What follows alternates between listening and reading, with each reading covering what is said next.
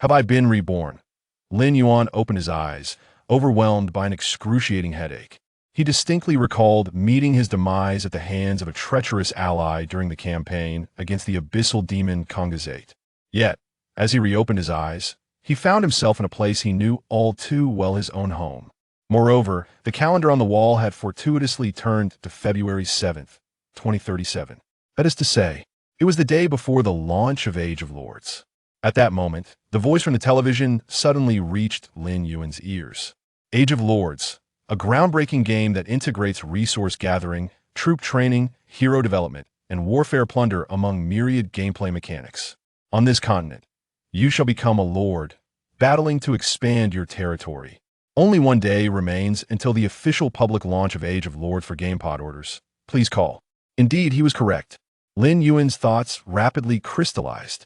He remembered that in his previous life, Age of Lords similarly employed an all-encompassing promotional strategy to captivate countless players. On the very first day, the number of online players soared to an astounding 700 million. Even in the rapidly growing population of 2037, 700 million concurrent players remained a staggering figure. However, the game titled Age of Lords was far more than mere entertainment. For 7 days post-launch, all players found themselves unable to log out. 1 month after the game's debut, the realms of game and reality became irrevocably intertwined. Those who had not entered the game via the gaming pods were all transported into the virtual world. Thus, the era of Universal Lords commenced. To be candid, despite Lin Yuan having spent 3 years within Age of Lords, he remained oblivious to the secrets concealed behind the game. In his former life, Lin Yuan traversed 3 grand chapters within Age of Lords. The first chapter, Lords at War. In this age of Universal Lords, all lords vied for supremacy on the Eternal Continent, with myriad factions emerging in a true display of martial prowess. The second chapter, the Abyssal Invasion. Following the rise of various factions, the passage between the Endless Abyss and the Eternal Continent quietly opened. In an instant, countless abyssal creatures invaded the land, plunging it into chaos and causing the demise of innumerable lords. Yet, before the threat of the abyssal creatures could be fully quelled, the third chapter unfurled its curtains once again. The third chapter, the arrival of extraterrestrials. Only at this juncture did Lin Yuan realize that they were not the sole planet ensnared within the lordly game. With the advent of the extraterrestrial lords, they mercilessly slaughtered the Earth's lords and pillaged their resources.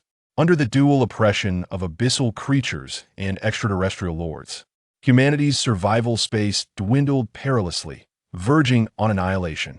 It was precisely for this reason that Lin Yuan, one of the top 10 lords of Huaxia, resolved to lead his companions in the campaign against the abyssal demon Kongazate. In preparation for this expedition, Lin Yuan meticulously readied himself for every eventuality. However, just as he was about to vanquish Kongu's hat, he was met with the treachery of a companion. All his efforts were rendered futile in an instant.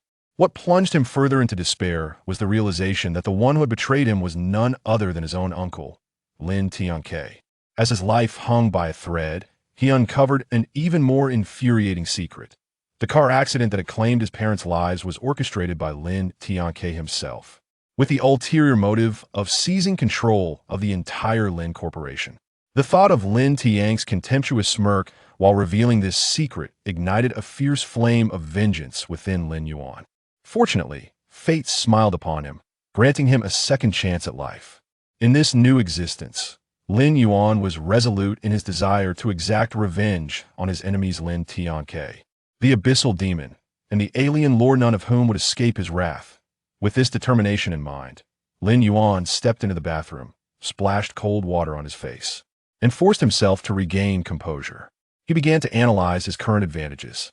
His most significant asset was his 3 years of gaming experience, far surpassing that of other players.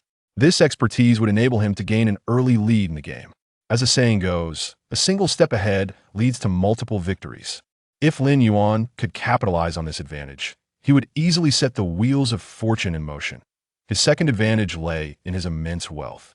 However, Lin Yuan's affluence was not merely ordinary. His father was the chairman of the Lin Corporation, a fortune that could rival nations.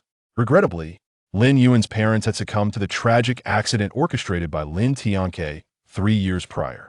As their sole heir, Lin Yuan inherited their shares in the company. Following his father's death, the Lin Corporation began its decline. Yet, even in its diminished state, it remained formidable. The shares Lin Yuan possessed could sustain him for several lifetimes if converted to cash.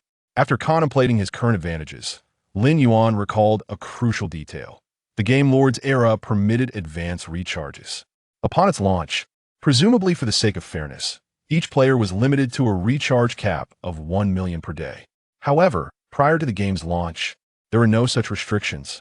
Many had overlooked this feature, later lamenting their oversight, as no one had anticipated the game would intertwine with reality. Lin Yuan remembered this vividly, as he had recharged 10 million in his previous life.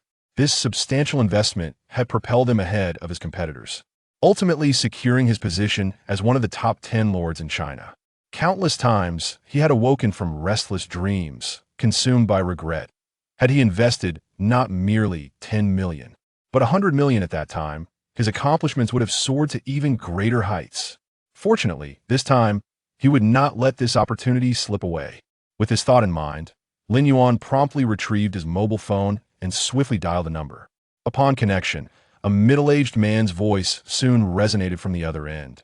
"Young Master Lin, how may I assist you?" Without hesitation, Lin Yuan declared, "Butler Li, I command you to liquidate all the company shares I hold within the next 12 hours. Not just the shares of the Lin Corporation, but all the stocks under my name must be sold as well. Sell my luxury cars, my watches, and any antiques that can be disposed of, even if it means selling at a loss. It matters not. I require you to procure the maximum amount of money in the shortest possible time. Do you understand?" Upon hearing this, Butler Li was momentarily taken aback. Once he regained his composure, he hurriedly inquired, "Young Master Lin, what on earth has happened? You haven't been kidnapped, have you?" "Rest assured, I am perfectly fine." Lin Yuan took a deep breath and spoke in a low voice. "If there are any contracts requiring my signature, bring them directly to my villa. Do you comprehend? You have only 12 hours. Time is of the essence. Hurry, hurry, hurry." "Understood. I will attend to it at once." Listening to his master's urgent tone, Butler Li sprang into action with great determination. Although he was unaware of his master's intentions, as a steward, his duty was to execute all commands issued by Lin Yuan. After hanging up, Lin Yuan inhaled deeply once more. Butler Li had served his father during his lifetime and had watched Lin Yuan grow, so he had no doubt about his loyalty. The only matter occupying Lin Yuan's mind now was how much money he could gather in less than a day. The following day, at noon, Butler Li had, to the best of his ability, liquidated company shares and sold luxury cars and watches at a fraction of their worth. However, half a day was still far too brief. It is essential to understand that the process of equity transactions is exceedingly intricate, often involving payments that are not made in a single installment. Moreover, in the realm of commerce, displaying an urgent demeanor typically places one at a disadvantage. Thus, Lin Yuan had no choice but to sell at an extremely low price. His sole condition was to accept cash only, refusing any installment payments. In less than a day, many might have already deemed Lin Yuan a fool or a naive investor. Yet, Lin Yuan remained wholly unperturbed. After all, in a month's time, as the virtual and real worlds merged completely, money would become worthless, akin to mere scraps of paper, even unsuitable for use as toilet paper. Lin Yuan spent the entire night without sleep, completing all his tasks. Before him lay a stack of bank cards. The total sum contained within these cards amounted to a staggering 10 billion. At this very moment, only 5 hours remain until the official launch of the Age of Lords. Lin Yuan gazes at the clock on the wall, quietly awaiting the moment. When just 3 hours are left before the game commences, he will transfer the entire sum of 1 billion into the Age of Lords. Chapter 2. Frantic Top-Up. Global Shock. Tick-tock, tick-tock. Time relentlessly slipped away, and at last, the clock struck 2. It was time to commence the top-up.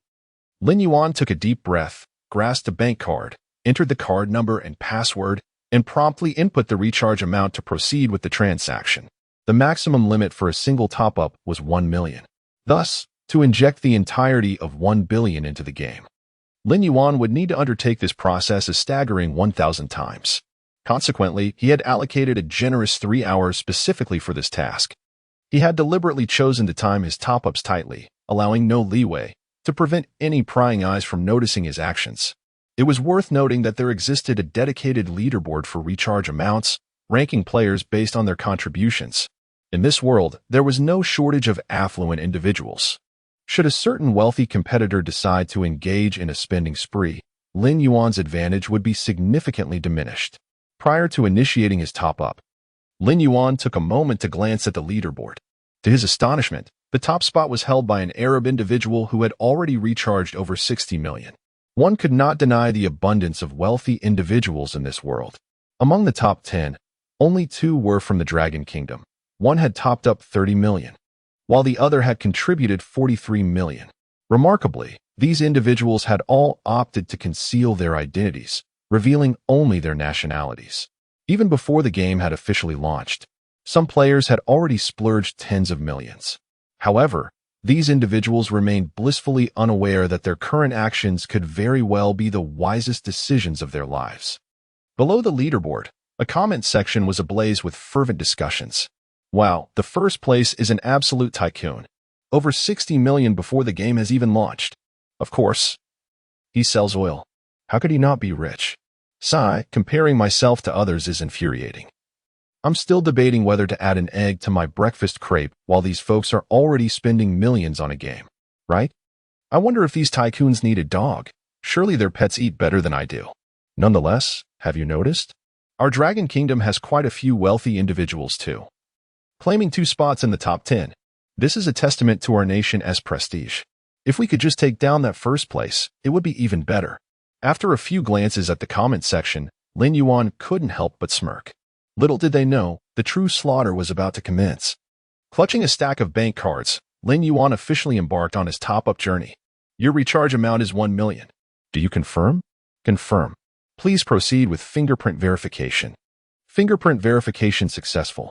Congratulations, you have successfully topped up 1 million. Each of Lin Yuan's transactions was at the maximum limit. In this process, he resembled a machine, numbly inputting card numbers and passwords, followed by fingerprint authentication. Lin Yuan's efficiency was extraordinarily high. Within a mere hour, he had recharged a staggering 400 million. Instantly, the entire comment section erupted in excitement. Could it be that I am hallucinating? The individual at the top of the leaderboard has recharged a full 400 million. This is astonishing. Who is this remarkable person? Truly, he brings honor to our dragon nation. After all, this is a colossal sum of 400 million. It is utterly outrageous. His recharge amount now surpasses the combined total of all others on the leaderboard. After Lin Yuan recharged a breathtaking 400 million in one go, the original first place was swiftly relegated to second. The second place, unwilling to yield, escalated his recharge from over 60 million to 100 million.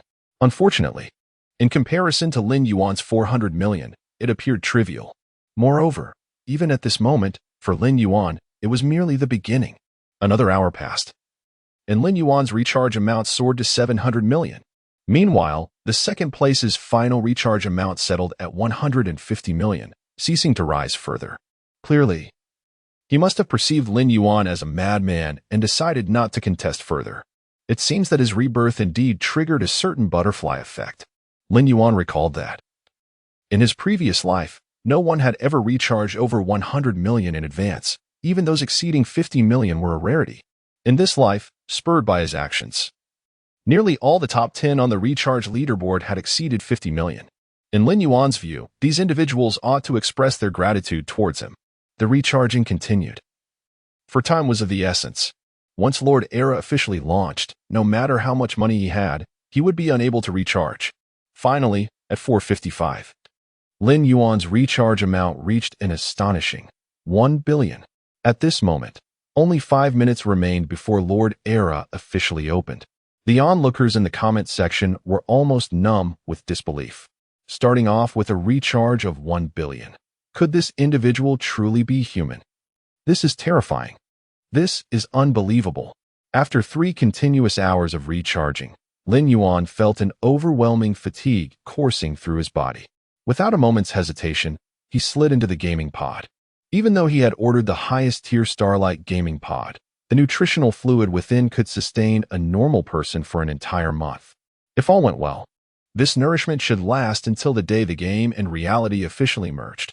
Lin Yuan lay quietly in the gaming pod, silently counting down, awaiting the official launch of Lord Era. 5, 4, 3, 2, 1. As the final second ticked away, Lin Yuan felt his consciousness being abruptly drawn away. When he regained consciousness once more, he found himself in an entirely new realm. Beneath his feet lay an expansive and boundless land, adorned with majestic and towering mountains. This continent was known as the Eternal Continent. Upon the Eternal Continent, countless cities thrived, inhabited by various races: humans, undead, elves, orcs, and demons, all engaged in ceaseless conflict with one another. This was indeed the domain of lords.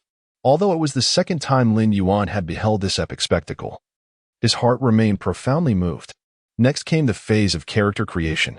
Moreover, if his memory served him correctly, he would be able to commence utilizing his monetary abilities during this process. Chapter 3. Infinite Reset. S-Class Hero Artoria. Please enter your character name.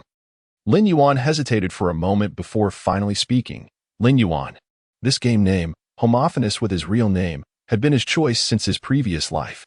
However, in this incarnation, he vowed not to leave any regrets. Character name registration successful. Please select your initial race. Human. This time, Lin Yuan made his decision without hesitation. In the Age of Lords, there were 5 initial races to choose from: human, demon, beast, elf, and devil. Compared to the other races, humans appeared exceedingly ordinary, seemingly devoid of any distinctive traits.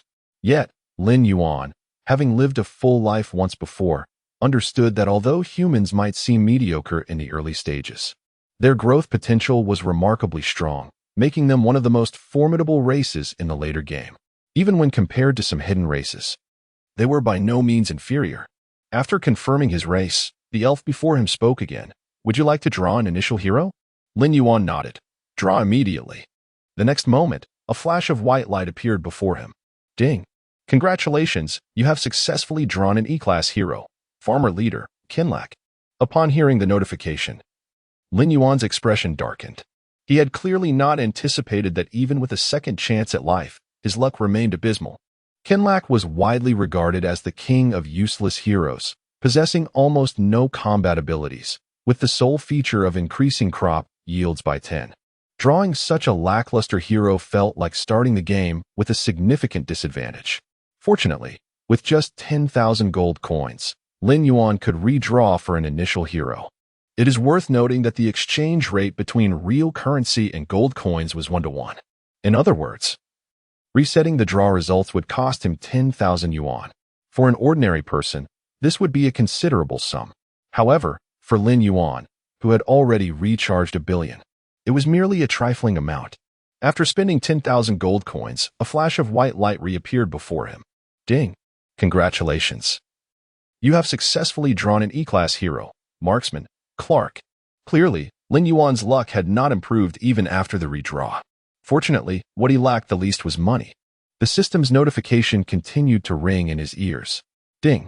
Congratulations, you have successfully drawn a C-Class hero, Soul Hunter, Dura. Ding! Congratulations. You have successfully drawn an E-Class hero, Scythe Maniac, Weirman. Ding! Congratulations, you have successfully drawn a C-Class hero, Fury Warrior, Ryan. Ding! Congratulations. You have successfully drawn a B-Class hero, Siren Slayer, Mantassa. One could not help but admit that Lin Yuan's luck was exceedingly poor. After a total of 100 draws, the highest hero he managed to obtain was merely a B-Class. In less than 5 minutes, 1 million had vanished just like that. I refuse to believe that I cannot draw an A-Class hero today. Lin Yuan took a deep breath and resolutely declared, continue.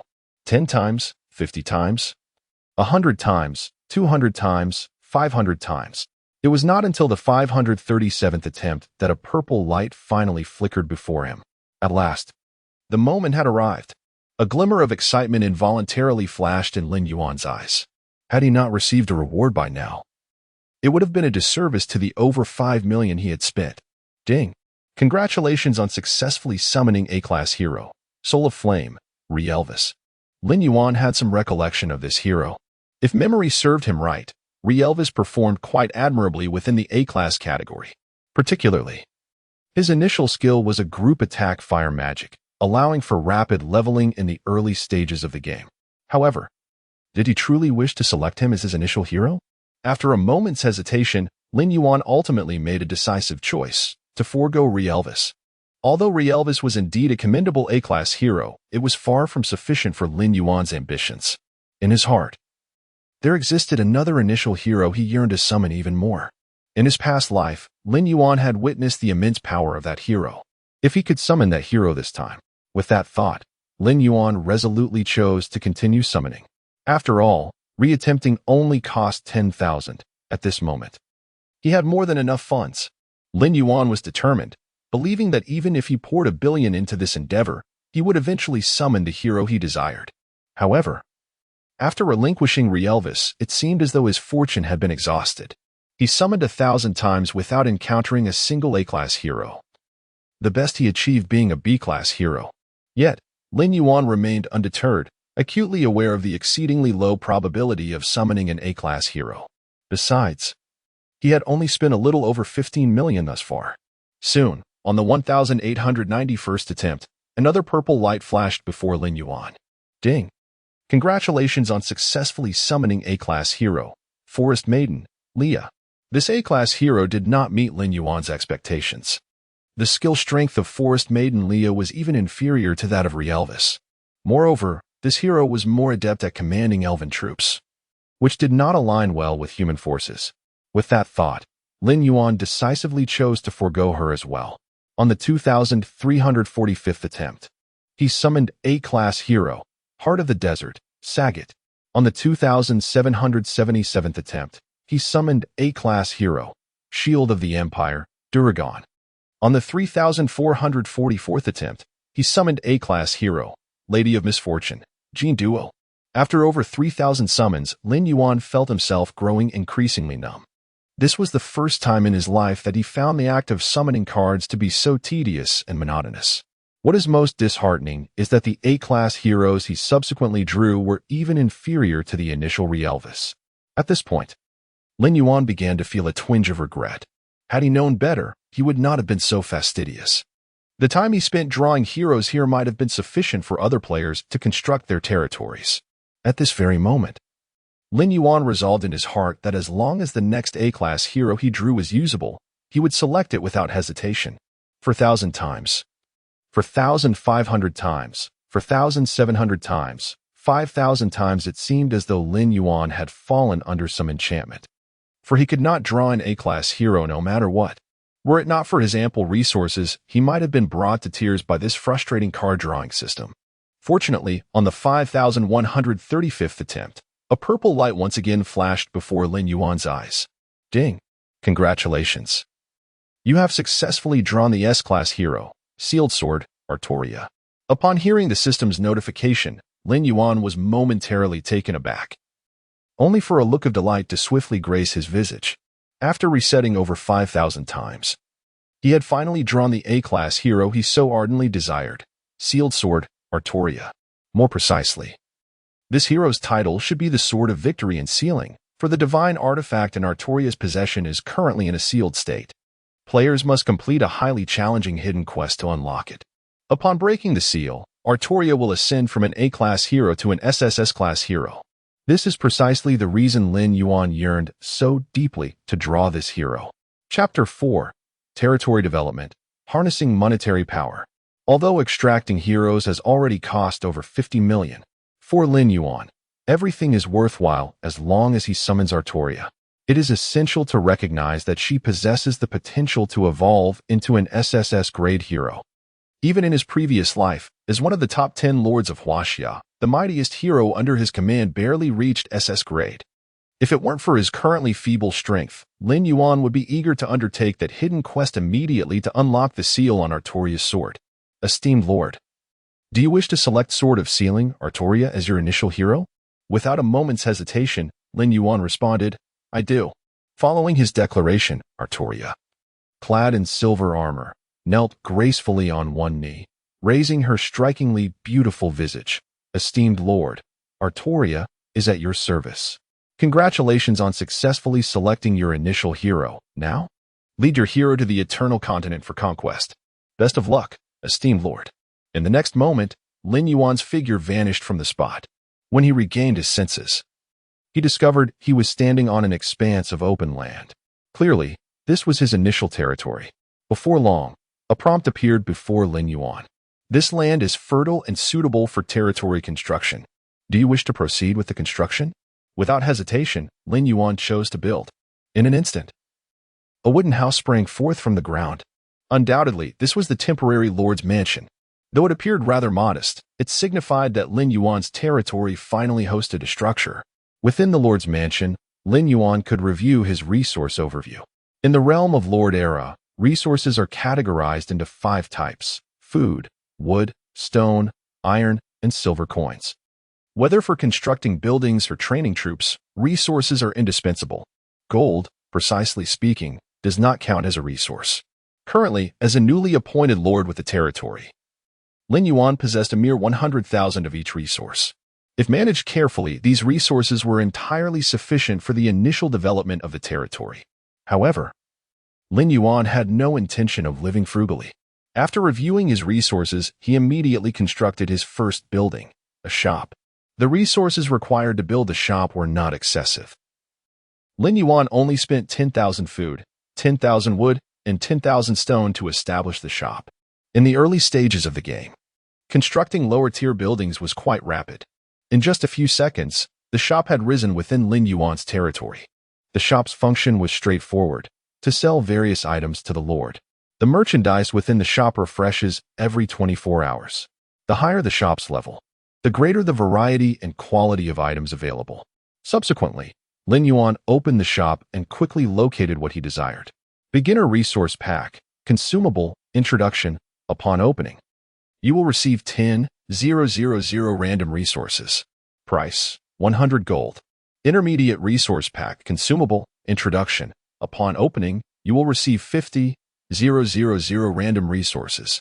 Price, 500 gold. Advanced Resource Pack, Consumable, Introduction. Upon opening, you will receive 100,000 specified resources. Price, 200 gold. It is crucial to recognize that resources hold significant importance during the early stages of the game. Once resources dwindle, the development of one's territory swiftly comes to a standstill. Lin Yuan, of course, would not permit such a situation to unfold. Thus, he opted to purchase resource packs directly. Ding! Congratulations, you have successfully purchased 100 beginner resource packs. Ding! Congratulations, you have successfully purchased 50 intermediate resource packs. Ding! Congratulations, you have successfully purchased 10 advanced resource packs. The cost of these resource packs was far more economical than Lin Yuan had anticipated. His acquisition of such a vast quantity of resource packs only amounted to a total expenditure of 47,000 gold. In truth, had it been feasible, Lin Yuan would have desired to purchase even more resource packs. Regrettably, the goods available at the Level 1 shop were exceedingly limited. The resource packs he procured had effectively emptied the shop's inventory. In that moment, Lin Yuan experienced a peculiar melancholy, as if wealth could not be spent. Fortunately, apart from resource packs, there were still other enticing items available for purchase. Worker Recruitment Order Consumable Introduction upon use. It allows the recruitment of an additional worker to remain in your territory for construction purposes. Effective duration, 3 days. Price, 10,000 gold. Harvest Card, Consumable, Introduction. Upon use, it increases the yield of all farmlands within your territory by 20. Effective duration, 7 days. Price, 5,000 gold. Experience Potion, Small Bottle. Introduction. Upon consumption, it grants 500 experience points to a hero. Price, 666 gold. Random Strategic Treasure Gift Box, Consumable, Introduction. Upon use, it randomly yields a strategic treasure ranging from black iron to gold grade. Price, 150,000 gold. The items within the shop were a dazzling array. Without the slightest hesitation, Lin Yuan waved his hand decisively and chose to purchase everything. Money, after all, is meant to be spent. If not for the purpose of becoming stronger, then spending would be entirely futile. Moreover, compared to the funds he had invested, Lin Yuan's current expenditures were but a mere drizzle. However, fortune favored Lin Yuan, as the beginner shop had fortuitously refreshed the random strategic treasure gift box. It is worth noting that within the realm of Lord's era, strategic treasures function similarly to equipment. The higher the grade of the strategic treasure, the more valuable it becomes. Each hero can equip 5 strategic treasures. Should one don a complete set of exceptional attribute strategic treasures, even a B-grade hero could rival an S-grade hero. This underscores the significance of strategic treasures. Despite the exorbitant price of 15,000 gold coins for a single gift box, Lin Yuan exhibited no hesitation, promptly purchasing 20 of them in one fell swoop, thereby depleting 3 million coins and emptying the shop's inventory. Should he wish to acquire more, he would have to wait until the following day for the shop's stock to refresh. Naturally, before that, he intended to elevate the shop to a higher level, as only then would he have the opportunity to refresh the inventory with more advanced items. At times, possessing an abundance of wealth can indeed become a vexation. After acquiring 20 random strategic treasure gift boxes, Lin Yuan eagerly prepared to unveil their contents. After all, he was determined to obtain a complete set of strategic treasures for Altria to equip. As an A-grade hero, it was imperative to possess commendable gear. One could only wonder how many pieces of golden-grade equipment these 20 boxes might yield. Chapter 5. A Single Sword Strike, the Mighty Artoria. Upon unsealing the first gift box, a brilliant golden light flashed before Lin Yuan's eyes. The sight of such radiant brilliance momentarily stunned him. When did his fortune ascend to such heights?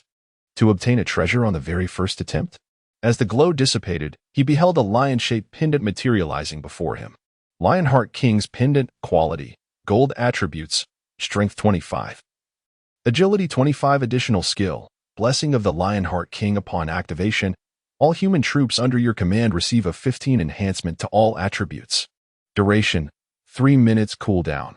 6 hours. It must be said that the attributes of this strategic treasure were remarkably commendable. Even among golden-grade equipment, it could be considered a minor masterpiece, especially the accompanying skill, which was nothing short of divine for the human race. It seemed fortune truly favored him at last. Without a moment's hesitation, Lin Yuan proceeded to open the remaining gift boxes in one fell swoop. Ding! Congratulations, you have successfully opened a random strategic treasure box. Acquiring a black iron-grade treasure, rusty iron sword. Ding! Congratulations, you have successfully opened a random strategic treasure box, acquiring a black iron-grade treasure, moldy linen robe. Ding! Congratulations. You have successfully opened a random strategic treasure box, acquiring a silver-grade treasure, flowing staff. Ding! Congratulations, you have successfully opened a random strategic treasure box, acquiring a gold-grade treasure, burning gem. In total, from 20 gift boxes, Lin Yuan had unearthed 8 black iron-grade treasures, 5 bronze-grade treasures, 4 silver-grade treasures, and 3 gold-grade treasures. In the realm of Lord's era, equipment is classified into 9 tiers: black iron, bronze, silver, gold, platinum, diamond, legendary, epic, and mythical. However, even gold-grade equipment is exceedingly rare in the early stages of the game. Before long, Lin Yuan equipped Artoria with a complete set of strategic treasures: 3 gold-grade treasures, Lionheart King's pendant, burning gem, and obsidian battle armor, 2 silver-grade treasures, frost ring, and shield of glory. To be able to assemble such a comprehensive array of gear for his hero on the very first day of the game's launch was nothing short of ruthless. What constitutes a perfect start? This is the epitome of a flawless beginning. At this moment, Lin Yuan was brimming with eagerness to venture outside the city with Artoria to slay monsters and test the might of this formidable equipment. Subsequently, Lin Yuan issued commands to the builders within the city to construct the buildings in sequence. After that, he and Artoria departed from his territory, making their way towards the adjacent forest. At the onset of the game, low-tier magical creatures typically spawn near the territory. True to expectation, as soon as Lin Yuan entered the forest, 5 ferocious-looking gray wolves approached him slowly. "Lord, I am here to protect you." With the sword of sealing in hand, Artoria stood resolutely before Lin Yuan. Even her heavy armor could not obscure the graceful curves of her figure. Lin Yuan nodded slightly and spoke coolly. "Proceed and slay them all. If memory served him correctly, the gray wolves before him were merely first-tier magical beasts. Such low-tier creatures were only capable of preying on farmers. Even a well-trained first-tier spearman could easily overpower them. Not to mention, standing before them was an A-rank hero clad in superior gear. For Artoria to engage in their extermination would be akin to using a sledgehammer to crack a nut. In the next instant, Artoria's form transformed into a fleeting shadow. The blade in her hand sliced through the air with a swift arc. A soft sound reminiscent of flesh being torn echoed, and in an instant, the 5 gray wolves were cleaved in two. With a single stroke, she had annihilated 5 gray wolves. This was the might of Artoria. Simultaneously, a series of notifications rang in Lin Yuan's ears. Kill a first-tier gray wolf. Obtain gray wolf pelt X1. Lord experience 10. Hero experience 10. Kill a first-tier gray wolf. Obtain gray wolf pelt X1. Lord experience 10. Hero experience 10. Kill a first-tier gray wolf. Obtain gray wolf pelt X1. Lord experience 10. Hero experience 10. Though these low-tier magical beasts yielded little of value, the experience they provided was quite substantial. Lord experience could be utilized to elevate the Lord's level. Only with a sufficiently high Lord level could one construct advanced buildings and command a greater number of heroes. Hero experience, on the other hand, served to enhance a hero's level. As a hero's level increased, so too did their power, allowing them to lead a more extensive array of troops. However, given Artoria's formidable prowess, Lin Yuan was not inclined to merely accompany her in hunting these low-tier beasts. He gestured to Artoria and declared, "Let us venture deeper into the forest." The further one delved into the forest, the denser the magical creatures became. Yet, these beasts posed no challenge to Artoria. In less than half an hour, Artoria's level had already risen to 4, with her attributes experiencing significant boosts. Simultaneously, as more players entered the realm, the world channel began to buzz with activity. "Brothers, I drew a B-rank initial hero right from the start. What about you? Goodness. Kill that lucky dog. I reset 20 times just to get a B-rank hero. I'm utterly frustrated. 20 resets? That's 200,000. You're quite wealthy. 200,000 is considered wealth? I reset 1,500 times and drew an A-rank water elemental queen. Helena, bow down to the Great One. I kneel before your magnificence. Alas, the world beyond the territory is fraught with peril. My D-class hero cannot even vanquish the most rudimentary first-tier monsters." To my dismay, my dwarven warrior met a similar fate, succumbing to a pack of feral wolves. Although heroes possess the ability to resurrect, their loyalty diminishes significantly with each demise. Let us not dwell on this. Lamenting will only bring further sorrow. As humble players, we should focus on amassing troops before venturing into monster hunting. Observing the discussions in the World Channel, Lin Yuan couldn't help but smile wryly. While the majority of players were struggling against the relentless onslaught of wild creatures, his heroes were on the verge of reaching level 5. In this lifetime, he vowed to prevent history from repeating itself. His destiny was to be rewritten by his own hands. Chapter 6. The first kill of the silver-ranked boss. World announcement. With a swift motion, after slaying a gray wolf, a radiant white light enveloped Artoria, elevating her level to 5. Another upgrade? Lin Yuan turned to Artoria, smiling as he inquired, "How do you feel?" "Thank you for your concern, Lord." "I feel splendid," Artoria replied, a faint blush gracing her cheeks. "It is my honor to stand by your side."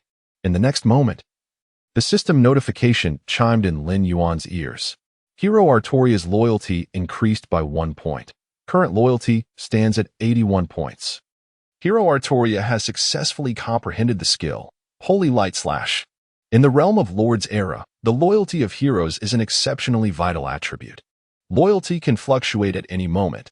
Whenever a hero falls in battle or when the Lord's actions contradict the hero's will, their loyalty diminishes.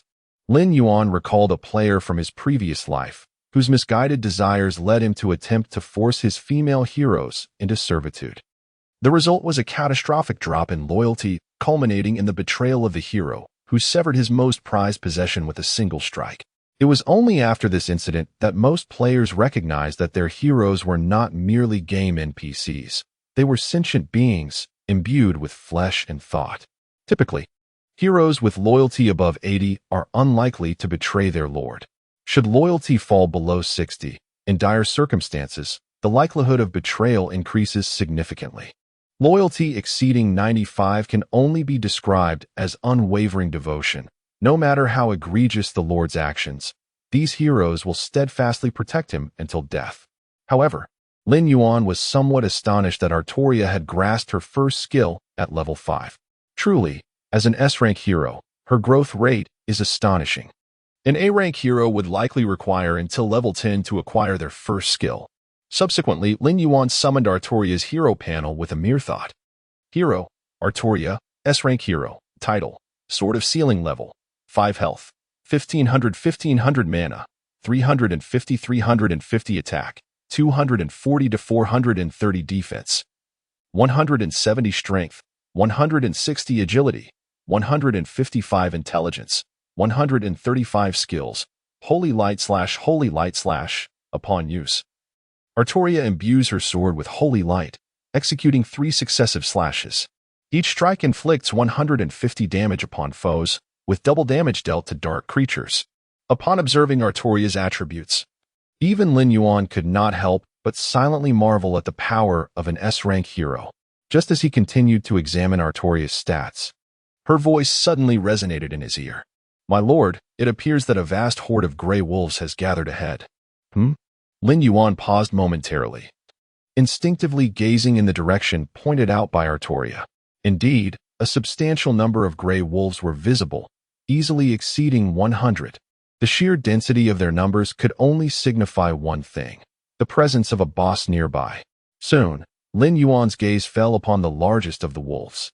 Its size was twice that of an ordinary gray wolf, its fur resembling steel needles, and its eyes glowed a menacing crimson, exuding an aura of ferocity and brutality. Mutated Grey Wolf King Silver Level Boss. Level 5 Health, 12,000 Attack, 120 to 150 Defense, 70 Skills. Unknown, a mutated breed among the Grey Wolves, possessing terrifying strength and speed. The absolute ruler of the Grey Wolf clan. One could not say whether Lin Yuan's fortune was good or bad to encounter a level 5 silver boss here. Based on his experience, such a boss typically requires at least 1,000 first-tier units to surround and defeat it. However, apart from Artoria, he had no troops at his side. If he chose to return and gather reinforcements, he might not be able to trace the mutated Grey Wolf King's whereabouts upon his return. After a moment's hesitation, Lin Yuan ultimately made his decision. He turned to Artoria and asked in a low voice, "Do you have confidence?" Artoria nodded firmly, her confidence unwavering. "I will not fail." "Then let us proceed," Lin Yuan commanded. "First, eliminate the surrounding Grey Wolves, and then confront the mutated Grey Wolf King." Under Lin Yuan's direction, Artoria swiftly maneuvered to the edge of the wolf pack. Soon, the surrounding Grey Wolves keenly sensed her presence and charged towards her. However, these ordinary Grey Wolves were no match for Artoria. With the swing of her sword, one wolf after another fell beneath her blade. Through this guerrilla tactic, the number of Grey Wolves steadily diminished. Yet, after Artoria had slain over 20 wolves, she finally attracted the attention of the mutated Grey Wolf King. With a furious roar, the mutated Grey Wolf King lunged towards Artoria. The surrounding wolves quickly encircled her. The battle commenced. Artoria, wielding her holy sword, deftly navigated through the pack of wolves. With nearly every strike, blood from a Grey Wolf splattered the ground. Just then, the mutated Grey Wolf King charged directly in front of Artoria. It struck out with a powerful claw, but she nimbly evaded its attack. Then, Artoria swiftly retaliated with a slash of her sword, striking the beast's body. -356. Crimson numbers depicting damage suddenly materialized above the head of the mutated Wolf King. It must be acknowledged that Artoria, as an S-rank hero, undeniably possesses formidable strength. Furthermore, Artoria is adorned with a complete set of strategic treasures. Such an armament at the beginning of the game enables Artoria to possess the prowess to single-handedly confront a silver-tier boss. Under Artoria's relentless assault, the surrounding Grey Wolves dwindled in number. Simultaneously, the health bar of the mutated Wolf King continued to decline. 12,000, 9,000, 6,000, 3,000. Throughout this process, the majority of the mutated Wolf King's attacks were deftly evaded by Artoria, even when struck head-on. The damage inflicted upon her was minimal. After all, besides her exceptionally high defense, Artoria was equipped with the golden tier treasure, the obsidian battle armor. However, just as the health of the mutated Wolf King fell below 3,000, an unforeseen change occurred on the battlefield, accompanied by a long howl. The mutated Wolf King's eyes turned bloodshot, and its body swelled once more. Immediately, its sharp claws lunged toward Artoria's direction. The Wolf King's claw. Upon entering a frenzied state, the mutated Wolf King's explosive power became astonishingly formidable. Before Artoria could react, the claw was already upon her. Fortunately, at that moment, the special effect of the strategic treasure, Shield of Glory, was triggered. This golden tier strategic treasure's effect is to automatically deploy a shield when the bearer is about to endure significant damage, thereby mitigating a portion of the harm. A spectral shield manifested before Artoria. Subsequently, under the ferocious strike of the Wolf King's claw, the spectral shield shattered. Yet it successfully absorbed the brunt of the blow for Artoria. Frostbind. In this critical situation, Artoria exhibited no hesitation and activated the accompanying skill of the Frost Ring. In the next moment, thick frost coalesced around the limbs of the mutated Wolf King, forcibly immobilizing it in place. Without a moment's pause, Artoria unleashed her skill. Holy Light Slash. Radiant holy light burst forth from the tip of her sword. Then, the shimmering sword, glowing with holy light, sliced towards the mutated Wolf King with a speed nearly imperceptible to the naked eye. -579, -597, -633. The triple holy light slash significantly reduced the already dwindling health bar of the mutated Wolf King by more than half. The ensuing battle held no suspense whatsoever. Artoria's sword continued to strike, each swing claiming a portion of the mutated Wolf King's health.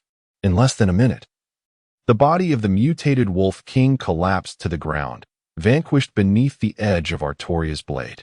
Defeating the silver tier boss, the mutated Grey Wolf King yielded a bountiful reward: 1 heart of the Grey Wolf King, 1 wolf fang necklace, 1 scroll for summoning the Grey Wolf Knight, along with an impressive 2,000 Lord experience and 2,000 hero experience. It is undeniable that the rewards for vanquishing a boss are indeed substantial. Artoria's hero level ascended directly to level 7. Simultaneously, a world announcement resonated throughout the realm. The player, Lin Yuan, from China became the first to slay a silver tier boss, earning a reward of 3 random gold tier strategic treasure chests, 10 high-grade resource packs, 100 equipment enhancement stones, and 1 hero recruitment order. Following the world announcement, the excitement surged like ripples across a pond. The chat channel erupted into a fervor. Is this for real? I haven't even defeated a regular monster outside the city, and yet there are already players hunting bosses? Indeed, and the first kill bonus is astonishingly generous. It makes one envious just to behold. The competition is fierce. It's infuriating. Who is this Lin Yuan? Such prowess. And to think they are one of us from China, truly a source of pride for our nation. A cute girl. I humbly request Lin Yuan to take me under their wing. Sob sob. Could you please quiet down? Who knows? She might have more to offer than I do. Chapter 7. The Tavern is Established. Hidden Mission. Lin Yuan was undoubtedly aware of the immense stir that the world announcement of the first kill would create. Yet, he remained indifferent. Even if various factions conspired against him, he felt no trepidation. As a reborn individual who had invested a staggering 1 billion, his confidence was unwavering. This time, both the rewards from the mutated Grey Wolf King and the first kill of the boss were exceptionally bountiful. Lin Yuan promptly opened his inventory to examine the rewards he had received. The Wolf Fang necklace was merely a silver tier strategic treasure. However, the first kill reward bestowed upon Lin Yuan 3 random golden tier strategic treasure chests. Yet for Lin Yuan at present, strategic treasures held little significance. After all, he had already equipped Artoria with a complete set of strategic treasures. As for the advanced resource packs, although they could yield a plethora of resources, Lin Yuan was not particularly in need of them at the moment. What truly piqued his interest were the Hero Recruitment Order and the Grey Wolf Knight Summoning Scroll. Hero Recruitment Order, Special Item, Description, can randomly recruit a hero of B rank or higher. Collect 10 Hero Recruitment Orders for a 50 chance to recruit an S rank hero. Grey Wolf Knight Summoning Scroll, Special Item, Description, upon use, can summon 50 second-tier Grey Wolf Knights to pledge their loyalty to you. Both the Hero Recruitment Order and the Grey Wolf Knight Summoning Scroll were exceedingly rare treasures. However, Lin Yuan was not in a rush to utilize the Hero Recruitment Order. The probability of recruiting an exceptional hero with a single order was exceedingly low. Moreover, with Artoria at his side, recruiting ordinary B-rank heroes held no value for him. Subsequently, Lin Yuan chose to use the Grey Wolf Knight Summoning Scroll. As the scroll shattered, a brilliant white light flashed before him. Once the light dissipated, 50 second-tier Grey Wolf Knights materialized before Lin Yuan. Although he had no prior knowledge of this unit, being a second-tier troop, their attributes were unlikely to be subpar. Lin Yuan then turned to Artoria and said, "Lead these Grey Wolf Knights to continue hunting monsters. We shall return to the territory once your level has reached 10. Artoria immediately knelt on one knee, resting her sword against the ground. "I shall obey the king's command." She then rose and led the 50 Grey Wolf Knights into the depths of the forest. It is worth noting that, as second-tier troops, the Grey Wolf Knights possessed significantly greater combat prowess than first-tier militia. 3 Grey Wolf Knights could easily encircle and slay a Grey Wolf without sustaining injury. Unfortunately, once a unit defeats wild monsters, they cannot level up. However, the experience gained from slaying monsters is awarded to the hero. This was precisely why Artoria's leveling speed was greatly enhanced. She led 50 Grey Wolf Knights and swept through the entire forest. 3 hours later, a radiant white light enveloped Artoria once more. Hero Artoria's current level has successfully risen to level 10. Hero Artoria has successfully comprehended the skill, Knight's Spirit. Knight's Spirit, active skill. Description: upon activation, all human units under Artoria's command receive a 50 morale boost and a 30 enhancement to all attributes, lasting for 30 minutes. Cooldown time, 12 hours. After Artoria's level reached 10, she grasped the skill anew. Upon reading the description of this skill, Lin Yuan's eyes sparkled with delight. Undoubtedly, this skill belonged to the realm of divine abilities. Although Sacred Light Slash was also a formidable skill, it remained a single-target damage ability. In contrast, Knight's Spirit, once activated, could bestow a beneficial effect upon all human units under her command. It is noteworthy that Lin Yuan had chosen the human race, which is why he regarded this skill as extraordinary.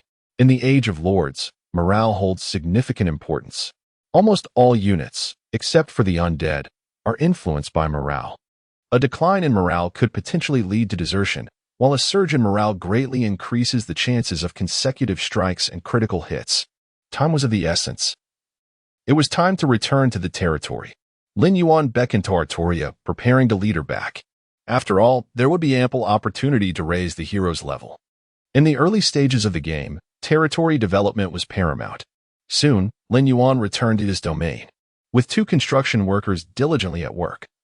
Several structures had already emerged within the city upon his return. There was the cottage for recruiting peasants, the militia camp for enlisting militia, and the tavern for recruiting heroes and accepting quests. Simultaneously, the pikeman camp and archer camp were also under construction. Once completed, Lin Yuan would be able to recruit Tier 2 pikemen and Tier 2 archers. The initial units of the human race are often considered the weakest within the Age of Lords. Peasants and militia are regarded as rather ineffective. Although pikemen and archers are slightly better, they are not remarkably powerful either. Nevertheless, every circumstance possesses its duality. The frailty of the early game implies a potential for great strength in the later stages. Once the human lord can recruit Tier 7 units, such as griffins, this race begins to gain momentum. Upon recruiting Tier 9 units, such as archangels, the humans ascend to a position of dominance over all other races. However, the early weakness of the human race is merely a challenge for ordinary players. For someone like Lin Yuan, who has invested a staggering sum, if he were to start on the same footing as typical players, what significance would there be in spending money? Moreover, in the present iteration of Lord's era, the recharge system has been restricted to a mere 1 million per day. Under such circumstances, no one could possibly surpass Lin Yuan in terms of monetary investment. Furthermore, in addition to his financial contributions, Lin Yuan possesses a wealth of experience from his past life. Just this experience alone is sufficient to place him streets ahead of the average player. At this moment, however, Lin Yuan's gaze unexpectedly fell upon the tavern structure. If his memory served him correctly, during the early stages of the game, a remarkably unique NPC would appear within the tavern. By adhering to a specific method, one could procure a special treasure from this NPC. However, this task was not one that an ordinary individual could easily accomplish. Even Lin Yuan, upon first learning the method to complete this task, had felt a wave of disbelief. Yet, having been granted a second chance at life and possessing full knowledge of the hidden quest's intricacies, he certainly would not let this opportunity slip away. With this thought in mind, Lin Yuan cast aside any lingering hesitation and promptly made his way towards the tavern. Chapter 8. Hidden Plot: Gamblers in the Tavern. It must be said that the game The Lord's Era resembles a veritable world. Upon Lin Yuan's entrance into the tavern, he was immediately met with a cacophony of voices and the clinking of glasses. The entire tavern was divided into two distinct areas. One section housed the bulletin board, which daily dispensed tasks to players. These tasks were categorized by difficulty: simple, ordinary, challenging, adventurous, nightmarish, and hellish. Additionally, there was a minuscule probability of uncovering hidden tasks. Should players find the tasks on the bulletin board unsatisfactory, they could utilize the Task Refresh token to refresh the offerings. Lin Yuan approached and casually glanced over the tasks. Discovering that nearly half were gray tasks, interspersed with a few white ones, and only a solitary purple task. Gray, white, and purple corresponded to simple, ordinary, and challenging tasks, respectively. Evidently, the likelihood of encountering higher-level tasks was indeed quite low, as only one challenging task emerged from a pool of 20. The other section of the tavern was the bar counter. Here, lords could spend silver coins to summon heroes. Typically, taverns of Tier 3 or lower refreshed only 5 heroes available for recruitment each day, with most being below Grade B. To summon an A-grade hero was akin to striking gold. However, as the tavern level increased, the number of refreshed heroes would grow, along with the probability of summoning higher-grade heroes. Nonetheless, these were not Lin Yuan's primary motives for entering the tavern. He was solely here for the hidden task.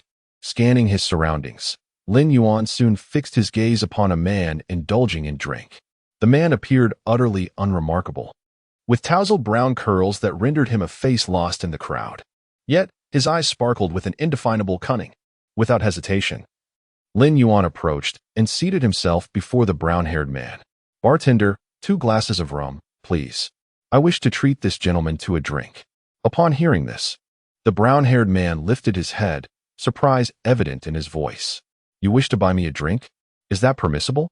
Lin Yuan smiled softly, replying, "Drinking alone must feel rather dull, wouldn't you agree?"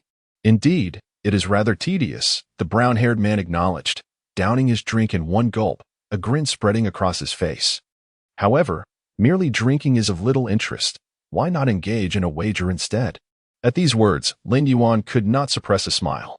The process for triggering the hidden task was indeed unfolding as anticipated. What he needed to do next was simply to follow the protocol. With this thought in mind, Lin Yuan inquired, "What do you propose for our wager?" "The simplest of games," the man suggested, "a coin toss.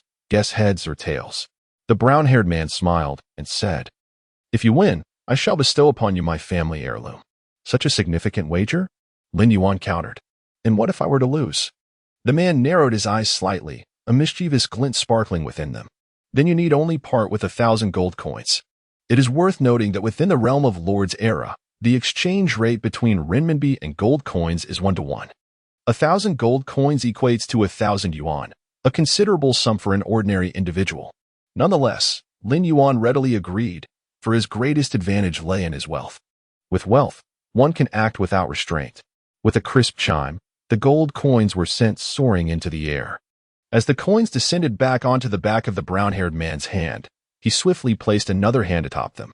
He then lifted his gaze and inquired, "Heads or tails?" "Heads," Lin Yuan replied casually. Regardless of the outcome, the odds were 50-50. It was merely a guess. Alas, it was tails. The brown-haired man raised his hand, shaking his head in feigned regret. Lin Yuan, undeterred, tossed a pouch of gold coins towards him. Exactly 1,000 coins. "Continue," Lin Yuan said calmly, showing no concern for the amount. The game persisted. It must be said, Lin Yuan's luck was rather unfortunate. Despite the 50-50 odds, he failed to guess correctly 5 consecutive times. Fortunately, on the 6th attempt, he finally predicted the direction of the coins. It seems Lady Luck has favored you. The brown-haired man sighed, producing a pocket watch from his coat and handed it to Lin Yuan, feigning reluctance as he said, "This is my family heirloom." The worn pocket watch, special item, description, a dirty and old pocket watch, seemingly an antique. Upon reading the description of this item, Lin Yuan nearly burst into laughter. It was undeniable that this fellow possessed a remarkable talent for manipulating emotions, brazenly presenting this shabby object as his heirloom. In his previous life, this brown-haired man had undoubtedly deceived countless gold coins from players. Many a player had their morale shattered, lamenting their misfortune at his hands. For to gamble with him was to incur a loss. Losing meant parting with 1,000 gold coins, yet even in victory, one could only expect a handful of worthless trinkets in return. However, Lin Yuan understood that the purpose of this man extended beyond merely swindling money from players. The gambling continued, with Lin Yuan relying on his intuition to predict the coin's landing. Out of 100 rounds, Lin Yuan won 37 times and lost 63. This indicated that in less than half an hour, he had already lost over 60,000 yuan. What he has won is nothing but a heap of worthless junk, devoid of any attributes. Were it a common player in his stead, they would have long since erupted in exasperation.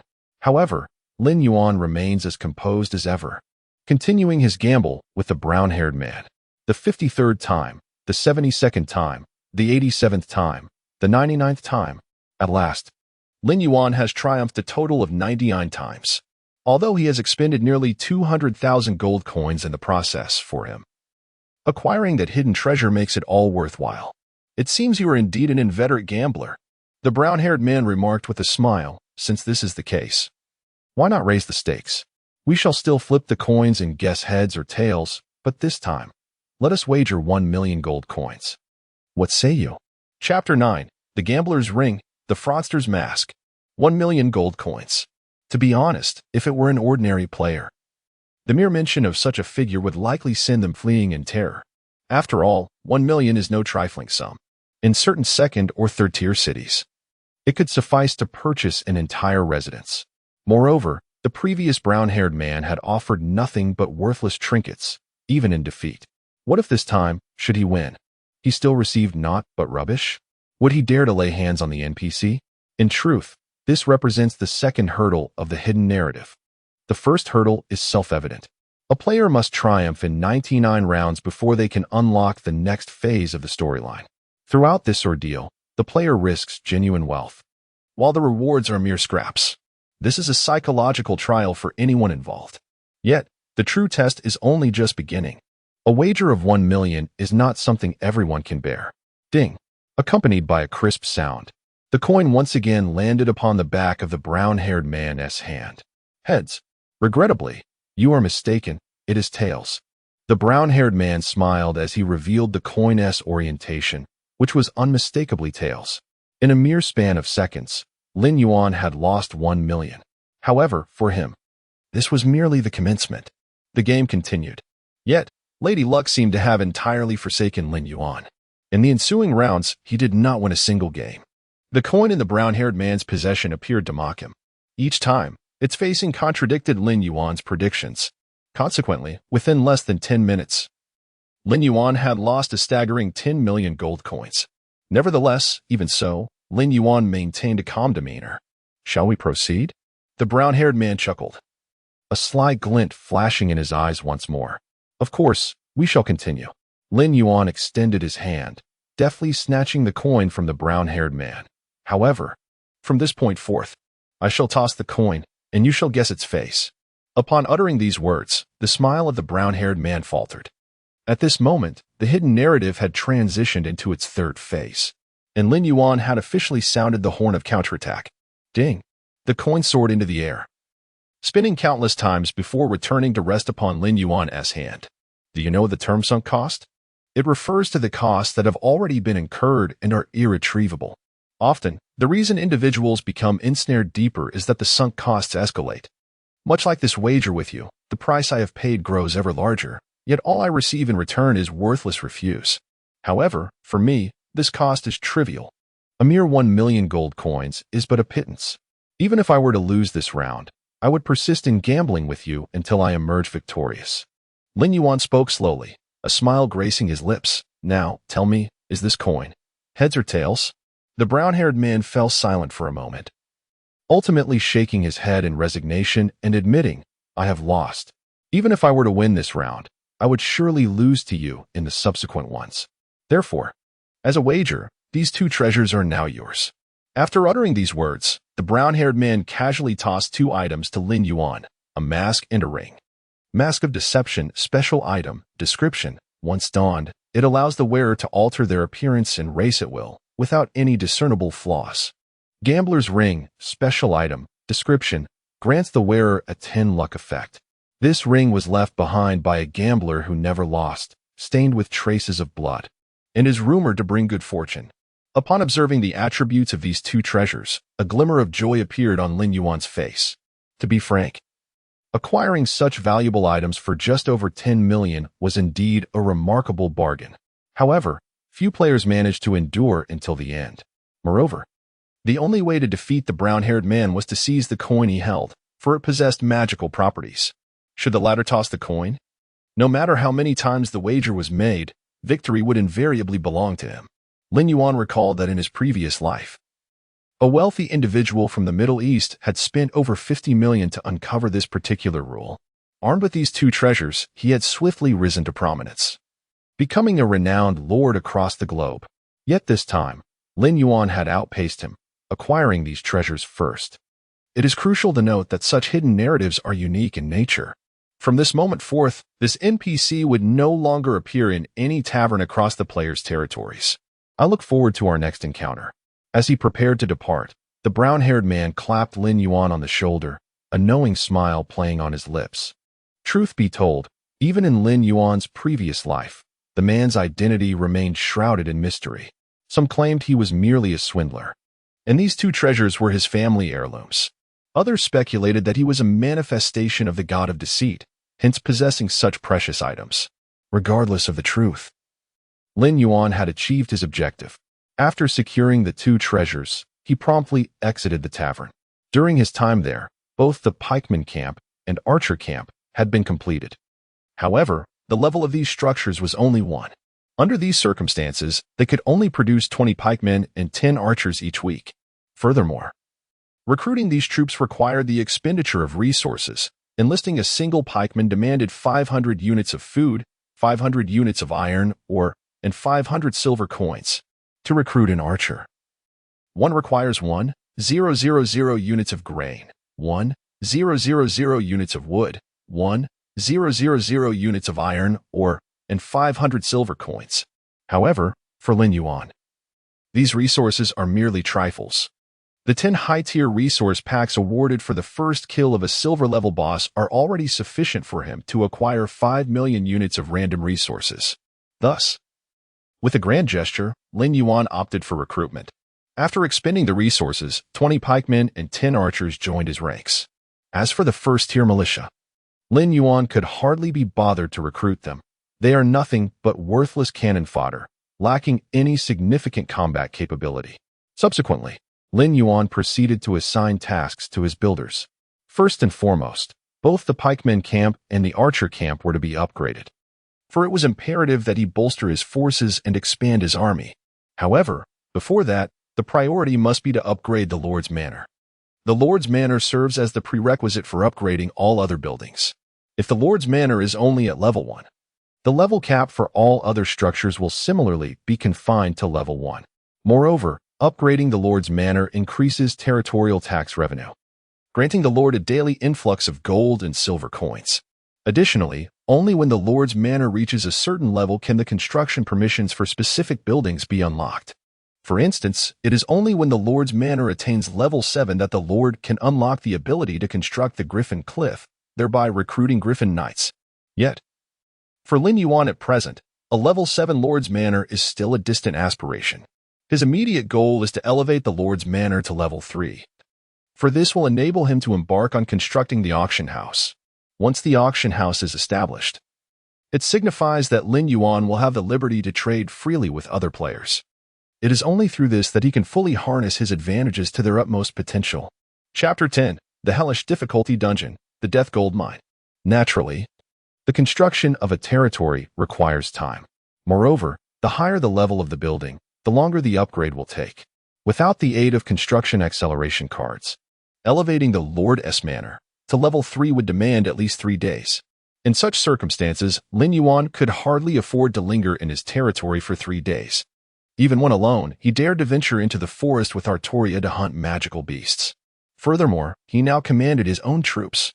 Without hesitation, Lin Yuan entered the tavern and casually recruited 2 heroes.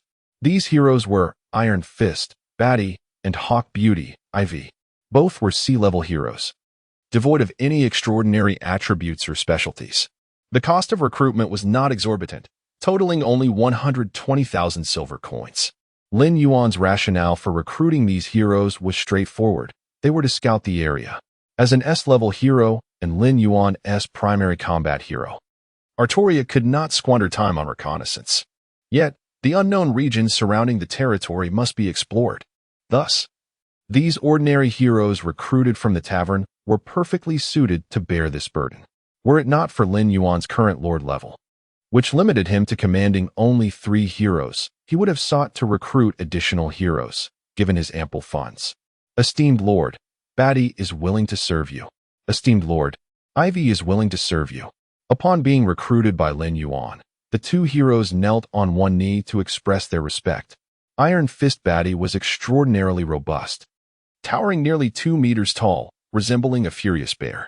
In contrast, Hawk Beauty Ivy possessed a striking figure, tall and alluring, with bronzed skin radiating a wild beauty. Batty, take 20 spearmen and 10 gray wolf knights to explore east of the territory. Ivy, you will lead 20 gray wolf knights and 10 archers to explore west of the territory. If you encounter unclaimed resource points, seize them immediately. However, if there are numerous magical beasts guarding the resource points, return and inform me. I shall personally lead a campaign to eradicate them. Swiftly, Lin Yuan assigned tasks and deployed the troops to the 2 heroes. Batty and Ivy then led their respective forces away from the territory. The waiting period was inevitably long. Nevertheless, Lin Yuan refrained from departing the territory too hastily. Leaving under such circumstances could result in missing crucial information relayed by the 2 heroes. Sometimes, haste begets delay. Patience often yields greater rewards. 1 hour, 2 hours, 3 hours. Before long, a total of 5 hours had elapsed. Lin Yuan even grew bored enough to take a nap in the Lord S Manor.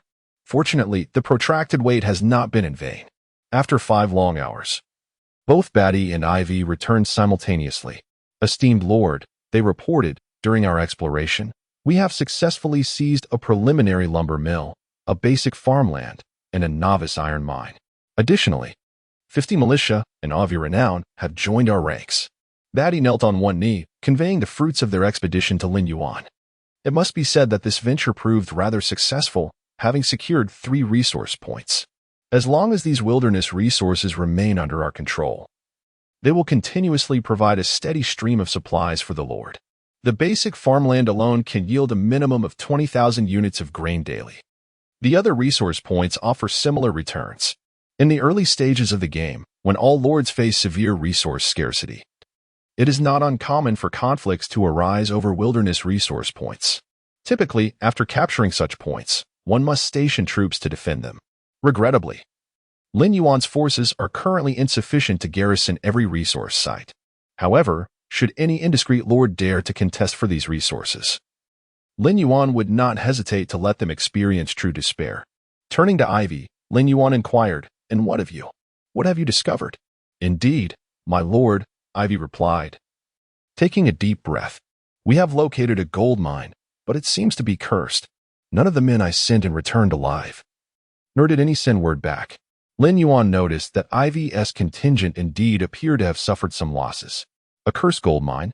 He pondered for a moment before stating, "In that case, lead me there to see for myself." "Very well." Ivy hesitated briefly, yet ultimately nodded, clearly still shaken. However, Lin Yuan had already surmised what might have transpired. Under Ivy's guidance, they soon arrived at the cursed gold mine. Esteemed Lord, this is the cursed gold mine I spoke of. Ivy's voice echoed in Lin Yuan's ears. Yet, Lin Yuan was now wholly absorbed in the sight before him, as he focused intently on the mine. If he was not mistaken, this pit was indeed a dungeon from the game Lord Era. Taking a deep breath, he stepped forward. In the next moment, a panel displaying the dungeon difficulty selection appeared before him. Death Gold Mine. Description: this was once a prosperous gold mine, now a graveyard for hundreds. Lost to a catastrophic collapse.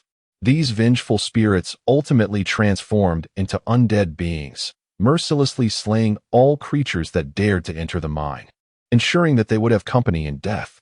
Difficulty levels: easy, normal, hard, nightmare, hell. Indeed, it is a dungeon. A glimmer of joy appeared in Lin Yuan's eyes. He clearly did not anticipate that during the exploration of this unknown area, Ivy would inadvertently stumble upon a dungeon. Drawing upon his experiences from a previous life, he knew that the rewards for conquering high-difficulty dungeons were typically exceedingly generous. Some rewards were even one-of-a-kind treasures. After a moment's hesitation, Lin Yuan ultimately made his choice. He opted for the highest difficulty level, the Hell-tier dungeon, the Death Gold Mine. Chapter 11. The Ninth Order Skeleton Dragon and the Black Treasure Chest. The hellish difficulty dungeon has officially commenced. In the depths of the cavern, a chilling gust of wind swept through. Without a moment's hesitation, Lin Yuan raised his hand and commanded, "Let us depart." He then led Artoria and his troops into the gold mine. Inside the mine, the light was exceedingly dim. The further they ventured into the abyss, the darker their surroundings became. Two gunmen, wielding torches, took the lead. Suddenly, a series of low, guttural roars reached Lin Yuan's ears. He looked up to see a horde of decaying corpses emerging from the passage ahead.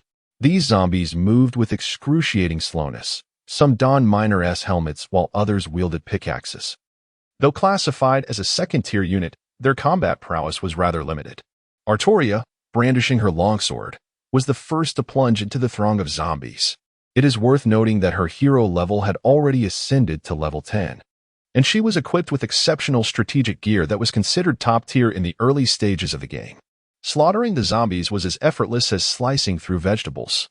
Following closely behind, the gunmen and the Grey Wolf Knights charged into the fray alongside Artoria.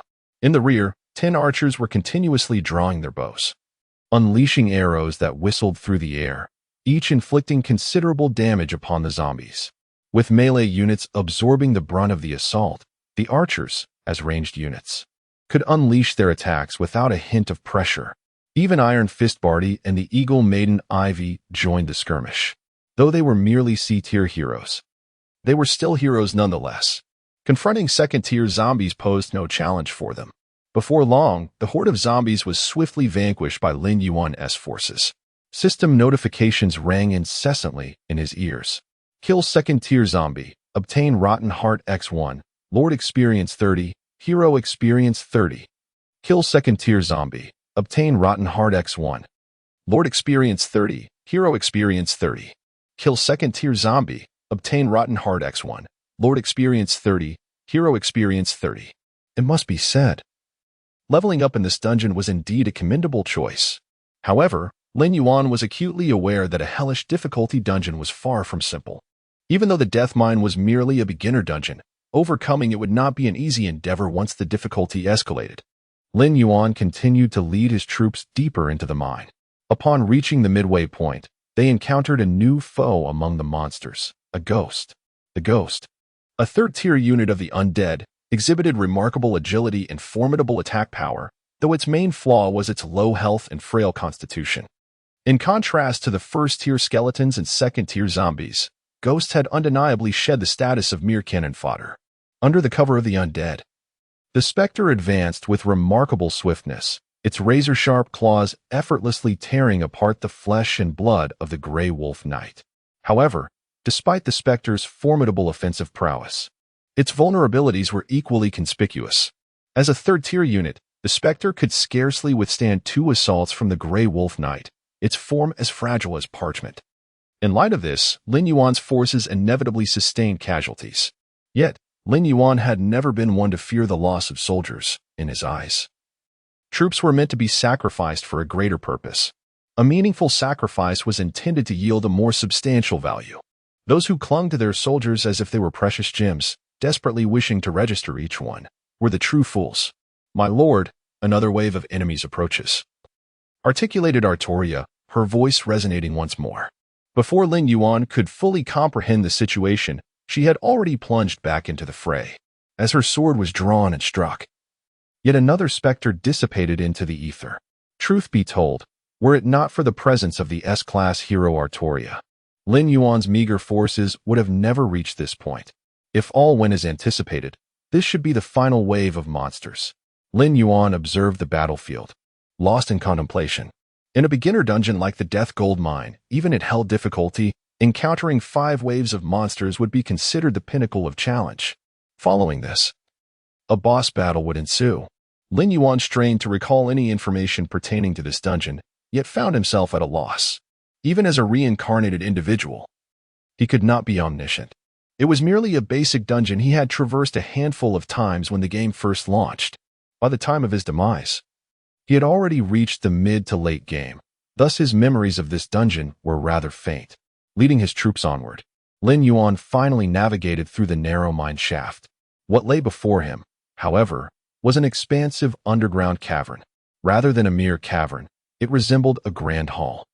Surrounding it were wooden supports, unmistakably indicative of human renovation. If Lin Yuan's conjecture was correct, this site had originally been an underground cave, which the miners, upon discovering it, had repaired and transformed into a subterranean hall. "My lord, do you require me to scout ahead?" Artoria inquired softly. "Not necessary," Lin Yuan replied, shaking his head. He randomly selected a gray wolf knight, instructing him to carry a torch and venture into the cavern. Naturally, he could not allow Artoria to undertake such a perilous task. Upon receiving the order, the gray wolf knight immediately grasped the torch and rushed into the hall at full speed. However, the scene that unfolded before Lin Yuan was nothing short of astonishing. Illuminated by the flickering light, the interior of the hall was revealed, teeming with a dense array of skeletal soldiers, zombies, and specters. In the very center of the grand hall stood a creature of immense proportions, a dragon. However, this dragon was devoid of any flesh. Its entire form comprised solely of a stark white skeleton. Undoubtedly, this was the 9th-tier unit of the necromantic realm, the skeletal dragon. In an instant, Lin Yuan's expression turned grim.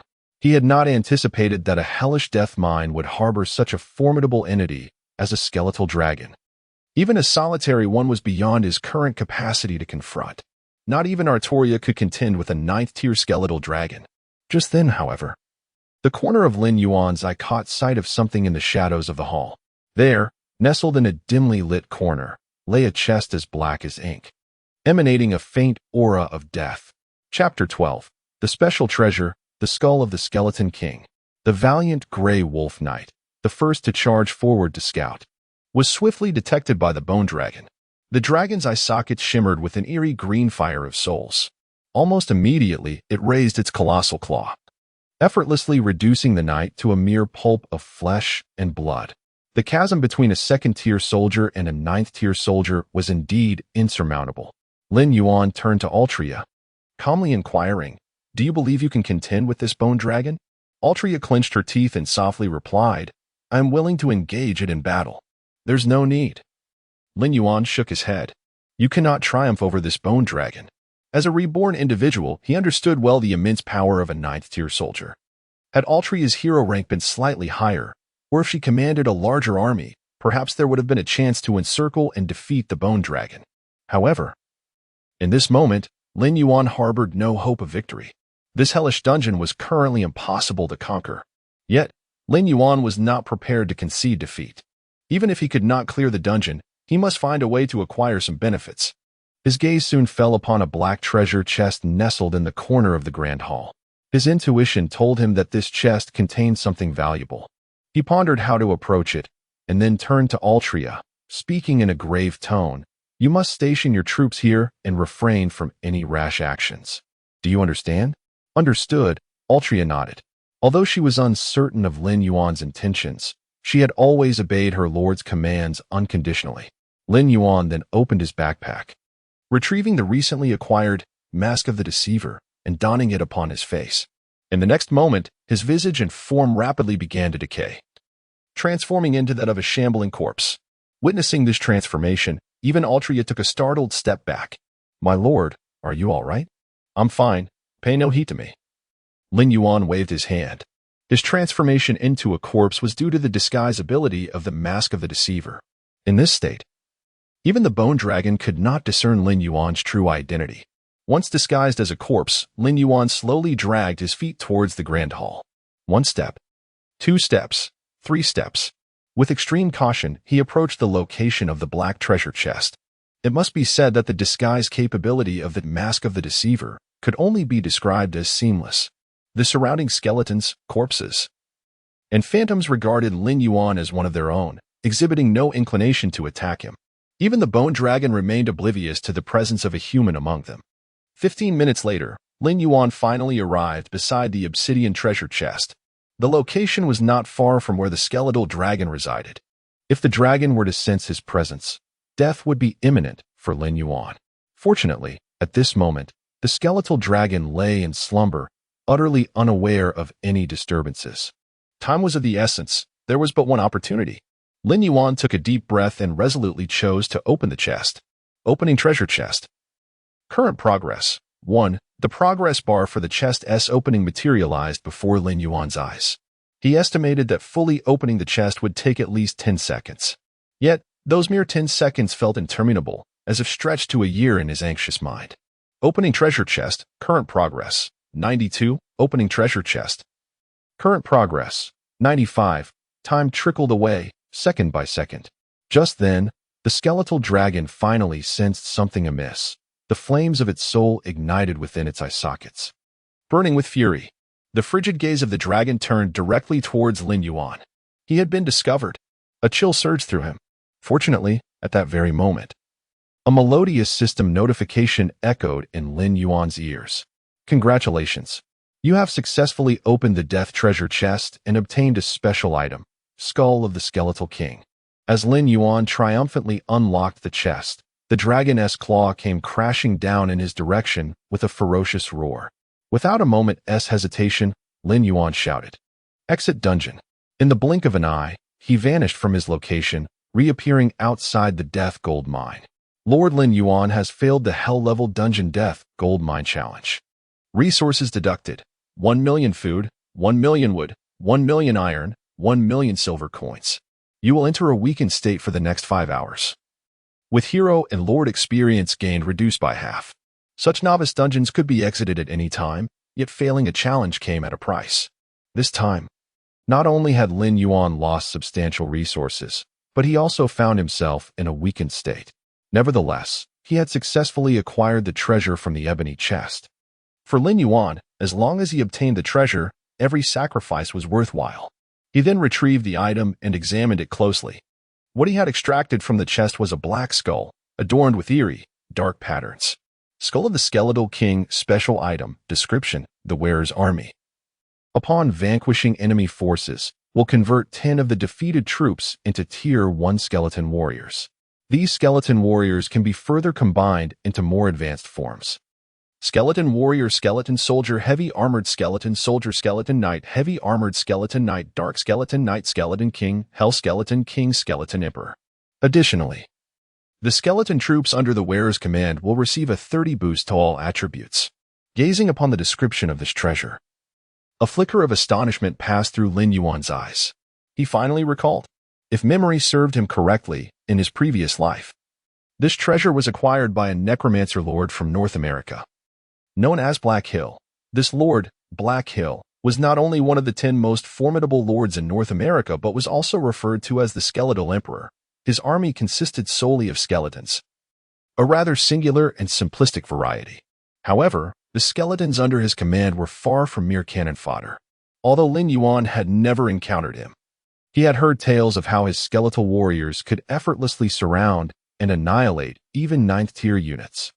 The ability to elevate such a seemingly inferior troop type to such heights was a testament to the extraordinary treasures in Black Hill's possession. It now appeared evident that Black Hill's ascension to the status of the Skeletal Emperor dominating North America was likely inextricably linked to the skull of the Skeletal King. Yet, In this lifetime, it was Lin Yuan who had obtained this remarkable artifact. Although Lin Yuan belonged to the human race, this treasure held immense value for him. As long as he could convert enough skeleton warriors through battle, he would be capable of cultivating a formidable high-tier skeletal army, one that could vanquish gods and Buddhas alike. Chapter 13. Successful Synthesis, Reinforced Skeleton Warriors. Each day, there exists a limitation on the number of times one can enter the dungeons. For the ordinary dungeons, one may only venture in thrice per day. However, Lin Yuan was not in haste to continue delving into the dungeons. After all, he was currently in a weakened state, causing all experience gained from lords and heroes to be halved. Should Lin Yuan persist in entering the dungeons under these circumstances, he would be unable to conquer the hellish challenge of the Death Gold Mine, and would have to resort to tackling a lower difficulty level. Let us proceed, Artoria. Lin Yuan called out, gesturing with his hand. During this period when dungeon runs were ill-suited, hunting monsters in the wild was undoubtedly the best alternative. With the possession of the Skull King's skull, he could transform the slain monsters into skeleton soldiers while hunting. Thus, Lin Yuan's forces could swiftly grow in number. 6 hours later, the state of weakness came to an official end. Throughout this interval, Lin Yuan had been engaged in hunting gray wolves in the forest alongside Artoria and his troops. Even with the experience being halved, Artoria's hero level had still ascended to level 12 within these 6 hours. Simultaneously, Lin Yuan had utilized the Skull King's skull to convert a total of 160 skeleton soldiers. Before Lin Yuan stood a formidable line of skeleton soldiers. This basic tier of skeleton soldiers, even the second-tier spear-wielding ones, could effortlessly be dispatched. Yet, with the presence of the Skull King's skull, Lin Yuan was capable of synthesizing these skeleton soldiers into more advanced forms. In the next moment, Lin Yuan activated the artifact's power. Instantly, a black magical array materialized before him. 2 skeleton soldiers were drawn into the black array. Following this, a second-tier skeleton warrior, armed with a rusted iron sword, slowly emerged from the dark array. Observing the scene before him, a glimmer of excitement flickered in Lin Yuan's eyes. Indeed, it was possible. 2 skeleton soldiers could be synthesized into 1 skeleton warrior. Without hesitation, Lin Yuan continued the synthesis process. The 161st-tier skeleton soldiers swiftly transformed into 82nd-tier skeleton warriors. Yet for Lin Yuan, this was merely the beginning of the synthesis. With the effect of the Skull King's skull activated, the black magical array reappeared. The 82nd-tier skeleton warriors were subsequently synthesized into 43rd-tier reinforced skeleton warriors. Besides the rusted iron sword in hand, the reinforced skeleton warriors donned heavy armor, signifying a notable enhancement in defense. For Lin Yuan at this moment, the third-tier units were entirely sufficient. Thus, he chose not to pursue further synthesis. Within a mere 6 hours, he had acquired 40 units of third-tier soldiers, a considerable gain for Lin Yuan. Now that the period of weakness had concluded, it was time for Lin Yuan to resume his dungeon expeditions. After all, the experiences and treasures within the dungeon are incomparable to those acquired from the wild monsters. Soon, Lin Yuan led his troops back to the Death Gold Mine. However, this time, he opted for the difficulty level categorized as hard. Having been unable to conquer the hellish difficulty, Lin Yuan decided to forego the nightmare level for now and directly descended to a challenging setting, since he had already obtained the rarest treasure, the Skull King's skull. His current foray into the dungeon was primarily for the sake of experience. Indeed, the hard difficulty of the Death Gold Mine proved considerably simpler. The first wave of monsters Lin Yuan encountered consisted almost entirely of skeleton soldiers, with only a scant few second-tier zombies. After experiencing the hell difficulty, the hard level felt like a mere casual mode. Artoria, leading her troops, charged forward with unrelenting force. During this process, the third-tier heavy-armored skeleton warriors displayed their formidable strength. Even second-tier zombies fell to them with just 2 strikes. Due to their heavy armor, the attacks from skeleton soldiers and zombies barely tickled the heavy-armored skeleton warriors. It seemed that only the third-tier ghosts could inflict significant damage upon them. Unfortunately, in the hard mode of the Death Gold Mine, even the ghosts were exceedingly rare. Whenever a few appeared, they were swiftly dispatched by Artoria. In this relentless advance, Lin Yuan and his troops soon reached the final boss stage. This time, Guarding the hall was not a bone dragon, but merely a fifth-tier dark priest, accompanied by 10 ghosts, 20 zombies, and a horde of skeleton soldiers. Such a formation was hardly a concern for Lin Yuan. Let the heavy-armored skeleton warriors lead the way, he commanded calmly. During the progression of the dungeon, he summoned forth a dozen more heavy-armored skeleton warriors, thus his forces only grew stronger. Over 50 heavy-armored skeleton warriors surged forward with overwhelming might. The skeleton soldiers and zombies scarcely had a chance to retaliate before perishing beneath the blades of the heavy-armored warriors. At that moment, the ghosts lunged in for the attack. 2 of them, moving with an ethereal swiftness, appeared before one of the heavy-armored skeleton warriors in an instant. Their sharp claws forcefully tore through the armor, shredding the skeleton warrior into pieces. However, Artoria would not allow these ghosts to wreak havoc unchecked. With a fierce shout, she plunged into the enemy ranks. Radiant holy light suddenly enveloped her sword. With the holy light slash, Artoria wielded her sword of holy light, striking forward at an astonishing speed. Each arc of her blade precisely annihilated a ghost. Faced with such a formidable opponent in Artoria, the Dark Priest, as the boss, could no longer maintain his composure. He stepped forward, raised his staff high, and began to chant a spell rapidly. O Lord of the Undead, heed your will, and descend upon these foolish mortals with your wrath. As the incantation reached its culmination, the very ground beneath them transformed into a treacherous mire of darkness. Such is the power of the Dark Priest, the Abyssal Swamp. Any adversary who dares tread upon this cursed ground shall find their movements hindered. Their attributes diminish by a staggering 10 to 20. Altria, eliminate him. In the face of such peril, Lin Yuan exhibited no hesitation and issued his command. Capturing the leader before the followers is a principle as old as time itself. Upon receiving the directive, Altria invoked her skill, Night Spirit. Instantly, the morale of the spearmen and archers surged, their attributes receiving a corresponding boost. Alas, the heavily armored skeletal warriors and the wolf knights did not belong to the human faction, thus they could not partake in the benefits of Night Spirit.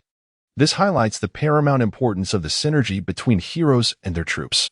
Should the opportunity arise, Lin Yuan would undoubtedly seek to recruit a necromantic hero of A rank or above to lead his skeletal legion. Altria, Barty, and Ivy swiftly encircled the Dark Priest. Meanwhile, the archers unleashed a relentless barrage of arrows, whistling through the air toward their target. Under such relentless assault, the Dark Priest's health plummeted drastically. In less than 2 minutes, it was utterly depleted. You shall never escape from this place. As the Dark Priest's life force dwindled to 0, his form erupted in a cataclysm of darkness, dispersing into a cloud of shadowy mist. Simultaneously, the triumphant notification of the dungeon's completion echoed in Lin Yuan's ears. Lord Lin Yuan has successfully cleared the difficult level dungeon, Death Mine. Receiving rewards: Lord Experience 3000, Hero Experience 3000, Hero Recruitment Order X1, Intermediate Resource Pack X50, Random Silver Level Strategic Treasure Chest X2. Chapter 14. The completion of the auction house and Lin Yuan's ambitions. It must be said that the rewards for challenging a hard-level dungeon are quite substantial. The generous experience points allowed Artoria to level up directly. However, aside from experience, the only truly utilitarian asset Lin Yuan gained was the Hero Recruitment Order. Given Lin Yuan's current perspective, he found the silver-tier strategic treasures to be rather beneath his notice. Now, he had one more opportunity to tackle a dungeon. After successfully conquering the hard-level Death Gold Mine, Lin Yuan decided to take a progressive approach and opted to challenge the Nightmare difficulty. After all, he now commanded nearly 70 heavily armored skeleton warriors. With the possession of the skull of the Skeleton King, Lin Yuan was even capable of achieving a self-sustaining war. The Nightmare-level Death Gold Mine did not differ significantly in process. It still consisted of 4 or 5 waves of minor monsters, culminating in the final boss encounter.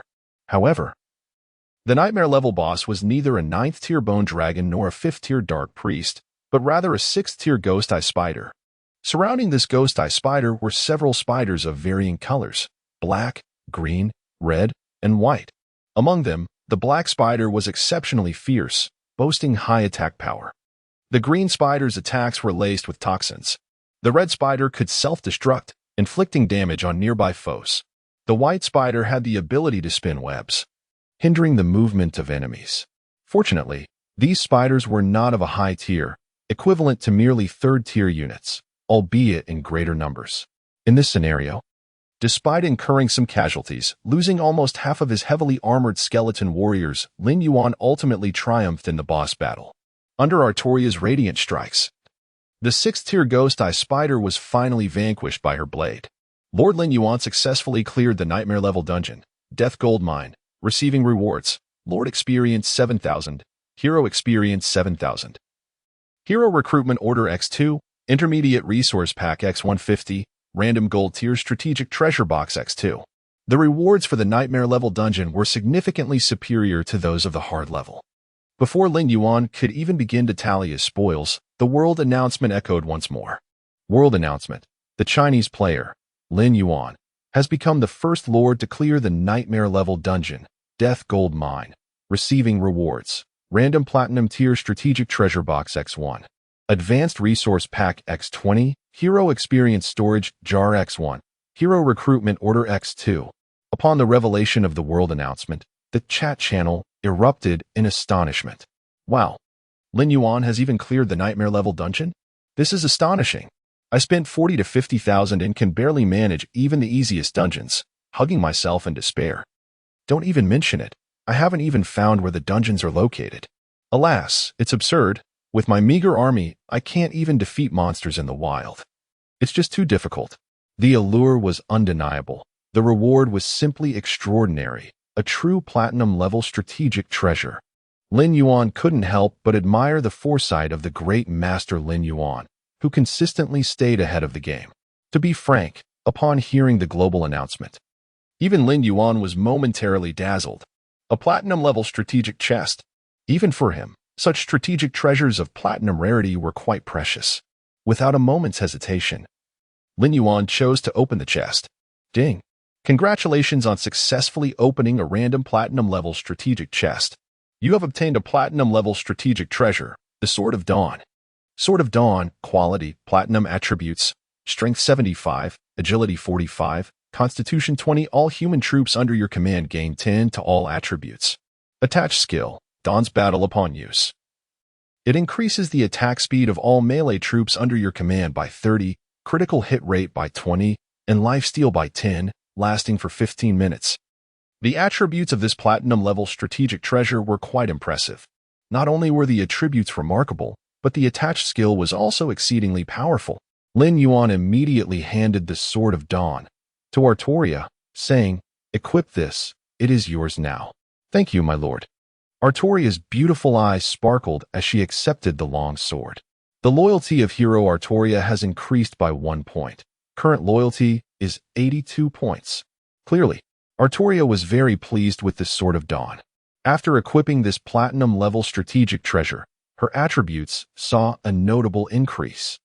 Hero, Artoria, S-Class Hero, Title, Sword of Ceiling Level, 14 Health, 2400 Mana, 430 Attack, 390 to 560 Defense, 210 Strength, 245 Agility, 195 Intelligence, 160 Skills, Holy Light Slash. Night Spirit. Upon witnessing Artoria's current attributes, even Lin Yuan's eyes betrayed a hint of satisfaction. Moreover, if all goes well, once Artoria reaches level 15, she would be able to comprehend a third skill. Having exhausted his 3 chances to delve into dungeons, Lin Yuan led his troops back to the territory. During Lin Yuan's absence, construction within the territory continued unabated. Most importantly, the Lord's Mansion had been upgraded to level 2, now capable of collecting 2,000 gold coins and 20,000 silver coins daily. The Pikeman Camp and Archer Camp had also been elevated to level 2, allowing for the recruitment of additional forces. However, for Lin Yuan, military strength was no longer the primary concern. His sole objective now was to swiftly upgrade the Lord's Mansion to level 3 and establish the auction house. Only then could Lin Yuan fully leverage his financial advantage. Sometimes, having too much money without a way to spend it can also be a source of frustration. Nevertheless, Lin Yuan remained unhurried. After all, on the very first day of the game's launch, he had already amassed a considerable advantage. Over the next 2 days, Lin Yuan diligently accompanied Artoria to conquer the nightmare-level death gold mine 3 times each day. Under such circumstances, Artoria's level surged at an astonishing pace, reaching level 20 within just 2 days. Simultaneously, she unlocked her 3rd skill, Glorious Shield, and her 4th skill, Divine Seal. Skill, Glorious Shield description, upon activation. This skill bestows a glorious shield upon the hero, instantly dispelling most negative effects and absorbing up to 1,500 points of damage. During the duration of the glorious shield, all units under the hero's command receive a 20 increase in defense. Skill, Divine Seal description. This skill allows the user to seal a single enemy, restricting its movement and ability usage for a duration of 2 to 10 seconds. During the sealing period, the sealed entity experiences a 30 reduction in all attributes. The specific duration of the seal depends on the strength of the opposing unit. With the unlocking of these 2 skills, Artoria's true power began to reveal itself. However, the reason Artoria is known as the Sword of Sealing lies in the fact that her current strength remains in a sealed state. To illustrate, Artoria resembles a treasure buried deep underground, whose potential can only be fully unearthed by breaking her seal. Yet, for Lin Yuan, this remains a task for another day, as the game has only been live for 3 days. During these 3 days, the Lord's Mansion has finally ascended to level 3, just as Lin Yuan had hoped. Following this development, the auction house, which had been on Lin Yuan's mind, was also completed at last. This signifies that Lin Yuan can finally embark on the execution of his forthcoming plans. Chapter 15. The 100 Ring Quest, part of the Moonlit Tree. Upon the establishment of the auction house, Lin Yuan did not rush to visit it. Instead, he made his way to the tavern. Approaching the tavern owner, he casually tossed 10 gold coins onto the counter and inquired with a light chuckle, "Good sir, I have heard whispers of an alchemist exhibiting peculiar behavior who frequents this place. Do you recall him?" This alchemist was, in fact, a randomly appearing NPC, surfacing only occasionally within the tavern. However, Lin Yuan was not one to wait idly for fortune to smile upon him. Now that he had a clear idea of whom he sought, he could directly embark upon gathering intelligence. The burly tavern owner accepted the gold coins with a grin and replied, "You must be referring to Alaric. That fellow is quite eccentric every time he visits. He insists on adding peculiar ingredients to his drinks. Just the other day, he attempted to introduce a fire lizard's pancreas into his ale, nearly causing a catastrophic explosion in my tavern." Alaric. Indeed, that was the individual, the issuer of the 100 Ring Quest. Lin Yuan stifled his excitement and asked earnestly, "Might I inquire where I could find him?" "If memory serves, he resides in Starlight City, does he not?" The tavern owner smacked his lips, then retrieved a ledger, flipping through its pages until he nodded affirmatively. "Yes, indeed. He resides at 87 Silver Street in Starlight City. That was the address he provided when I last sent him 2 crates of rum." "Thank you." Lin Yuan nodded, diligently noting the address before departing from the tavern. He was well aware of Starlight City's location. After all, in addition to daily dungeon raids, he had not neglected to dispatch 2 other heroes to explore the uncharted territories. If his memory served him correctly, Starlight City was one of the closer major cities to his domain. At full speed, it would take him merely 3 hours to arrive. With this thought in mind, Lin Yuan set off without hesitation.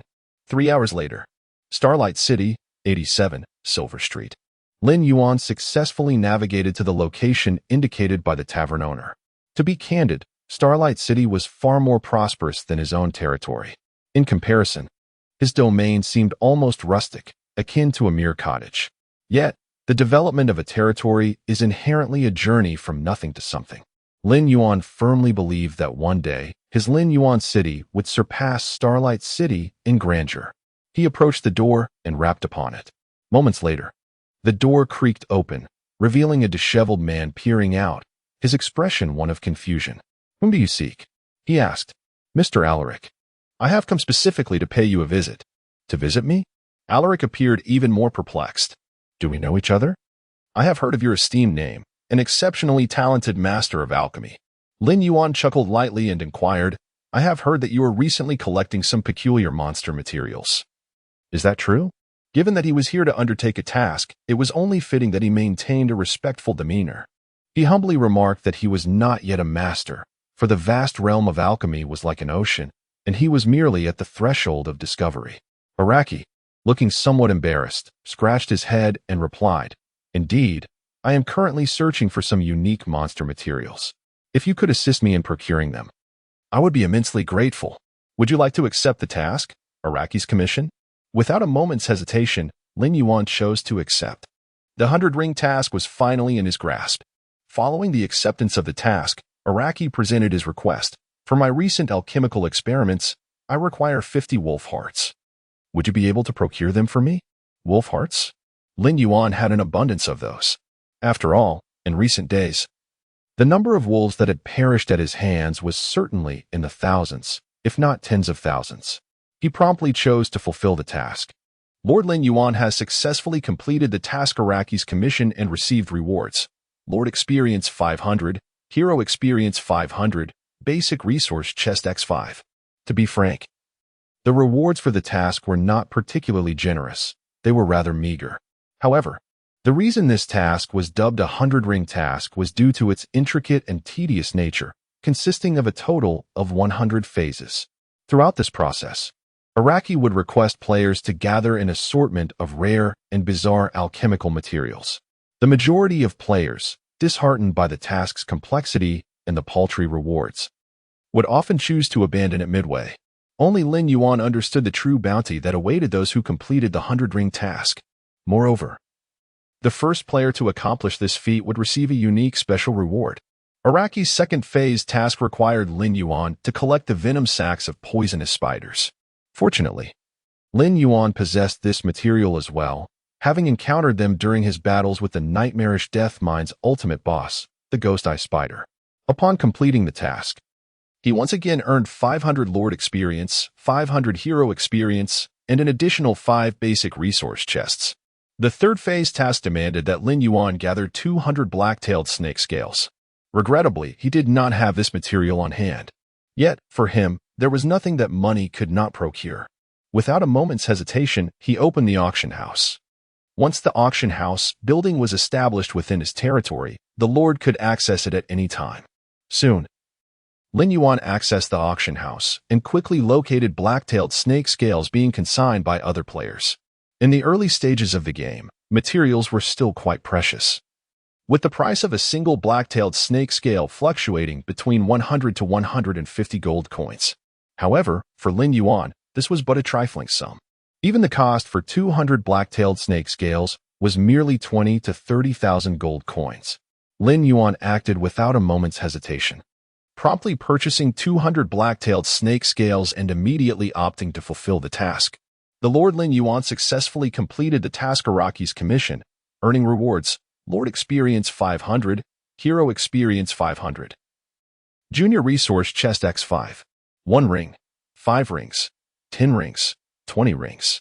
Within the brief span of an hour, Lin Yuan had accomplished 50 rings of the task. However, the gold spent merely on acquiring materials for these 50 rings had already surpassed 3 million. Particularly with some rare materials, he couldn't even find them at the auction house. After all, the game had only been live for 3 days, and many players were not in a hurry to trade their materials. Yet, this did not deter Lin Yuan. Whenever he encountered materials unavailable at the auction house, he would directly shout in the world chat, offering to buy at a high price. If 10,000 was insufficient, he would offer 50,000. If 50,000 fell short, then 100,000. Under the onslaught of wealth, there would always be players tempted to sell. Although 3 million gold was no small amount for Lin Yuan, as long as he could complete the 100-ring task, it would all be worthwhile. As he continued to acquire materials and submit tasks, Lin Yuan successfully progressed the Araki's commission to the 99th ring. Though each task yielded only 500 hero experience, the accumulated rewards from 99 rings amounted to nearly 50,000 experience points. This vast influx of experience propelled Artoria's level directly to 22.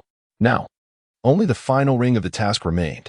Contemplating this, Lin Yuan lifted his head with a smile and inquired, "Mr. Araki, is there anything else I can assist you with? I truly appreciate your help. I must say, you have been immensely beneficial to me." Araki rubbed his hands together, looking somewhat embarrassed, and replied, "You have gathered so many materials for me. yet I cannot offer you much in return. It is of no consequence." Lin Yuan smiled and replied, "Everything is for the advancement of alchemy." "Indeed," Araki exclaimed with excitement.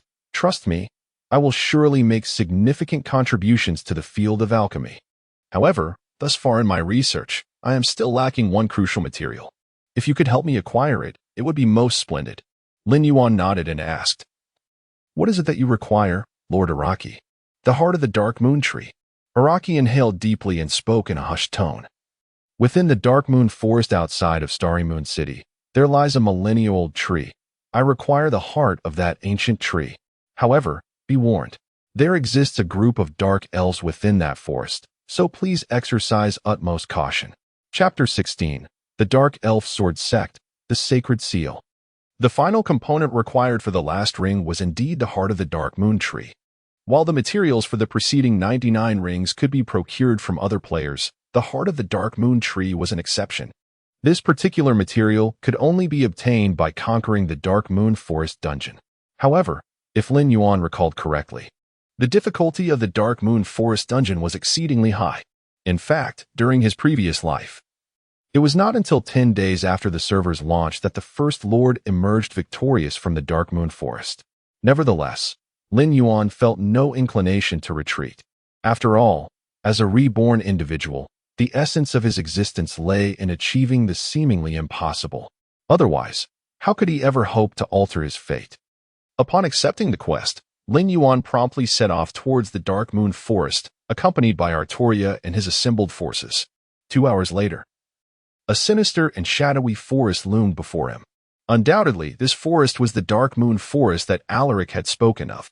Unlike the Death Gold Mine, which was classified by levels, the Dark Moon Forest was a special dungeon devoid of such divisions.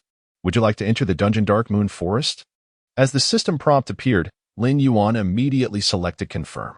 In the next moment, the scenery before him transformed instantaneously. When Lin Yuan regained his composure, he and his troops had already materialized within the confines of the Dark Moon Forest. "Everyone, be cautious. Let the heavily armored skeleton warriors lead the way." Lin Yuan issued his command to his troops. Given that they were now in the territory of the Dark Elves, exercising caution was undoubtedly prudent. As it turned out, Lin Yuan's foresight was indeed warranted. Before they had traversed a significant distance, a whistling sound sliced through the air, echoing ominously around them. Swish, swish, swish, a torrential downpour of black arrows rained down upon them. Fortunately, at the forefront of the formation stood the heavily armored skeleton warriors, known for their high defensive capabilities. Yet, even so, a dozen of these warriors fell victim to the barrage of arrows. It was worth noting that these skeleton warriors were a Tier 3 unit, highlighting the devastating lethality of this wave of black arrows. Dark Elves, Artoria decisively declared, Grey Wolf Knights. Charge in and do your utmost to suppress the onslaught of those Dark Elves. It must be said that Artoria's strategic assessment was astutely accurate. In such a precarious situation, it was imperative to curtail the enemy's firepower. Given their sluggish movement speed, the heavily armored skeleton warriors were ill-suited for this task. Thus, it fell to the Grey Wolf Knights to execute it.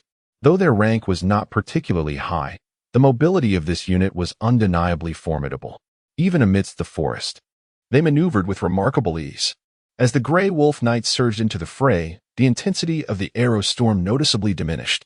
Seizing the opportunity, the skeleton forces surged forward, ready to unleash their fury. The anguished cries of the Dark Elf archers echoed in Lin Yuan's ears. Soon, one corpse after another was cast before him.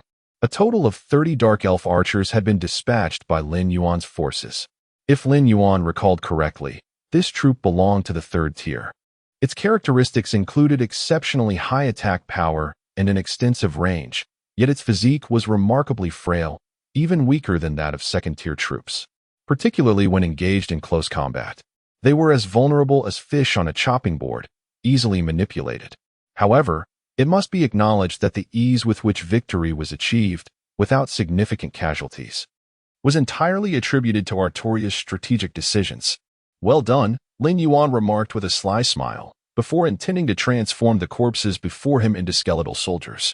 However, before he could act, a chilling voice resonated in his ear. "Human, This is not a place you can tread. And these undead creatures, truly revolting. Just as the voice faded, 34 figures wielding long swords burst forth from the shadows of the forest. Third-tier troops, dark elf swordsmen. High attack, high agility, yet still physically frail. Heavy armored skeletal warriors like the armored skeleton were naturally a counter to light armored warriors like the dark elf swordsman. Thus, Lin Yuan felt no concern. His gaze fell upon a dark elf wielding twin swords. Compared to the other dark elf swordsmen, this individual exuded a significantly more formidable aura. Even the twin swords in his hands were adorned with black magical runes. Dark elf sword master, silver grade boss, level 20 health, 36, 000 attack power, 620 to 850 defense power, 370 skills, dark sword dance, dark twin sword / a master of swordsmanship among dark elf swordsmen, possessing extraordinary skill and astounding power. Indeed, this fellow was a mini-boss. In the next moment, the dark elf sword master charged directly into Lin Yuan's formation. The twin swords in his hands danced with the grace of butterflies. Almost every strike effortlessly severed the head of a heavy-armored skeletal warrior. However, Artoria would not allow him to continue his rampage unchecked. Brilliant holy light surged forth from the blade. Holy light / minus 1,165, minus 1,256, minus 1,248. 3 crimson damage numbers suddenly appeared above the dark elf swordmaster's head. His health immediately plummeted. Do you wish to obstruct me as well? The dark elf sword master raised his head, casting a cold glance at Artoria. Without a moment's hesitation, he unleashed his skill, dark sword dance. In the next instant, the twin swords in his hands began to whirl at an extraordinarily rapid pace. The twin swords danced wildly around the dark elf swordsman, as if conjuring a tempest of blades that surged directly towards Artoria. Even before the blades could descend upon her, Lin Yuan could already sense the formidable power of the skill. However, at that moment, Artoria abruptly retreated. She then raised her long sword high. In the name of justice, I shall seal you. As her words echoed, a brilliant white light suddenly erupted from the blade she wielded. In the next instant, a radiant 6-pointed star magic circle materialized beneath the dark elf swordsman. Before he could even comprehend what was happening, his dark sword dance was forcibly interrupted. His very form was rendered immobile, trapped in place. This was none other than the skill employed by Artoria, the Sacred Seal. Chapter 17, The Dark Moon Forest and the Dark Elf Queen. It is important to note that the skill, Holy Seal, is unlocked only after Artoria reaches level 20. Upon activation, this skill can seal a single enemy, restricting their movement and interrupting their skill casting. Furthermore, during the sealing period, the sealed individual suffers a 30 reduction in all attributes. Clearly, the Dark Elf Swordmaster's Dark Sword Dance was forcibly interrupted by Holy Seal. Throughout the sealing process, Artoria relentlessly struck at the Dark Elf Swordmaster with her blade. Additionally, 3 or 4 heavily armored skeleton warriors joined the fray, relentlessly assaulting the latter. For a nimble, light-armored swordsman, being immobilized is nothing short of a nightmare. Under the combined assault of Artoria and the armored skeleton warriors, the Dark Elf Swordmaster's health plummeted. When the sealing finally ended, he was left with merely a quarter of his health remaining. In this dire situation, Lin Yuan could not possibly let him escape so easily. Iron Fist Barty and the Eagle Woman Ivy swiftly positioned themselves with dozens of pikemen behind the Dark Elf Swordmaster, effectively preventing his retreat. With his escape route completely sealed, the Swordmaster had no choice but to fight on, albeit futilely, as he was no match for Artoria. After exchanging a few blows, his health was ultimately reduced to 0. And with a face full of resentment, he fell before Lin Yuan, defeated the Silver Grade boss, Dark Elf Swordmaster, and received Dark Elf's Sword X2, Dark Elf's Heart X1, Dark Elf Swordsman Summoning Scroll X1, Hero Recruitment Order X2, Lord Experience 8,000, Hero Experience 8,000. Though both were Silver Grade bosses, the rewards for defeating the Dark Elf Swordmaster were significantly richer than those for the mutated Grey Wolf King. After all, one was a level 20 boss, while the other was merely a level 5 boss. Upon claiming the boss rewards, Lin Yuan wasted no time and immediately utilized the Dark Elf Swordsman Summoning Scroll. In the next moment, 53rd tier Dark Elf Swordsman materialized before him. With the defeat of the Dark Elf Swordmaster, the battle swiftly came to an end. After all, a mere handful of third-tier Dark Elf swordsmen posed no threat to Lin Yuan's forces. Although he had lost some troops, Lin Yuan activated the Skull of the Skeleton King ability once more, summoning nearly 200 skeleton soldiers from the corpses. The higher the tier of the corpse, the greater the number of skeletons summoned. Subsequently, Lin Yuan began to merge the skeletons. 200 first-tier skeletons merged into 100 second-tier skeleton warriors. 100 second-tier skeleton warriors combined into 50 third-tier heavily armored skeleton warriors. Despite the battle, Lin Yuan's forces not only remained intact but actually grew stronger. However, the human units such as gunmen and archers, which require recruitment from the camp, are expendable. This made Lin Yuan feel somewhat awkward. Despite being a lord of humanity, the majority of his troops were from the undead faction. Nevertheless, for Lin Yuan, as long as he could augment his strength, he would accept even a motley crew of units, let alone undead soldiers. He continued to advance. After swiftly clearing the battlefield, Lin Yuan immediately commanded his troops to press forward. Defeating a minor boss was merely a temporary victory. His true goal remained that Dark Moon Heart. During his continued advance, Lin Yuan was ambushed several times by waves of Dark Elves. Dark Elf swordsmen, archers, mages, and assassins all were undoubtedly Tier 3 units. Each ambush comprised no fewer than 50 to 80 Tier 3 Dark Elves. Fortunately, Lin Yuan possessed the Skull of the Skeleton King. Otherwise, his troops would likely have suffered devastating losses before even reaching the ultimate boss level. If Lin Yuan found it challenging, one could only imagine the plight of ordinary players. For them, the Dark Moon Forest dungeon was simply insurmountable at their current stage. It is worth noting that even in Lin Yuan's previous life, it took 10 days post-launch for anyone to conquer the Dark Moon Forest dungeon. At that moment, a towering ancient tree finally came into view. This ancient tree soared into the clouds, seemingly piercing the heavens. Clearly, this was the Dark Moon tree revered by the Dark Elf race. One could not help but admit that the sight before him was extraordinarily magnificent. At the very least, Lin Yuan had never encountered such a colossal ancient tree before. Filthy human, halt. Just as Lin Yuan was overwhelmed by awe, a chilling voice resonated in his ear. Following the sound, he beheld a tall Dark Elf queen, clad in a black short ceremonial dress, standing before him with a haughty gaze. Beneath the dress were her long, slender legs, and her grayish-black skin added an exotic charm to her presence. A black spellbook hovered beside her, and around her enchanting figure swirled a dense aura of dark magic. The fitted black dress accentuated the queen's voluptuous silhouette, truly epitomizing beauty among beauties. To be honest, the allure exuded by the Dark Elf Queen left Lin Yuan utterly spellbound. Kill him. Before Lin Yuan could fully appreciate her beauty, the Dark Elf Queen extended her finger, pointing directly at him. In the next moment, 4 shadowy figures suddenly surged toward him. These 4 figures were all Dark Elf swordmasters wielding dual blades. Undoubtedly, these 4 Dark Elf swordmasters serve as the personal guardians of the Dark Elf Queen. Protect the Lord. In a decisive act, Artoria positioned herself before Lin Yuan, single-handedly obstructing the advance of 2 Dark Elf swordmasters. Immediately thereafter, a multitude of heavily armored skeletal warriors surged forth to besiege the remaining 2 Dark Elf swordmasters. Although the strength of the Dark Elf swordmasters was formidable, they found themselves somewhat beleaguered under the relentless assault of the numerous third-tier units.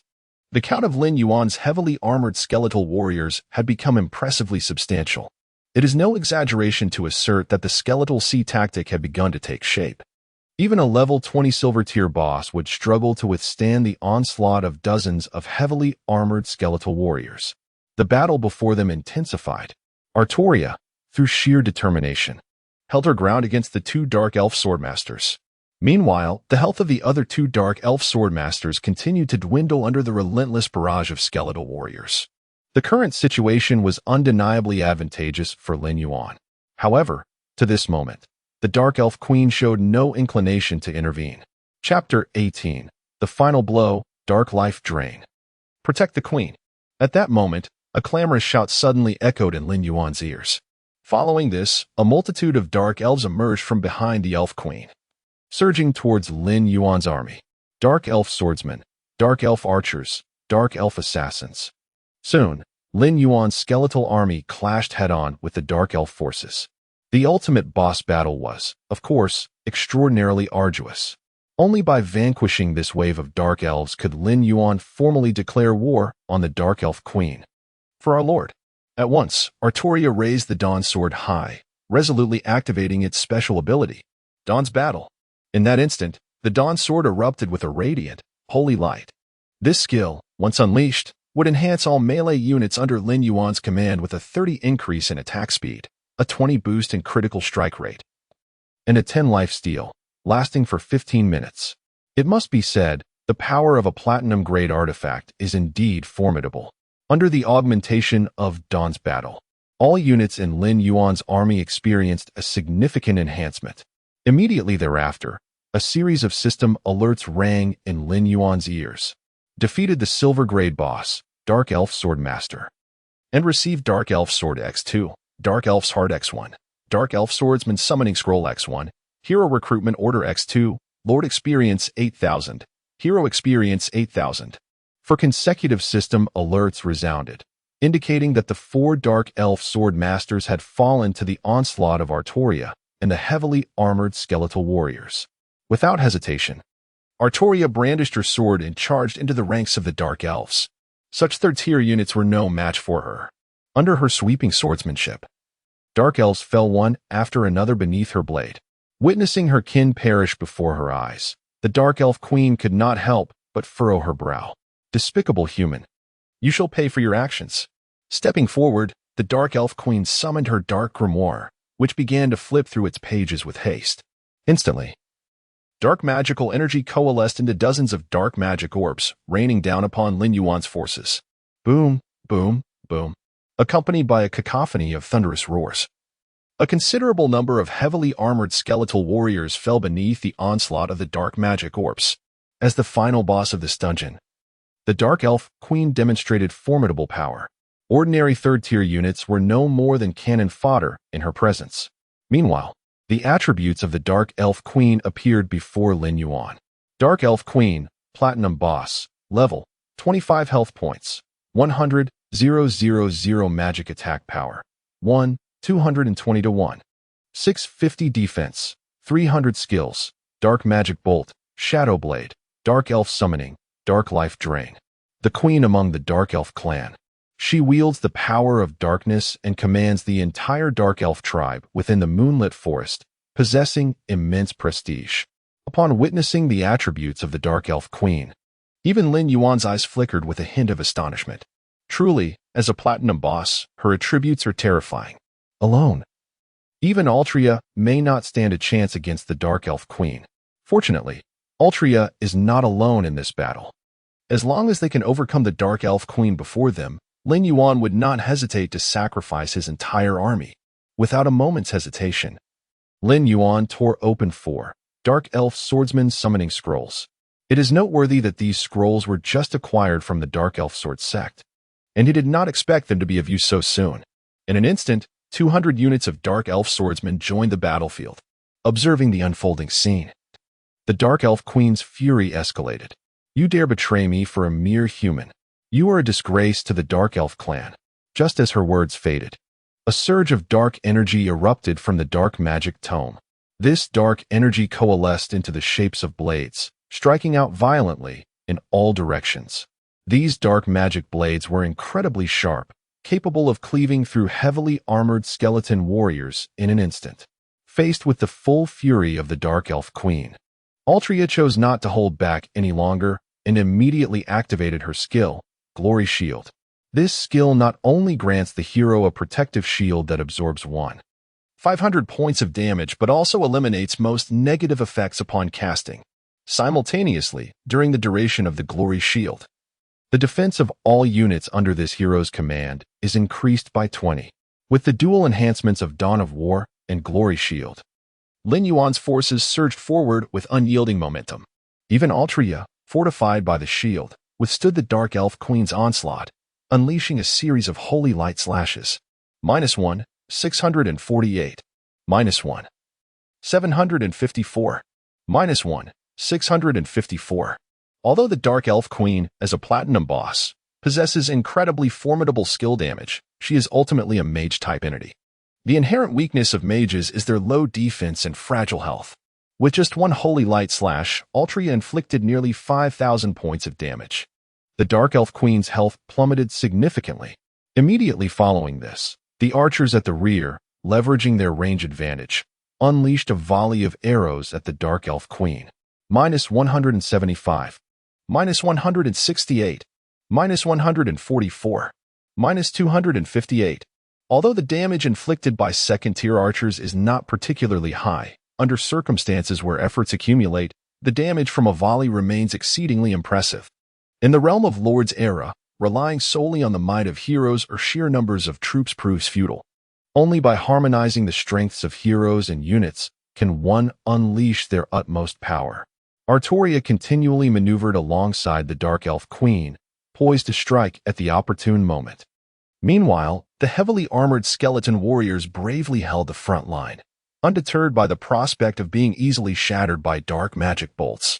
Even in the face of such peril, these skeleton warriors displayed no signs of retreat. 90, 75, 45.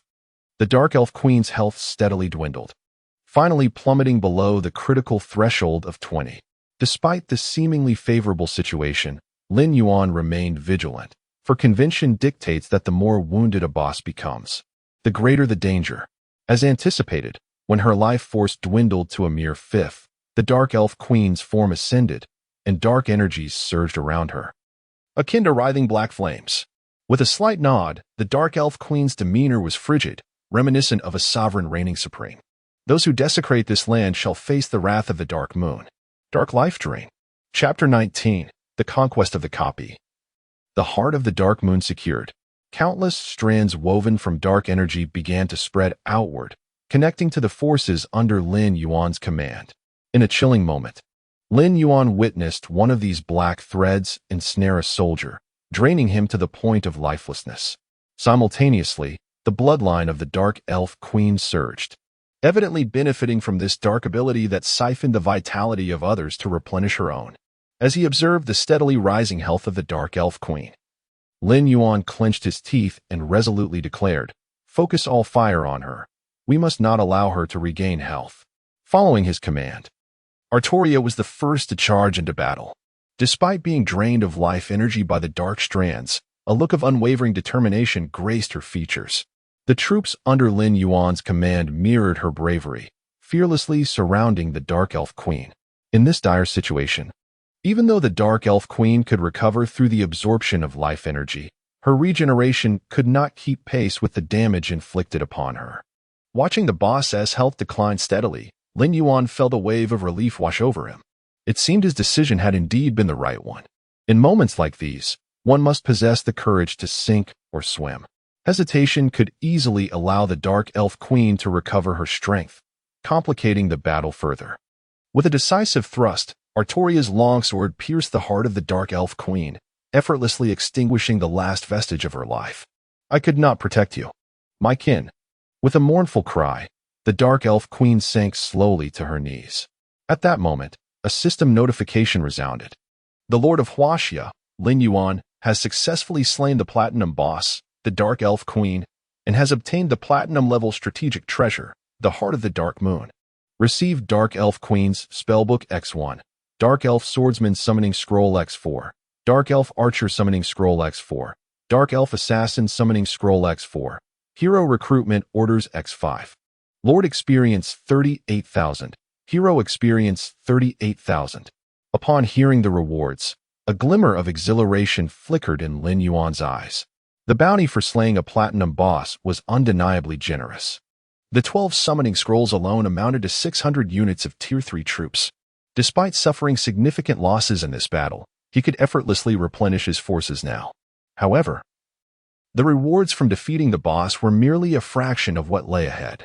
As anticipated, the world announcement soon reverberated once more. In the realm of Huaxia, the lord known as Lin Yuan has achieved the remarkable feat of being the first to vanquish a Platinum-level boss, earning rewards that include 2 random Platinum-level strategic treasure chests, 150 advanced resource packs, 300 equipment enhancement stones, and 5 hero recruitment orders. Furthermore, Lin Yuan has also become the first lord to successfully conquer the dungeon, Dark Moon Forest, receiving rewards that comprise 1 recruitment order for the Dark Elf Queen, 100 advanced resource packs, and 10 high-tier hero experience books. Following the consecutive announcements resonating throughout the world, the chat channel erupted in a wave of astonishment. Once again, it is the illustrious Lin Yuan. Such prowess, his achievements have completely dominated the world announcements. Can you believe it? The server has only been live for a few days, and he has already slain a platinum-level boss. Is this even humanly possible? Alas, it seems we are not playing the same game as this titan. The rewards are simply bountiful. A platinum-level strategic treasure chest, a recruitment order for the Dark Elf Queen, all valuable items. Indeed, my heart swells with excitement. I must rally my militia to tackle the dungeon. Haha. But perhaps the militia should stick to farming. Their combat strength is rather feeble, and I do regret choosing the human race for my troops. It is true that humans are rather weak in the early game. Yet isn't Lin Yuan also of the human race? Such distinctions of race matter little. A player of his caliber can wield any race with formidable strength. To be candid, Lin Yuan remains largely indifferent to external opinions. However, the rewards for being the first to clear Dark Moon Forest did catch him by surprise. The platinum-level strategic treasures are not particularly exceptional, though precious in the early game. They soon become commonplace as the game progresses. What truly piqued Lin Yuan's interest was the recruitment order for the Dark Elf Queen. The Dark Elf Queen's recruitment order, special item, description, upon use, it will refresh an S-tier hero, the Dark Elf Queen, in the tavern. This hero will be available in the tavern for 24 hours, so recruitment should be swift. Another S-tier hero. Lin Yuan inhaled deeply, his eyes betraying his excitement. It is well known that high-tier heroes are always in demand. Even though he already possesses the S-tier hero, Artoria, he would not mind acquiring another S-tier hero. After all, S-tier heroes possess boundless potential. Even as strategic treasures depreciate in value during the later stages of the game, A-tier heroes and above retain their worth. After successfully clearing the dungeon, Lin Yuan did not hasten to depart. Instead, he made his way directly to the ancient Dark Moon Tree. He had not forgotten that his primary objective in challenging this dungeon was to obtain the heart of the Dark Moon Tree. Failing to secure the heart would render his efforts utterly futile. Soon, Lin Yuan stood before the venerable Dark Moon Tree, where he could truly appreciate the immense grandeur of this millennia-old tree. Subsequently, Lin Yuan extended his hand and spoke. Artoria, may I borrow your sword for a moment? Of course, Artoria nodded and immediately handed her sword to Lin Yuan. It is worth noting that she was referred to as the Sword of Sealing precisely because of the blade she wielded. Consequently, her sword was remarkably sharp. Lin Yuan grasped the hilt and began to carve into the Dark Moon Divine Tree. Before long, he had sliced through to the interior of the tree, revealing a core that resembled a fruit. This core emitted a faint lunar glow, appearing exceedingly beautiful. Undoubtedly, this was the heart of the Dark Moon Tree. Even if the heart were removed, the Dark Moon Divine Tree would not wither, for there existed more than one heart within it. However, Lin Yuan was not so greedy as to excavate all the hearts. After all, to complete the 100 Rings task for Alaric, only one heart was required. Having retrieved this heart, Lin Yuan promptly made his way to Star Moon City. Although he was aware that no one could accomplish the 100 Rings task before him, he still wished to deliver his findings at the earliest opportunity. An hour later, Lin Yuan finally led his troops back into Star Moon City. Lord Alaric, I have brought you the heart of the Dark Moon Tree that you requested. After knocking on Alaric's door, Lin Yuan smiled as he presented the heart before him. Chapter 20. Successfully recruiting the Dark Elf Queen. Indeed, it is the heart of the Dark Moon Tree. Upon receiving the heart of the Dark Moon Tree, a flicker of excitement flashed in Alaric's eyes. He clearly did not anticipate that Lin Yuan could procure the heart for him in such a brief span of time. It is worth noting that the Dark Elves are not a congenial race. Obtaining a heart of the Dark Moon Tree from those Dark Elves is no trivial endeavor. With this heart in hand, my alchemical experiments will undoubtedly progress significantly. Thank you, Alaric spoke with palpable enthusiasm. In the coming days, I will seclude myself to conduct my research. After 3 days, I shall present you with a satisfactory reward. Lin Yuan replied with a smile. In that case, I shall await your good news. Indeed, Alaric nodded emphatically. Rest assured, I shall succeed this time.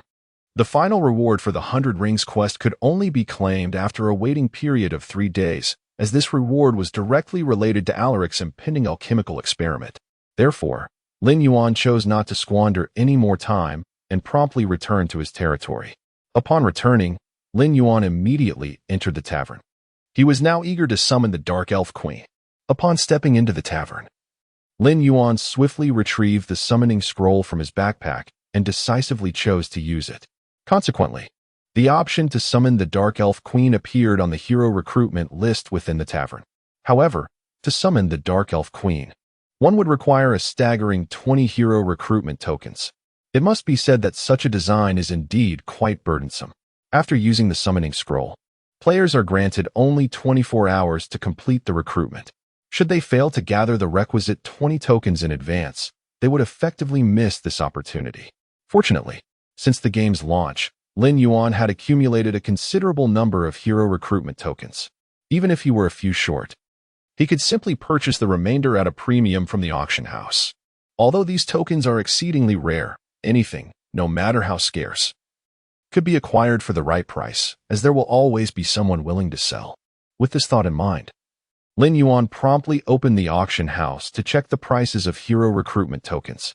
It must be said that there are indeed many affluent individuals in the Game Lord's era. The price of the rare hero recruitment token had skyrocketed to 1 million gold coins each. In other words, to recruit the Dark Elf Queen, one would need to spend at least 20 million. Lin Yuan casually bid on 6 hero recruitment tokens, expending 6 million gold coins to gather the necessary 20. Without a moment's hesitation, he chose to summon the Dark Elf Queen. Esteemed Lord, I, Kalen, am at your service. The proud and enchanting Dark Elf Queen once again manifested before Lin Yuan. However, this time, she was no longer an adversary, but had become a hero under Lin Yuan's command. Even in her cool, melodic voice, there lingered a hint of endearing charm. Yet, the newly recruited Dark Elf Queen was merely at level 1.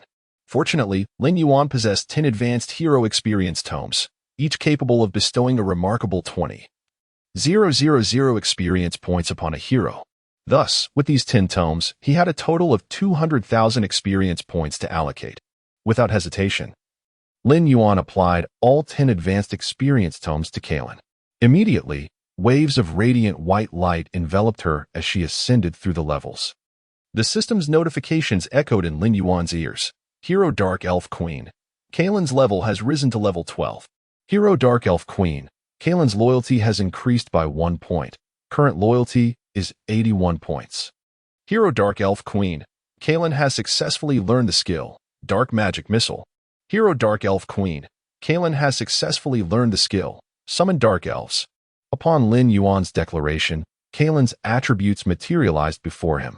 Hero, Kalen, S-Class Hero. Title, Dark Elf Queen Level, 12 Health, 1800 Mana, 1450 Magic Attack, 540 to 730 Defense, 120 Strength, 80 Agility, 160 Intelligence, 375 Skill, Dark Magic Missile upon use. It conjures multiple dark magic missiles around the user, inflicting damage upon a single or multiple enemy targets. The number of missiles is contingent upon the hero's level, with each missile dealing 60 of magical damage to foes. Skill, Summon Dark Elves upon use. It allows the summoning of several Dark Elves to assist in combat. The tier and number of summoned Dark Elves depend on the hero's current level. It must be acknowledged that the Dark Elf Queen certainly deserves her S-Class designation. When compared to Artoria, her attributes are indeed equally formidable. Moreover, both heroines possess their own unique allure. Artoria embodies the striking elegance of a valiant sword-wielding lady, while Kalen exudes the sultry grace of a regal queen. For other players, securing such a hero would be akin to striking gold. Yet, Lin Yuan had managed to amass both these illustrious heroes. Having completed the 100 Ring quest, Lin Yuan found himself devoid of any pressing matters. He resolved to dedicate the next 3 days to fortifying his territory, recuperating, and exploring the surrounding landscapes. He understood that haste often leads to failure, and sometimes a steady and secure development proves far more significant than a frantic rush to achieve success. In the ensuing 3 days, Lin Yuan engaged in but 3 endeavors: the construction of Lin Yuan City, training his troops in the wilderness under the leadership of Artoria and Kirin, and dispatching 2 additional heroes to explore uncharted territories. During this period, the level of the Lord's Manor was successfully elevated to 4. Simultaneously, the heavy infantry camp and the night training grounds were also established in succession. This development signified that Lin Yuan could now recruit 3rd-tier heavy infantry and 4th-tier knights. However, despite unlocking higher-tier troops, Lin Yuan did not exhibit much excitement. After all, the ability to recruit troops remained woefully scarce until the barracks level was enhanced. To expand his forces effectively, he would need to contemplate alternative strategies. Amidst this stable growth over the 3 days, what Lin Yuan anticipated the most was the reward for the 100 Rings quest. At last, the moment had arrived. On a morning when the sky had yet to fully brighten, Lin Yuan, accompanied by his troops, set forth towards Star Moon City, eager to meet Alaric and claim his quest reward. Chapter 21. The Dark Potion Formula. A lucrative monopoly. Your Excellency Alaric, how goes your alchemical experiments?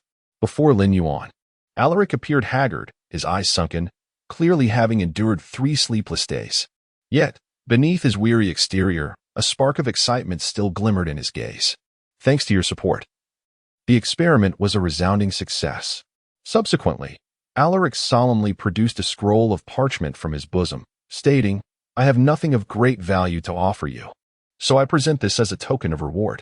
It is the culmination of years of my toil. I hope you will not disdain it. Lord Lin Yuan has successfully completed the task Alaric's final commission and received the reward, Dark Potion Formula. Indeed, this was the ultimate reward of the 100 Ring quest, a formula for an alchemical potion, though it may appear to be merely a recipe in a previous life. Someone had amassed nearly $1 billion from this very formula. It is well known that the most lucrative ventures in this world stem from monopolization.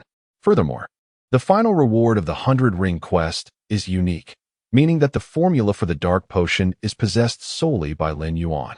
If Lin Yuan's memory serves him correctly, throughout the mid-game, the Dark Potion was revered as a god-tier elixir sought after by countless Lord players.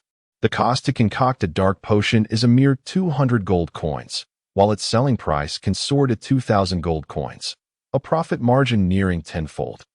Although Lin Yuan had little experience with secondary professions, he understood that a master alchemist could produce a single Dark Potion in no more than 3 minutes. This translates to a profit of 1,800 gold coins per potion. With the capacity to brew 20 potions in an hour, the pure profit could reach 36,000 gold coins. Even dedicating just 8 hours a day to potion making would yield nearly 300,000 in profit. In just a year, Lin Yuan could amass a fortune of 100 million through this Dark Potion formula. While Lin Yuan was already wealthy, who would ever frown upon accumulating more wealth? Idly consuming one's fortune invites eventual ruin. Only through continual expansion can one ensure a boundless supply. Yet, a dilemma arises. Although the production of dark potions is exceptionally profitable, he cannot afford to squander excessive time on it. Thus, he must seek someone trustworthy to undertake the brewing of dark potions on his behalf. After all, in the face of potential profits amounting to 100 million, it is rare for greed to be absent. Should the individual in question succumb to avarice, betrayal would inevitably follow. Having lived 2 lives, Lin Yuan possesses a profound understanding of human nature. In his previous life, his excessive trust in others led to his tragic demise at the hands of the abyssal demon. The memory of that deep-seated hatred caused him to clench his fists in anguish. In this lifetime, he vowed never to tread the same path, nor to repeat the same mistakes. After a moment of contemplation, Lin Yuan initiated communication with Butler Li. As of now, the Game Lord's era has been operational for over 7 days. All players who have entered the game are unable to log off, even by forceful means. Nevertheless, within this circumstance, players in the game can still initiate communication with the outside world. Soon, the connection was established. "Young master, is it you?" The voice of Butler Li resonated from the other end of the communication. "It is I." Lin Yuan directly inquired, "Uncle Li, have you entered the Game Lord's era?" Butler Lee chuckled and replied, "Isn't this game meant for the younger generation? At my age, I prefer to avoid such frivolities. You see, the older one gets, the less capable they become. I had thought to assist you in managing the company affairs, but since you have sold off the entire company shares, I suppose it is time for me to retire to my hometown. I plan to purchase a small villa in the countryside with a garden, cultivate some vegetables, raise a dog, and enjoy a tranquil life. That seems a splendid way to spend my twilight years. Having served as a butler for so many years, it is only natural that he has some savings sufficient to ensure his comfort in old age." Clearly, he still fails to comprehend why Lin Yuan made such a decision. After all, the Lin Corporation was founded by Lin Yuan's parents and was the legacy they left behind after their passing. Yet, Lin Yuan chose to liquidate all company shares. Initially, Butler Lee thought Lin Yuan intended to start a new venture but lacked the necessary capital. However, he could not have anticipated that after selling the shares, Lin Yuan would turn his attention to gaming, which left him somewhat disheartened. Nonetheless, given his position, he could not interfere with Lin Yuan's decisions. After hearing Butler Lee's response, Lin Yuan pondered for a moment before ultimately deciding to reveal the truth. "Uncle Lee, please pay close attention to what I am about to say, as it is of utmost importance to you." Upon hearing this, Butler Lee was momentarily taken aback. In his recollection, Lin Yuan rarely adopted such a serious tone when speaking to him. If possible, within the next few days, acquire a gaming pod and enter Lord's Era, for in 1 month, everyone on Earth will be forcibly transported into the game world. At that time, the game world will replace the real world, becoming the primary realm. The sooner you enter the game, the sooner you can establish an advantage. Upon hearing this, Butler Lee was left in a state of shock. Lin Yuan's words were indeed startling to him. He even began to doubt whether his young master had lost his senses. How could anyone utter such absurdity? I understand that this is difficult for any sane individual to accept. However, everything I have stated is the absolute truth. Lin Yuan spoke calmly. "I confide in you because I consider you one of my own. As for how I know this, you need not concern yourself. If you trust my words, then follow my instructions." Subsequently, Lin Yuan seemed to recall something and inquired, "By the way, there must have been quite a few news reports recently, right?" According to the timeline, players within the game should now be unable to exit normally. Upon hearing this, Butler Lee was taken aback, for Lin Yuan's assertion was indeed accurate. Recently, news regarding this incident had been incessantly emerging, dominating the headlines of major news websites. After all, the inability of players to exit the game is no trivial matter. Once the nutrient solution within the gaming pod is depleted, the players' bodies will inevitably deteriorate. The vast majority believe that this must be a malfunction of the gaming pod, preparing to collectively denounce the gaming company. Yet, it now appears that the occurrence of these events might not be mere coincidence. Chapter 22, I proclaimed myself a reincarnator. Do you believe me? If everything truly transpires as Master Lin Yuan has asserted, it is undeniably terrifying. Will the realm of gaming completely supplant the reality we know? Just the thought sends a shiver down Butler Lee's spine, enveloping him in an aura of surrealism. Yet now, every piece of evidence suggests that Lin Yuan has not deceived him. Furthermore, it appears that Lin Yuan possesses knowledge of some sort. Otherwise, he would not have been so resolute in liquidating his shares in the company. These are premium equities, after all. Even merely holding them would yield a considerable dividend each year. At that moment, a thought struck Butler Lee. His daughter had recently purchased a gaming pod, claiming she wished to play with her friends. A cold sweat trickled down his back as he contemplated this revelation.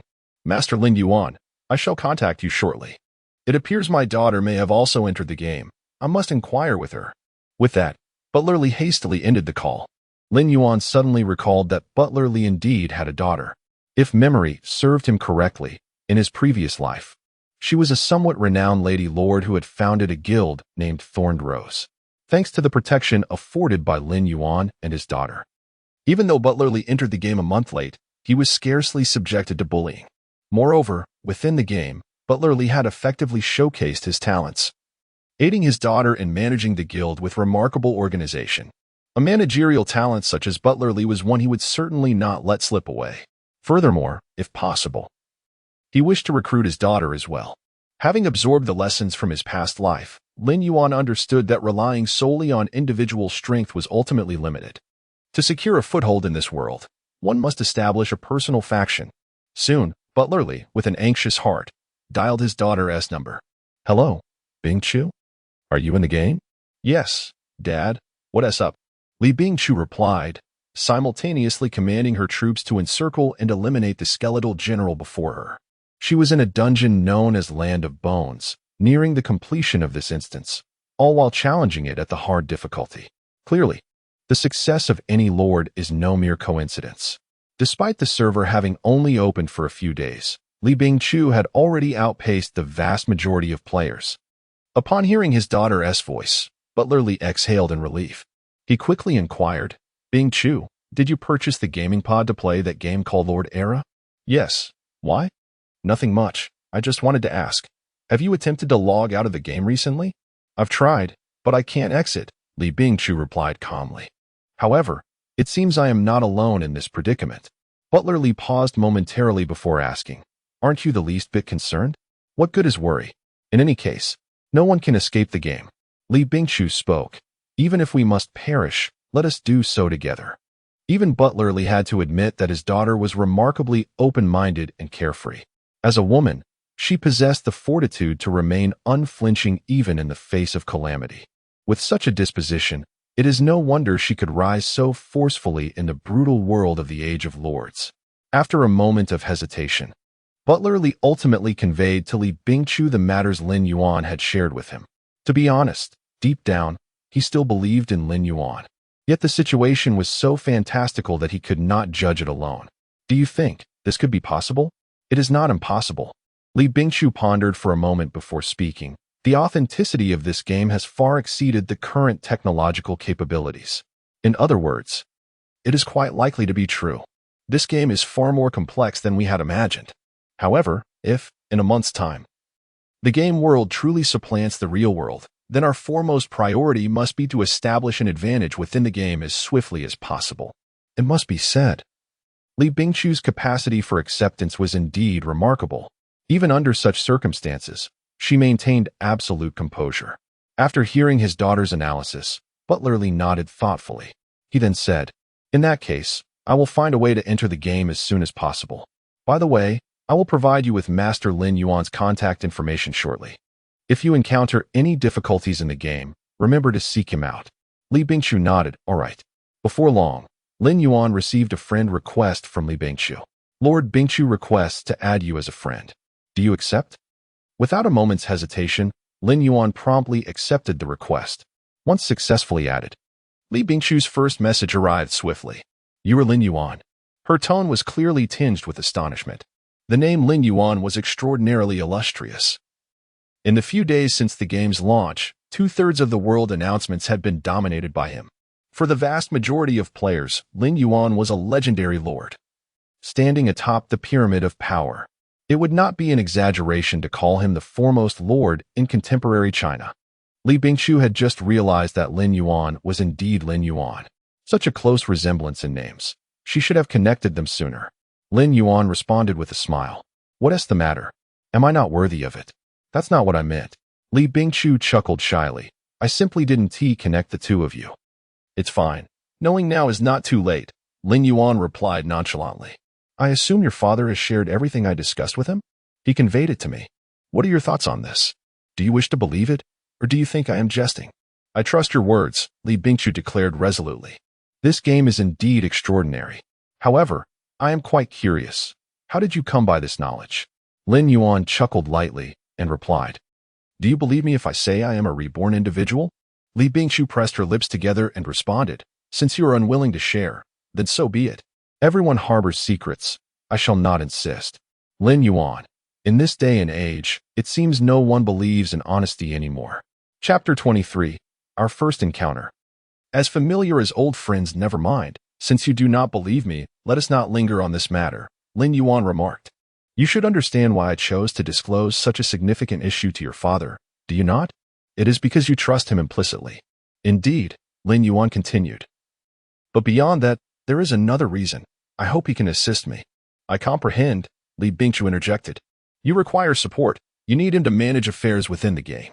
Astute observation, Lin Yuan chuckled, then added, however, beyond him, I hope you will also join me in this endeavor. Me? Li Bingshu appeared slightly taken aback. But it seems this is our first acquaintance. Our initial meeting feels like a reunion of old friends. Lin Yuan smiled. Did I not mention? I am a reincarnate. And I am well acquainted with you. What he spoke was indeed the truth. Although Lin Yuan had led a solitary existence in his previous life, he had crossed paths with Li Bingshu on several occasions.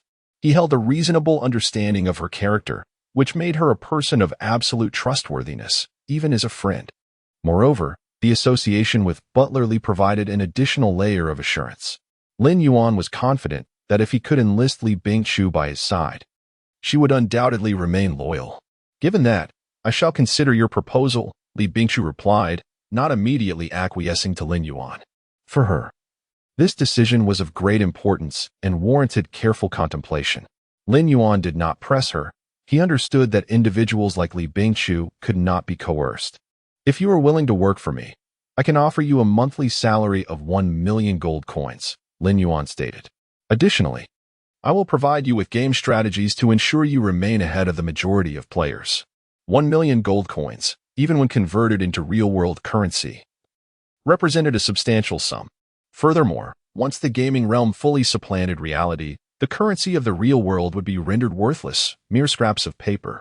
In that future, gold coins would be the true currency of value. With a mere declaration, Lin Yuan offered Li Bingshu an impressive monthly salary. His generosity stemmed from the belief that Li Bingshu was indeed worth such an investment. Li Bingshu was not only quick-witted, but also possessed an extraordinary talent for gaming. Upon hearing the compensation Lin Yuan proposed, even her composed demeanor flickered with intrigue. What captivated her, however, was not the million gold coins. While a monthly salary of 1 million may sound considerable, to someone of her capability, it was hardly significant. What truly mattered to her was Lin Yuan's willingness to share game strategies. Were these words to come from another, Li Bingshu would likely scoff. Yet, the crucial factor was that they emanated from Lin Yuan, an individual who dominated much of the global announcements, and the current de facto foremost lord of Huaxia. Should she choose to follow Lin Yuan, she might experience accelerated growth. This prospect was what truly moved Li Bingshu. Well, I have already laid out the conditions for you, Lin Yuan stated. Now, I shall grant you time to ponder this.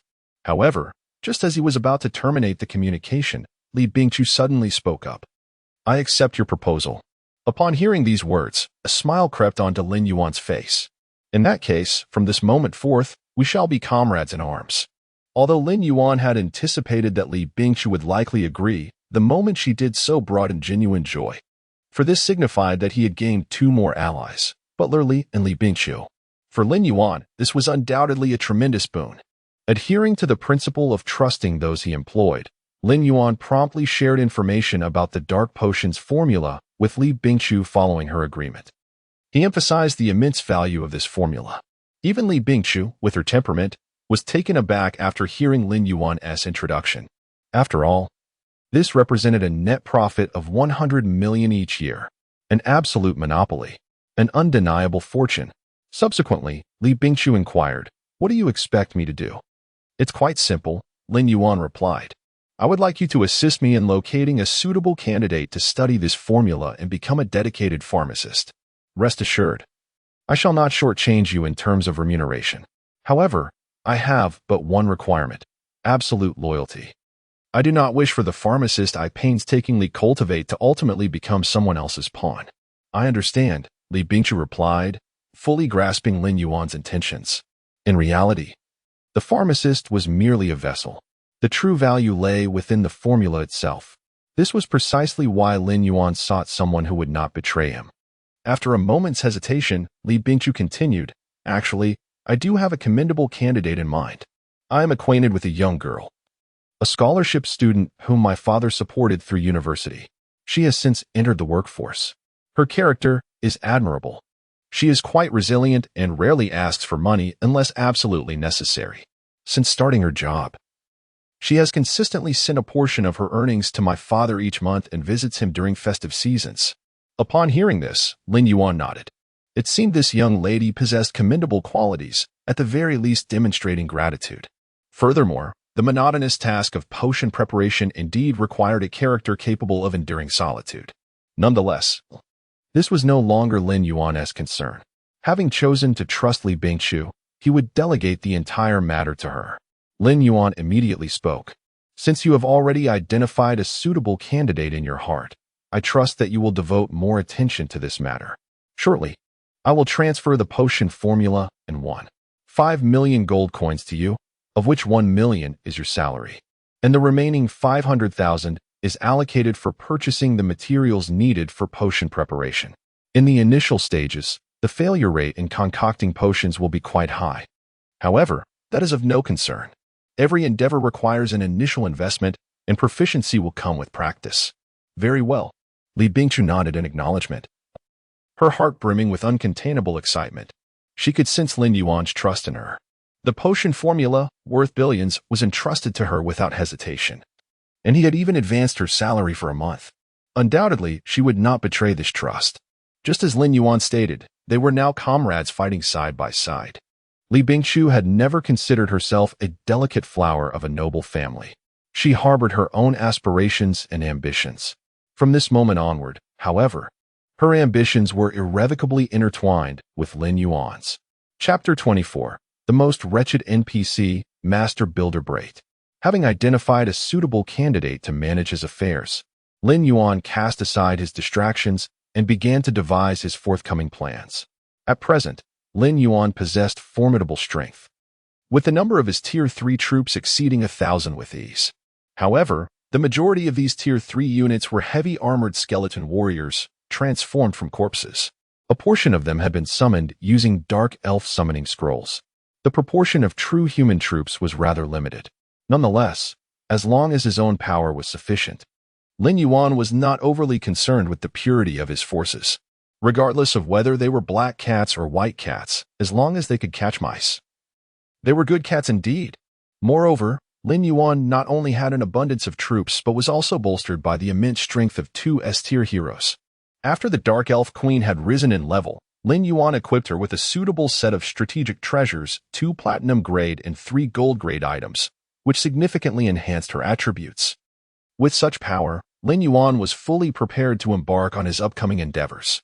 Given that Star Moon City was the nearest main city, Lin Yuan took a moment to recall if there were any suitable tasks he could undertake within its confines.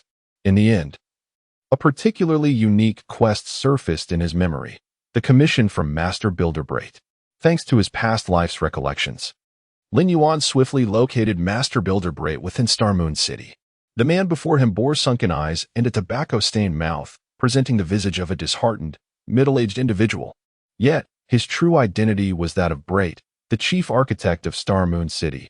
Indeed, the very city had been designed entirely by him.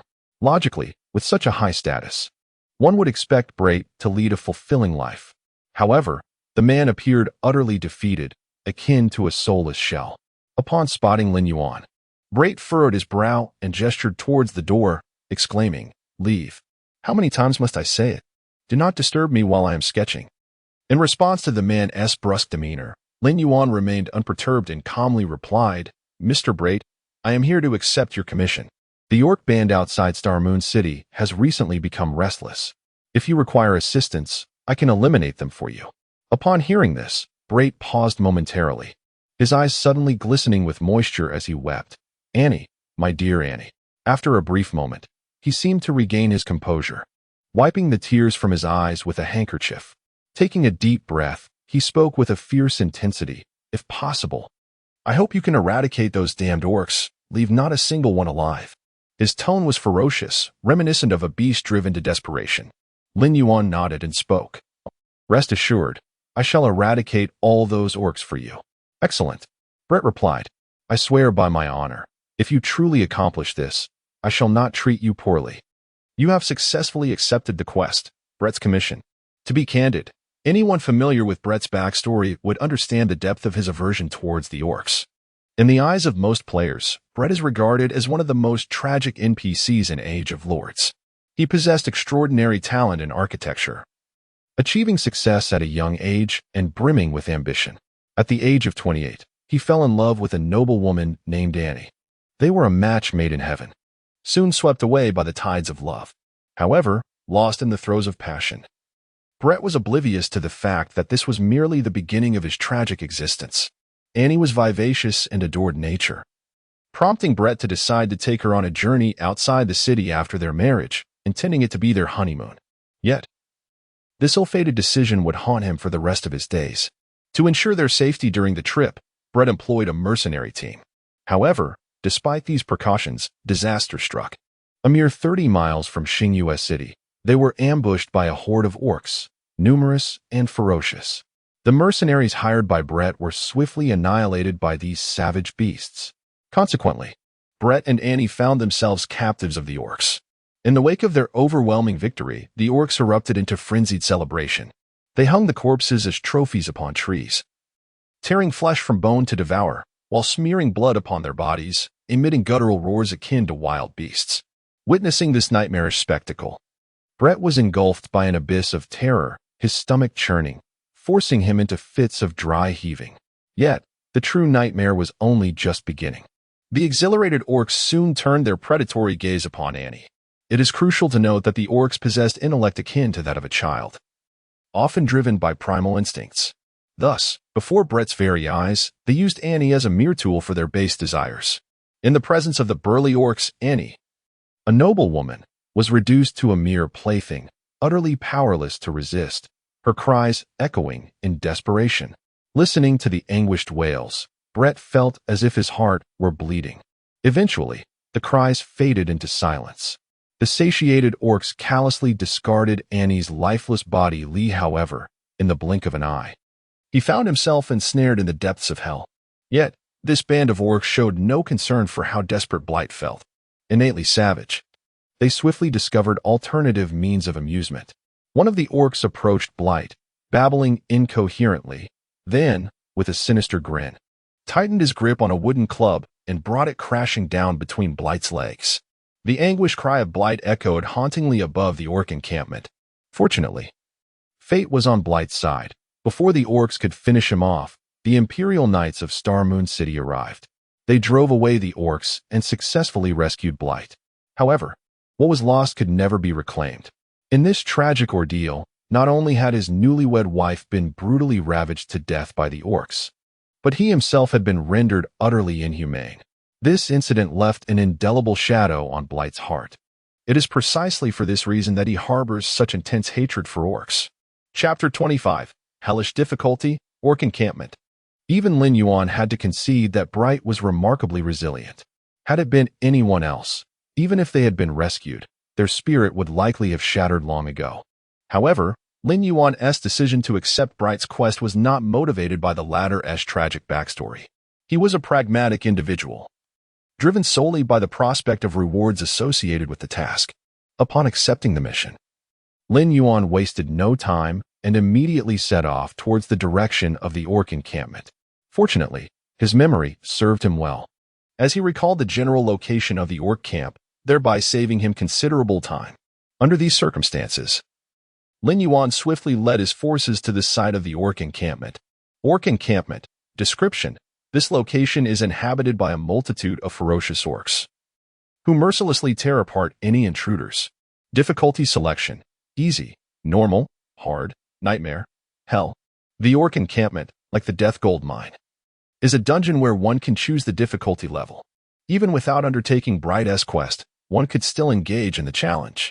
Yet, Lin Yuan was aware that the ultimate reward for this mission was directly tied to the difficulty of the dungeon. This meant that the higher the challenge level he undertook, the more substantial the rewards he could reap. With this thought in mind, Lin Yuan made his decision without hesitation, opting for the hellish difficulty. The hellish dungeon, orc encampment. Immediately, the landscape before Lin Yuan transformed. The orc encampment, reminiscent of a primitive village, materialized on the plains before him. Due to the orcs' limited intellect, they could only construct these exceedingly crude wooden huts. The air was thick with a putrid, metallic scent of blood. Lin Yuan raised his hand and commanded, "Attack." With ample forces at his disposal, a direct assault was always the wisest choice. At his command, nearly 1,000 heavily armored skeleton warriors charged towards the orc encampment. In fact, Lin Yuan could have upgraded the heavy armored skeleton warriors into more advanced skeleton knights. However, while the 4th-tier skeleton knights boasted enhanced agility, Their health and defense did not receive a significant boost. Moreover, Lin Yuan discovered that it required 4 heavy-armored skeleton warriors to synthesize 1 skeleton knight. This meant that with 1,000 heavy-armored skeleton warriors, he could only create 250 skeleton knights, which was not a worthwhile exchange for him. Roar. The charge of the heavy-armored skeleton warriors quickly drew the attention of the orcs. Within the orc encampment, furious growls erupted. A horde of orcs wielding massive wooden clubs surged forth from the encampment, engaging in battle with the skeleton army.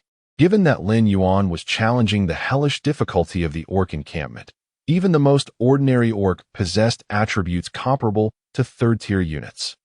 The first wave of orcs surged forth from the encampment, numbering approximately 200 to 300. With merely these orcs, it was impossible to breach the fortified line of armored skeleton warriors.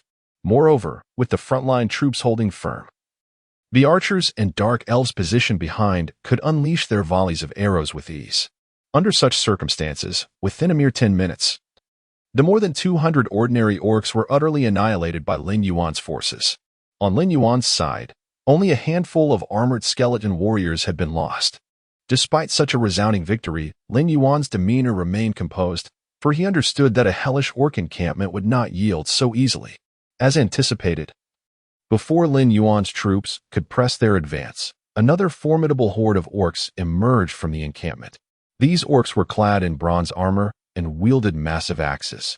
These well-equipped warriors were 4th-tier orc soldiers. Given the orc race's limited ingenuity, it was improbable for them to forge armor and weapons themselves. They could manage little more than wielding a wooden stick as a weapon. However, the tribal orcs routinely raided the dwarves, capturing a number of dwarven craftsmen to forge armor and weaponry for them. These equipped orc soldiers possessed high attack and defense capabilities, though their only weakness lay in their relatively slow movement speed. Fortunately, this batch of orc warriors was still not excessively large, numbering around 200. Lin Yuan felt prepared to confront them, eliminate them all. With Lin Yuan's command, the skeleton army charged forth once more. Simultaneously, Artoria and Kalen also chose to engage. Artoria, brandishing her long sword, transformed into a blur, fiercely penetrating the enemy ranks. Her speed was astonishing. Even the tough-skinned orc soldiers fell before her blade with but a single strike. Yet, when it came to efficiency in slaying foes, the Dark Elf Queen surpassed her. Kalen began to chant an incantation, and the floating spellbook around her commenced flipping its pages, unleashing dark magical energy. Magical bolts composed of this dark energy surged toward the surrounding orc warriors with ferocity. Despite the dark magic bolts inflicting only 60 of magical damage, they were more than sufficient to dispatch 4th-tier soldiers. After all, the prowess of an S-rank hero was undeniably formidable, particularly as Kalen was equipped with exceptional strategic treasures. As the dark magic bolts rained down, orc warriors toppled one after another at her feet. With the intervention of these 2 S-rank heroes, the tide of battle began to shift decisively in Lin Yuan's favor. However, at that moment, 2 towering figures suddenly emerged from the ranks of the orc army. These colossal beings stood an astonishing 3 meters tall, their muscular frames exuding a palpable explosive strength merely by their appearance. Moreover, the equipment adorned by these 2 orc chieftains is notably more refined. The colossal axes they wield are even inscribed with magical runes, clearly infused with arcane power. Orc Centurion, Golden Grade Boss, level, 25 health points, 58. 000 attack power, 720 to 950 defense power, 570 skills, Berserk Force, Axe of Destruction, an extraordinary warrior among the orc clan, capable of commanding hundreds of orcs. Possessing an immense physique that harbors terrifying strength, direct confrontation is ill-advised. Roar. A primal roar erupted from the orc centurion's mouth. Following this, the colossal figure took a step forward, swinging the massive axe directly toward the armored skeleton warriors. Crack, accompanied by the sound of splintering bones. No fewer than 4 or 5 armored skeleton warriors fell victim to the orc centurion's devastating strike. If these 2 orc chieftains are not restrained, they will undoubtedly inflict severe casualties upon his forces. Although Lin Yuan does not particularly concern himself with the loss of troops, That does not imply he will allow his army to perish in vain. It is imperative to impose limitations on these two orc centurions. Artoria, Kieran, intercept them. In fact, there was no need for Lin Yuan to issue commands. Artoria and Kieran had already positioned themselves before the two orc chieftains. Chapter 26. The Orc Shaman and the Blessing of the Beast God. Holy Light Slash. With a low exclamation, Artoria made her move first, her sword transforming into a blur as it cleaved towards the orc captain. Minus 3,056. Minus 2,896. Minus 2,784. Now, Artoria's hero level had ascended to 27. Enhanced by an array of exceptional strategic treasures, her damage output was truly remarkable.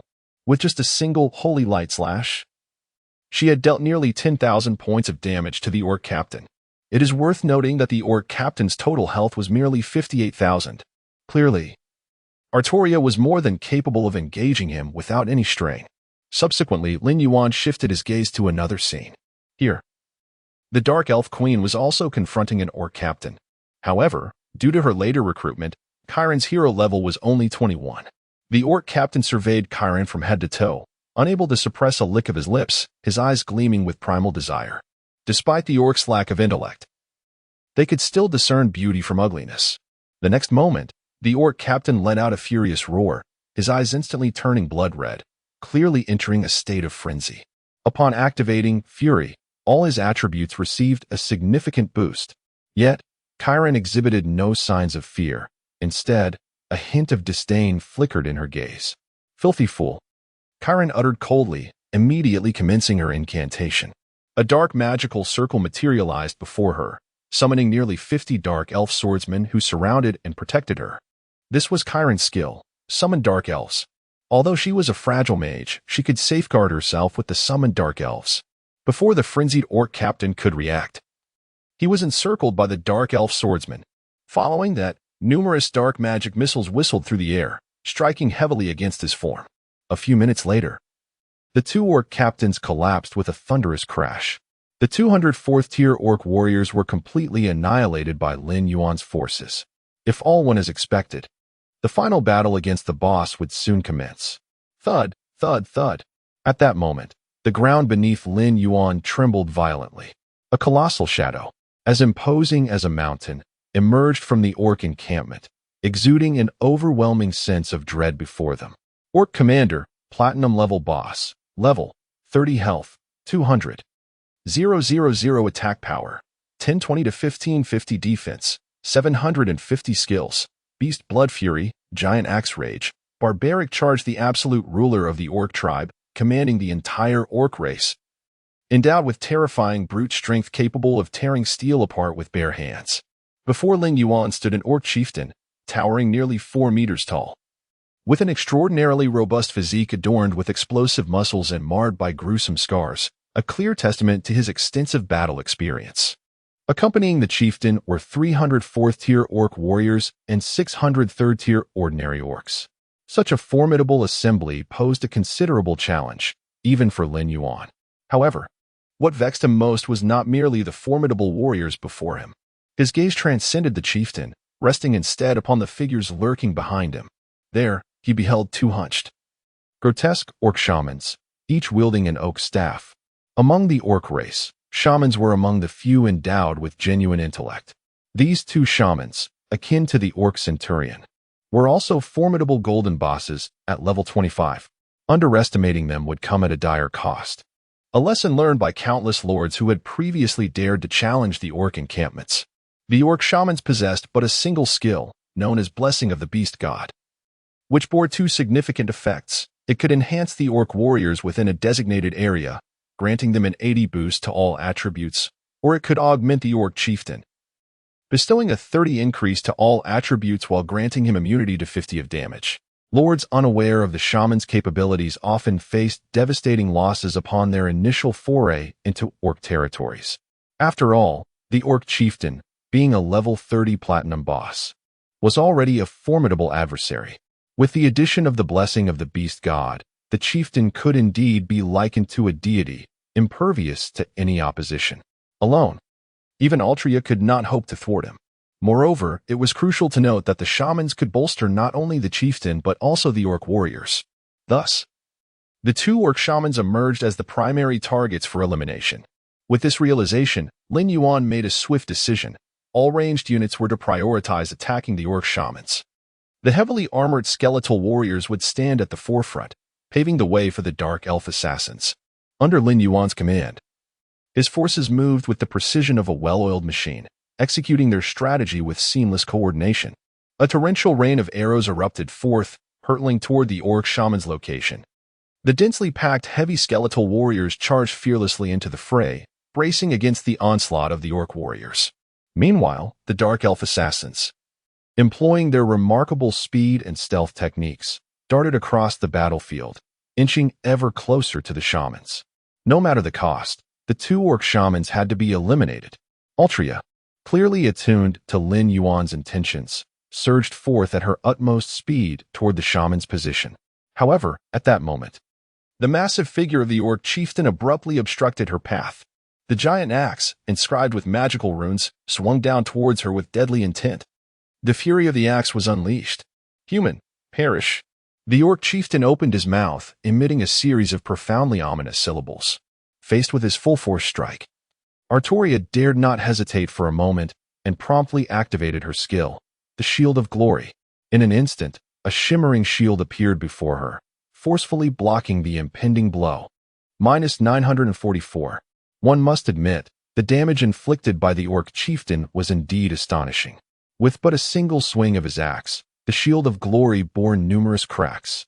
It is worth noting that, despite Artoria's heroic level of 27, she possessed merely over 4,000 health points. This implies that, without the protective shield, she would be unable to withstand even a few of the chieftain's attacks. At that moment, one of the orc shamans raised his staff high, beginning to chant incantations.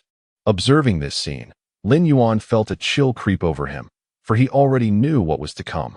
As expected, upon the completion of the spell, Blessing of the Beast God was conferred upon the orc chieftain. I can feel power. A crimson glow, as bright as blood, enveloped the orc chieftain. His physique swelled even further, muscles rippling with visible veins, with the blessing of the Beast God enhancing him. The chieftain not only gained a 30 boost to all attributes but also received a 50 reduction in damage. Die. With a deafening roar, the orc chieftain swung his axe down once more. The Shield of Glory before Artoria finally shattered with a resounding crash. Even her own form was sent flying, losing over 700 health points. The augmented orc chieftain's power was truly terrifying. Chapter 27. A Lethal Strike, Kalen's Explosive Damage. Divine Seal. After suffering a setback at the hands of the orc chieftain, Artoria swiftly recalibrated her strategy.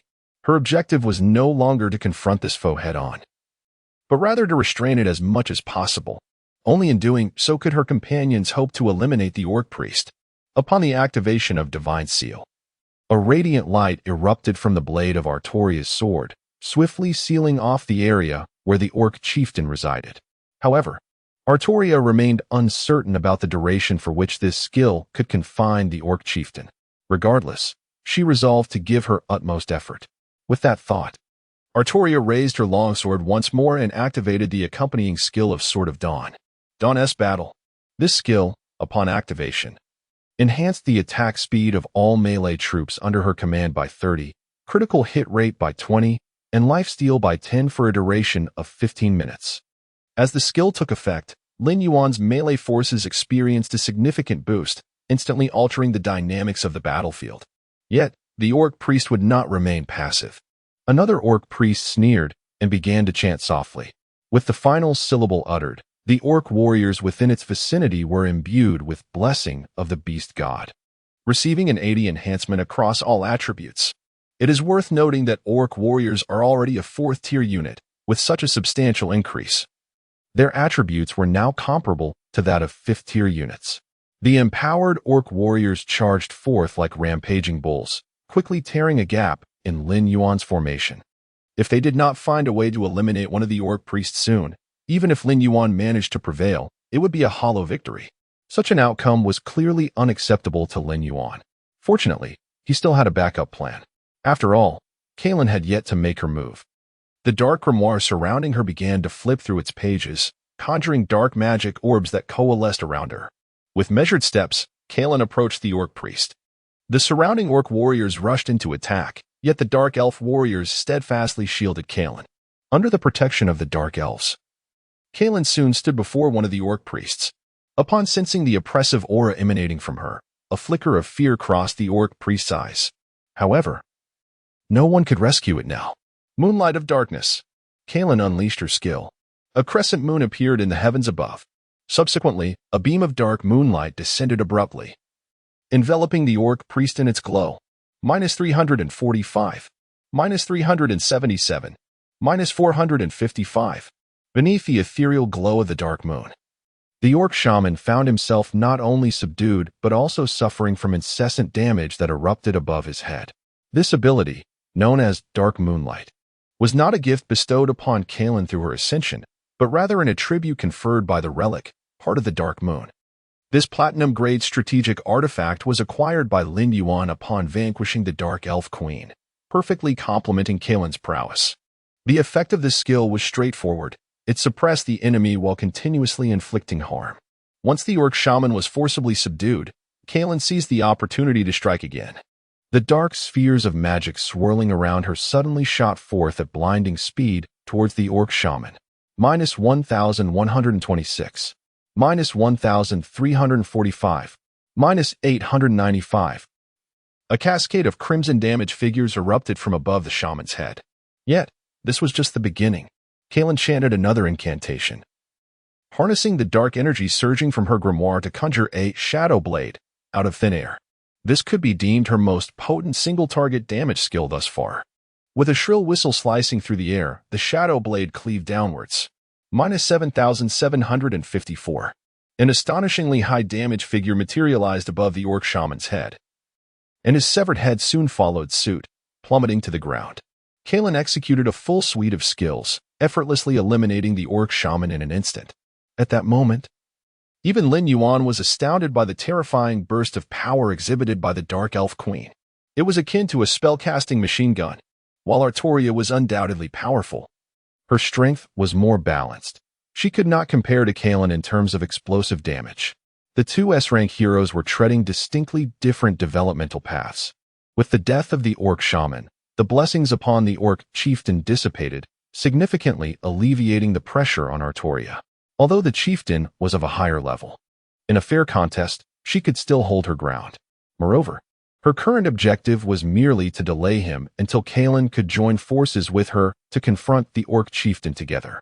The situation on the front lines was equally dire. The empowered orc warriors were ruthlessly slaughtering the heavily armored skeleton soldiers. The stark disparity in attributes rendered these skeletons as fragile as parchment before the orc warriors. However, Lin Yuan understood that if they could eliminate another orc shaman, the tides of battle would once again shift in their favor. Kaelin, with remarkable efficiency, quickly set her sights on another orc shaman. The latter, filled with dread, shouted and hollered, attracting a multitude of orc warriors who rallied to protect him. It was worth noting that to forcibly break through and safeguard the dark elf swordsman by Kaelin's side, many had already perished in the fray. The skill, Summon Dark Elf, is indeed subject to a cooldown period and cannot be employed without limitation. In this scenario, the orc warriors swiftly surrounded Kaelin. Several of their assaults had already struck her. Although Kaelin is an S-rank hero, her defensive capabilities are not particularly high. The enhanced orc warriors are still capable of inflicting considerable damage upon her. Under the relentless assault of numerous orc warriors, Kaelin's health steadily diminished. Witnessing this spectacle, the orc shaman could not help but grin, exuberantly gesticulating with a face full of mockery. Clearly, in its eyes, Kaelin was no longer capable of approaching or posing a threat. However, at that moment, a radiant smile blossomed on Kaelin's lips. How truly amusing to be underestimated by a horde of filthy ants. In the next instant, a surge of dark energy emanated from the dark grimoire. This dark energy instantaneously transformed into strands, connecting to the surrounding orc warriors. This move was the very one Lin Yuan had previously encountered. Dark life drain. At this moment, Kaelin truly embodied the aura of a dark elf queen. Chapter 28. The Slaying of the Orc Commander and the First Clear Reward. Upon the activation of Dark Life Drain, all orc warriors connected by the threads of darkness began to bleed profusely. Correspondingly, the life force they lost was entirely restored to Kaelin. In a mere span of 10 seconds, Kaelin regained nearly 20% of her health. Lin Yuan had previously experienced the formidable power of this ability. Once this skill was unleashed, one had to either quickly focus their attacks to eliminate her or engage her in a one-on-one duel as much as possible. Otherwise, the life force restored through Dark Life Drain would instill a sense of despair in all of Kaelin's adversaries, at the very least in the current situation. All the orc warriors had inadvertently become Kaelin's mobile reservoirs of health. Witnessing this scene, the orc shaman finally succumbed to despair. It discarded its staff and attempted to flee. Unfortunately, Kaelin would not let it escape so easily. Several dark magic missiles materialized out of thin air, akin to homing projectiles, and surged towards the direction of the orc shaman. -1,135, -1,456, -1,089. Blood-red damage numbers appeared above the shaman's head. With its feeble speed, it could not evade Kaelin's assault. Ultimately, the dark magic missiles extinguished its last remnants of health. As the orc shaman collapsed, the effects of blessing of the beast god dissipated. The once rampaging orc warriors, akin to wild bulls, immediately wilted. Lin Yuan's forces then mounted a counterattack. "Well done, Kaelin." Lin Yuan praised her, while also reminding, "Go assist Artoria. She is on the verge of collapse." With both orc shamans defeated, the battle had lost its suspense. Under the resurgence of the skeletal army, orc warriors fell one after another, their numbers dwindling. Eventually, many heavily armored skeletal warriors, finding no targets to attack, turned to besiege the orc commander. Though the orc commander was formidable, it ultimately found itself outmatched. Simply dealing with Artoria and Kaelin had already worn it down. Compounded with the onslaught from the sea of skeletons, its health plummeted at a visible rate. Even upon entering a berserk state with its health reduced to 20%, it proved futile. In its berserk state, Artoria immediately distanced herself, allowing Kaelin to unleash ranged attacks. Despite the heightened ferocity of the orc commander, which led to the demise of several armored skeletal warriors, it could not alter its fate. With a resounding crash, the orc commander's health finally depleted, and its gaze dimmed. Its massive form, akin to a small mountain, crashed to the ground, stirring up clouds of dust. Meanwhile, the system notification resonated in Lin Yuan's ears. The Lord of Huaxia, Lin Yuan, has successfully slain the Platinum-level boss, the Orc Commander, and obtained the Platinum-level strategic artifact, Shadow Battle Axe. Acquired, Orc Commander's Heart X1, Orc Commander's Fong X10, Orc Warrior Summoning Scroll X10, Hero Recruitment Order X5, Lord Experience 60. 000, Hero Experience 60, 000. World Announcement. The Huaxia Lord, Lin Yuan, has become the first to conquer the Hell-level dungeon, Orc Camp, and has received the reward, Orc Commander Recruitment Order X1. Advanced Resource Pack X150, High-level Hero Experience Book X15. It must be said that the rewards for clearing the Hell-level dungeon are indeed quite generous, particularly for a first-time completion where one can receive the initial rewards. This inevitably reminded Lin Yuan of a group of lords from his previous life who referred to themselves as dungeon hunters. Their greatest passion lay in exploring maps and delving into unknown dungeons. The driving force behind their endeavors was, of course, the rewards for first-time completions. It is well understood that the rewards for first-time completions, regardless of dungeon level, are never to be underestimated. Just as Lin Yuan received the Orc Commander Recruitment Order for his maiden conquest of the Hell-level dungeon, Orc Camp, however, Lin Yuan had no intention of recruiting this time. Although the Orc Commander is an S-grade hero, its specialization in commanding Orc troops did not align with Lin Yuan's developmental strategy. Furthermore, the Orc troops generally lack distinctive features and do not possess the high potential typical of human troops. Their only advantage may lie in appealing to those who favor a brutish, straightforward combat style. Additionally, nurturing heroes requires substantial resources. Quality, not quantity, is paramount. Thus, without a moment's hesitation, Lin Yuan opted to forego recruiting the Orc Commander, Nonetheless, his decision to refrain from recruitment did not diminish his recognition of the item's value. Even after many days since the game's launch, A-grade heroes remain exceedingly rare in the eyes of most players. As for S-grade heroes, they are even more elusive. Who else could afford to be so selective as Lin Yuan? It is no exaggeration to assert that if Lin Yuan were to place the Orc Commander recruitment order up for auction, it would undoubtedly fetch an astronomical price, starting at a minimum of several million.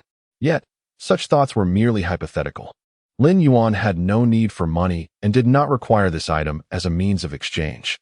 In fact, as the game progresses into its later stages, the value of certain items cannot merely be measured in currency.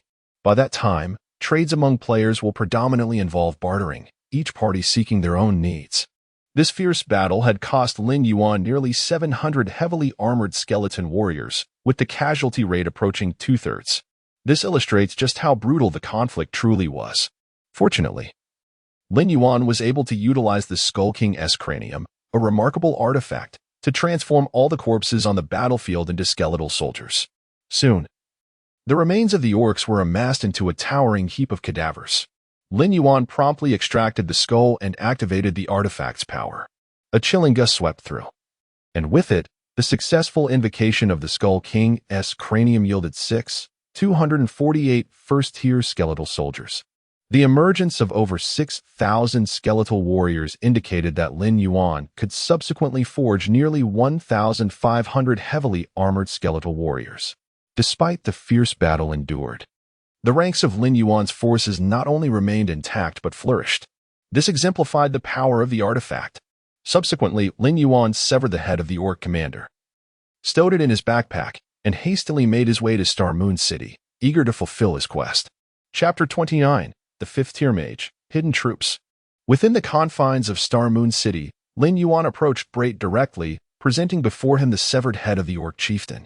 It is noteworthy that the rewards for this task were tiered according to the difficulty level of the dungeon completed by the player. Lin Yuan had triumphed over the hellish difficulty of the Orc encampment, thus securing the highest caliber of rewards. Upon beholding the grisly trophy, Brait's eyes brimmed with tears, his emotions surging forth. "Annie, at last, I have avenged you." In that moment, the sorrowful man felt no exhilaration from his revenge, only a profound sense of mourning and remembrance for his deceased wife. Once he had unburdened his heart, Brait's gaze returned to Lin Yuan, and he stepped forward, clasping Lin Yuan's hands in gratitude. "Thank you, valiant adventurer. Please accept my humble gift, for it is your due reward." Immediately thereafter, a system notification chimed. Lord Lin Yuan has successfully completed the quest Brait's commission. Quest completion, 100. Rewards, 5x 24-hour building acceleration scrolls, 10x 12-hour building acceleration scrolls, 120 by 1-hour building acceleration scrolls. Upon hearing the rewards, Lin Yuan's eyes sparkled with delight. He had indeed not misremembered. Completing Brait's commission granted him an abundance of building acceleration scrolls. The higher the quest's completion rate, the greater the number of scrolls received. Moreover, these exceptional items were non-transferable. Lin Yuan calculated roughly. The scrolls he obtained would reduce his construction time by nearly 15 days. This implied that, upon utilizing these scrolls, Lin Yuan would significantly outpace other players in the development of his territory. Such was the advantage of a reborn soul. Lin Yuan possessed an acute awareness of his objectives at every juncture, coupled with a crystal-clear vision. Upon returning to his territory with the building acceleration scrolls, Lin Yuan promptly initiated the construction process. Lord's Mansion, upgrade. Gunman Barracks, upgrade. Archer Camp, upgrade. Night Training Camp, upgrade. Blacksmith Shop, construct. Magic Tower, construct. With a plethora of building acceleration scrolls at his disposal, Lin Yuan felt as if he were playing on a private server. Without hesitation, he upgraded and then employed the scrolls to minimize the construction time. For instance, upgrading the Lord's Mansion to level 5 would typically require at least 7 days. However, Lin Yuan utilized 7 24-hour acceleration scrolls, instantly elevating the Lord's Mansion to level 5. At that moment, a world announcement resonated throughout the realm. World announcement. Lord Lin Yuan has become the first player to elevate the Lord's Mansion to level 5, earning rewards. 10x high-level Lord Experience books, 10x high-level Hero Experience books, and a 5th-tier unit upgrade scroll. As the world announcement resonated, Lin Yuan couldn't help but momentarily freeze. Then he recalled that the Lord's Mansion reaching level 5 would also yield rewards. In the chat channel, lords from various nations engaged in fervent debate. What the hell? The esteemed Lin Yuan has already elevated his Lord's Mansion to level 5? This is utterly preposterous. Didn't everyone enter the game at the same time? Why is my Lord's Mansion still at level 3? Indeed, this is outrageous. I can't shake the feeling that Lin Yuan is an insider for the game company. Damn it. This lord named Lin Yuan from Huaxia must be cheating. It's unfair. I want to file a complaint. File a complaint, you say? You can't even exit the game right now. Go ahead and report with your head. Alas, I'm starting to panic. Could it be that we truly can never exit this game for the rest of our lives? Haha, not being able to exit is just fine. This game is so enjoyable that I would gladly spend a lifetime in it. Higi, your thoughts are quite optimistic. The nutrient solution provided in the gaming pod will only sustain you for a month at most, if you can't exit the game after a month. Prepare to become a dried corpse in the pod. What the hell? That sounds terrifying. Had I known, I wouldn't have played this game. I'm truly unfortunate. Lin Yuan casually glanced through the chat channel. Initially, some were marveling at how swiftly he had upgraded his Lord's Mansion to level 5. However, the discussion quickly veered off course. After all, everyone worldwide was now unable to exit the game. The atmosphere of panic began to spread throughout the game. After shutting off the chat channel, Lin Yuan immediately began to tally his rewards. The Advanced Lord Experience book and Advanced Hero Experience book were straightforward. One provided a vast amount of Lord experience, while the other offered a significant amount of hero experience. Yet, what piqued Lin Yuan's interest most was the level 5 unit upgrade scroll. Level 5 unit upgrade scroll, special item, description, upon use. It can upgrade any level 5 unit to a high-level hidden unit. Hidden units. Upon reading the description of this upgrade scroll, an excited glimmer flickered in Lin Yuan's eyes. It is important to note that after the unit upgrade is completed, all units he recruits will be the upgraded hidden units. In his previous life, although Lin Yuan never obtained a hidden unit, he was well aware of their formidable nature. What was that saying? Have you never seen a pig run just because you haven't eaten pork? Lin Yuan remembered a certain orc lord named Andre, who fortuitously acquired a 9th-tier hidden unit, the Golden Behemoth. Originally, Andre was an obscure little lord. But after obtaining the hidden unit, the Golden Behemoth, he forcibly ascended to the top 10 of the North American lord rankings within just a month. His Golden Behemoth could even tear apart 9th-tier angels with bare hands. This illustrates just how powerful hidden units truly are. The 5th-tier hidden units, in terms of fundamental attributes, are already comparable to 6th-tier units. Moreover, the true strength of hidden units lies not in their basic attributes, but in their unique characteristics. Consequently, Lin Yuan wasted no time and immediately commenced the construction of the Mage Association. The 5th-tier unit of the human race is, indeed, the Mage. Once the Mage Association is established, Lin Yuan would be able to recruit mages. The construction of the Mage Association requires a substantial investment of 5 million food, 5 million wood, and 1 million silver coins. In addition, it necessitates 3 days for completion. For Lin Yuan, the resources were a minor concern. The construction time was of utmost importance. Fortunately, he still had construction acceleration scrolls at his disposal. Without a moment's hesitation, Lin Yuan utilized 3 24-hour construction acceleration scrolls, instantly completing the mage camp. Following this, Lin Yuan took out the 5th-tier unit upgrade scroll and promptly chose to use it. In the next moment, the system's notification sounded. You have successfully used the 5th-tier unit upgrade scroll. Please select the unit you wish to upgrade. Before Lin Yuan, there was only one option available, as the only 5th-tier unit he could currently recruit was the mage.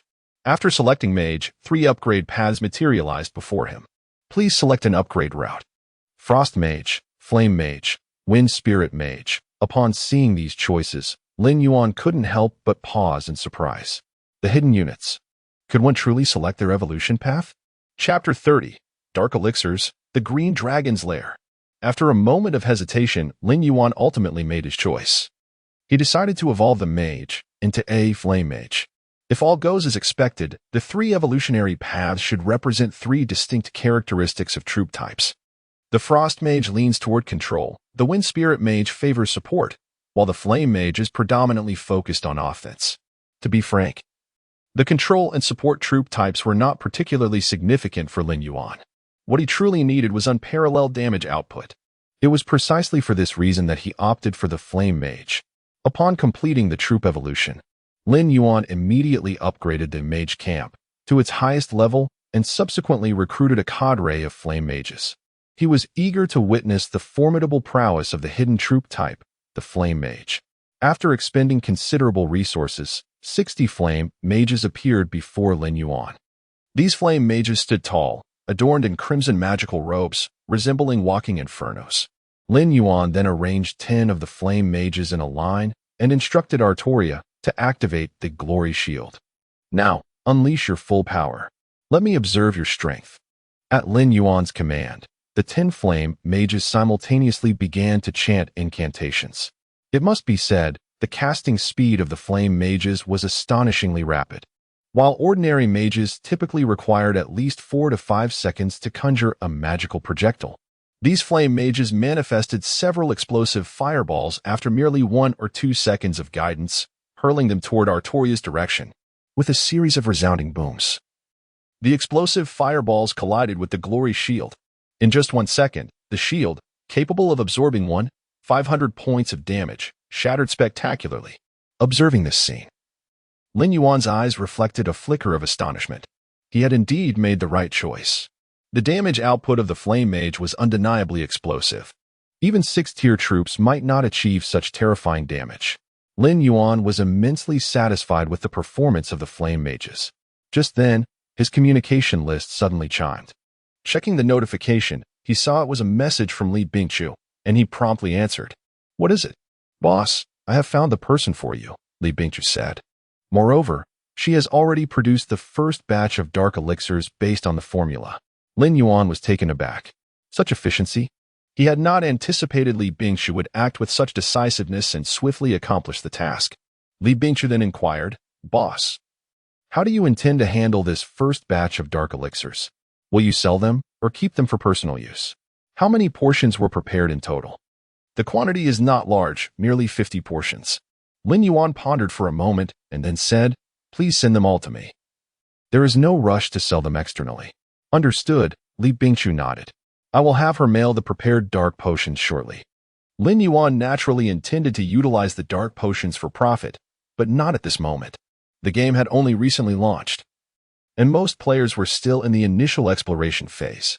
In such circumstances, only a select few could recognize the value of the dark potions. Regardless of how valuable a commodity may be, it must be sold at the appropriate time to maximize profit. Thus, Lin Yuan had no need to sell the dark potions prematurely. Furthermore, the efficiency of potion preparation was currently quite low, and for the foreseeable future, he would not have an abundance of stock. "By the way, there is one more thing I would like to ask of you," Lin Yuan said. Li Bingchu inquired. "What is it?" "I would like you to train a batch of dungeon hunters." "Dungeon hunters?" A flicker of confusion crossed Li Bingchu's eyes. "What do you mean?" "I mean a specialized exploration team to seek out dungeons for me," Lin Yuan explained. "As you know, first clear dungeons yield substantial rewards. Therefore, I need to cultivate such a team to explore the map and locate dungeons. I have no other requirements, but they must be sufficiently professional, ideally with a few heroes specialized in exploration." "I understand," Li Bingchu nodded, grasping Lin Yuan's intent. It must be said that Lin Yuan's idea was indeed quite constructive. At least, she had never considered such an approach before.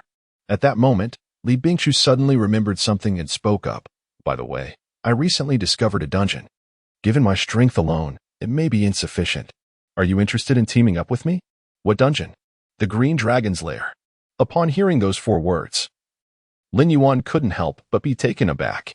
He indeed had some recollection of this dungeon.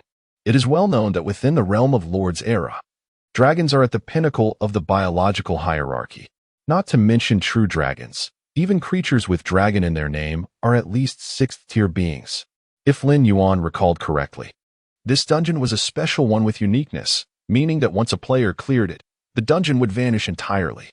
It must be said that Li Bingqiu was quite fortunate to have found the entrance to the Green Dragon's lair so early. However, the Green Dragon's lair is not a challenge that an ordinary lord could undertake. Lin Yuan remembered that clearing the Green Dragon's lair would grant access to the Green Dragon's treasure. Yet, guarding this treasure were 29th-tier Green Dragons. At the game's early stages, 9th-tier units could be described as cataclysmic forces. Previously, when Lin Yuan faced the hellish challenge of the Death Mine, he was merely a 9th-tier Bone Dragon, which compelled him to abandon the quest for completion. This illustrates the formidable nature of 9th-tier units. However, the Lin Yuan of today has transformed significantly. Thus, the Green Dragon's lair beckons him for a daring challenge. Contemplating this, Lin Yuan promptly inquired, "When do you intend to embark on the challenge of the Green Dragon's lair?" 2 days hence, replied Li Bingqiu. The day after tomorrow marks the beginning of a new week, allowing us to recruit another batch of troops, thereby enhancing our odds of success in the dungeon. Lin Yuan nodded in agreement. Very well, then, let it be 2 days hence. In his perspective, Li Bingqiu was blissfully ignorant of the dangers that lay ahead. The low-tier units recruited in the early game would likely prove insufficient to even satiate the appetite of those ferocious Green Dragons. Nevertheless, Lin Yuan refrained from elaborating further. Presently, Li Bingqiu was akin to an unrefined fledgling phoenix. Enduring trials would ultimately serve her well. Ultimately, to conquer the Green Dragon's lair, reliance on one's own strength would be imperative. Chapter 31. The Beastman Tyrant. Chunbei. 2 days later, Lin Yuan arrived at the designated coordinates, accompanied by his troops as previously arranged. Upon his arrival, he discovered that Li Bingqiu had already been waiting for him. "Boss, over here," she called out, waving at Lin Yuan. Standing at an impressive height of at least 1.7 meters, her delicate leather armor accentuated her alluring figure. With her long legs and strikingly beautiful face, she embodied the essence of a perfect enchantress. Beside her stood a man and a woman. The man had refined features, a slender physique, and fair skin, exuding an air of sophistication, while the woman was petite, her large, sparkling eyes radiating an undeniable charm. "Apologies for keeping you waiting." Lin Yuan smiled, turning to Li Bingqiu and inquiring, "Who are these two?" "This is Chunbei and Lin Mingming," Li Bingqiu introduced. "They're my friends, so I brought them along for the dungeon raid." It was evident that Li Bingqiu was quite cautious, likely concerned about the challenges posed by the Green Dragon's lair, prompting her to enlist additional help. "All right," Lin Yuan nodded, stating, "However, it is prudent to clarify a few matters beforehand. If possible, I would prefer the rewards from this dungeon to be distributed according to individual contributions." To be honest, Lin Yuan was indifferent to sharing rewards among a larger group. But the ultimate treasure of the Green Dragon was something he intended to claim for himself. Upon hearing this, Chunbei immediately responded with a grin, "Of course. That's only fair. Even brothers should keep accounts clear. We will distribute according to individual contributions. It seems more equitable that way." Lin Mingming chimed in. "I have no objections." From this exchange, it appeared that Li Bingqiu's friends were reasonable individuals. If they could not accept such a simple condition, it would be unnecessary for Lin Yuan to team up with them. After all, he was there for a dungeon raid, not to engage in charity. Before long, Li Bingqiu sent out group invitations to the 3 of them. Once they formed the party, Lin Yuan immediately heard Chunbei's exclamation, "Wow, you are the legendary Lin Yuan." Chunbei's eyes widened in astonishment. Lin Yuan glanced at him and replied, "What is the matter? Didn't Li Bingqiu mention it to you?" "Not at all." Chunbei scratched his head. "She only told me to join her for a dungeon raid. I never imagined she could persuade someone as esteemed as you to join us." "You weren't enchanted by her beauty, were you? I must warn you, despite her looks, her personality is quite dreadful. She's nothing short of a femme fatale." Li Bingqiu was nearly brought to laughter by his remark, promptly delivering a playful slap to the back of Chunbei's head. "Chunbei, behave yourself. Stop speaking nonsense, or I might just cut out your tongue." With a pained cry, Chunbei immediately covered his head and retreated to the side. "Did you see that, Lin Yuan? This is the true nature of this girl. If you marry her, be wary of her daily domestic violence." Lin Yuan chuckled softly and replied, "Don't overthink it. I've only known Li Bingqiu for a short while. Moreover, strictly speaking, I should consider myself her employer." "Employer? A flicker of confusion crossed Qinbei's eyes. Li Bingqiu explained. To put it simply, Lin Yuan hires me to work for him, paying me 1 million gold coins each month. Upon hearing this, Qinbei's eyes widened in disbelief. How much? 1 million gold coins? And that's every month?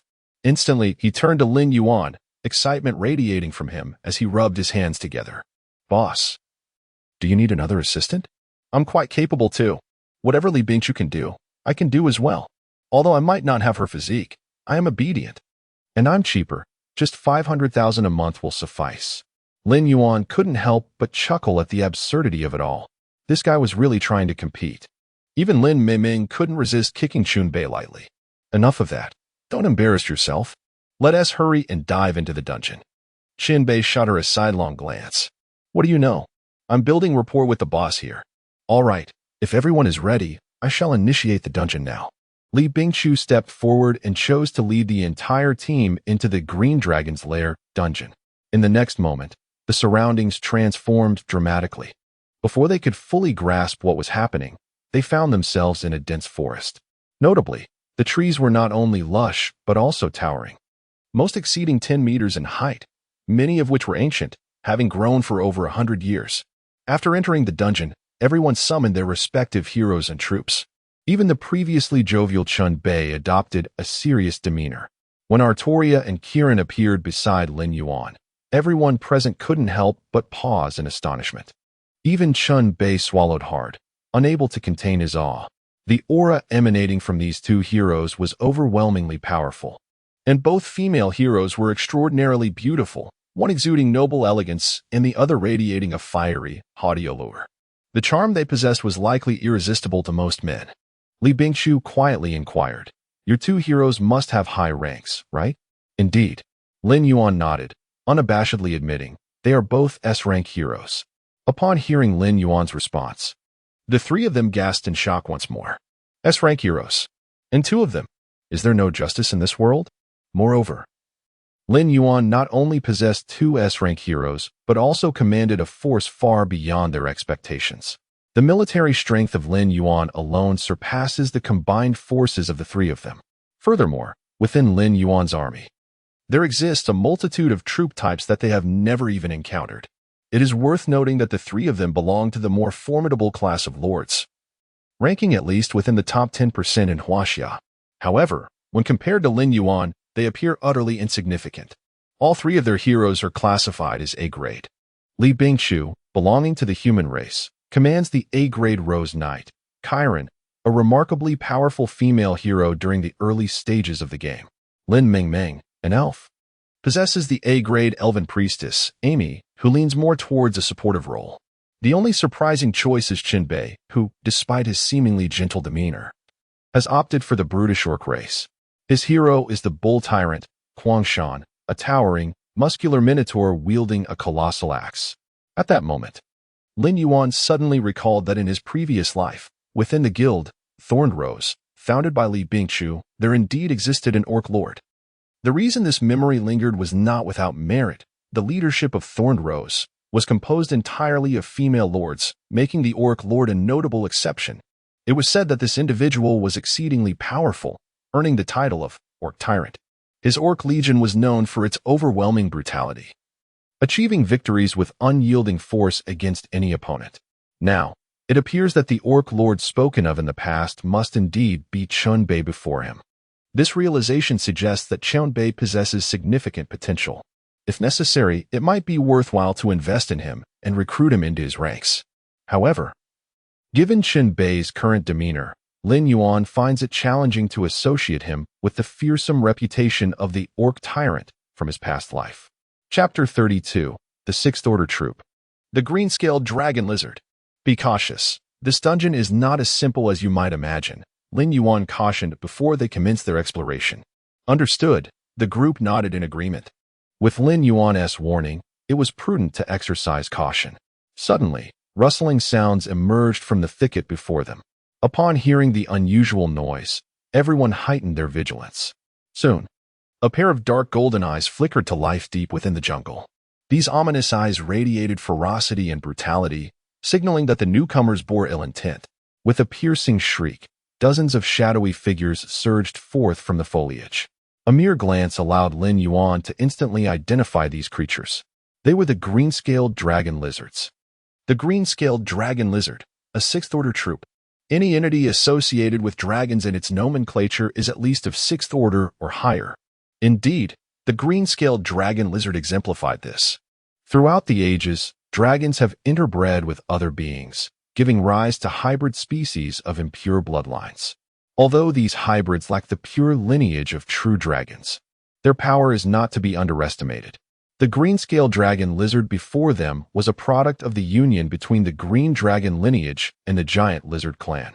Soon, these massive creatures, covered in verdant scales and as large as Tibetan mastiffs, clashed with their forces. Before long, Chunbei's expression began to darken. These lizards are exceedingly fierce. My fourth-order orc berserker was slain in 2 bites. Lin Yuan spoke gravely. These green-scaled dragon lizards are sixth-order troops. It is only natural for their offensive capabilities to be formidable. Sixth-order troops? Chunbei's lips twitched in disbelief. No wonder they are so ferocious. However, is the difficulty of this dungeon too extreme? We have scarcely entered and already encountered sixth-order troops. What awaits us further in? Dungeons, by nature, escalate in difficulty as one progresses. Chunbei began to doubt whether they could indeed conquer this challenge. At that moment, Lin Yuan's voice resonated once more in their ears. You will each take charge of 20 green-scaled dragon lizards. Merely hold them off and minimize casualties among our troops. The remainder is mine to handle. Upon hearing this, the 3 were momentarily taken aback. There were at least 120 to 130 green-scaled dragon lizards before them, and Lin Yuan had audaciously claimed half of them. Yet, no one questioned his decision, for he possessed the strength to back it up. Swiftly, nearly 2,000 heavily armored skeletal warriors surged forth to encircle the green-scaled dragon lizards. Although the heavily armored skeletal warriors were merely third-order troops, they held a decisive numerical advantage. Furthermore, they were not the main offensive force. Their role was solely to absorb the damage dealt by the green-scaled dragon lizards at the forefront. The true force behind the onslaught was none other than the fire mages stationed in the rear. Soon, these mages began to chant their incantations. A series of explosive fireballs coalesced and surged violently towards the direction of the green-scaled lizard. Boom, boom, boom. The air resonated with thunderous roars, and a cascade of blood-red damage values suddenly appeared above the heads of the green-scaled lizards. As hidden units, the fire mages boasted base attributes that could rival those of 6th-tier units.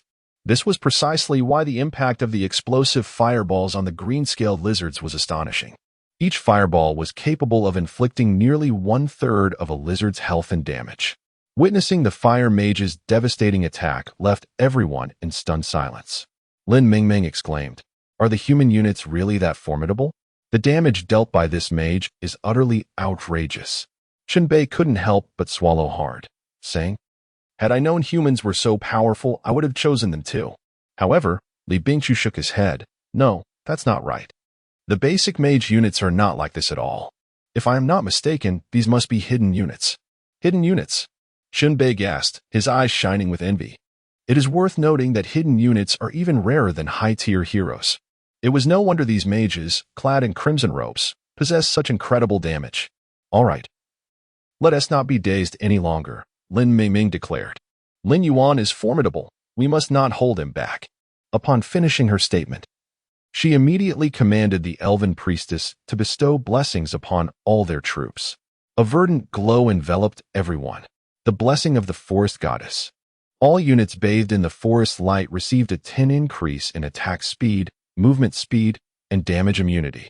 With this buff, the morale of their troops soared. Under the relentless bombardment of the fire mages, the green-scaled lizards fell one after another. However, the lizards retaliated fiercely. Unfortunately for them, they were surrounded by the heavily armored skeleton warriors and could not reach the fire mages in the rear, only able to vent their fury on the frontline skeletons. Although the heavy armored skeleton warriors suffered significant losses, to Lin Yuan, these sacrificial units were merely fodder. Even if they perished, he could summon them anew without a twinge of regret. The battle raged on for a full 15 minutes. Over 100 green-scaled lizards were entirely annihilated. However, their own losses were not insignificant. The heaviest toll was borne by Lin Yuan, who lost over 500 heavy-armored skeleton warriors. "Boss, are you all right? You lost so many troops. Is it serious?" Qin Bei looked at the scattered bones on the ground, a flicker of concern crossing his eyes. Even though these heavily armored skeletal warriors are merely third-tier soldiers, witnessing their significant casualties would evoke a sense of sorrow in anyone.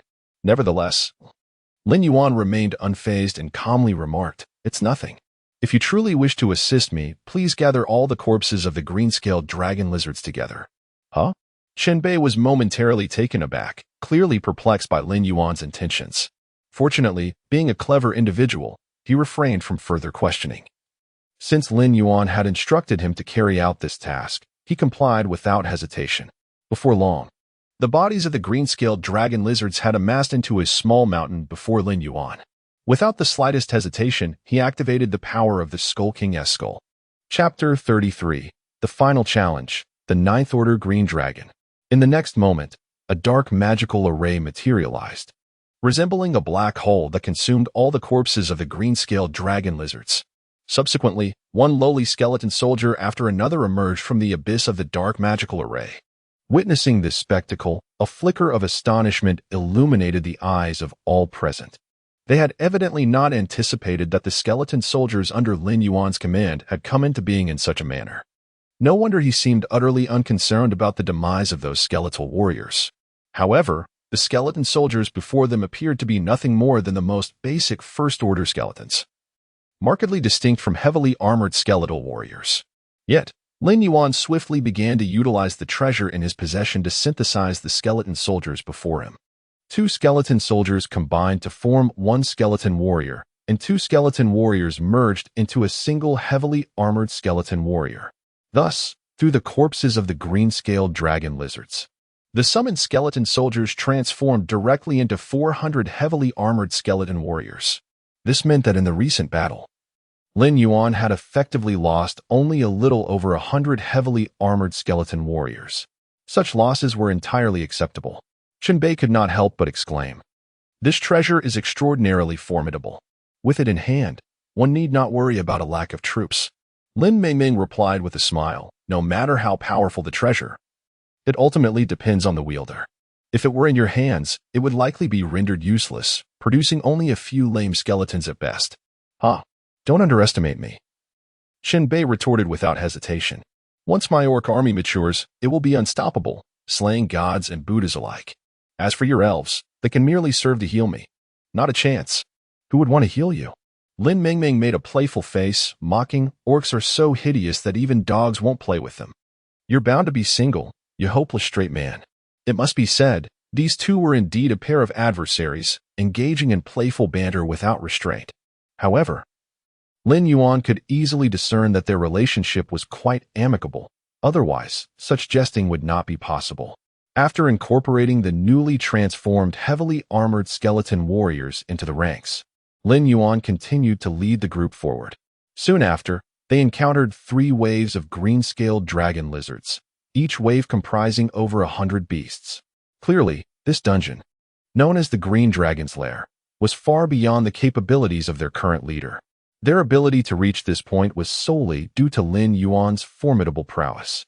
Without him, even if their troops had perished, they would not have made it this far. Nevertheless, during these subsequent rounds of combat, Lin Yuan took into account the potential losses and opted to enlist the help of Artoria and Kirin. With the strength of these 2 S-class heroes, facing mere 6th Order troops was a trivial matter. They could easily contend with 10 foes at once. Thus, after the 2 of them joined the fray, Lin Yuan's battle losses swiftly transformed from negative to positive. The heavy-armored skeletal warriors, born from the cadavers of the green-scaled dragon lizards, outnumbered the fallen by a slight margin. For Li Bingqiu and Qin Bei, there were also gains to be had. From the remnants of the green-scaled dragon lizard, a plethora of valuable materials could be extracted, such as dragon lizard eyes, dragon lizard blood, and dragon lizard fangs. All of these were exceedingly precious alchemical components. When placed in the auction house, they would undoubtedly fetch a handsome price.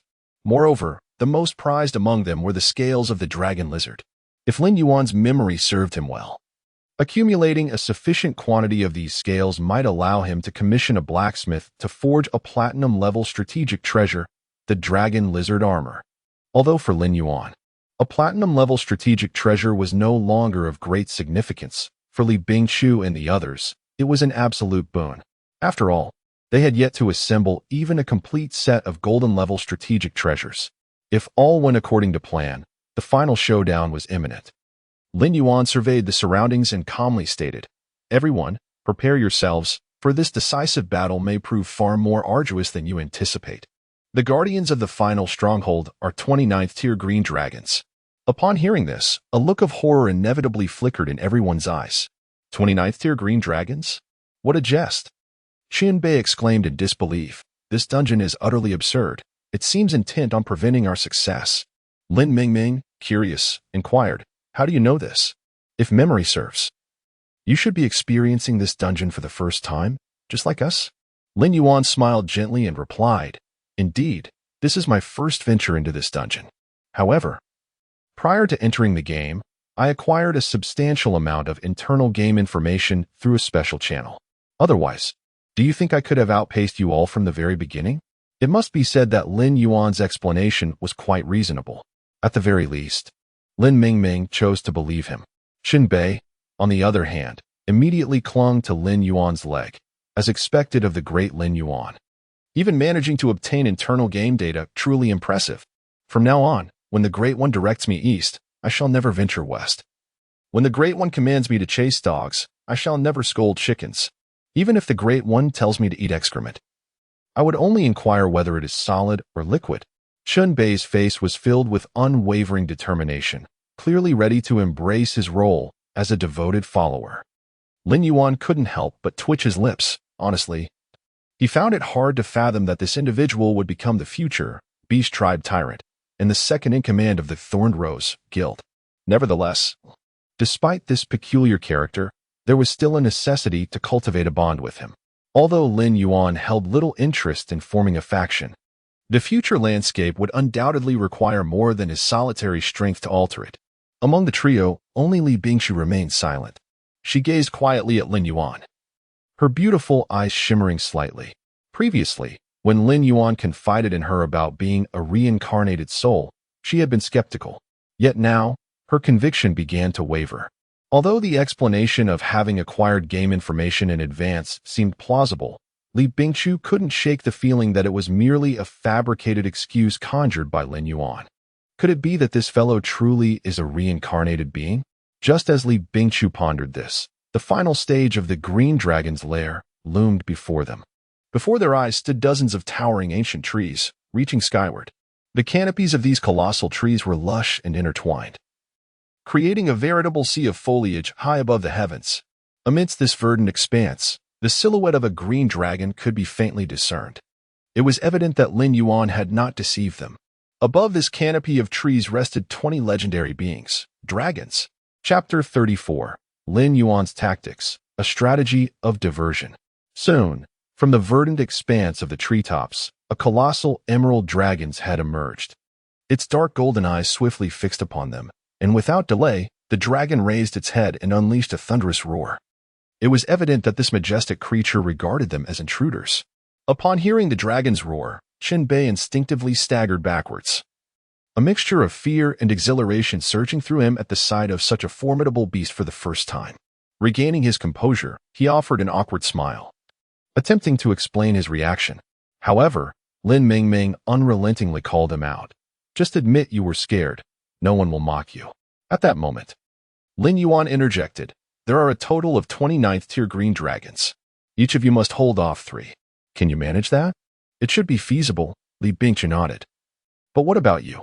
Lin Yuan replied solemnly, "I will handle the remainder.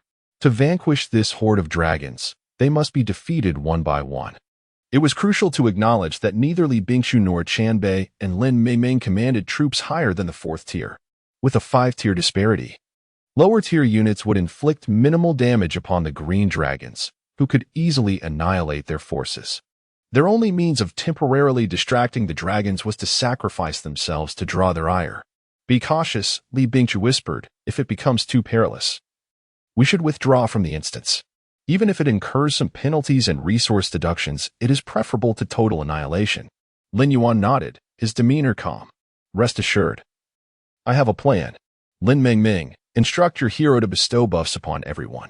Understood, Lin Mingming responded, promptly commanding her elven priestess to cast a spell. Blessing of the Forest was once more bestowed upon all. Immediately thereafter, her elven archers unleashed a volley of arrows towards the green dragons soaring above the treetops. -156. -78. -121. Due to the tier suppression, the third-tier elven archers could barely scratch the dragons. The rain of arrows resulted in merely a slight loss of health for the green dragon. However, Lin Mingming's intention was not to slay the dragon, but simply to divert its attention. Once the dragon's ire was captured, it dove directly towards Lin Mingming. The dragon opened its massive jaws, conjuring a wind projectile aimed at the elven archers. Boom! The force of the dragon's attack exceeded their expectations. That single wind projectile obliterated 4 elven archers into mere fragments. Witnessing this scene, Lin Mingming's expression shifted dramatically. If the situation continued in this manner, her forces might not endure for long. Time was of the essence, they needed to act swiftly. Lin Yuan took a deep breath and immediately commanded the fire mage behind him to launch an attack on another green dragon. As soon as he issued the command, a barrage of explosive fireballs struck the green dragon's body with a resounding force. 345. -296. -256. However, the damage inflicted by the fire mage upon the green dragon caused Lin Yuan to frown in dismay. It was known that even a third-tier elven archer could deal more than 100 points of damage. As a hidden unit, the fire mage's damage should have been considerably higher. Yet, Lin Yuan quickly came to a realization. If his assumptions were correct, the green dragon before him possessed the trait of magic immunity. Under such circumstances, all magical attacks inflicted upon it would be diminished by 70 of their damage. Damn it. I forgot to consider that. Lin Yuan cursed inwardly but did not abandon the assault. Soon, the green dragon, dwelling in the treetops, was lured out one after another. Li Bingqiu, Chen Bei, and Lin Mingming each followed Lin Yuan's instructions to draw away 3 green dragons. Nevertheless, even with this strategy, Lin Yuan felt immense pressure. After all, he was facing 11 ninth-tier green dragons, all by himself. Each green dragon's attributes were comparable to that of a level 30 golden boss. In essence, Lin Yuan was simultaneously confronting 11 golden bosses. Fortunately, Lin Yuan quickly discerned the attacking patterns of these green dragons. Their attacks could be categorized into 2 types: claw rending, which was a single target attack, and howling wind bullets, which were area attacks. Each wind bullet spewed forth from the dragon's maw could instantly annihilate a legion of heavily armored skeleton warriors. Under such conditions, Lin Yuan's forces were rapidly diminishing. If it were anyone else, they would have likely succumbed to impatience by now. However, Lin Yuan remained composed. If he did not devise a strategy to break the deadlock, he might not survive the onslaught long enough to eliminate all the green dragons, as his forces would suffer catastrophic losses. After contemplating for a moment, Lin Yuan swiftly conceived a solution. He retrieved the skull of the Skeleton King and directly initiated the fusion with the armored skeleton warriors on the battlefield. Within mere seconds, all the armored skeleton warriors were forcibly transformed into 4th-tier skeleton knights. Over 2,000 heavily armored skeleton warriors were converted into just over 1,000 skeleton knights. Although the numbers had halved, the skeleton knights possessed significantly greater mobility. Moreover, this transformation reduced the density of Lin Yuan's forces considerably. This was precisely Lin Yuan's intention. He aimed to neutralize the effectiveness of the green dragon's area attacks while leveraging the high maneuverability of the skeleton knights to engage with these dragons. Before long, Li Bingqiu, who had been observing the situation, swiftly grasped Lin Yuan's intentions. Subsequently, she promptly reminded them, "Disperse your troops. Such a strategy will effectively mitigate the collective damage from the wind orbs and allow you to endure for a longer duration." Under Li Bingqiu's counsel, both Chen Bei and Lin Mingming chose to follow suit. Indeed, once the formation was scattered, the potency of the green dragon's wind orbs was correspondingly diminished. Meanwhile, on Lin Yuan's side, Artoria and Kirin unhesitatingly opted to concentrate their fire on a single target. Artoria raised her longsword, decisively unleashing the holy light slash. 3 radiant blades of light immediately inflicted substantial damage upon the green dragon. Kirin, not to be outdone, after chanting the incantation, effortlessly conjured several dark magic projectiles, which swiftly surged toward the direction of the green dragon. Chapter 35, The Dungeon Clearance, the Green Dragon's Treasure. Although the inherent attributes of the green dragon are comparable to a level 30 golden tier boss, for Artoria, the challenge posed little pressure. Conversely, Kirin struggled to inflict significant damage due to magical immunity limitations. Nevertheless, even under these circumstances, the health of the green dragon continued to plummet under the combined might of 2 S-rank heroes and a multitude of ranged units. 2 minutes later, accompanied by a piercing wail, the massive green dragon plummeted from the heavens. Simultaneously, a system notification resonated in Lin Yuan's ears. Defeated a 9th-tier green dragon. Received Green Dragon Scales X10, Lord Experience 19500, Hero Experience 19,500. As he gazed at the fallen dragon, a flicker of excitement sparkled in Lin Yuan's eyes. Success. Though this was merely the first green dragon he had slain, it marked a promising beginning. Next, his objective was to systematically eliminate the remaining green dragons, one after another. In truth, it was not only Lin Yuan who felt exhilarated. The other 3 members of the team were equally filled with excitement. They finally glimpsed the hope of victory. The spirit of knighthood. The battle of dawn. At that moment, Artoria raised her sword high, unleashing 2 consecutive skills. Instantly, Lin Yuan's troops received a substantial enhancement. Under these circumstances, the rate at which the green dragon's health diminished accelerated even further. As time passed, 1 green dragon after another fell from the sky. Though the casualties among their forces were severe, in the face of impending victory, such losses were inconsequential. However, as the number of green dragons dwindled below 10, an influx of green-scaled dragon lizards surged forth, launching an assault upon them. Faced with this sudden turn of events, Lin Yuan furrowed his brow and promptly made a decision. Ignore these dragon lizards and continue the assault. It was evident that the green-scaled dragon lizards were there to disrupt their rhythm. Diverting their focus to deal with the dragon lizards would only lead them into a trap. Such folly was not something Lin Yuan would entertain. With a thunderous crash, another green dragon's health was entirely depleted, sending it crashing down from the sky. Lin Yuan roared, "Push harder, we are almost there." Understood. The responses from everyone were resolute. They were acutely aware that they were merely 1 step away from clearing the dungeon. Lin Yuan surveyed the battlefield. Out of over 1,000 skeletal knights, only around 400 remained.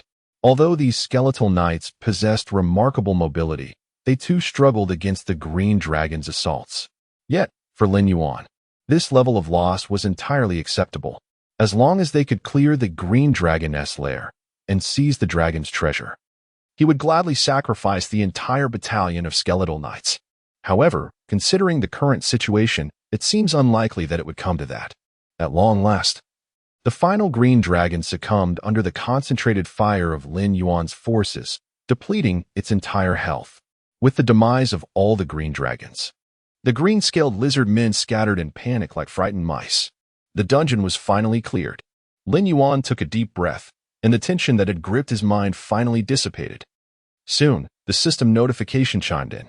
Your team has successfully cleared the dungeon green dragon's lair, earning rewards: Advanced Lord Experience Book X20, Advanced Hero Experience Book X20, Advanced Resource Chest X500, Random Platinum Grade Strategic Treasure Chest X2. World Announcement. The team led by the Huaxiao Lord Bing Chu has successfully cleared the green dragon's lair, earning the reward: Forbidden Spell Scroll, Rage of the Green Dragon. The generous rewards invigorated everyone. Each member received 2 platinum grade strategic treasures. This dungeon's clearing rewards were extraordinarily generous. Qin Bei exclaimed with excitement. With so many advanced hero experience books, it should be enough for my hero to level up 2 or 3 ranks. You look like someone who has never seen the world. Lin Mingming glanced at him disdainfully. Given the difficulty of this dungeon, isn't it quite normal for the rewards to be substantial? Although she spoke in such a manner, her excitement matched Qin Bei's. After all, 2 platinum-grade strategic treasures would undoubtedly elevate their strength to a new level. It must be noted that prior to this, They had not even gathered a complete set of golden-grade strategic treasures. Chun-Bei eagerly said, "Let us open them quickly. If we get something unsuitable, we can always trade among ourselves." "Yes, that would be best." Li Bingchu chuckled. "However, we should let Lin Yuan choose first." "That is only right." Chun-Bei grinned. "Our success in clearing this dungeon is all thanks to the support of Lin Yuan. It feels fantastic to be associated with such a powerhouse." Upon hearing this, Lin Yuan, both amused and exasperated, waved his hand. "All right, you don't need to be so polite. Choose for yourselves. Platinum-grade treasures are not of great significance to me anymore. I only desire that forbidden spell scroll and the subsequent green dragon treasure. That is certainly not an issue." Chun-Bei inquired curiously, "But what is the green dragon treasure?" Lin Yuan smiled faintly and replied, "You will find out shortly." Although Chun-Bei was very curious about the so-called green dragon treasure, his primary focus remained on the strategic treasure chests in his hands. Unfortunately, luck was not on his side. The two platinum-grade strategic treasures he opened were a mage's twilight robe and an archer's crimson longbow. After finally acquiring two platinum-grade treasures, he was disheartened to find they were both useless to him. Lin Mingming, laughing, casually tossed a black axe to Chun-Bei. "Here, take this. It's just right for you." After Chun-Bei took hold of the axe and examined the attributes of this treasured item, his eyes instantly sparkled with excitement. The platinum-level giant axe, the Dark Cutter. Not only did it boast an exceptionally high attack bonus, but it also came with a group attack skill, Dark Harvest. This artifact was simply perfect for his orc hero. "Lin Mingming, from this moment forth, you shall be my dear mother." Upon hearing these words, Lin Mingming could not help but roll her eyes. "Spare me. This axe isn't just a gift for you. Trade it for that twilight robe, as I find this equipment quite suitable for my hero." "No problem." Chun-Bei generously handed her the twilight robe. After all, this treasure was of no use to him, and being able to exchange it for something that suited him was indeed a delightful outcome. Soon, everyone had acquired treasures that pleased them.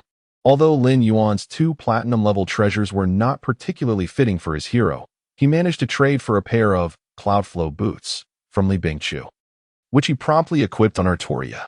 Subsequently, Lin Yuan declared, "Well, since we have completed the inventory of our spoils, it is time to seek the treasure of the Green Dragon." "Where is the treasure of the Green Dragon?" Chun-Bei inquired, scanning the surroundings with a puzzled expression. At that moment, Lin Yuan extended his hand and pointed towards the treetops, calmly stating, "It lies just above." Chapter 36. The boss engages and massacres while I take charge. In pursuit of the Emerald Dragon's treasure, Lin Yuan unhesitatingly chose to ascend the ancient tree. Li Bingchu and the others had no option but to follow suit. The height was truly staggering. Halfway up, Chun-Bei could not resist glancing down, feeling his legs weaken. After all, they were suspended several dozen meters in the air. A misstep could lead to a catastrophic fall. Beside him, Lin Mingming scoffed, "You, a grown man, are such a coward. It's just a game. What does it matter if you fall? You can always respawn." Li Bingchu chimed in with a light laugh. "Indeed, even Lin Mingming, a girl, has more courage than you." Chun-Bei muttered under his breath, "Who can blame me? This game feels so realistic, and I have a fear of heights." At this moment, in the game, players could indeed respawn upon death, facing only minor penalties in terms of resources and experience. However, in a month, the situation would change drastically. Everyone in the real world would be transported into the game, and the rules of death would be altered. Each individual would have only 3 chances to die. Once exhausted, they would face permanent demise. By then, death would no longer be a trivial matter. Before long, Lin Yuan and his companions reached the pinnacle of the tree sea. Due to the excessive foliage, the layers of leaves appeared as a vast, flat expanse of green. Suddenly, the sharp-eyed Chun-Bei raised his hand, pointing ahead, exclaiming with delight, "Look, there are treasure chests." Following his gesture, the group indeed spotted 3 emerald green chests. Undoubtedly, these must be the treasures Lin Yuan had mentioned. Without a moment's hesitation, they hurried towards the chests. Since they had already cleared the dungeon, they faced no obstacles. "Hurry. Let us open the chests. I wonder what treasures lie within the Emerald Dragon's trove." Upon reaching the chests, Chun-Bei rubbed his hands together in excitement, his face brimming with anticipation. Although he knew the treasures would belong to Lin Yuan, merely feasting his eyes on them would be a pleasure in itself. Truth be told, even Lin Yuan was eager, for he too was unaware of what the Emerald Dragon's treasure might unveil.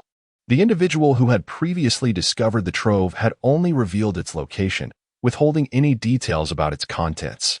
Nevertheless, it must be said that his fortune in locating the treasure was remarkable. After all, who would linger in a dungeon after clearing it, let alone climb such a towering ancient tree? Though the intentions of that past lord remained a mystery, it was precisely his unorthodox thinking that led him to the Emerald Dragon's treasure. Fortunately, Lin Yuan possessed the memories of his past life. Otherwise, he might not have been able to locate this place. After taking a deep breath, Lin Yuan promptly decided to open the treasure chest. With a soft click, the chest was successfully unlocked. You have successfully opened the Green Dragon treasure and obtained Green Dragon Crystal.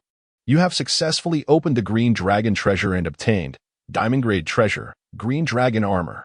You have successfully opened the Green Dragon treasure and obtained Green Dragon Summoning Scroll.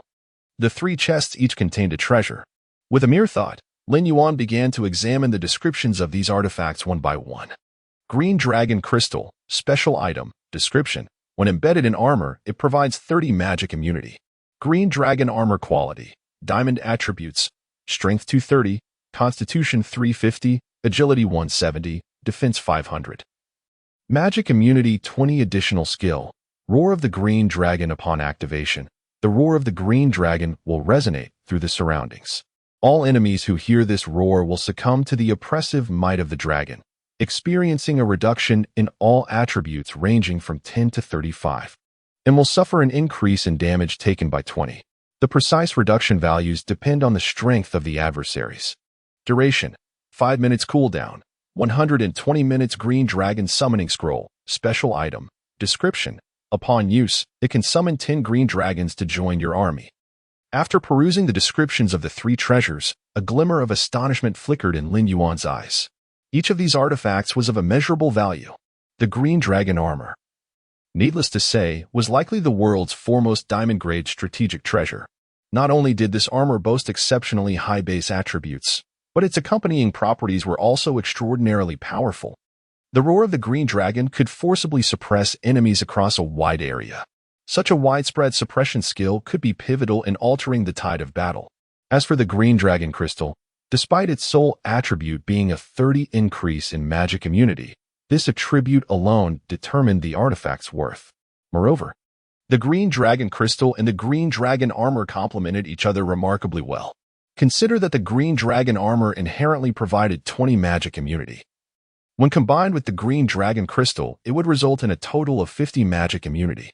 Lin Yuan had already experienced the efficacy of magic immunity through the Green Dragon, even when besieged by over 100 5th-tier hidden-class fire mages. The Green Dragon sustained minimal damage. Without this magic immunity characteristic, Lin Yuan's journey would have been far more arduous. Lastly, the value of the Green Dragon Summoning Scroll need not be further elaborated. After all, this scroll could summon 10 9th-tier green dragons. Although the quantity may seem limited, the strength of 9th-tier units is undeniably formidable. This would provide Lin Yuan, who had suffered significant losses, with a much-needed reinforcement of troops. After Lin Yuan had thoroughly examined the treasures, Chun Bei's voice eagerly rang out.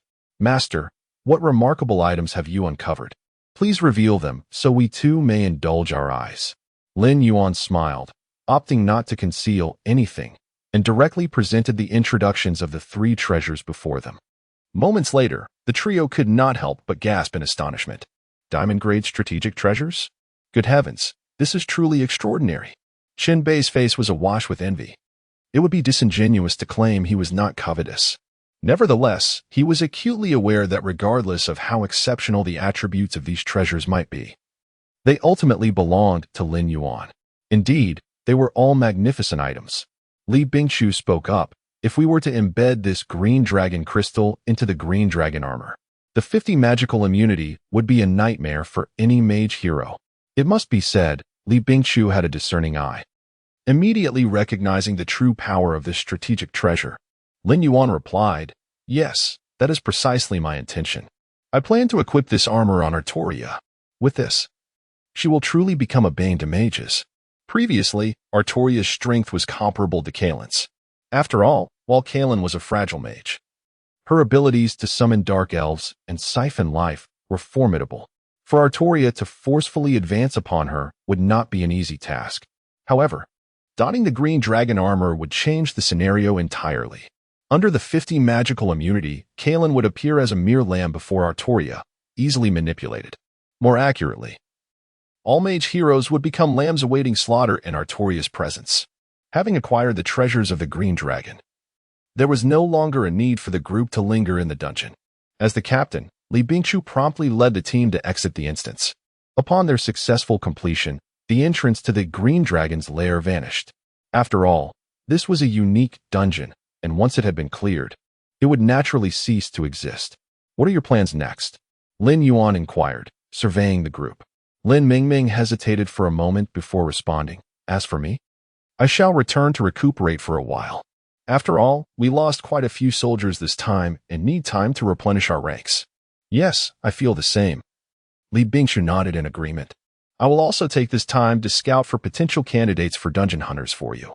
It was undeniable that Li Bingqiu was quite adept at her tasks. Lin Yuan had merely mentioned it once, and she had kept it in mind ever since. Qianbei, curious, leaned in, asking, dungeon hunters? What is that? Li Bingqiu did not respond immediately, but instead cast a questioning glance at Lin Yuan. He understood that she was seeking his approval. However, this was not a secret, and there was nothing to hide. Go ahead, it's fine. After receiving Lin Yuan's consent, Li Bingqiu promptly explained the concept of dungeon hunters to Qianbei, searching for dungeons and claiming the first completion rewards. In an instant, Qianbei's eyes lit up. Boss, this is my forte. Why don't I become your dungeon hunter? Upon hearing this, Lin Yuan couldn't help but feel a mix of amusement and exasperation. What do you think a dungeon hunter does? It's arduous work. Finding a dungeon might only yield a reward of a few tens of thousands of dollars. Moreover, if you squander too much time on this endeavor, it could hinder your own development, making it a poor trade-off for you. Although Lin Yuan intended to attract Qianbei, it was certainly not through this route. If this fellow truly became a dungeon hunter, it might irrevocably alter Qianbei's trajectory, jeopardizing his potential to become the renowned beast tribe tyrant in the future.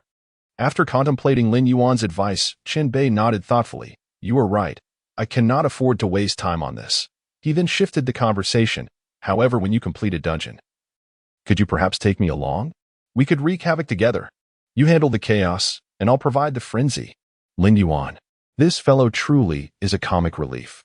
Chapter 37. The Goblin Merchant and the Mysterious Parchment Map. However, since Qianbei had already taken such an initiative, Lin Yuan felt compelled to offer some response. After all, it was inevitable that he would seek to recruit them. Thus, he deemed it wise to seize this opportunity to extend an olive branch to Qianbei and draw him into his team. Having made his decision, Lin Yuan promptly stated, Qianbei, Lin Mingming, if you intend to continue following Li Bingqiu, I can consider granting you an opportunity to join my team. Upon hearing these words, both Qianbei and Lin Mingming were momentarily taken aback. They had not anticipated Lin Yuan's invitation would come so unexpectedly. After all, this was merely their first time teaming up for a dungeon raid. To have the chance to raid alongside a figure of Lin Yuan's caliber was already a stroke of fortune courtesy of Li Bingqiu. Now, with such a prominent individual extending an invitation, they felt truly honored. In truth, Lin Yuan was primarily interested in Qianbei's potential, while Lin Mingming was merely an afterthought in his invitation. To be frank, Lin Yuan did not have a significant recollection of Lin Mingming from his past life. Once they regained their composure, Qianbei exclaimed excitedly, I'm in. Of course, I'll join. Lin Mingming quickly followed suit. I'll join too. Very well, Lin Yuan nodded, a satisfied smile gracing his lips. Honestly, this outcome did not surprise him in the least. Soon after, Qianbei, brimming with enthusiasm, inquired, Boss, how many members do we have in our team now? Besides you, there must be quite a few other big shots, right? In Qianbei's view, someone of Lin Yuan's stature should certainly command a considerable force. However, Lin Yuan glanced at him and counted on his fingers. Originally, it was just me and Li Bingqiu. Now, with you and Lin Mingming, we have a total of 4 members. Oh, and I have a butler. but he likely hasn't entered the game yet. Qinbei responded in disbelief. Seriously? So I'm considered a veteran now? Nevertheless, even amidst this revelation, Qinbei felt no regret. After all, he had witnessed Lin Yuan's prowess. Associating with such a formidable figure could only yield positive outcomes. Since you've both decided to join, I ought to present you with a welcome gift.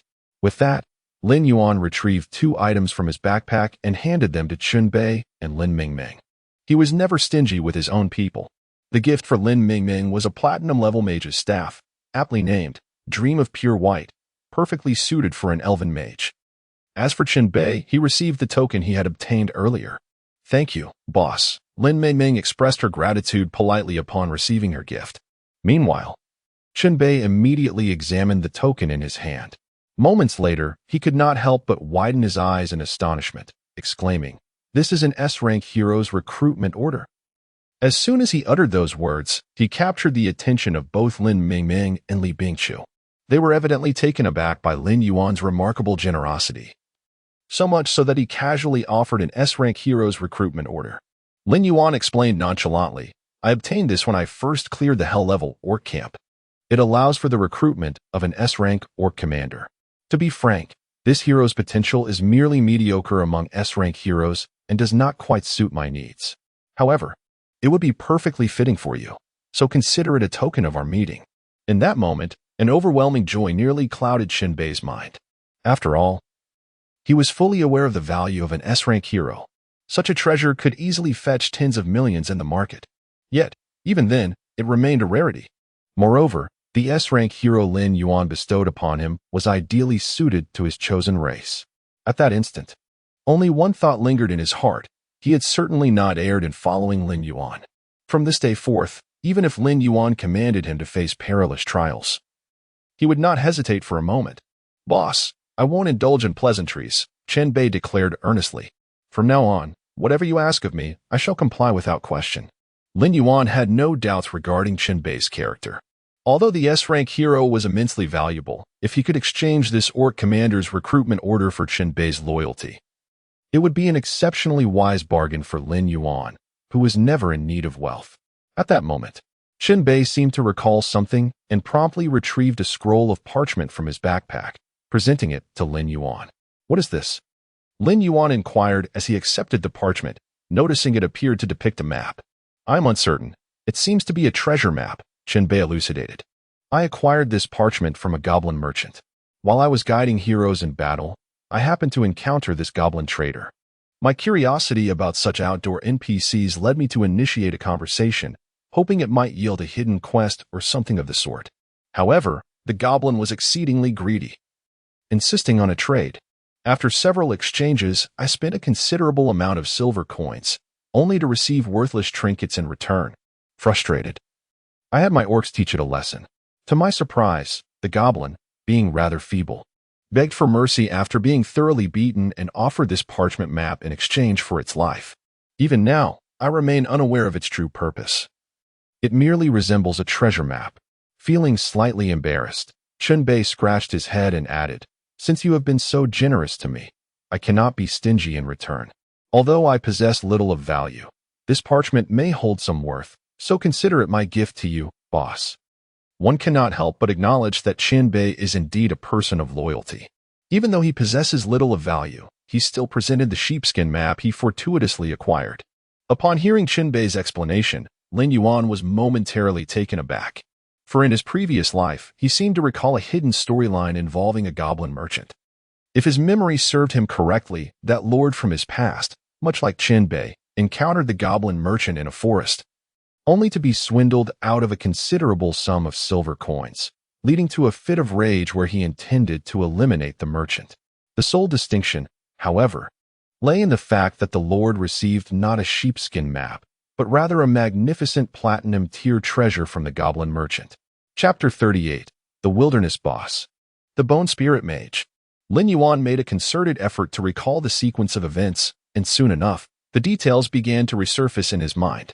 If memory served him correctly, the lord who encountered the goblin merchant had been swindled out of a considerable sum of silver coins, subsequently beating the merchant to the brink of death.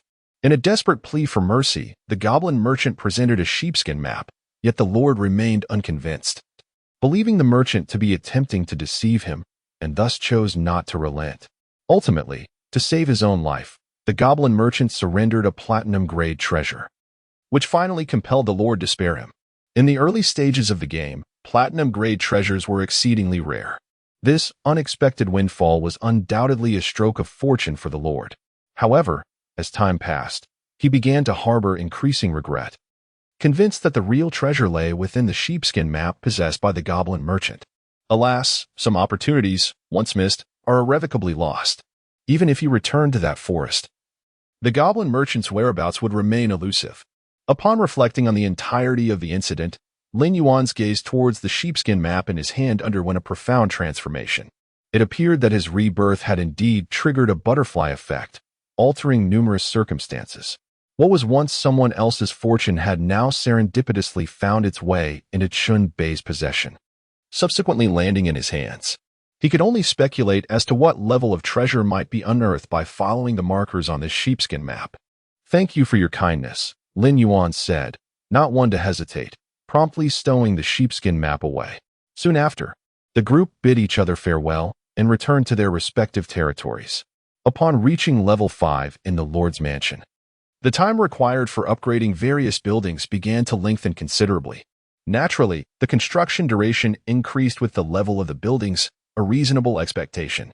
At this rate, developing 6th-tier troops would require at least a fortnight. Nevertheless, Lin Yuan was more than willing to wait.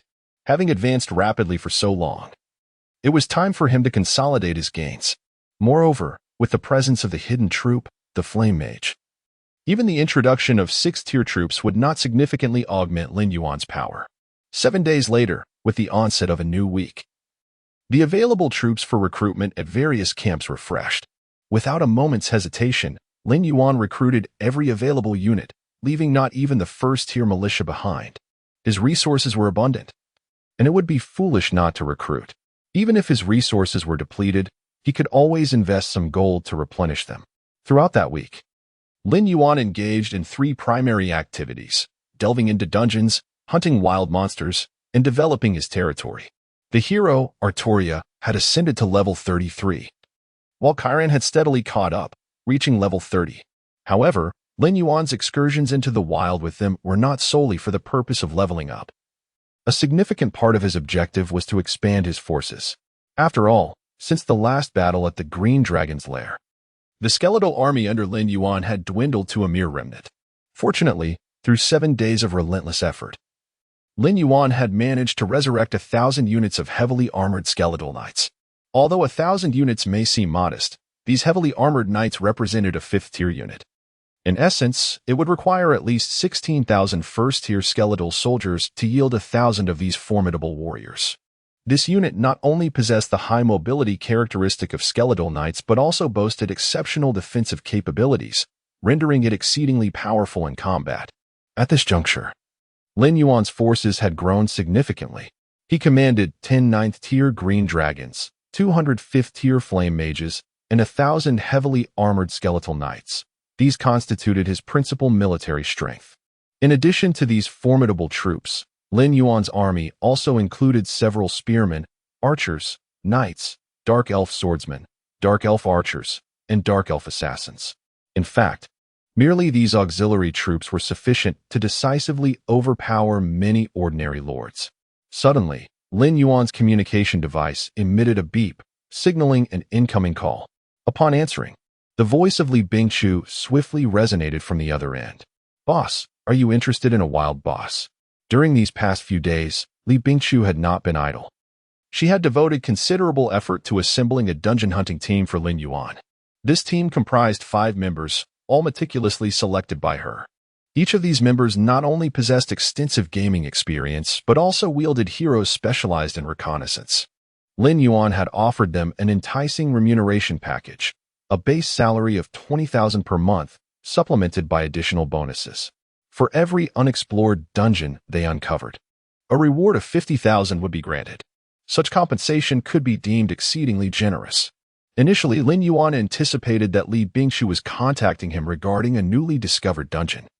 To his surprise, it was news of a wild boss instead. It is worth noting that in the realm of Lord's era, wild bosses are also exceedingly rare.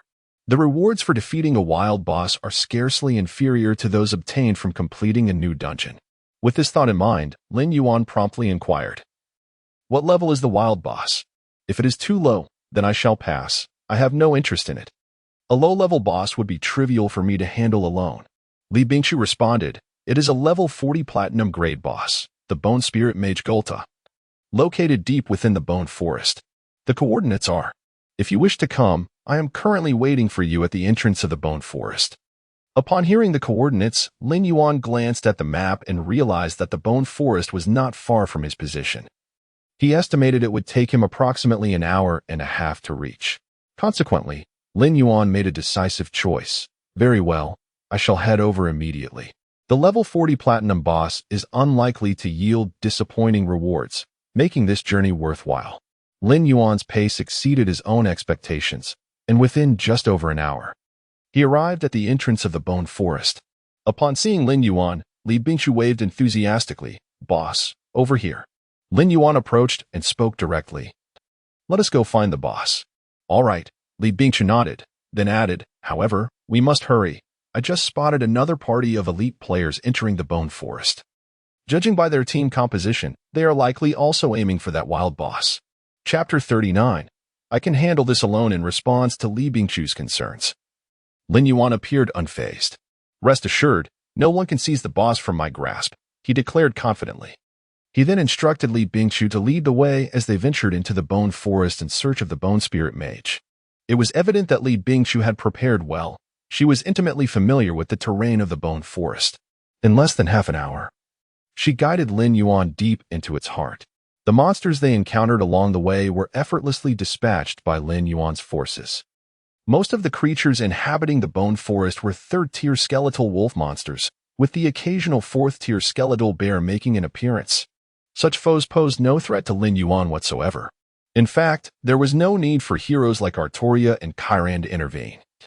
A single volley of fireballs from the 200 flame mages reduced these creatures to mere bone fragments. Upon arriving, Li Bingshu swiftly came to a halt, extending her hand to point ahead. Her fingertip indicated the location of the Bone Spirit Mage. Before Lin Yuan stood an imposing skeletal figure. Notably, this skeleton wielded a staff and donned a pristine white robe, exuding an air of arcane authority.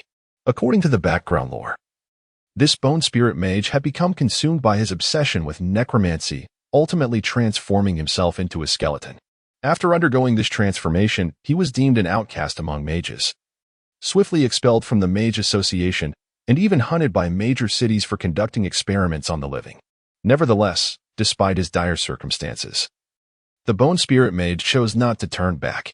He retreated into this forest to continue his research, and over time, transformed much of the forest wildlife into skeletal beings. What was once a peaceful woodland morphed into the Bone Forest, now regarded as a forbidden domain. Lin Yuan gazed at the Bone Spirit Mage and calmly stated, "Now that we have located the boss, it is time to prepare for battle. Artoria, you go and draw that creature over here." Just as Lin Yuan was about to make his move, he suddenly heard voices from others nearby. "Are you certain that boss is right here? It must be nearby. I encountered it while leveling up this morning and informed you immediately. Well done. If this operation goes smoothly, I shall commend you for your efforts." "Thank you, boss. But that is a level 40 platinum boss. Are we truly capable of dealing with it? What is there to worry about? Our combined forces amount to at least 1,000 or 2,000, right? Even if we have a few hundred fourth-tier troops." The leader seemed exceedingly confident in his prowess, asserting, "Even if it costs us our lives, we shall overwhelm this boss with sheer numbers. Will the casualties be too great? If they were to suffer significant losses, it might take them a week or two to recover." Upon hearing this, the leader expressed impatience, saying, "Why are you being so cautious? If we uncover a few platinum-grade treasures, do you think the boss would neglect us?" As Lin Yuan listened to the conversation, he furrowed his brow and turned towards the source of the sound. A small team of 7 or 8 lords was approaching their direction, evidently also in pursuit of the Bone Spirit Mage. The group that Li Bingshu had seen earlier must have been them. Upon noticing Lin Yuan, the newcomers quickly became aware of him as well. A young man with a buzz cut paused momentarily before whispering, "Boss Wang Hu. It seems someone has gotten ahead of us." Wang Hu, a burly man with a scarred face, scrutinized Lin Yuan and Li Bingchu with a cold smile, declaring, "So what if they arrived first? They're just two individuals. Do you think they can handle the boss?" The buzz-cut youth quickly grasped the implications, lowering his voice to ask, "So what does the boss mean? Isn't it obvious?" Wang Hu waved his hand dismissively. "If those two intend to engage the boss, we simply watch from the sidelines. Once they've drained some of the boss's health, we will step in." Upon hearing this, the buzz-cut youth immediately gave a thumbs up, exclaiming, "As expected of the boss, this plan is brilliant." Wang Hu crossed his arms, sneering, "Of course.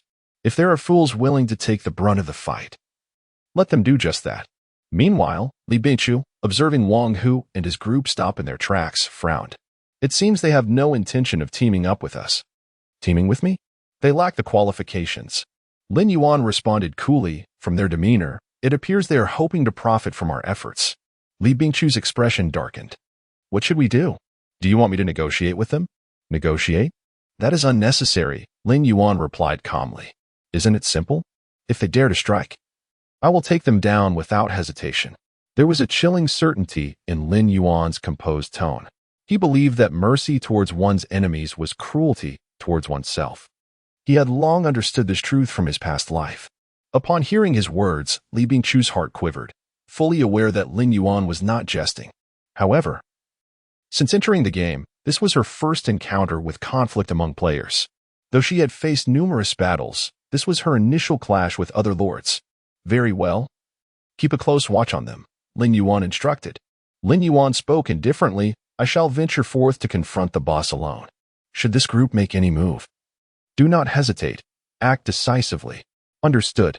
Li Bingchu nodded in agreement, a glimmer of vigilance flickering in her eyes as she promptly deployed her troops to safeguard Lin Yuan's rear.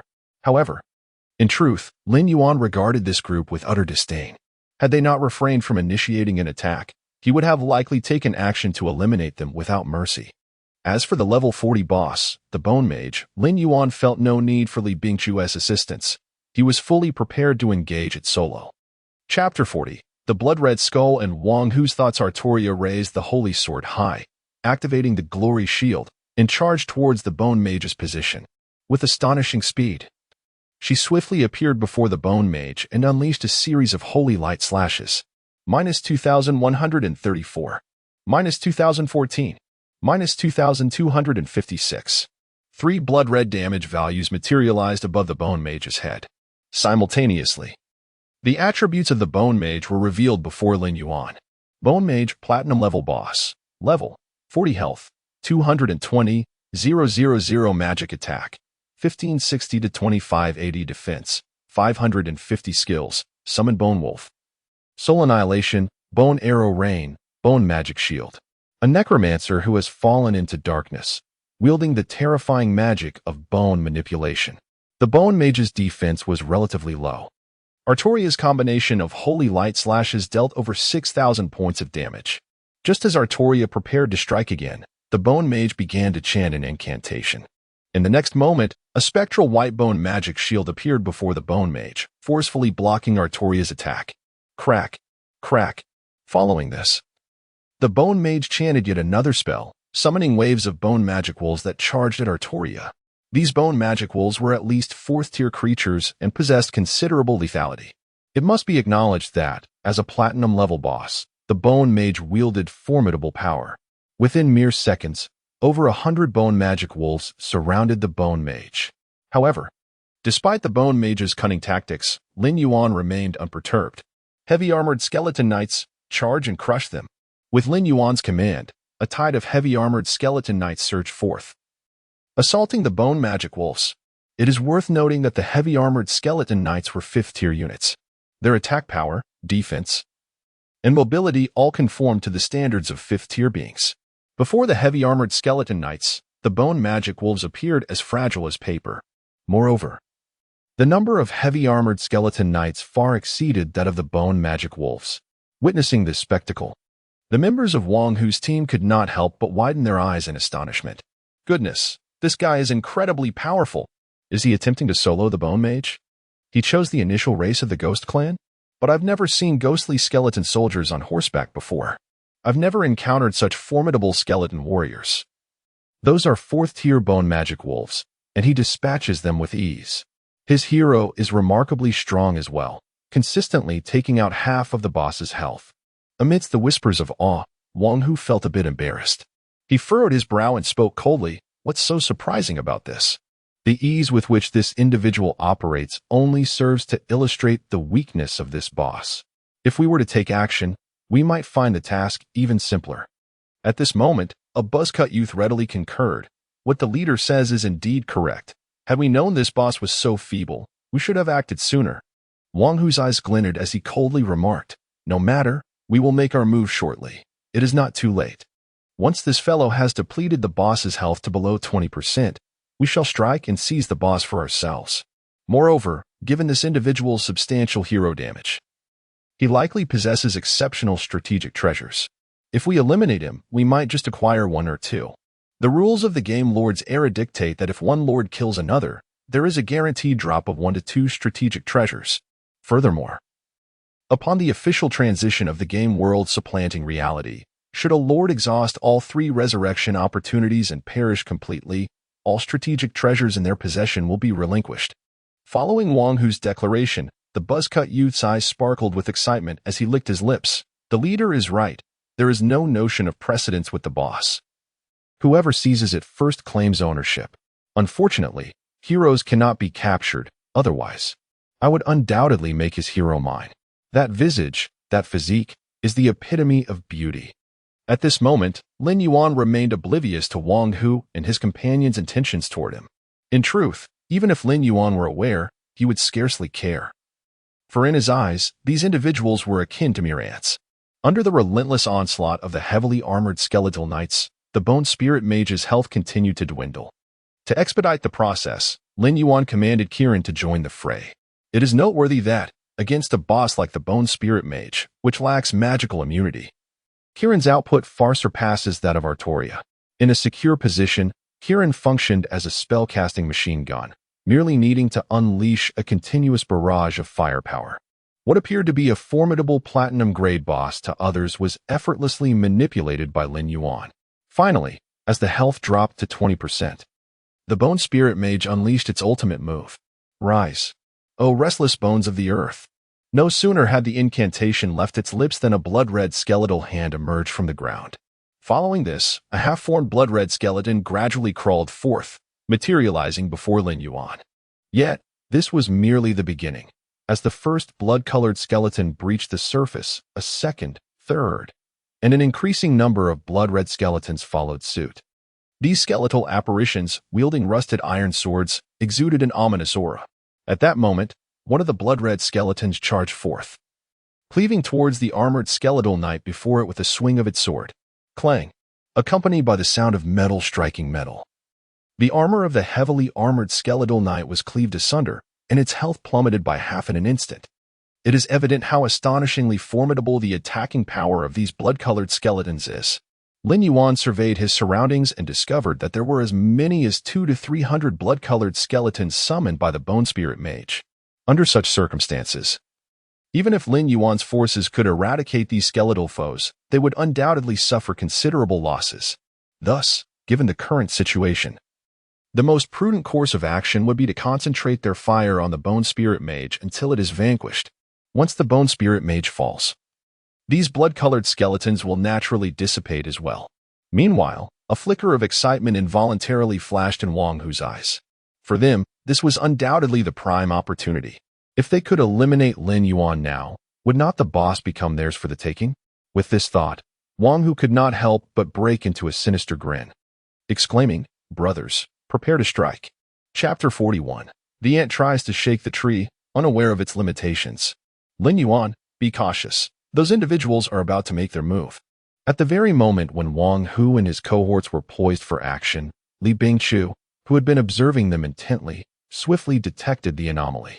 Following her warning, Wang Hu's expression darkened, and he coldly commanded, "What are you all waiting for? Move." Upon receiving Wang Hu's order, his subordinates dared not delay. They promptly mobilized their forces to encircle Lin Yuan's position. Li Bingqiu, undeterred, sent forth the Rose Knight, Chiron, leading her troops to intercept their advance. Li Bingqiu's intentions were crystal clear. Anyone wishing to engage Lin Yuan would first have to contend with her. However, Wang Hu's side undeniably boasted numerical superiority, and it was unlikely that she could hold out for long on her own. Currently, Li Bingqiu could only hope for Lin Yuan to swiftly resolve his battle and then come to her aid against these foes.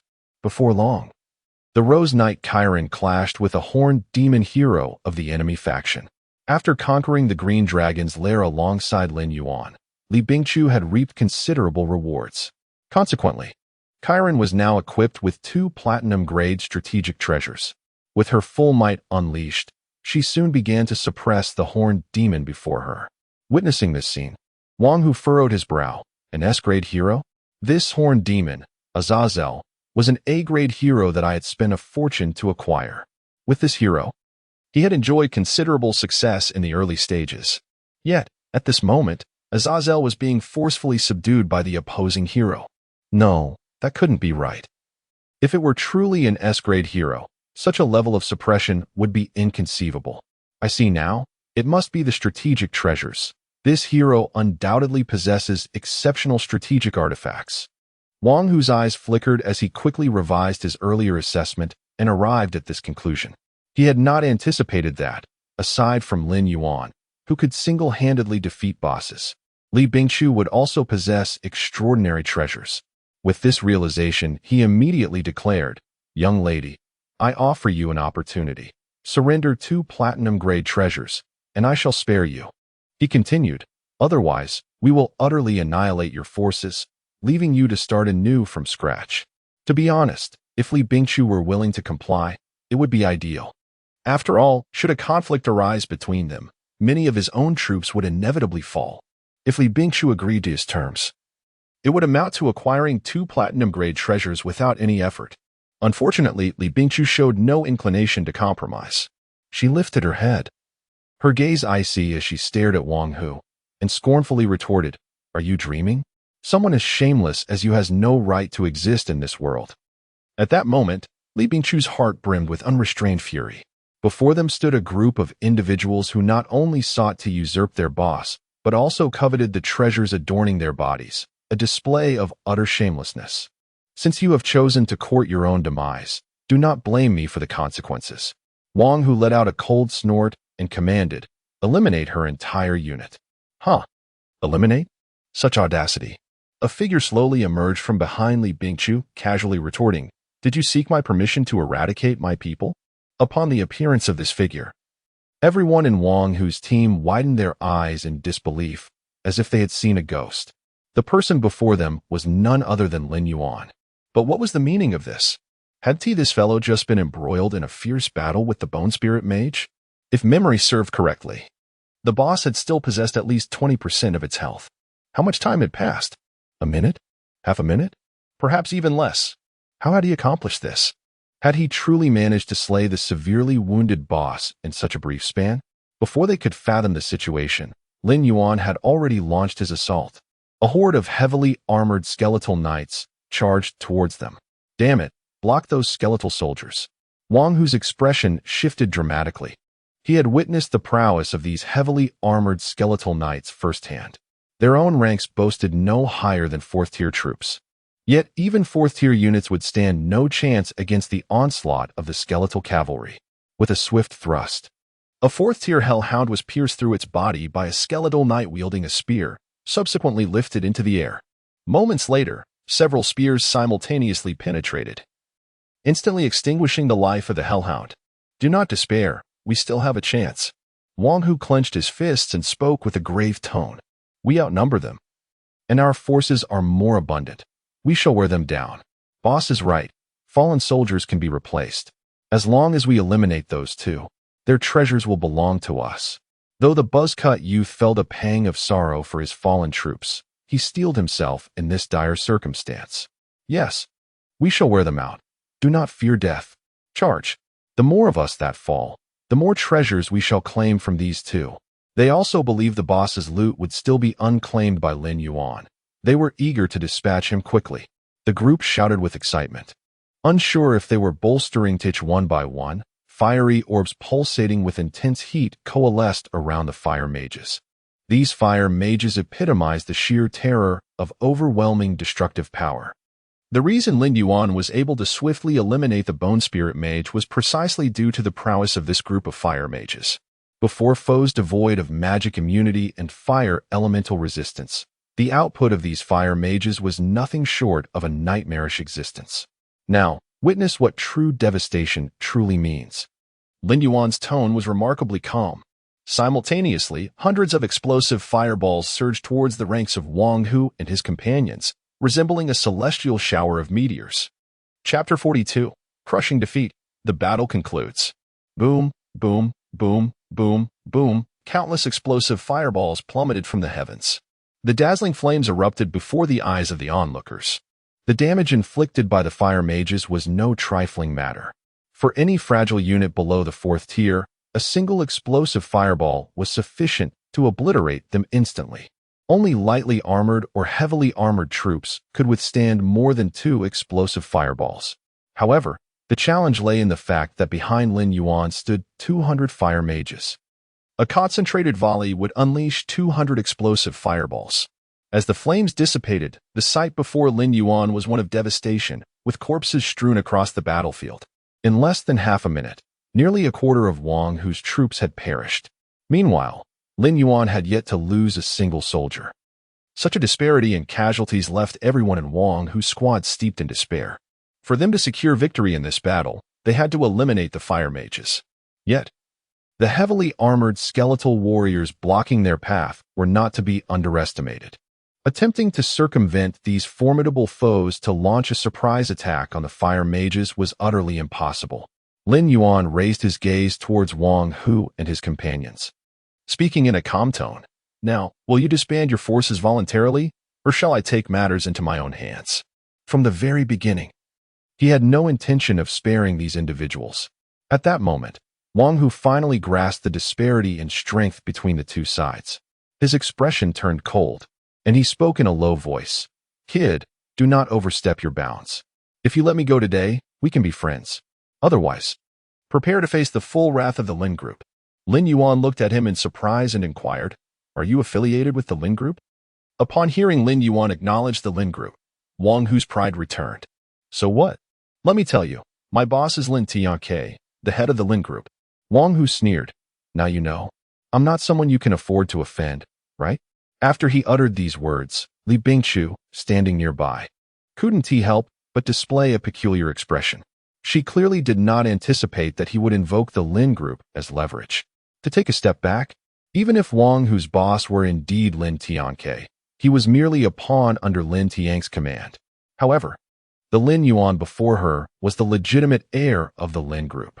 Had Lin Yuan not chosen to sell off his shares, he would have been the true largest shareholder of the Lin Group. Even if Lin Tianke were present, he would have to treat Lin Yuan with utmost respect. Wang Hu's audacity, in the face of such a confrontation, genuinely astonished Li Bingqiu. One could not deny that this fellow was remarkably bold. Just as Wang Hu believed Lin Yuan was intimidated, Lin Yuan's voice resonated calmly in his ear. I say, I am still very much alive. How could Lin Tianke possibly represent the Lin family conglomerate?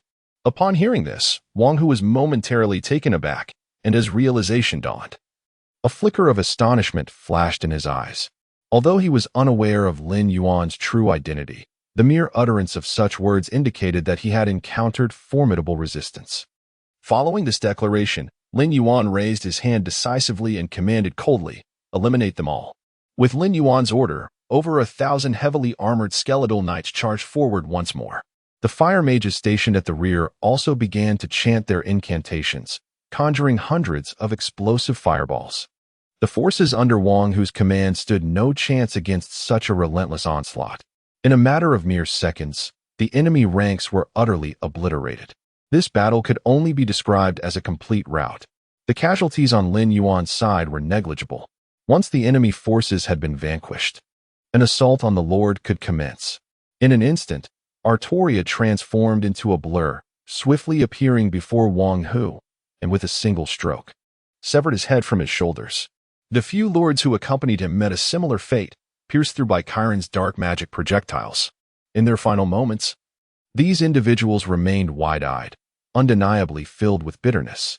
If nothing unexpected had occurred, this would surely be their first experience of death within the game. Upon their demise, each of them dropped one or two strategic treasures. Lin Yuan perused the loot and discovered that nearly all were of silver or gold grade. Not a single platinum-grade treasure was among them. To Lin Yuan, these items were little more than worthless debris, destined to be tossed into an auction house at a later time in hopes of fetching some coin. These individuals truly deserved their fate. Not only did they attempt to seize the boss, but they also sought to eliminate us in the process. Li Bingqiu harbored no compassion for Wang Hu and his ilk. She then reminded Lin Yuan, "By the way, you haven't collected the items dropped by the Bone Spirit Mage yet." Upon hearing this, Lin Yuan recalled the forgotten loot. He promptly strode over to the corpse of the Bone Spirit Mage, beginning to search for the treasures it had yielded. It must be said that the spoils from outdoor boss encounters held considerable value. Among them were more than 2 platinum-grade strategic treasures. One was the Bone-Heavy Hammer, suitable for melee heroes, while the other was the Bone Spirit Robe, designed for mage heroes. The Bone-Heavy Hammer was of little use to Lin Yuan, as Artoria wielded a sword, rendering such a cumbersome weapon impractical for her. However, the Bone Spirit Robe was quite fitting for Chiron. After donning this strategic treasure, Chiron's overall attributes saw a marked enhancement. In addition to these 2 platinum-grade treasures, the Bone Spirit Mage also dropped a special hero recruitment token. Upon using this token, one could recruit the A-class hero, the Bone Knight, Glenn. Lin Yuan had some recollection of this hero. Among the A-level heroes, this one possesses commendable attributes, particularly well-suited for the realm of the undead. Regrettably, from Lin Yuan's current perspective, he has grown indifferent to A-level heroes. Thus, he has no intention of enlisting this skeletal knight, as it would merely squander a valuable hero slot. After contemplating for a moment, Lin Yuan handed over the hero recruitment order along with several useless strategic treasures to Li Bingqiu.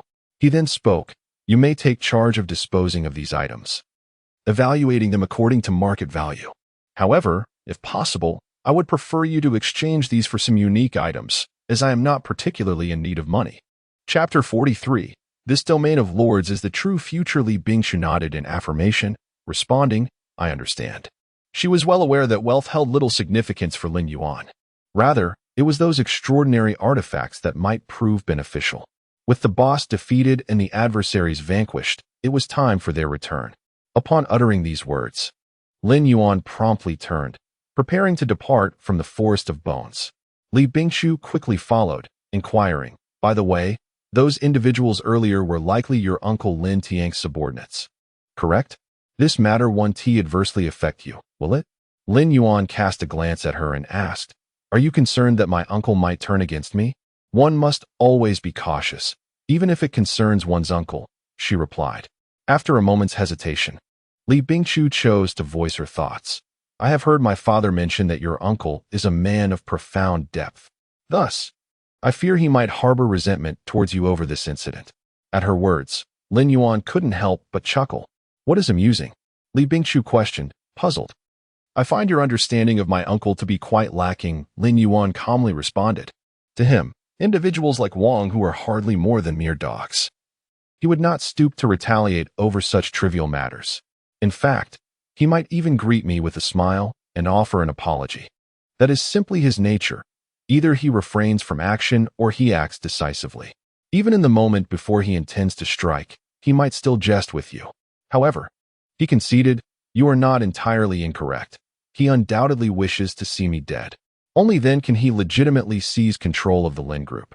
Lin Yuan's profound understanding of Lin Tianke stemmed from the fact that he had perished in the latter's machinations in his previous life. The betrayal of Lin Tianke had unveiled the true nature of his uncle. Moreover, even his parents had fallen victim to Lin Tianke's treachery, a blood feud of profound enmity. To be candid, Steward Li had warned him in his former life to be wary of his uncle, Lin Tianke.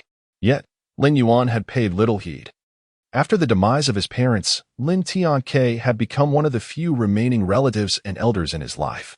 At that time, Lin Yuan was oblivious to the truth of his parents' deaths at Lin Tianke's hands, harboring unwavering trust in him. Furthermore, the cunning old fox had maintained a facade so convincing that Lin Yuan had failed to perceive any inconsistencies.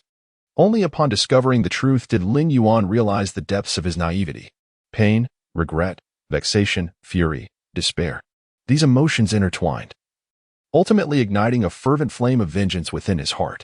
From that moment onward, he vowed that if given another chance, he would seek retribution, ensuring that Lin Tianke would find no rest for himself and for his parents. Fortunately, fate has favored him, granting him the extraordinary opportunity to relive a life anew. Throughout it all, the flames of vengeance within Lin Yuan have never been extinguished. His reluctance to take action stems solely from his desire to accumulate strength. Even Lin Yuan must concede that Lin Tianke possesses remarkable talent. In his previous life, Lin Tianke swiftly established his own power within the Lord era, leveraging the influence of the Lin Corporation, ultimately becoming a dominant force within China. Thus, uprooting Lin Tianke and his faction is no simple endeavor. Even if Lin Yuan can face 10 opponents single-handedly, it does not necessarily mean he can contend against 100 or 1,000. This is precisely why Lin Yuan aspires to build his own faction. The strength of one individual is inherently limited. Only by establishing his own influence can he possess the means to engage in a power struggle with various factions. At that moment, Li Bingchu spoke again. By the way, my father mentioned that you have sold all your shares in the Lin Corporation. Why is your uncle still targeting you? Lin Yuan replied calmly. Some matters are not as simple as you might think. Even though I have sold all my shares, I still wield considerable influence within the corporation, as many senior executives were nurtured by my father. Once Lin Tianke ascends, they may face oppression, which breeds their inherent hostility towards him. Therefore, to be precise, these individuals belong to my faction. They seek to support me in opposing my uncle. Similarly, if Lin Tianke wishes to deal with them, he must either eliminate me or turn me into his puppet, leveraging my position to command the vassals. I chose to divest my shares, and many among them may have lost all hope in me. However, I do not regret my decision. The Lin Corporation is no longer worthy of my attachment. The world we currently inhabit is the true future. Lin Yuan's tone was serene, yet his words resonated powerfully. Even Li Bingchu was momentarily taken aback. She realized that before her stood Lin Yuan, who, despite his youth, possessed a maturity, vision, and resolve far surpassing that of his peers. In that moment, Lin Yuan seemed like an ancient warlord, casting his gaze towards the future, strategizing the landscape ahead. It became evident to Li Bingchu that she had indeed chosen the right boss, deepening her conviction. Meanwhile, Wang Hu emerged from the resurrection point with an exceedingly grim expression. This time, his losses were devastating. Not only had he suffered significant resource depletion, but his entire army had been annihilated, and he had also lost 2 golden-grade treasures. It is worth noting that these 2 treasures were not acquired through his own efforts. Rather, he had spent over 100,000 to purchase them from other players. Even for him, 100,000 is no trifling sum. How could he not feel a pang of anguish at such a trivial loss? At that moment, Wang Hu's communicator suddenly rang. Furrowing his brow, he answered with a low voice, "Feng Chang, what is it?" The sorrowful voice of the young man with a buzz cut soon echoed from the other end. "Boss, our losses are staggering. All of our brothers have perished, and we've even lost several strategic treasures. Alas, if only we had not provoked that individual." Upon hearing this, Wang Hu's irritation deepened. "What nonsense are you spouting? Just because you've suffered greatly, does that mean my losses are any less severe? Enough with the wailing. Soldiers can be replaced. I will find a way to compensate you. By the way, make sure to investigate just who that person is. This affront, I cannot let it slide." "Yes, that is precisely why I sought you out." Feng Chang instinctively swallowed hard and continued, "I just glanced at the kill record, the one who took us down. His game ID is Lin Yuan, the very same Lin Yuan who constantly floods the world announcements." Chapter 44. So, do you know who he is? That fellow is Lin Yuan. Upon hearing this gaming ID, even Wang Hu couldn't help but pause for a moment. After all, the notoriety of Lin Yuan is immense. He is a force to be reckoned with, having dominated the global leaderboard. Among 10 players, at least 8 are familiar with this name. Wang Hu clearly did not anticipate that the individual he had offended was of such formidable caliber. "Feng Chang, wearing a sorrowful expression, lamented, "Boss, we've truly encountered a formidable opponent this time." No, this isn't merely a formidable opponent. It's akin to facing a titanium alloy wall. Now I understand how he managed to solo a level 40 platinum boss. It turns out he is Lin Yuan. Alas, had I known he was Lin Yuan, even with 10 times our courage, I wouldn't dare provoke him. As Feng Chang rambled on, Wang Hu grew increasingly irritated. Finally, unable to contain himself, he retorted, "You useless fool, what good are you? You're as spineless as a jellyfish. So what if he is Lin Yuan? Offending me will still cost him dearly." Feng Chang paused momentarily, then spoke with resignation, "Boss, I know you are unwilling to swallow this humiliation. But the crux of the matter is we are utterly powerless against him. Look at us. We were all instantly defeated by him.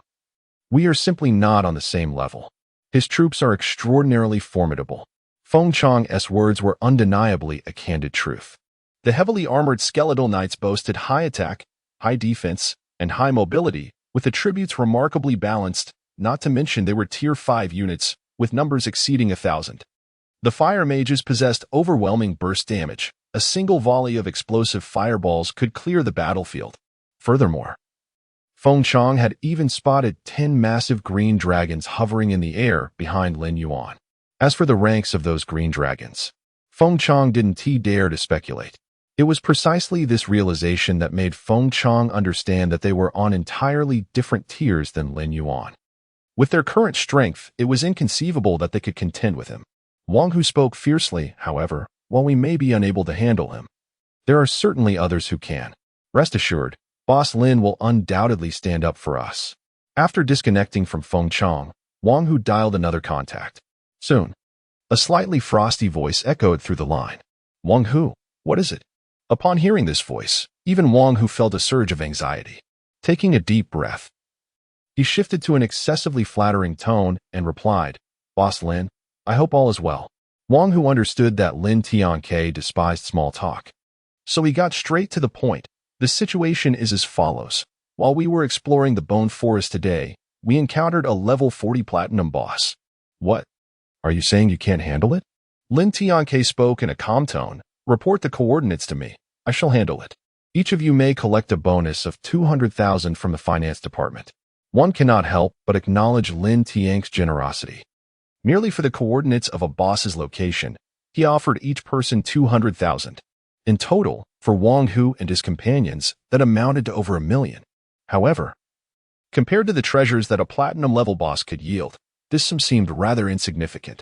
Yet, Wang Hu appeared somewhat embarrassed as he interjected, "Boss Lin, it's not as simple as that. We intended to report the boss's coordinates to you, but we encountered a slight mishap along the way." Upon hearing this, Lin Tianke could not help but smirk internally, yet his tone remained unruffled. "Go on." Given his understanding of Wang Hu, he recognized the latter's relentless pursuit of profit. Wang Hu approached him for one of two reasons. Either they were incapable of dealing with the boss, or some unforeseen complication had arisen. Wang Hu clenched his teeth and continued, "Boss Lin, you must advocate for us. We were the first to discover that boss. Yet 2 individuals swooped in and snatched it from us. To secure Lin Tianke's support, Wang Hu was willing to distort the truth, placing the blame squarely on the opposing party." Lin Tianke raised an eyebrow. 2 individuals managed to seize the boss from you? How many of you are there?" 8. 8 of us." A smirk played on Lin Tianke's lips, revealing a hint of amusement. "You 8 could not contend with just 2? It became evident to him why Wang Hu sought his assistance. It seemed they had encountered a significant problem. Although Wang Hu and his companions were not among the elite ranks of leaders, they were reasonably competent, having reaped considerable benefits under Lin Tianke's patronage. Yet, they had been completely vanquished by 2 adversaries. The strength of those opponents was evidently formidable. Unbeknownst to Lin Tianke, Wang Hu's account of being wiped out by 2 individuals was already a glorified narrative. The reality was that Li Bingshu had not even participated in the battle. Lin Yuan alone had obliterated them all, and the entire ordeal had concluded in under 10 minutes. At this moment, Wang Hu gritted his teeth once more and stated, "If it were just that, I might not be as enraged. After all, it's a matter of skill. Losing the boss is unavoidable. But the crux of the matter is, when I claim to be part of the Lin group and your subordinate, He had the audacity to disrespect you, asserting that the Lin group was not under your authority. Lin Tianke furrowed his brow slightly. In truth, he was displeased with Wang Hu for casually invoking his name to intimidate others.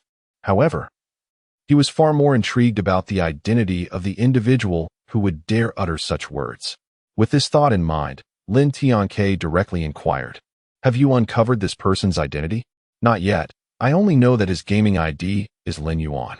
Wang Hu seemed to detect the displeasure in Lin Tianke's tone, and could not help but feel exhilarated. "However, if you care about it, Boss Lin, I can arrange for someone to investigate immediately within the entirety of the Lin group." Who is unaware that Mr. Lin is the esteemed leader? This brash individual displays such arrogance. It is only fitting that he be taught a lesson to remember. In my opinion, it would be best to eliminate him entirely. Given your prowess, Mr. Lin, dealing with such an arrogant young man would be a task as effortless as turning over one's hand. What he must do is instill a sense of animosity in Lin Tianke towards Lin Yuan. Only in this way might Lin Tianke assist him in dealing with Lin Yuan. However, to his surprise, Lin Tianke smiled once more and gently remarked, "You truly care for my well-being." Wang Hu chuckled and replied, "Of course. Boss Lin's affairs are my own concern." Lin Tianke gently inquired, "But do you know who this Lin Yuan is?" "Who is it?" A sudden jolt coursed through Wang Hu's heart as an ominous premonition enveloped him. Lin Tianke smiled and spoke, "My nephew, Lin Yuan." Chapter 45. The anomalous corpse and bone-white crystals. Upon uttering those words, Lin Tianke felt a jolt of anxiety course through him. No, to be precise, it felt as though his very scalp was on the verge of exploding. The person he had inadvertently provoked turned out to be none other than Boss Lin's nephew? Lin Yuan, Lin Yin. The similarity of these names was so striking that he should have realized it long ago. At this moment, Wang Hu could hardly suppress the urge to slap himself repeatedly. "You are deceiving me." As Wang Hu was consumed by regret, Lin Tianke's voice suddenly pierced through his thoughts. In an instant, it felt as if a bucket of cold water had been dumped over his head, prompting him to ingratiatingly reply, "Boss Lin, I am but a dog in your service. What is there that you do not know? How could I possibly deceive you?" "Wang Hu, I have warned you numerous times." Lin Tianke responded coolly, "Do not take me for a fool. I shall grant you one more opportunity to recount the entire sequence of events. Should you utter even a single falsehood, you are well aware of the consequences." Lin Tianke's astuteness was unparalleled. He could easily discern Wang Hu's half-truths and deceptions. Faced with Lin Tianke's unyielding exposure of his lies, Wang Hu had no choice but to abandon his pretense, quickly divulging the entire narrative with the air of a wilted vegetable. It seemed, "My nephew is indeed quite remarkable." After hearing the complete account, Lin Tianke not only refrained from anger, but also remarked with profound significance. To be frank, Lin Tianke had little concern for Wang Hu's misfortunes, to put it bluntly. Those willing to serve him were as numerous as the fish in the river. Wang Hu's ability to converse with him stemmed solely from Lin Tianke's perception of his capabilities. However, based on this incident, it was apparent that Wang Hu had reached a level of foolishness that was quite alarming. Such a liability was best discarded. Lin Tianke's true focus rested solely on Lin Yuan. After all, if he wished to fully seize control of the Lin Corporation, Lin Yuan stood as his greatest impediment. Were Lin Yuan merely an ineffectual second-generation heir, Lin Tianke might have spared him, providing him with a few billion to squander frivolously. Yet now, Lin Yuan's performance had clearly exceeded Lin Tianke's expectations. Whether it was his actions in liquidating shares of the corporation or his demonstrated prowess within the game, Lin Tianke felt an acute sense of urgency. He did not believe that Lin Yuan's decision to sell off all his shares was merely for the sake of gaming. If that were the case, the price of playing such a game would be excessively steep. Moreover, Lin Tianke himself was engaged in this very game and, with his keen business acumen, quickly realized that it was far from ordinary. In terms of authenticity, the game bore no distinction from reality. Given time, it could evolve into a second world. Any visionary magnate would be remiss to overlook the opportunity for development within this realm of lords. To speak candidly, Lin Yuan has now become a source of menace for Lin Tianke. Should the need arise to take action, he would not hesitate to eliminate Lin Yuan, regardless of their familial ties. In Lin Tianke's heart, There remains only an insatiable thirst for power.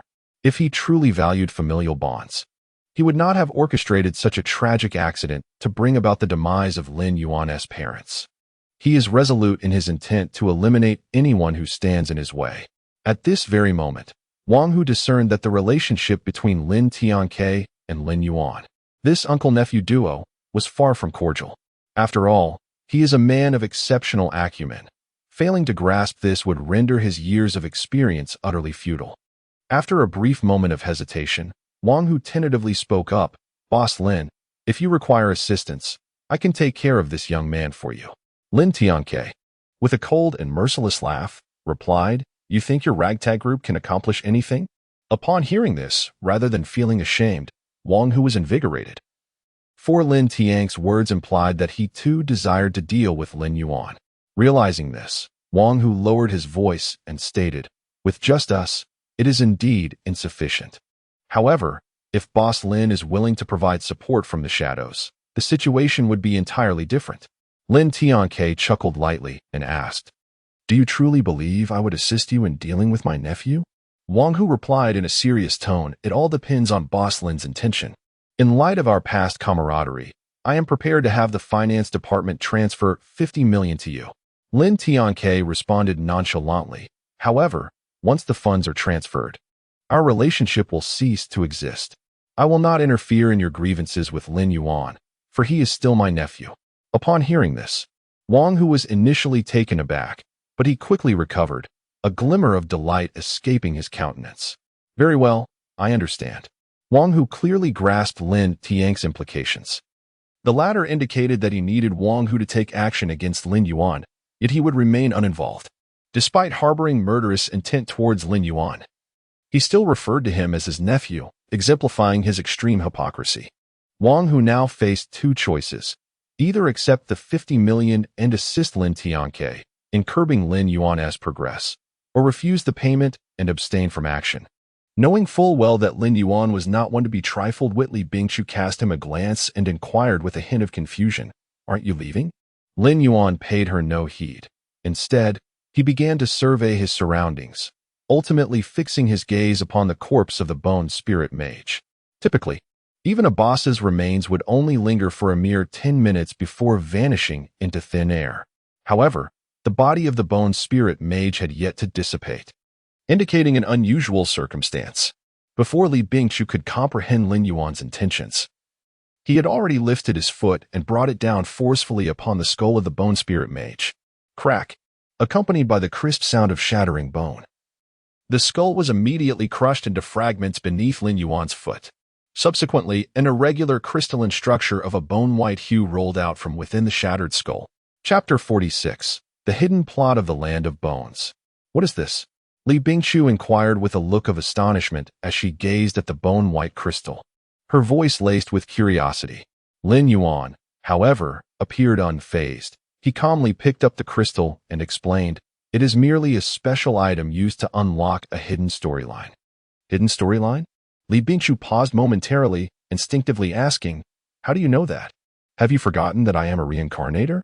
Lin Yuan replied, "Enough chatter, follow me." At his words, Li Bingqiu hesitated not a moment longer and promptly fell in step with Lin Yuan. After a brief contemplation, she ventured, "Are you truly a reincarnator?" Lin Yuan glanced at her and stated coolly, "I do not intend to repeat myself. If you choose not to believe, that is your prerogative." Li Bingqiu pressed further, "Since you are aware that this crystal can unlock a hidden storyline, why did you not come to this bone forest?" "Because I simply did not recall," he answered. Li Bingqiu responded with an incredulous expression, "Your answer is rather blunt." In truth, Lin Yuan spoke the truth. Even as a reincarnator, he was not omniscient. Especially regarding events from the early stages of the game, it was impossible to remember every detail. Just like this instance, he only recollected the hidden plot after noticing that the bone spirit mage's corpse had not vanished. The bone-white crystal within the skull of the bone spirit mage was, indeed, the key to unlocking the hidden storyline. Then, like a curious child, Li Bingqiu inquired, "If you are a reincarnator, what was my past life like? I must have fared reasonably well, right?" "Not at all.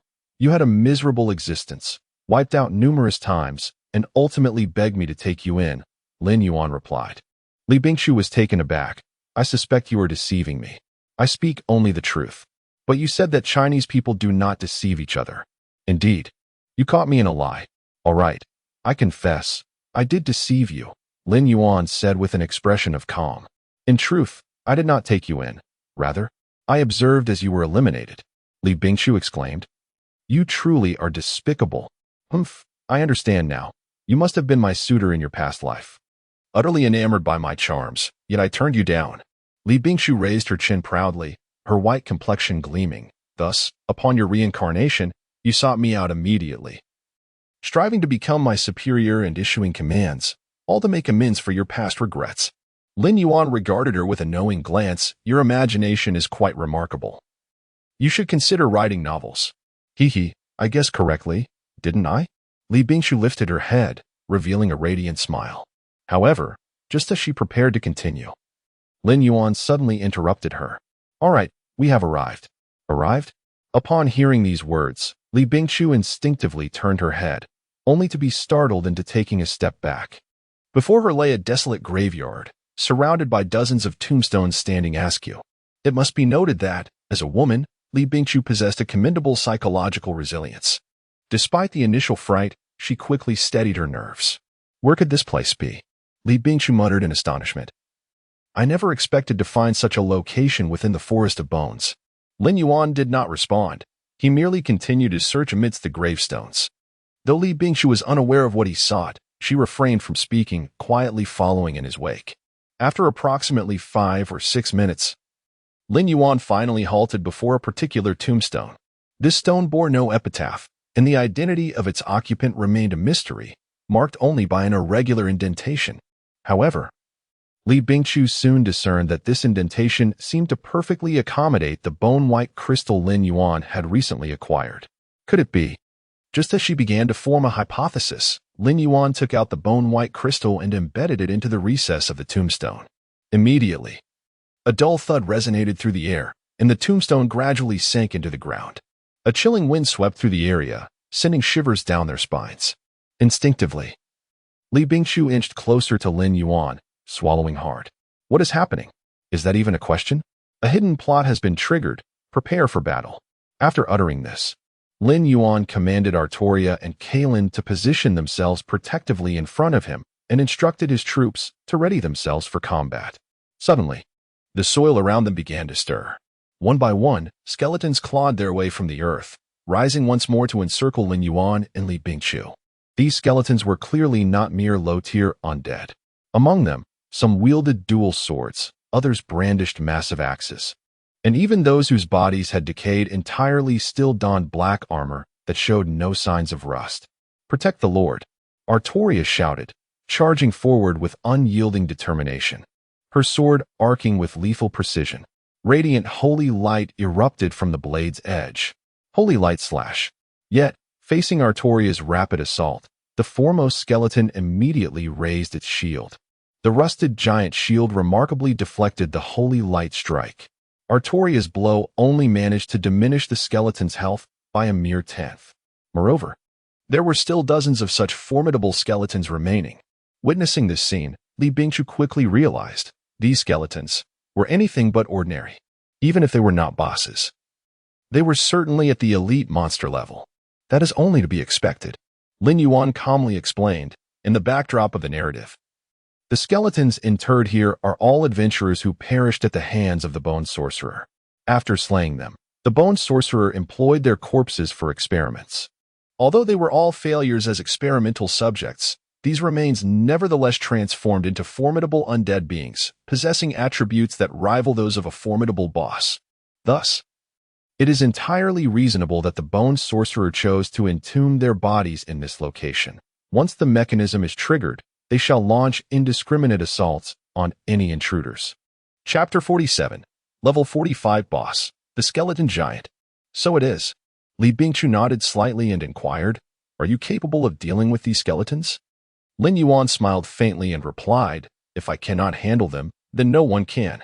Just as his words fell, the 200 flame mages behind him simultaneously chose to strike. As the incantations reached their conclusion, a barrage of 200 explosive fireballs surged forth, hurtling towards the skeleton wielding a heavy shield. Despite its formidable defenses, it was unable to withstand such a magnitude of assault. In a dazzling eruption of flames, the shield-bearing skeleton was obliterated, leaving only a scattering of bones in its wake. However, the prowess of the skeletons before them was far from exhausted. Before the flame mages could select their next target, a shadow darted in with incredible speed. With a swift strike, it effortlessly severed the head of one of the flame mages. Though the flame mages were capable of delivering high burst damage, they were not without vulnerabilities. Their most significant weakness lay in their fragility. Once an enemy closed in, they had little chance to retaliate. At that moment, Lin Yuan finally discerned the true form of their adversary, a black skeleton wielding dual daggers. Before Lin Yuan could issue a command to focus their fire upon it, the black skeleton vanished once more into a blur. Its speed was so remarkable that the flame mages were utterly unable to lock onto it. The brief moment required to chant their spells was more than sufficient for it to escape the area. However, should they choose to ignore it, it would not be long before Lin Yuan's flame mages suffered devastating losses. It was essential to note that in Lin Yuan's eyes, the flame mages were exceedingly precious. Although both the heavily armored skeleton knights and the flame mages belonged to the 5th-tier units, their values were entirely disparate. The former represented a renewable resource, capable of being summoned from the corpses on the battlefield after each encounter. In contrast, the flame mages could only be recruited weekly from the Mage Association once new units became available. With this in mind, Lin Yuan promptly commanded all flame mages, "Disperse your formations. Ensure that each flame mage is flanked by 2 heavily armored skeleton knights for protection." Without a moment's hesitation, he executed his tactical arrangement.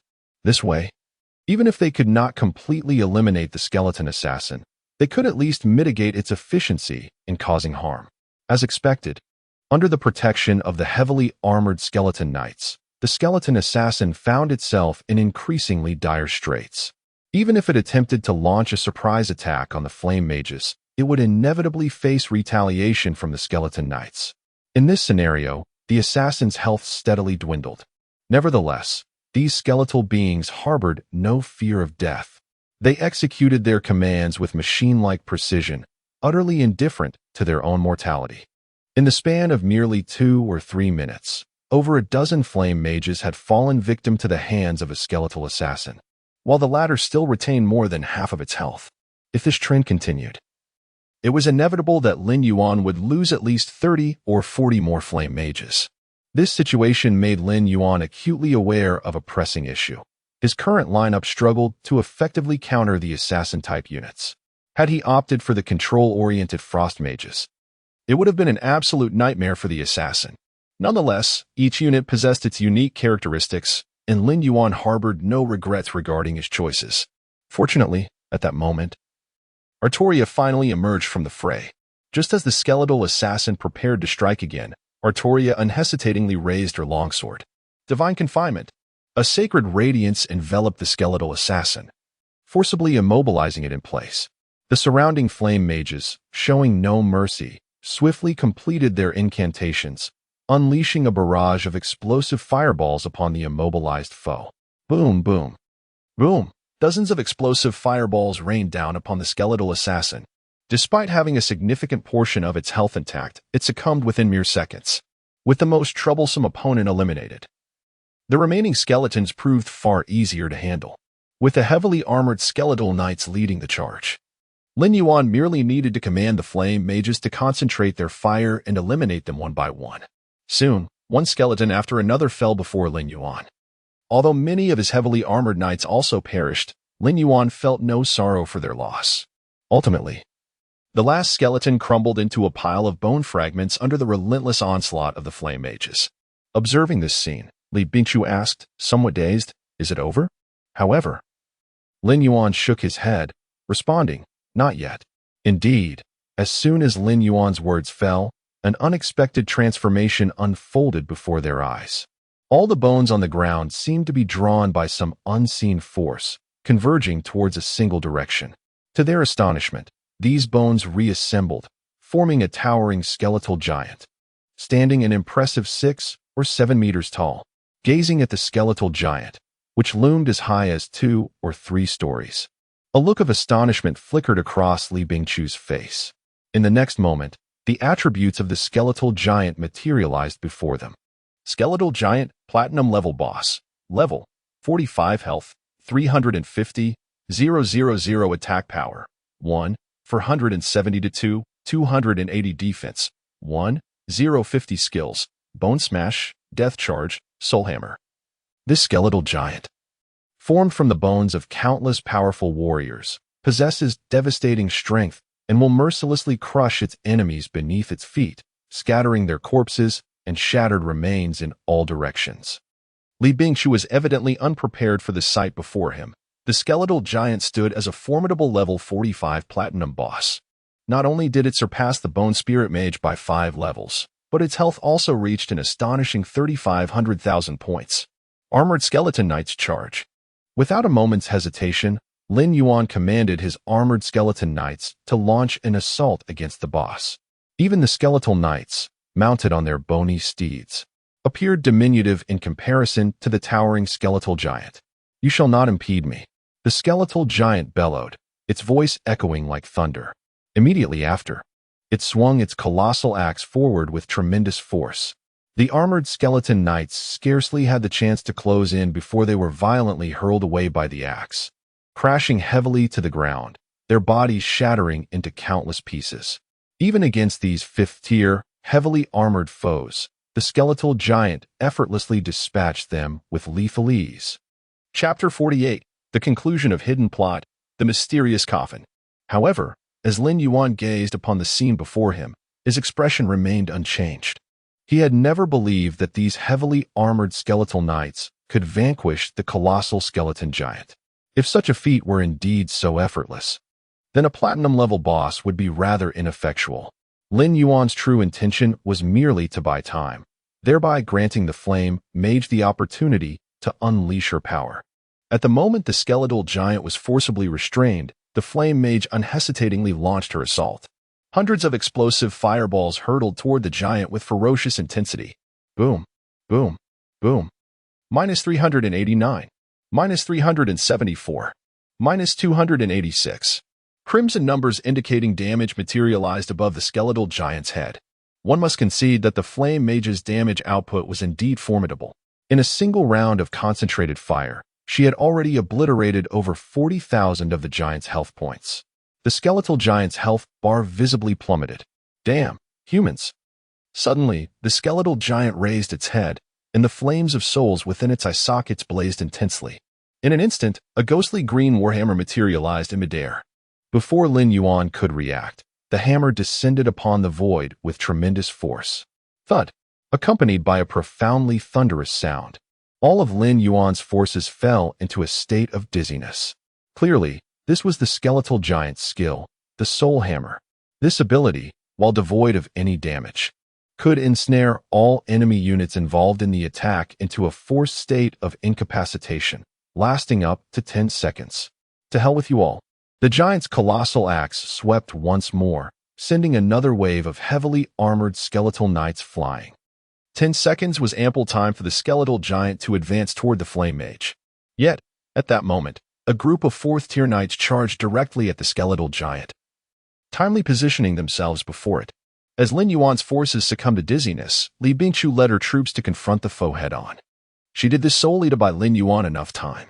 "I never expected you to be somewhat useful," Lin Yuan remarked with a light chuckle, glancing at Li Bingchu. "Of course," Li Bingchu replied, raising her head with a proud demeanor.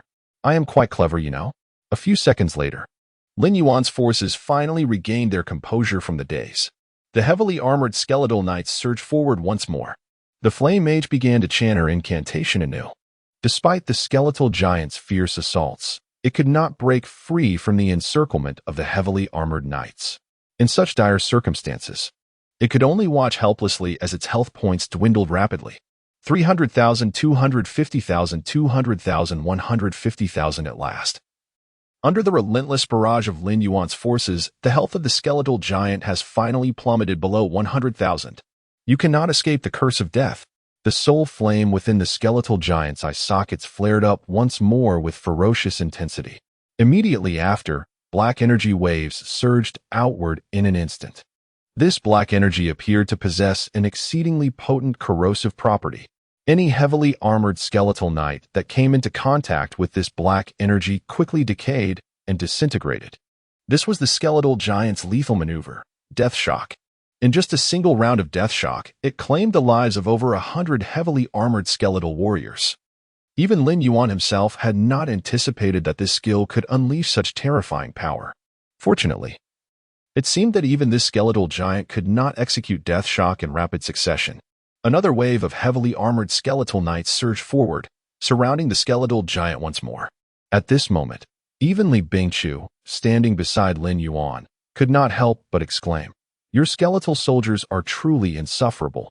They seem impossible to eradicate. If I were the boss, I would surely be driven to despair by you." "Your statement is rather misguided," Lin Yuan replied with a light chuckle. "It is clearly a matter of numerical superiority. How can one label it as insufferable?" Amidst their conversation, the skeletal giant's health fell below 50,000. Subsequently, following another concentrated attack from the fire mage, the skeletal giant's health was finally reduced to 0. Its colossal form then crashed to the ground with a thunderous sound. "It is over."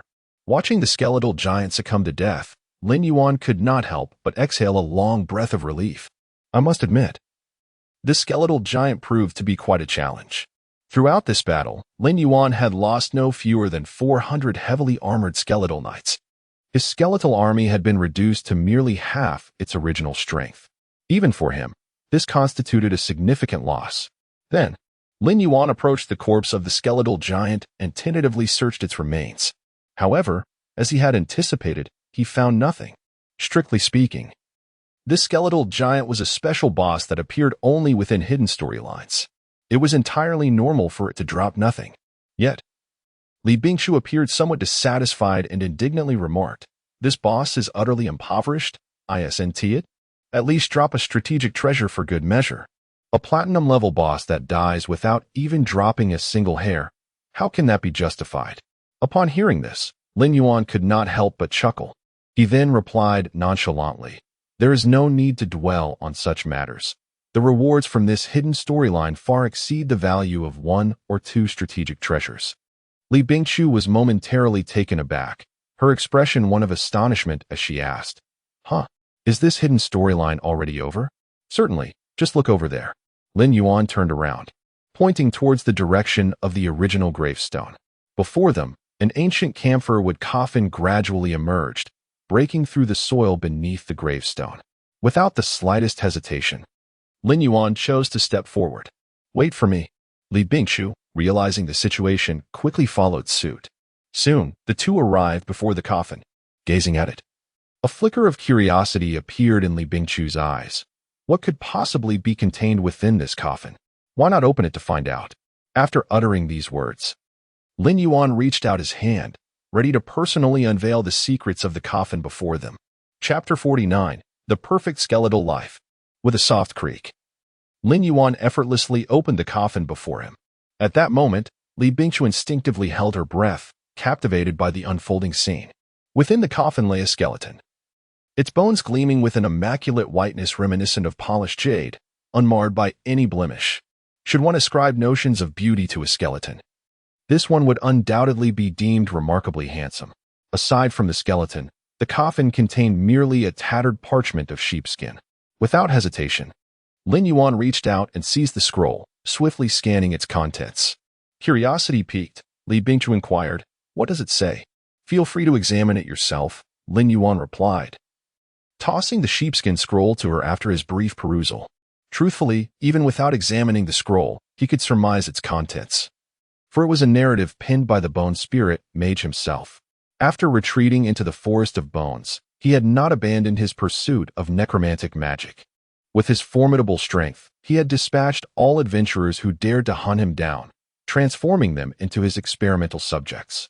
His ultimate ambition was to forge a truly perfect skeletal being. In his eyes, such a creature must not only possess immense power, but also embody human-like intelligence. Otherwise, no matter how formidable, it would merely be a beast. This outcome was intolerable to the Bone Spirit Mage, who was resolute in proving that his research was not misguided. There exists but a thin line separating genius from madness, and the Bone Spirit Mage traversed this precarious path, enduring countless failures. Even skeletal beings formed from the remains of the mighty were devoid of intellect, mere savage beasts. Once they slipped from his control, they devolved into mindless killers. The repeated setbacks left the Bone Spirit Mage disheartened. In a final, desperate attempt, he even endeavored to amalgamate the bones of numerous powerful beings to create a towering skeletal giant of terrifying might. Yet, the central dilemma remained unresolved: how to imbue these skeletal creations with intelligence, a riddle that eluded him. At long last, through a serendipitous turn of events, the Bone Spirit Mage acquired the corpse of an unparalleled powerhouse. This acquisition felt like striking gold. He devoted countless precious materials and expended his utmost efforts to transmute this formidable body into a skeleton. He named the skeleton Uxar, a name derived from ancient mythology that signifies the god of death. One can only imagine the lofty expectations the Bone Spirit Mage held for this skeletal form. However, to his dismay, the skeleton he had painstakingly crafted did not awaken its own consciousness as other skeletal beings typically do. This figure, upon which he had placed such high hopes, appeared merely as an empty shell. Soon, a bold hypothesis began to take shape in the depths of the Bone Spirit Mage's mind. If this skeleton were to be regarded as an empty vessel, could it be possible to implant the consciousness of a living being within it, thus granting it sentience? Such a breakthrough would enable him to create a perfect skeletal life form endowed with both formidable power and human-like cognition.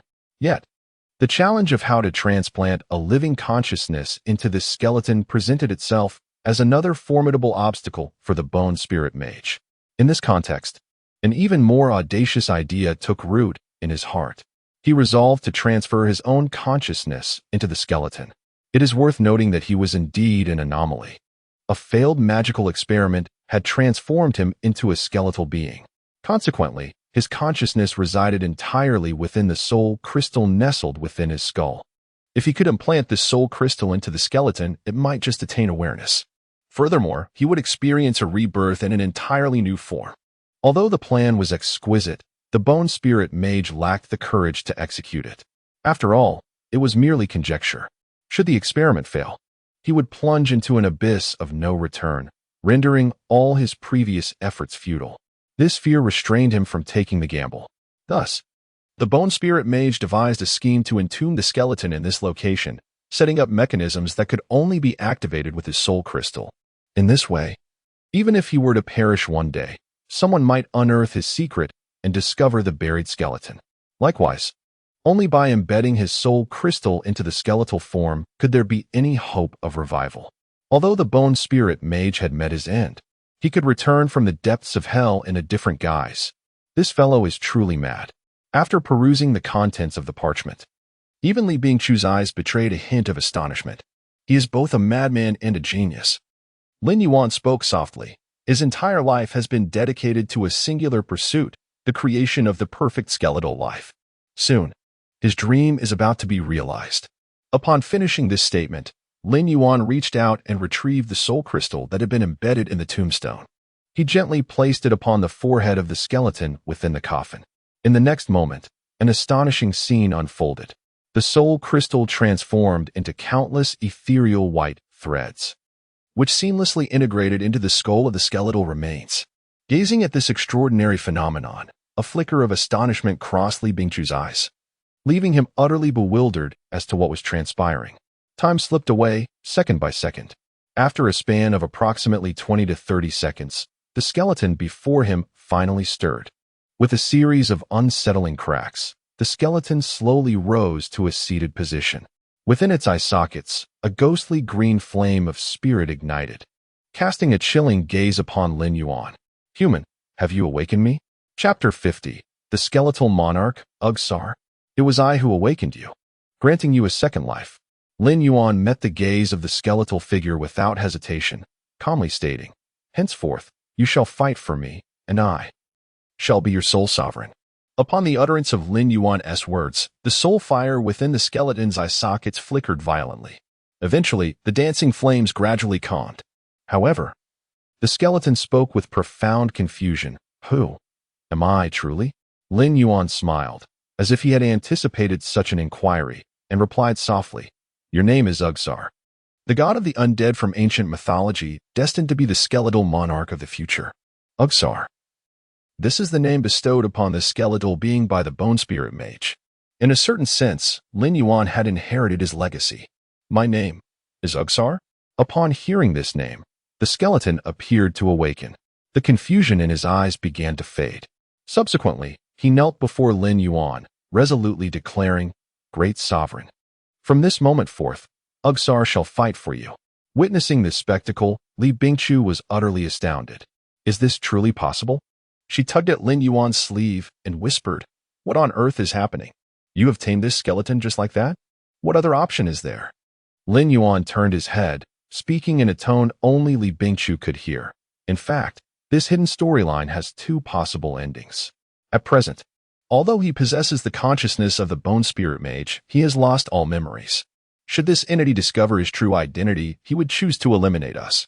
By the way, this skeleton's strength is equivalent to that of a level 50 diamond grade boss.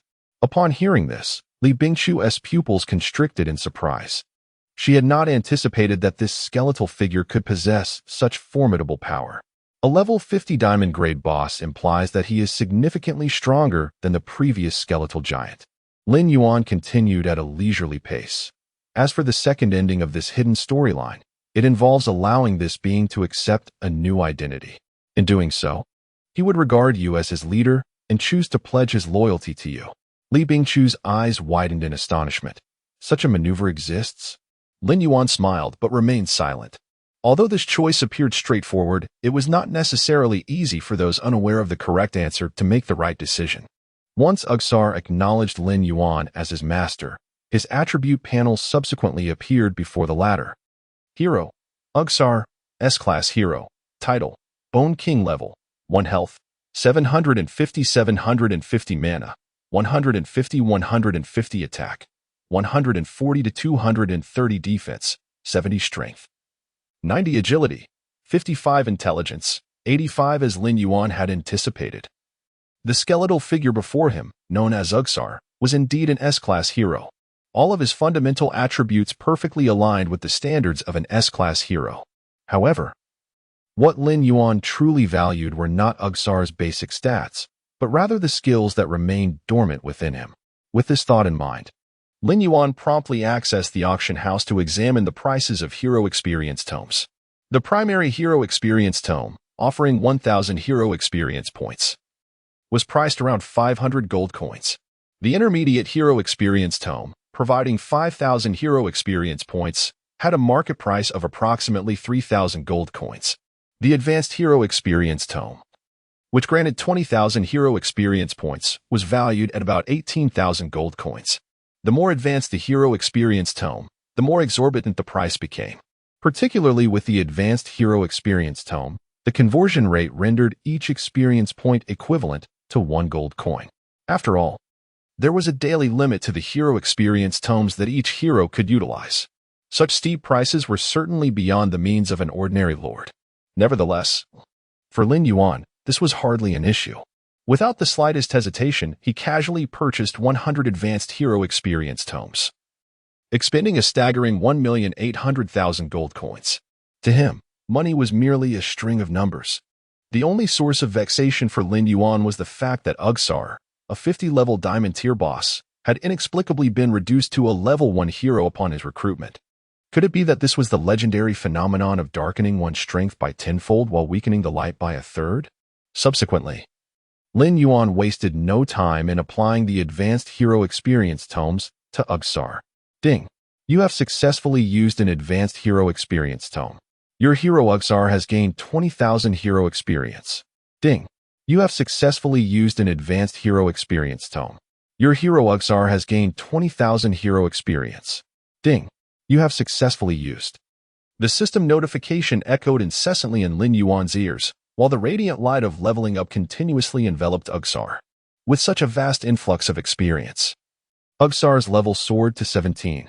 Moreover, he simultaneously comprehended 3 skills. Hero Ugsar has successfully learned the skill, Throne of Bones. Hero Ugsar has successfully learned the skill, Bone Blade. Hero Ugsar has successfully learned the skill, Summon Bone Giant. Afterward, Lin Yuan opened Ugsar's attribute panel to delve into the detailed descriptions of these 3 skills. Skill, Throne of Bones. Passive skill description. The skeletal troops commanded under Ugsar receive a 20 increase in attack power, defense, attack speed, and movement speed. Furthermore, 10 of the damage dealt by all skeletal troops is automatically converted into true damage. Upon witnessing the introduction of this skill, a flicker of excitement involuntarily shone in Lin Yuan's eyes, causing his breath to quicken. Indeed, what he had long anticipated was precisely this skill, the Throne of Bones. An unequivocal passive divine ability. Even among heroes of the same race, each possesses unique specialties. Take, for instance, the heroes of the undead faction.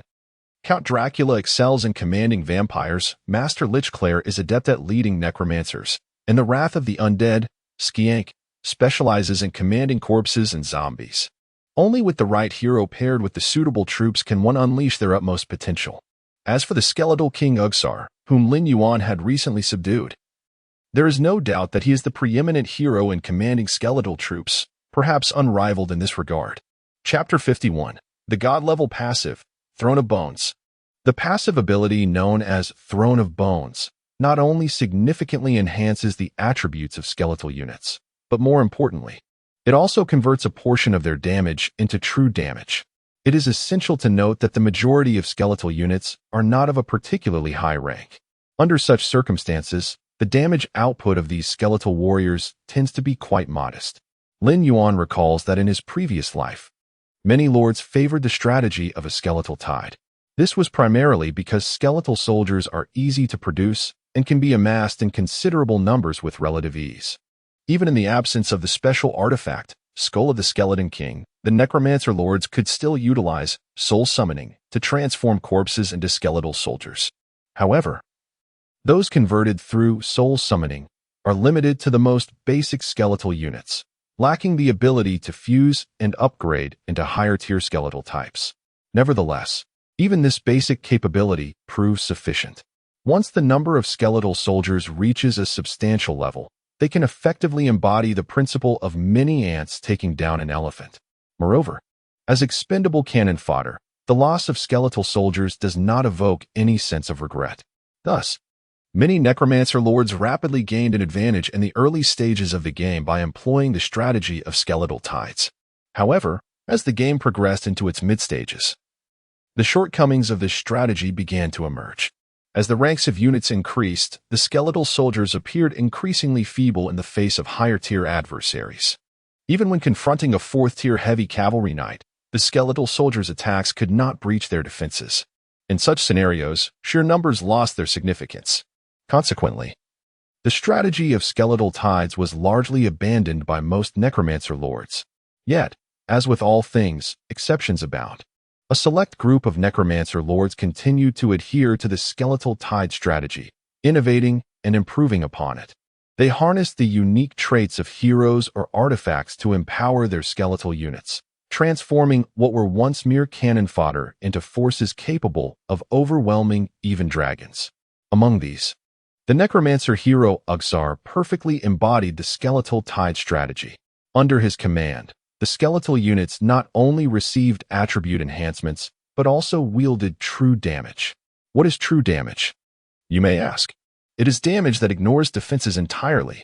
This means that even a 1st-tier skeletal soldier can penetrate the defenses of a 9th-tier dragon and inflict harm. It is no exaggeration to assert that, provided the number of skeletal soldiers is sufficient, no creature, be it angel, demon, or dragon, can escape their demise. From the moment Lin Yuan glimpsed the description of the skill Throne of Bones, he resolved to entrust his skeletal army to Ugsar's command from that day forth.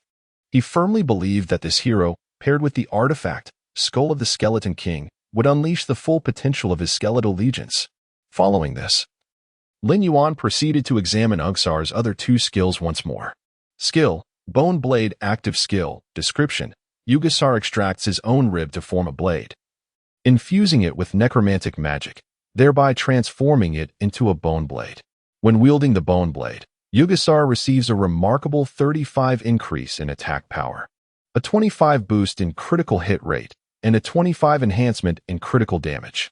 Simultaneously, enemies struck by the bone blade suffer from the bone curse, resulting in a 10 reduction in all attributes. Upon reading the description of this skill, even Lin Yuan was momentarily taken aback. It is undeniably impressive that Yugasar would resort to using his own ribs as a weapon. However, the potency of this skill is beyond question. Not only does it provide Yugasar with significant enhancements, but it also curses his foes, diminishing their strength. Truly a cunning tactic. As for the third skill, Lin Yuan could roughly deduce its nature without even needing to read the description. Skill: Summon Bone Giant. Active skill. Description: activating this skill allows Yugasar to summon a bone giant that obeys his every command. The specific attributes of the bone giant depend on Yugasar's hero level.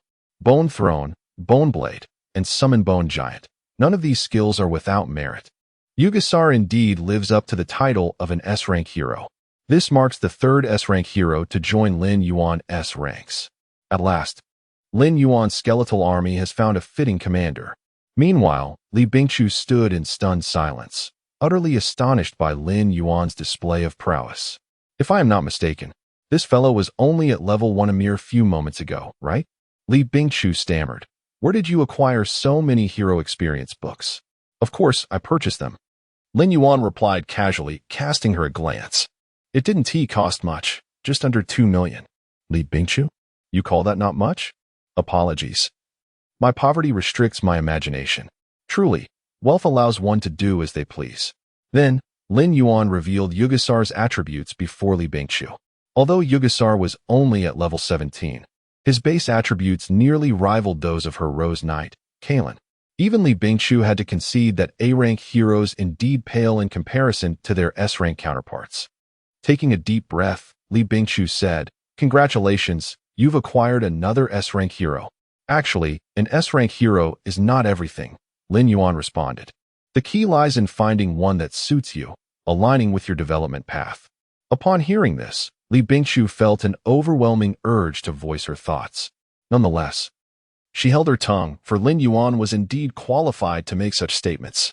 After all, this individual was capable of casually gifting S-rank hero recruitment tokens simply because he had no use for them. At that moment, Lin Yuan spoke again. If it weren't for your guidance to this place, I might not have recalled this hidden plot. Li Bingqiu was momentarily taken aback, then teasingly responded. What is this? Are you planning to give me a raise? What significance does a raise hold? Lin Yuan chuckled, then deftly shifted the topic. I possess a method that can elevate the heroes under your command from A rank to S rank. Would you be interested? Upon hearing this, Li Bingqiu was momentarily stunned and instinctively inquired, is there truly such a method? Chapter 52, Extravagant Spending, Rapid Upgrades. Lin Yuan spoke. Of course, it's possible. You must journey to Empire City and seek out the swordsmanship master, Olet. Have your heroes conquer his trials. If they succeed, he will take them through rigorous training. This training will last approximately 3 days, and upon its completion, your heroes will ascend from A rank to S rank. Upon hearing this, a glimmer of excitement flickered in Li Bingqiu's eyes. She had no doubt about the veracity of Lin Yuan's words. After all, he had repeatedly proven that what he said was indeed true. If this were the case, she must seize this opportunity with unwavering determination. Elevating the Rose Swordsman from A rank to S rank would represent a significant enhancement to her prowess.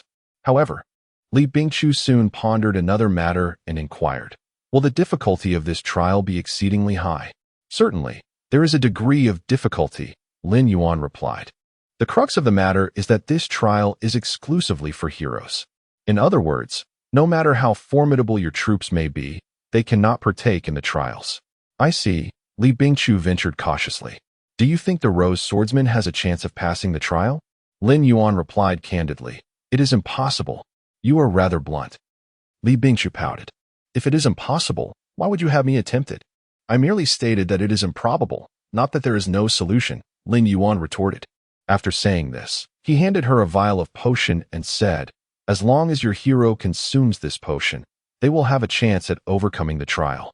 This is the dark potion? Upon seeing the familiar vial in her hand, Li Bingqiu was momentarily taken aback.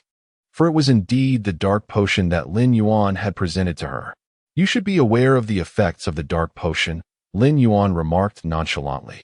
Once consumed, the hero will enter a demonized state, gaining a 50 boost to all attributes, and their attacks will inflict an additional 10 dark attribute damage, lasting for 15 minutes. However, the dark potion is a double-edged sword.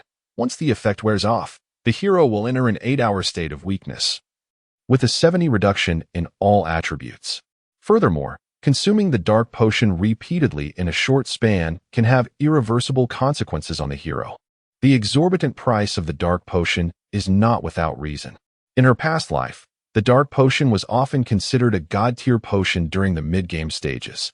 Many players would have their heroes consume it while tackling challenging dungeons or defeating bosses for a brief period of enhanced strength. After hearing Lin Yuan's explanation, Li Bingqiu finally grasped his intention and promptly replied, "I understand now. Thank you for your guidance." Lin Yuan spoke, expressing his hope that when they next met, the hero would have ascended to the S rank. He added that in a few days, the dark potion would be ready for circulation in the market. It had been several days already, and there should be some stock available by now. Li Bingqiu nodded in affirmation, stating that since the decision had been made, he would arrange it shortly. Furthermore, Lin Yuan emphasized the urgency of locating the site marked on the parchment. This task was equally pressing. It is worth noting that the sheepskin map obtained from Qin Bei was an opportunity that Lin Yuan had never encountered in his past life. Thus, he was determined to seize this chance, ensuring it did not fall into another's hands. In the ensuing days, Lin Yuan focused his attention on Ugsar. Compared to Artoria and Kalen, Ugsar's level was relatively low. Yet, the potential of this hero was undeniably formidable. Consequently, Lin Yuan endeavored to elevate Ugsar's level expeditiously. Whether engaging wild monsters or delving into dungeons, Lin Yuan made Ugsar the primary commander, ensuring he garnered the bulk of experience points. To be frank, for an ordinary lord, specializing in the cultivation of a single hero was already a considerable challenge, let alone nurturing 3 heroes simultaneously, as Lin Yuan did. Fortunately, Lin Yuan's greatest asset was his wealth. Each day, he purchased an abundance of high-level hero experience books, fully utilizing the daily limit of 100 per hero. Without hesitation, he acquired 300 high-level hero experience books daily. Ugsar, Artoria, and Kalen each received 2 million experience points, benefiting equally. Under these circumstances, the upgrade rate of these 3 heroes surged as rapidly as a rocket. However, this swift progression came at the cost of Lin Yuan's substantial expenditures. Each high-level hero experience book cost 18,000 gold coins. Purchasing 300 daily amounted to 540,000. At this expenditure rate, 100 million would only last a mere 20 days. Fortunately, during this period, Lin Yuan's dark potion finally made its debut in the auction house. Many lords swiftly recognized the potion's value, leading to a frenzy of purchases in the market.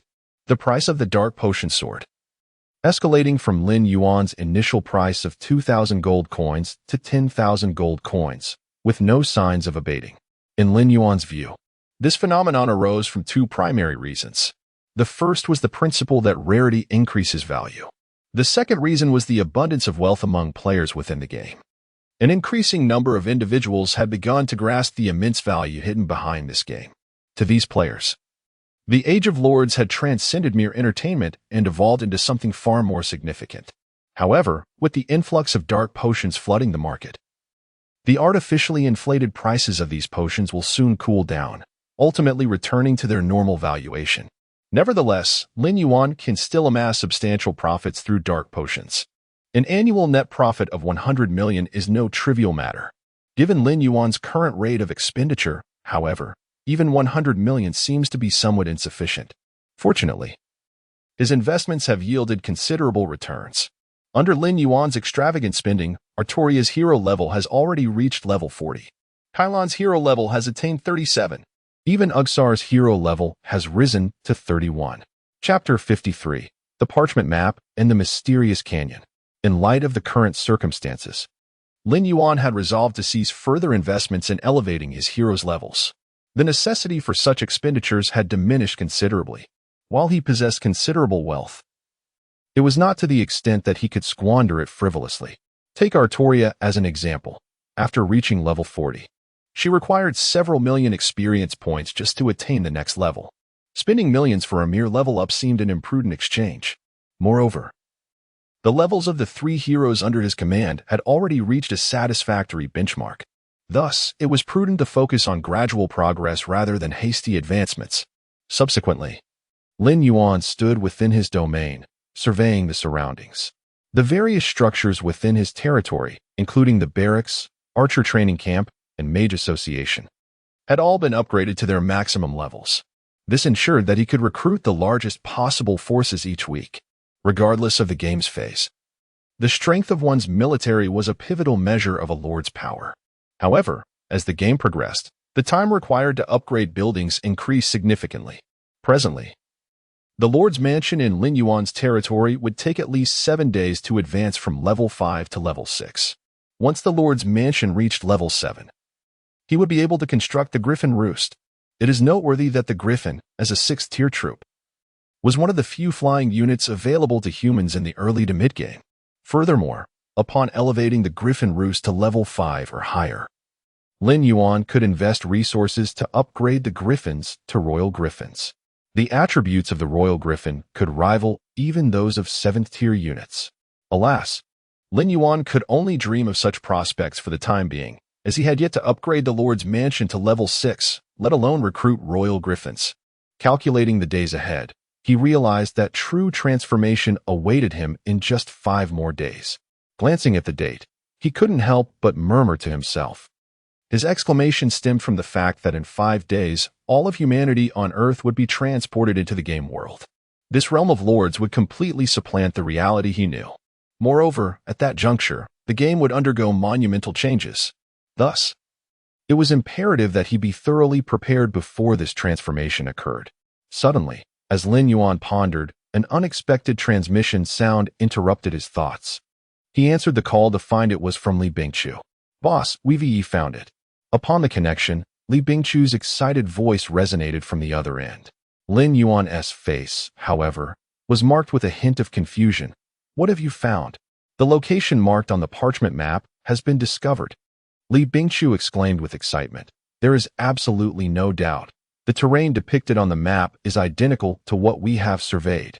Lin Yuan momentarily paused, instinctively inquiring, "How did you manage to find it?" "It was discovered by those few dungeon hunters," Li Bingchu explained. "I had each of them glance over the parchment map and promised that whoever could locate the site indicated would receive a reward of 1 million.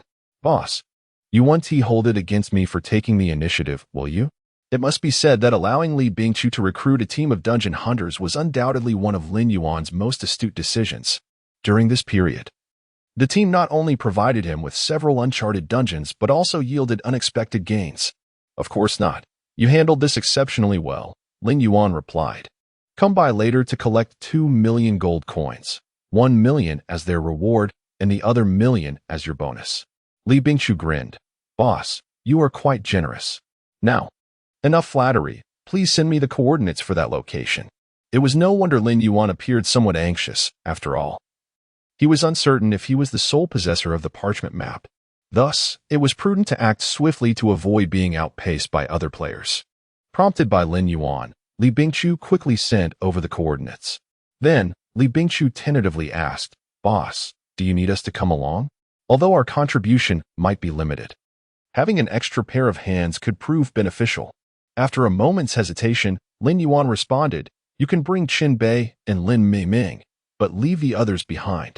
He had a solid understanding of the two. Even with their inclusion, there would be no conflict of interests. Moreover, Lin Yuan intended to let them hone their skills alongside him.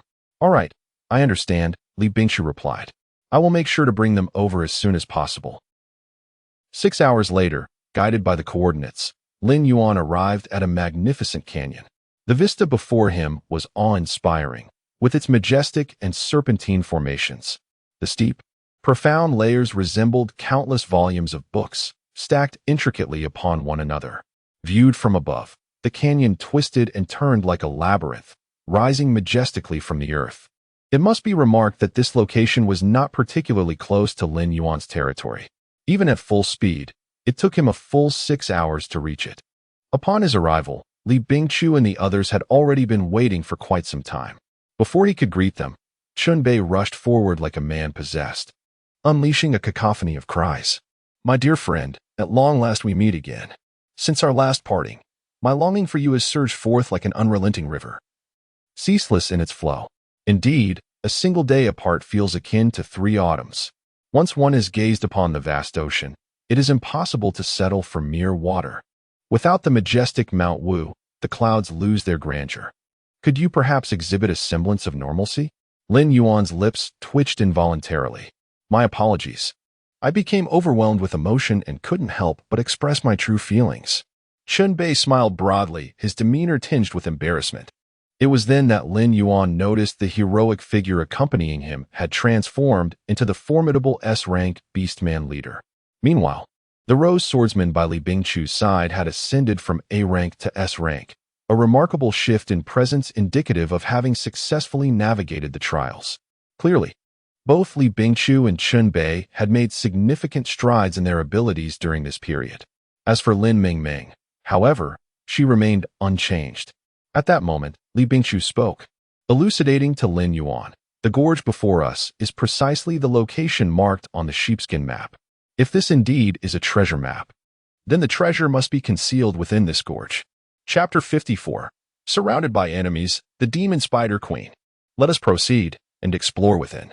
Lin Yuan, displaying no hesitation, led his troops directly into the gorge that lay before them. Li Bingqiu and the others swiftly followed in his footsteps, making their way into the depths of the chasm. As they crossed the threshold, a chilling wind began to swirl ominously around them, accompanied by faint rustling sounds emanating from the depths of the gorge. Lin Yuan promptly raised his hand to halt the advancing members of his party, whispering a cautionary reminder: "Exercise caution and prepare for battle." It must be said, Lin Yuan's instincts were remarkably sharp.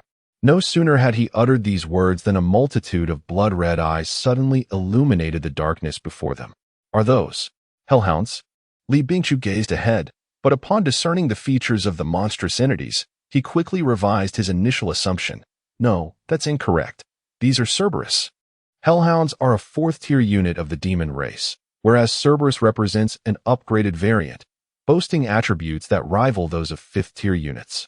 The key concern, however, was the sheer number of Cerberus confronting them, an overwhelming horde that seemed to stretch into infinity. "Boss, allow me," Chunbei volunteered, commanding his troops to charge forth without delay. The orc leader let out a fierce roar, activating his skill, Blood of the Beast. Upon the activation of this ability, a crimson aura enveloped all the orc units, signifying a significant augmentation of their attributes. It is well known that the orc race excels in direct confrontation, thus, under the influence of Blood of the Beast, these orcs appeared incredibly formidable. Even Lin Yuan had to concede that Chunbei exhibited considerable talent.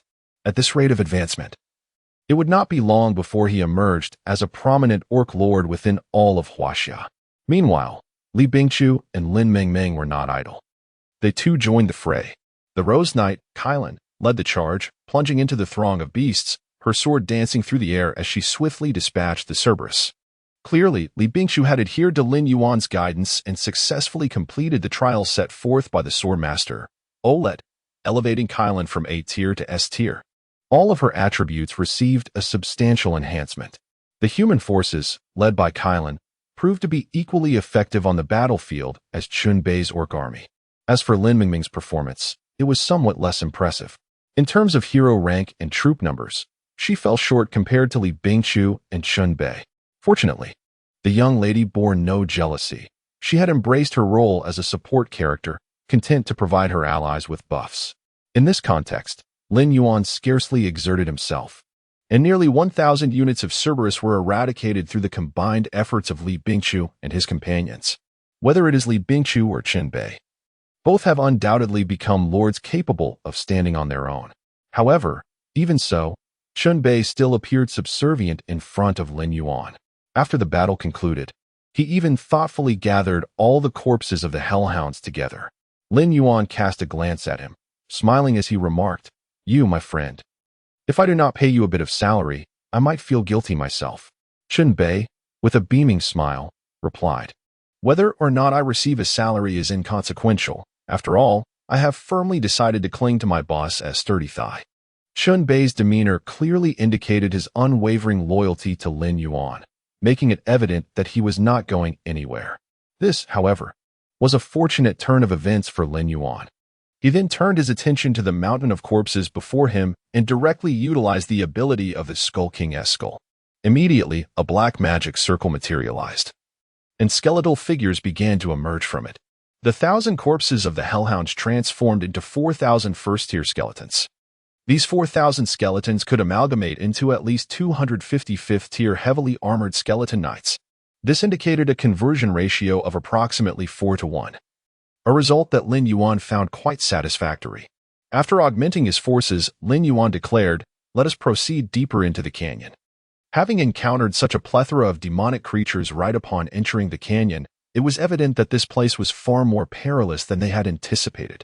Acquiring the treasures depicted on the sheepskin map would undoubtedly prove to be no simple task. Chen Bei, however, responded with unwavering confidence. What does it matter? No matter how many demonic creatures there are, we shall sweep through with our army.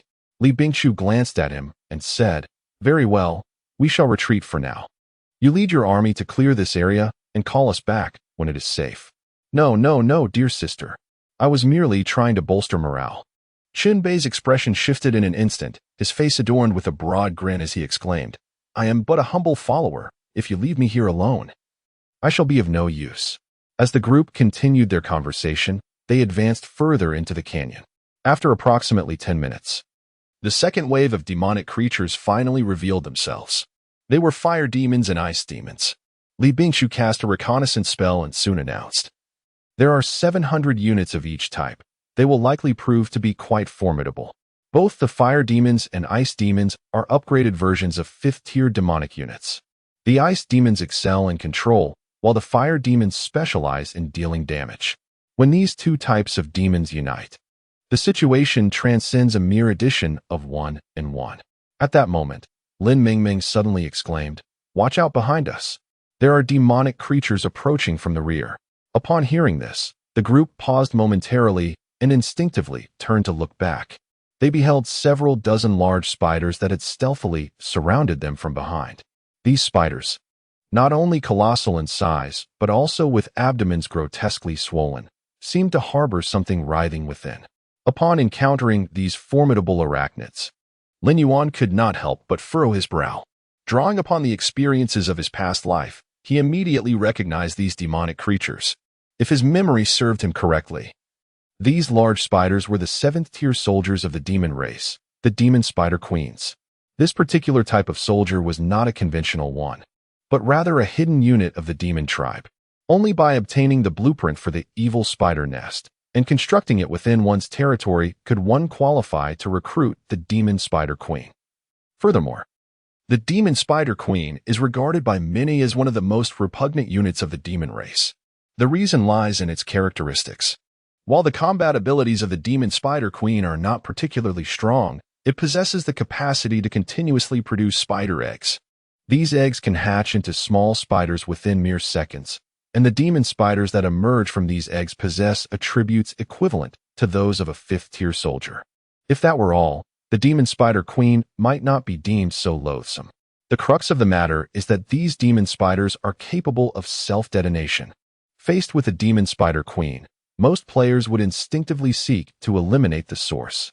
However, once they attempt to directly assault the demon spider queen, these demon spiders would immediately explode, inflicting substantial damage upon surrounding enemies. Ordinary lords lack unique methods to counter this, often incurring great costs to slay the demon spider queen. Hence, they find this unit exceedingly detestable. Observing the dozens of 7th-tier demon spider queens, Chen Bei could not contain his frown and remarked, "When did these large spiders encircle us from behind?" Lin Yuan pointed towards the rocky walls on either side and calmly replied, "Do not forget. Spiders can traverse the surfaces of the rocks." Li Bingshu gritted her teeth and whispered, "So we are now caught in a pincer attack."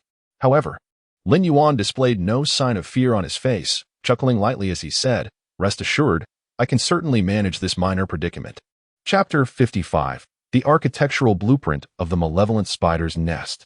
Subsequently, Lin Yuan methodically directed, Qin Bei, your orc legion is excessively cumbersome. Abstain from engaging in battle and remain in position to safeguard the rear. Li Bingqiu, take your forces to the flank and await the opportune moment. Strike only when I provide you with a favorable opportunity.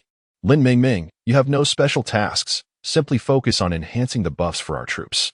Although Li Bingqiu and Qin Bei were renowned lords in their former lives, they had yet to mature in this realm. In terms of combat experience and tactical acumen, Lin Yuan was several tiers ahead of them. Thus, in this scenario, it was naturally Lin Yuan who assumed command. Without a moment's hesitation, Lin Yuan commanded Ugsar to lead the heavily armored skeletal knights into the fray. You shall experience the terror of death. Ugsar unsheathed one of his ribs, transforming it into a bone blade. Simultaneously, he invoked necromantic magic to summon a skeletal giant. He then charged forth with the skeletal giant and a legion of heavily armored skeletal knights towards the infernal and icy demons. At that moment, the demonic entities before them did not hesitate to retaliate. Ice purgatory. Hellfire. Suddenly, the ground erupted with countless sharp ice spikes that pierced the bodies of the armored skeletal warriors. Although the damage was not substantial, it forcibly altered the terrain. Moreover, the chilling aura emanating from the ice spikes significantly hampered the speed of the armored skeletal knights. Witnessing this scene, Qin Bei finally comprehended Lin Yuan's rationale for excluding his orc forces from the battle. Orcs were characteristically known for their bulk. While formidable in strength, they were notoriously sluggish. Entering the domain of ice purgatory would render them little more than living targets. Lin Yuan sought to prevent unnecessary casualties. Hence his decision to keep the orc forces on standby. Before the skeletal troops could shake off the effects of ice purgatory, hellfire ignited beneath their feet. Compared to ice purgatory, the damage inflicted by hellfire was considerably more severe. Each searing burn could strip away a portion of the armored skeletal knight's vitality. In this situation, it was likely that before the heavily armored skeletal knights could advance upon their adversaries, they would suffer significant losses. However, Lin Yuan was not one to passively witness the demise of his troops. The charging skeletal knights were merely a decoy to draw fire. The real trump card lay with the fire mages positioned behind him. After days of recruitment, the number of fire mages in Lin Yuan's army had exceeded 400. Fire mages shatter them. With the issuance of Lin Yuan's command, over 400 flame mages simultaneously began to chant their incantations. In swift succession, hundreds of explosive fireballs coalesced, hurtling forth with a deafening roar toward the demonic creatures before them. Boom, boom, boom, accompanied by a cacophony of thunderous sounds. These explosive fireballs transformed the area into a blazing inferno. This concentrated assault obliterated more than 200 flame demons and ice demons in one fell swoop. It is noteworthy that the total number of flame demons and ice demons combined was merely 1,400. This offensive from the flame mages effectively reduced the enemy ranks by 1/7. More importantly, the formation of the demons was forcibly shattered. Lin Yuan turned to Li Bingqiu. The opportunity has arrived. Understanding the implication, Li Bingqiu nodded in agreement and promptly commanded Kalen to lead the human forces in a flanking assault. Her troops plunged into the fray, swiftly infiltrating the enemy's ranks. The situation on the battlefield rapidly descended into chaos. Before the demons could mount an effective counterattack, the second wave of the flame mages' offensive surged forth. Hundreds of fireballs rained down once more. Under such circumstances, it would not be long before the demonic horde crumbled entirely. Meanwhile, the demon spider matriarch had commenced a frenzied reproduction of demon spiders. The bulging abdomen of the matriarch split open, releasing round spider eggs that cascaded out, hatching within mere seconds and charging toward their direction. It is crucial to note that the reproductive capabilities of the demon spider matriarch were quite formidable.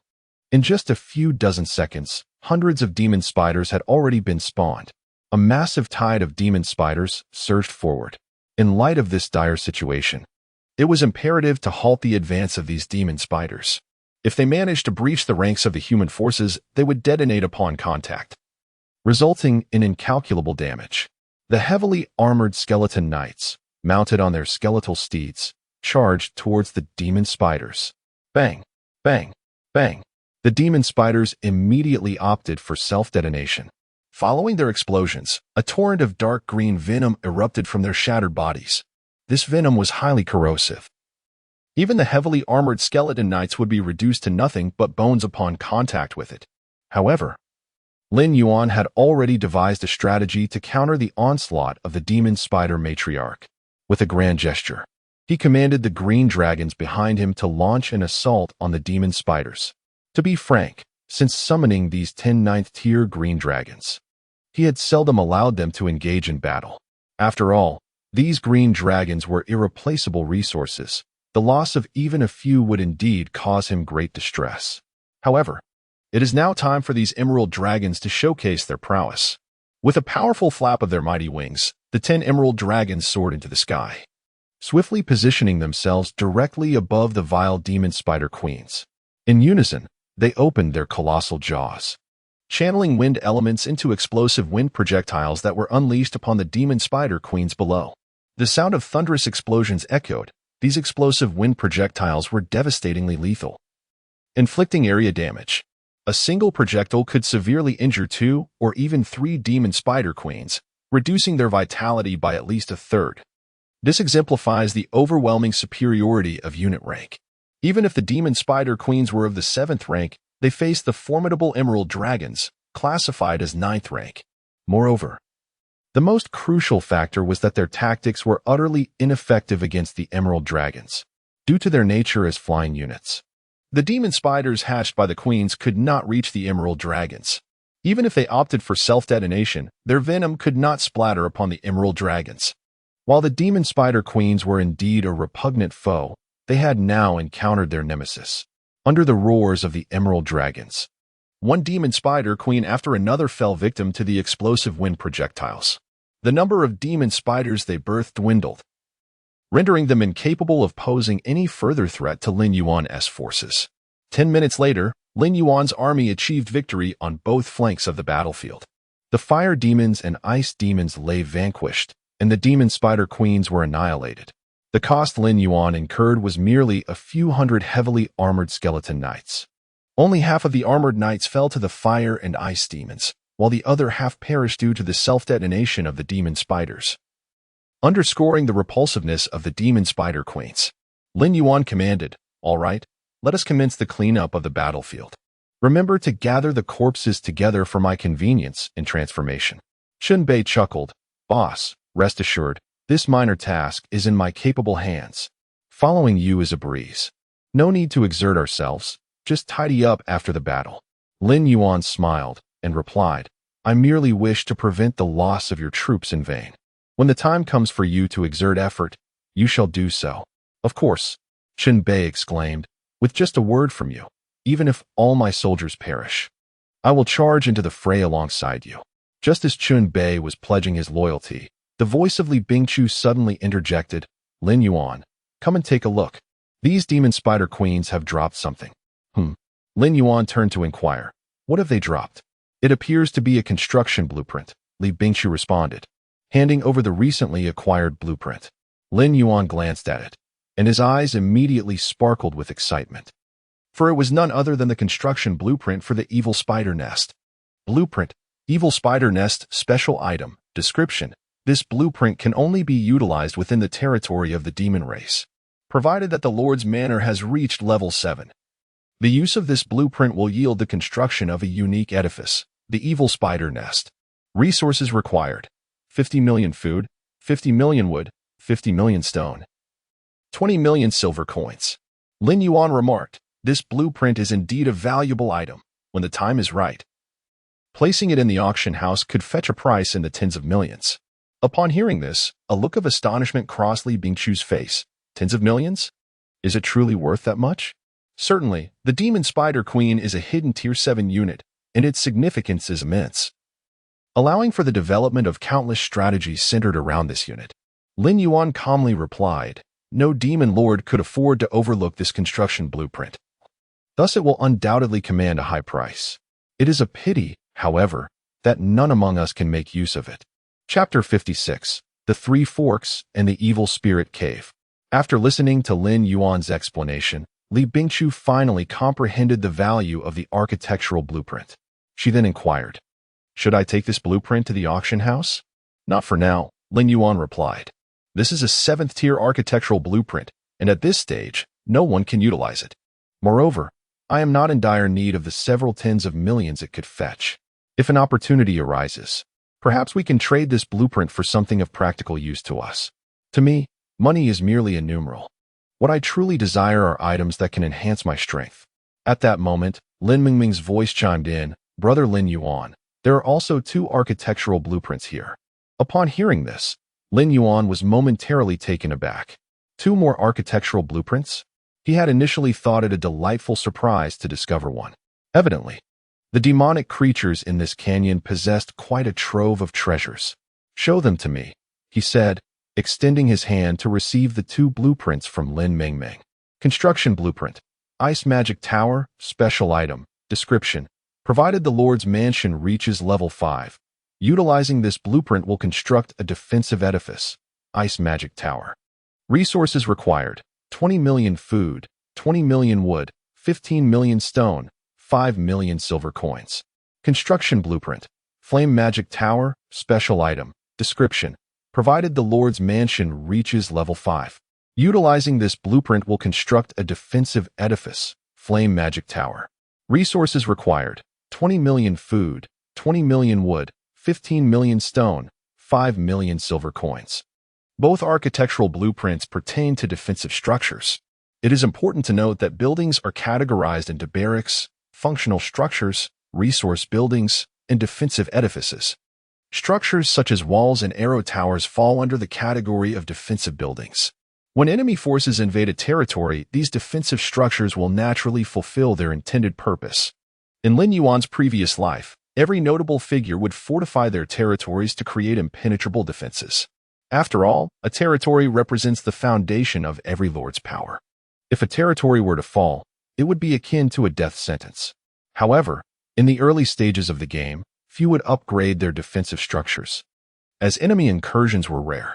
In such circumstances, investing excessive resources and time into defensive buildings would be utterly unwise. Nevertheless, upon viewing these 2 blueprints, a glimmer of delight shone in Lin Yuan's eyes. While these defensive architectural blueprints might seem superfluous to others, to him, they were invaluable treasures. Furthermore, these blueprints would soon prove their worth. Upon contemplating this, Lin Yuan promptly spoke, "These 2 architectural blueprints are precisely what I need. May I keep them?" Li Bingqiu shrugged and replied, "You are the boss. The decision rests with you." Lin Mingming softly added, "I have no objections." Qianbei grinned and said, "How could there possibly be any objections? We are merely coasting along, while you, our leader, exert the most effort. Even if you were to claim all the spoils, I would have no qualms. That is not my intention." Lin Yuan chuckled and continued, "You may keep the materials from those demon creatures. They should fetch a good price." After distributing the loot, the group continued to advance deeper into the canyon. Soon, a fork in the path emerged before them. 3 diverging trails all led into an unknown darkness, appearing profoundly deep and seemingly endless. "Boss, which way should we go now?" Qianbei turned to Lin Yuan. It was evident that this fork required them to make a choice, with only one likely correct path. "How should I know? I am not a fortune teller," Lin Yuan replied calmly. "However, I can go take a look." Upon hearing this, Qianbei was momentarily taken aback. "Isn't that too dangerous?" "It is not dangerous," Lin Yuan stated. "I said I would go take a look, not that I would ask you to accompany me." He then retrieved the deceiver's mask from his backpack and donned it. In the next moment, to everyone's astonishment, Lin Yuan's appearance transformed into that of an ice demon. Witnessing this spectacle, the others couldn't help but widen their eyes in disbelief. Qianbei exclaimed, "Wow, boss, you have this ability too? It's merely a trivial trick. No need for such an uproar," Lin Yuan replied. "You all remain here while I scout ahead. Until I return, remember not to act recklessly." Qianbei nodded vigorously like a chick pecking at grain. "All right, no problem." After instructing his companions, Lin Yuan set off alone down the left path, swiftly disappearing from their sight. This path was not short. Lin Yuan walked for over 10 minutes without reaching an end. However, he encountered no demon creatures along the way. Suddenly, the road before him widened, and he keenly noticed that the ground beneath him had transformed to a dark crimson hue. Lin Yuan furrowed his brow and continued forward. After a few seconds, the scene before him opened up like a vast valley. The expanse of dark red earth was immense, easily comparable to the combined area of 3 or 4 football fields. Yet, what truly astonished Lin Yuan was not the size of the valley itself. Upon the towering rocky walls that encircle the vicinity, there exists a multitude of caverns, both large and small. Within these dark recesses dwell malevolent spirits, their visages grotesque and fearsome. These fiends possess a singular horn upon their heads, the body of a wolf, and the lower half resembling that of a horse, rendering them an utterly bizarre sight. Their eyes gleam a blood-red hue, their fangs sharp as blades, and their tails adorned with barbs, presenting a truly terrifying appearance. If Lin Yuan's memory serves him correctly, these malevolent beings belong to the 6th tier of the demonic hierarchy. Before Lin Yuan could scrutinize further, a fiery whip suddenly lashed out before him. Crack! Accompanied by a sharp sound, the flaming whip scorched the earth at his feet, leaving a charred mark in its wake. Simultaneously, a chilling voice echoed, declaring, "Lowly demon, this is not a realm you may tread." Chapter 57, The Dark God King, Frost Demon King. Upon hearing the voice that echoed in his ears, Lin Yuan involuntarily shuddered, instinctively raising his gaze. Before him stood a towering demonic entity. Though it bore a resemblance to a human, a pair of ram-like horns adorned its head, and its skin was an eerie shade of crimson. The demon's physique was immensely robust, wielding a whip ablaze with fiery flames, and around its neck hung a necklace crafted from skulls. As Lin Yuan scrutinized the creature, its attributes materialized before him. Dark God King, Diamond Level Boss, Level 50 Health, 500,000 Attack Power, 1, 870 to 2, 500 Defense, 1, 250 Skills, Hellish Whip, Gate of Evil Spirits. Blessing of the Dark God, an exceedingly formidable demonic being, commanding countless evil spirits, wielding a whip that burns with hellfire, possessing the ability to resurrect the fallen evil spirits. Upon witnessing the attributes of the Dark God King, a grave expression flickered in Lin Yuan's eyes. This towering demon, brandishing a whip, was indeed a diamond-level boss at level 50. Judging by its stats, it was far more formidable than any boss he had previously encountered. Its health was an astonishing 500,000 points. To put this into perspective, the skeletal giant he had faced earlier had merely 35,000 health points. Although Lin Yuan had concealed his presence effectively, the Dark God King had clearly made an attempt to expel him. In light of this, Lin Yuan dared not linger any longer. He swiftly surveyed his surroundings before retreating without hesitation. Observing Lin Yuan's departure, the Dark God King retracted its whip, displaying no further intent to engage. Before long, Lin Yuan returned to the vicinity of Li Bingqiu and the others, removing his mask and resuming his original appearance. Upon seeing Lin Yuan, Chun Bei hurried over, his expression urgent as he inquired, "What did you discover?" "Indeed, I have," Lin Yuan replied in a low tone. "At the end of this fork in the road, there resides a level 50 diamond-level boss, the Dark God King." Diamond-level boss. The moment Lin Yuan uttered these words, the others involuntarily gasped in astonishment. Lin Yuan continued, "In addition to the Dark God King, there are also at least 1,000 evil spirits congregated there. All of these spirits are of the 6th tier classification, making them exceedingly difficult to contend with." Lin Yuan's statement was not an exaggeration. If it were merely the Dark God King, they might have stood a chance. However, the presence of over 1,000 6th tier evil spirits complicated matters significantly.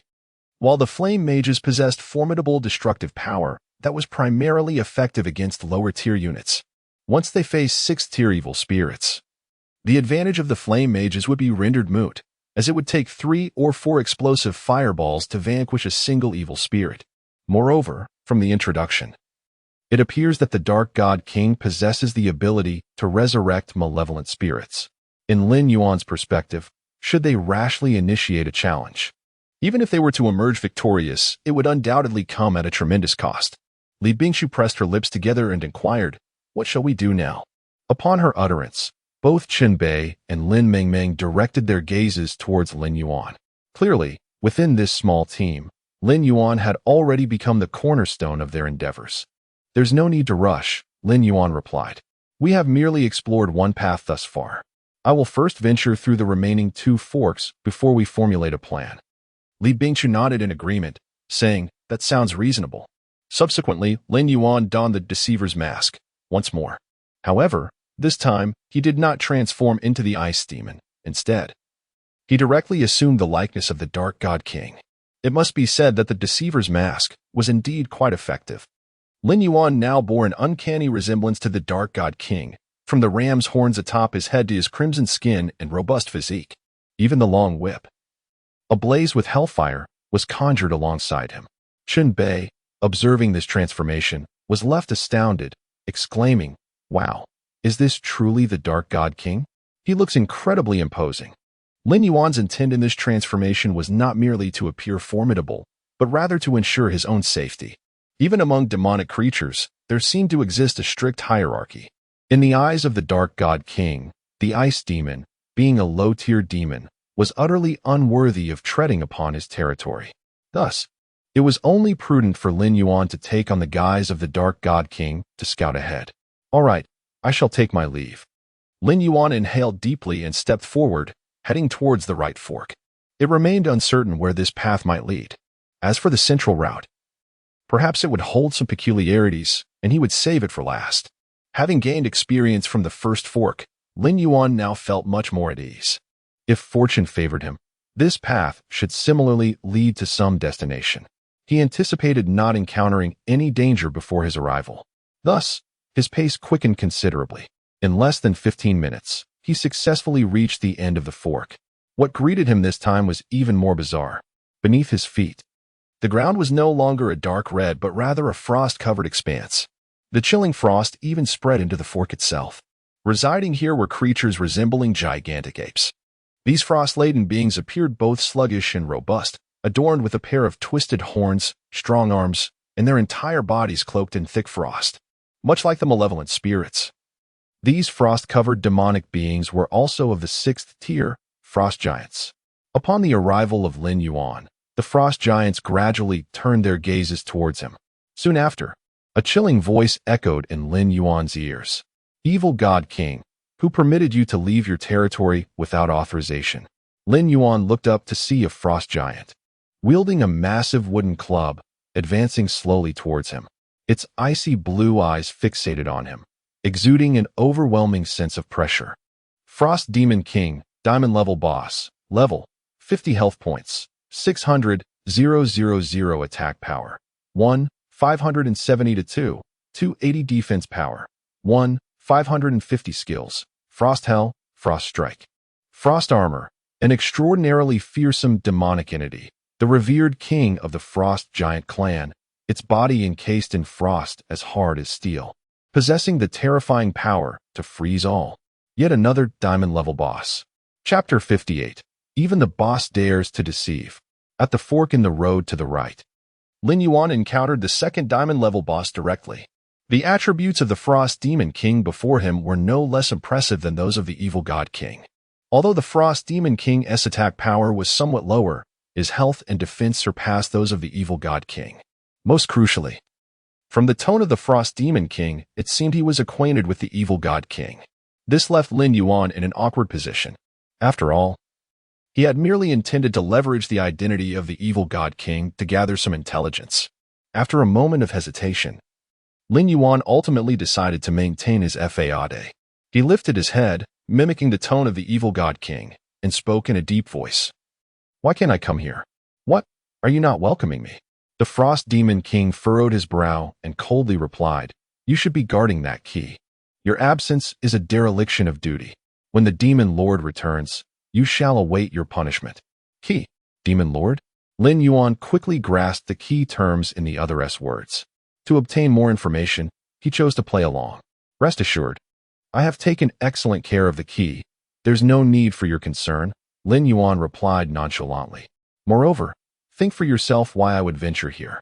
To be frank, the information he possessed was far too scant. Fabricating a reason would leave glaring loopholes, easily discernible by the other party. Thus, rather than doing so, It would be more prudent to turn the tables and let the other party guess. This way, not only could he avoid exposure, but he could also acquire more intelligence. You know, I do not relish riddles. The Frost Demon King's brow tightened. After a prolonged silence, he slowly spoke. Are you saying that you come on the orders of the Demon Lord? Indeed, Lin Yuan nodded, responding coolly. It is the Demon Lord who sent me to retrieve your key. In truth, the reason Lin Yuan could concoct such a story was entirely due to his own deductions. Firstly, the so-called Demon Lord must be the sovereign of both the Evil God King and the Frost Demon King. Secondly, since the Evil God King and the Frost Demon King were positioned on opposite sides of the fork and shared many similarities, Lin Yuan surmised that the Frost Demon King likely possessed a key as well. However, no matter how accurate his reasoning, it ultimately remained speculation. Thus, after uttering those words, Lin Yuan had already prepared for a swift exit. Fortunately, his deductions proved accurate. Upon hearing his words, the Frost Demon King furrowed his brow. Are you implying that the Demon Lord wishes for me to surrender the key to you? Upon hearing this, a glimmer of joy flickered in Lin Yuan's eyes. The implication of the Frost Demon King's words was tantamount to a tacit acknowledgement that he indeed possessed a key. Lin Yuan feigned calmness and responded, Yes. Do you wish to defy the will of the Demon Lord? After a moment of silence, the Frost Demon King finally stirred. He slowly turned around and spoke in a deep voice. Very well, wait for me a moment. I shall retrieve it for you. Soon. Lin Yuan watched as the Frost Demon King entered a colossal ice cave. It was evident that the key he possessed was stored within this icy sanctuary. To be honest, Lin Yuan had considered seizing this opportunity to escape. Yet, after much hesitation, he ultimately chose to abandon the thought. After all, this was an invaluable opportunity for him. If he could truly obtain the key from the Frost Demon King, it would mean achieving his objective without a single drop of bloodshed. Moreover, he might replicate this tactic to deceive the Evil God King. If the Evil God King proved to be sufficiently foolish, he could potentially secure both keys simultaneously. As for the purpose of these two keys, he could take his time to investigate further. A few minutes later, the Frost Demon King emerged from the ice cave, returning to stand before Lin Yuan, now holding a key of frosty blue hue. The key is right here, the Frost Demon King stated solemnly. However, I wish to know why the Lord of Demons has commanded me to relinquish my key. Lin Yuan smirked coldly. You may inquire of the Lord of Demons yourself. My role is merely to execute his orders. The Frost Demon King cast a dubious glance at him and replied, The Lord of Demons has always initiated contact with us. We have no means to reach him. How might I ask? Upon hearing this, Lin Yuan's heart sank. This was a grave misstep. Nevertheless, he feigned composure and replied, Do you intend to defy the will of the Lord of Demons? His words rendered the Frost Demon King silent once more. It was clear that he held an unwavering loyalty to the Lord of Demons.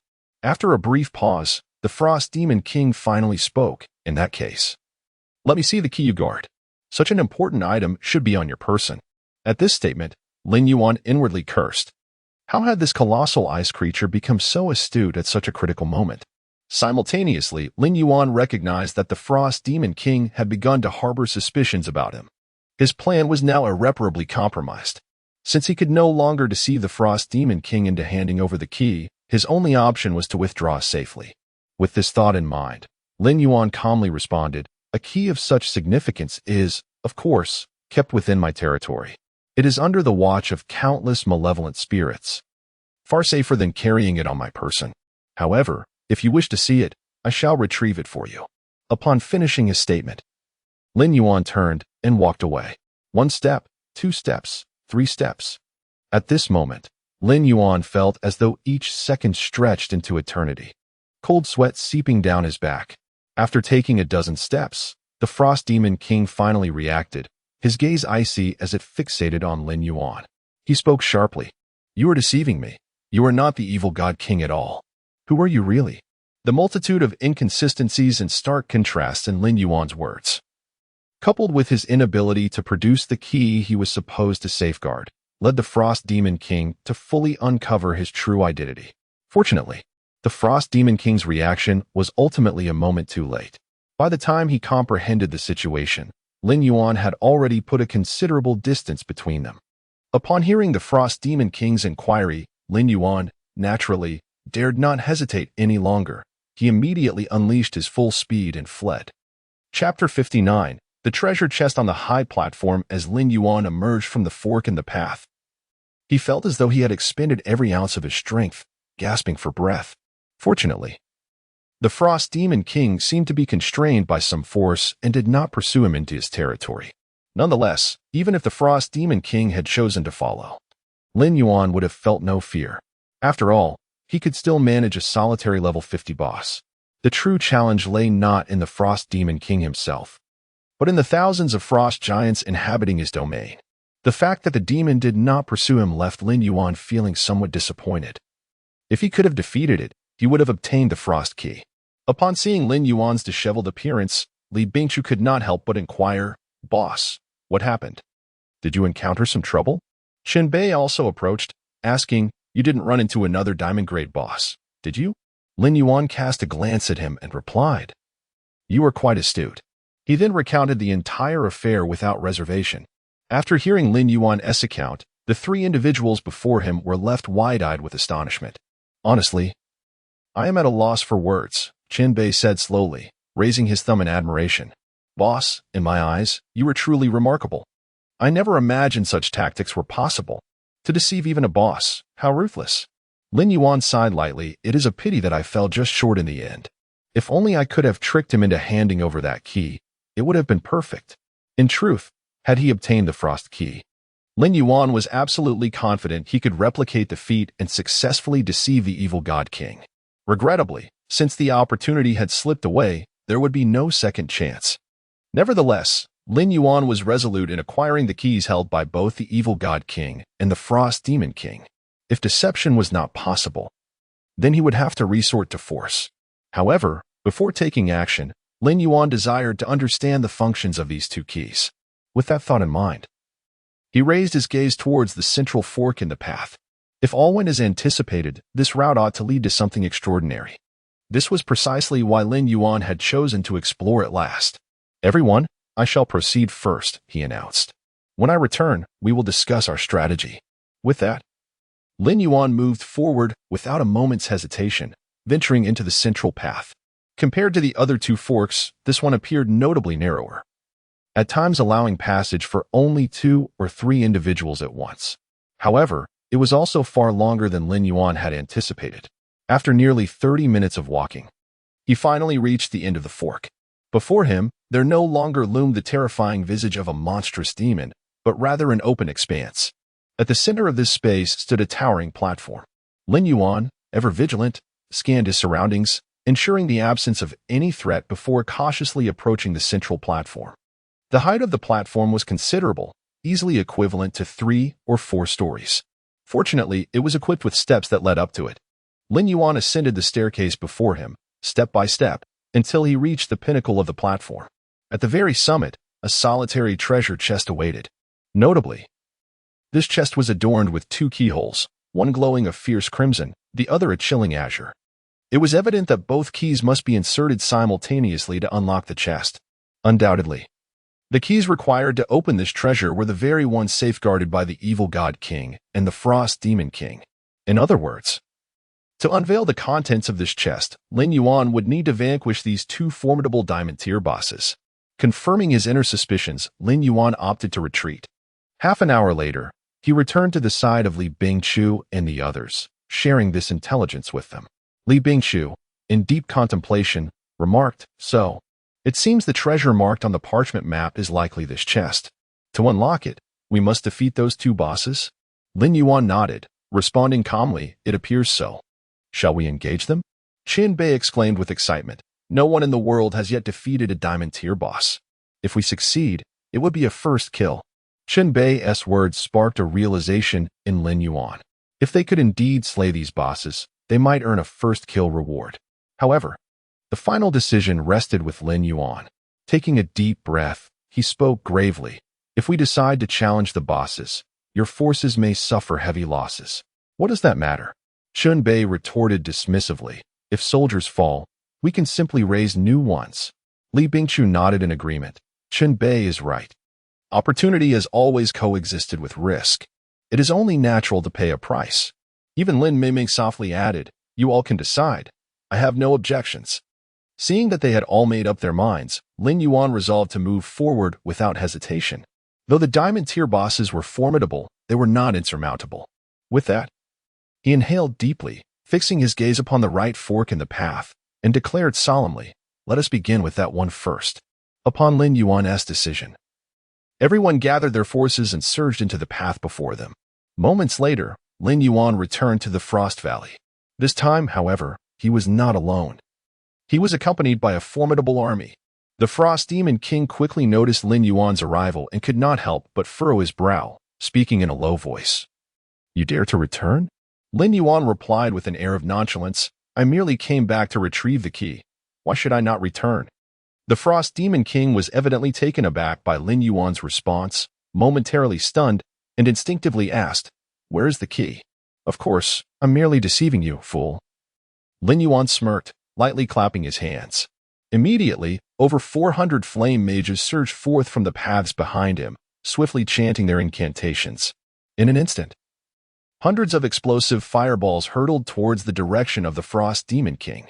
Chapter 60. A Direct Confrontation. The powerful Frost Demon King. Boom, boom, boom. The air erupted with the thunderous sound of fireballs exploding as hundreds of them rained down upon the Frost Demon King's formidable form. However, to Lin Yuan's astonishment, this concentrated assault only managed to diminish the Frost Demon King's health by a mere 40,000. In stark contrast to the Frost Demon King's total of 600,000 health points, such damage was utterly inconsequential. As the flames dissipated, Lin Yuan realized that the Frost Demon King had mysteriously donned a suit of frost armor. Clearly, Lin Yuan's ambush had failed.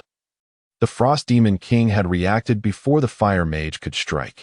Nevertheless, the outcome of this battle would not hinge solely on the success of a single ambush. Lin Yuan decisively dispelled the illusion of the impostor's mask, reverting to his human form, and commanded in a low voice, "Uxel, encircle him." Upon receiving the order, Uxel promptly led the heavily armored skeleton knights towards the Frost Demon King's location, surrounding him in mere seconds with their remarkable mobility. "Damn humans!" roared the Frost Demon King, who then drew a frost hammer from his back and struck with ferocity. Boom! With a resounding crash, the Frost Demon King's mighty blow created a massive crater in the ground. At least 7 or 8 heavily armored skeleton knights fell victim to this single strike. Against such a high-level boss, 5th-tier armored skeleton knights were little more than fodder for annihilation. Yet, Lin Yuan had anticipated the Frost Demon King's strength. This battle would undoubtedly be extraordinarily brutal. "For our lord," Uxel shouted, drawing his rib and transforming it into a skeletal blade. Simultaneously, he summoned a skeletal giant. However, even the skeletal giant seemed less imposing in the presence of the Frost Demon King. No sooner had the skeletal giant been summoned than the Frost Demon King swung his hammer with ferocity. Bang! Under the weight of this terrifying force, the skeletal giant staggered backward, losing a significant portion of its health. Concurrently, a horde of frost giants surged forth from the icy cavern, roaring as they charged towards Lin Yuan and his allies.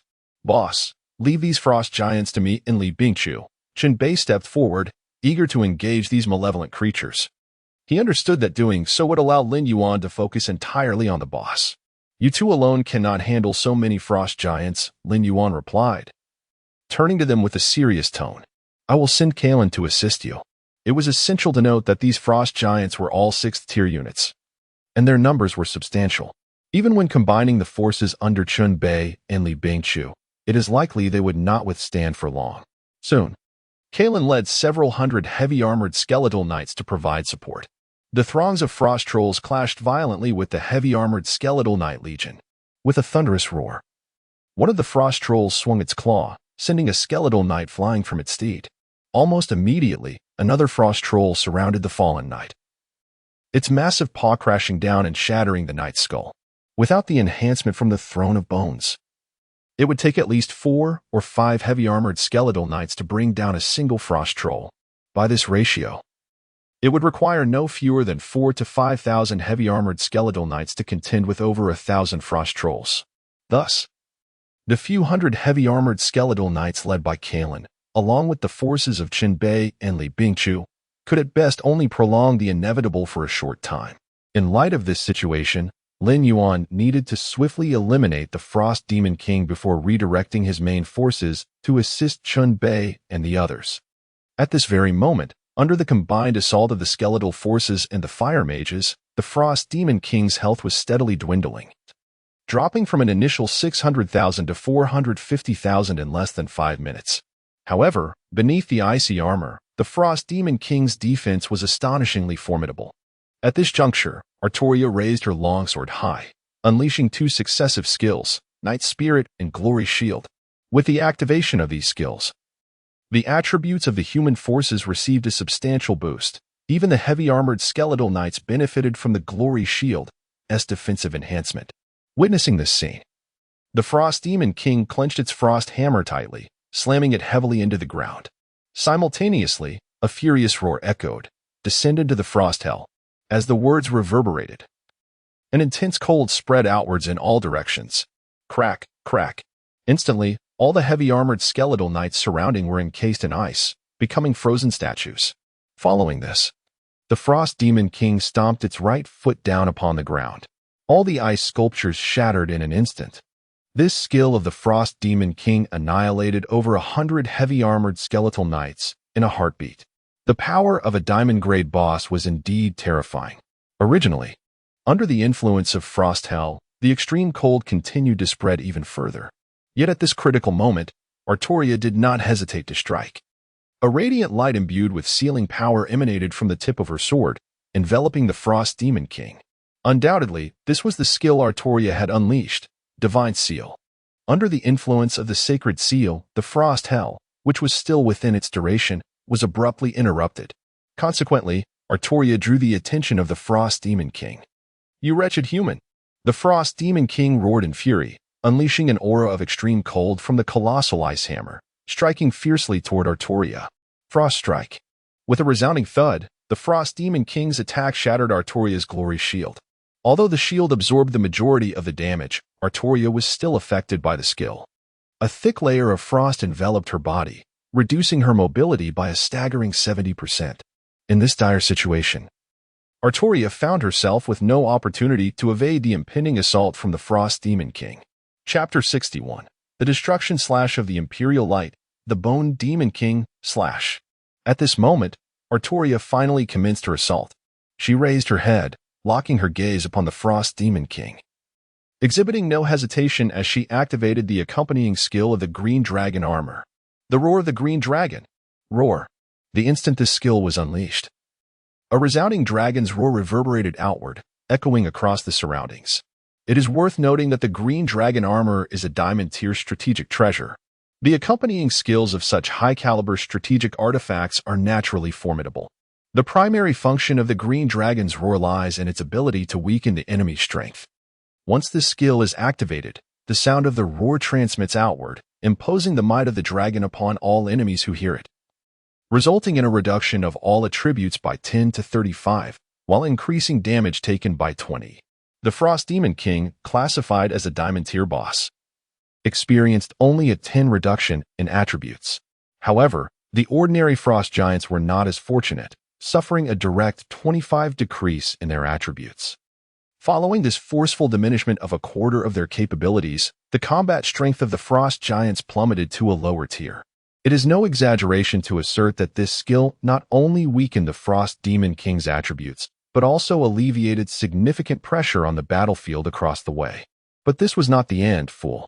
Before the Frost Demon King could even react, Artoria's cold voice resonated once more in his ears. Behold! The blade in her hand radiated an even more dazzling brilliance. Artoria inhaled deeply, raising her longsword high, its blade pointing towards the heavens. A colossal golden sword phantom materialized in the firmament above. This immense golden sword specter exuded an overwhelming aura of power, suddenly cleaving towards the direction of the Frost Demon King. Boom! The golden sword phantom pierced through the Frost Demon King's form in an instant. Minus 31,456. A blood-red damage numeral immediately manifested above the Frost Demon King's head. With merely one skill, over 30,000 hit points were deducted from the Frost Demon King. This underscores the sheer might of this attack. Furthermore, a golden small sword mark appeared above the Frost Demon King's head. This skill is none other than Destruction Slash of the Imperial Light, a new ability Artoria acquired upon reaching level 40 in her hero class. As Artoria's fifth skill, the Destruction Slash of the Imperial Light wields tremendous power. Upon execution, it inflicts 500 skill damage while disregarding the enemy's defenses. Additionally, after the Destruction Slash of the Imperial Light strikes, it bestows a special mark upon the target, lasting for 5 minutes. During the duration of this mark, all damage inflicted by Artoria upon the target is increased by 50. Under the relentless onslaught of Artoria and her forces, the Frost Demon King's hit points began to plummet rapidly once more. 400,000, 350,000, 300,000, 250,000. Boss, are you almost done over there? We can hardly hold on any longer. Chen Bei's anxious voice swiftly reached Lin Yuan's ears. Upon hearing this, Lin Yuan turned his gaze, only to see that the hundreds of heavily armored skeletal knights led by Kalen had dwindled to just a handful. Chen Bei and Li Bingchu's forces had also suffered grievous losses, teetering on the brink of collapse. Even Kalen, a mage hero, had pushed to the front lines, activating life drain, enduring the assaults of the frost trolls while siphoning their life force to replenish his own health. Witnessing this scene, Lin Yuan spoke in a grave tone. Hold on a little longer. The boss has less than 200,000 health left. Chen Bei glanced at the health bar of the Frost Demon King, gritted his teeth, and resolutely replied, "All right." He understood that even if they emerged victorious, it would leave him severely weakened. However, Chen Bei remained unfazed. He had long declared his willingness to brave any peril for Lin Yuan. A man must always be accountable for his words. Thus, he would never retreat until the very last soldier had fallen. Only the final 100,000 remained. Lin Yuan fixated on the health bar of the Frost Demon King, which had finally fallen below the 100,000 mark. The Frost Demon King raised his Frost Hammer once more, evidently preparing to unleash Frost Hell again. Unfortunately, Lin Yuan had already anticipated this move and promptly commanded Artoria to use Holy Seal.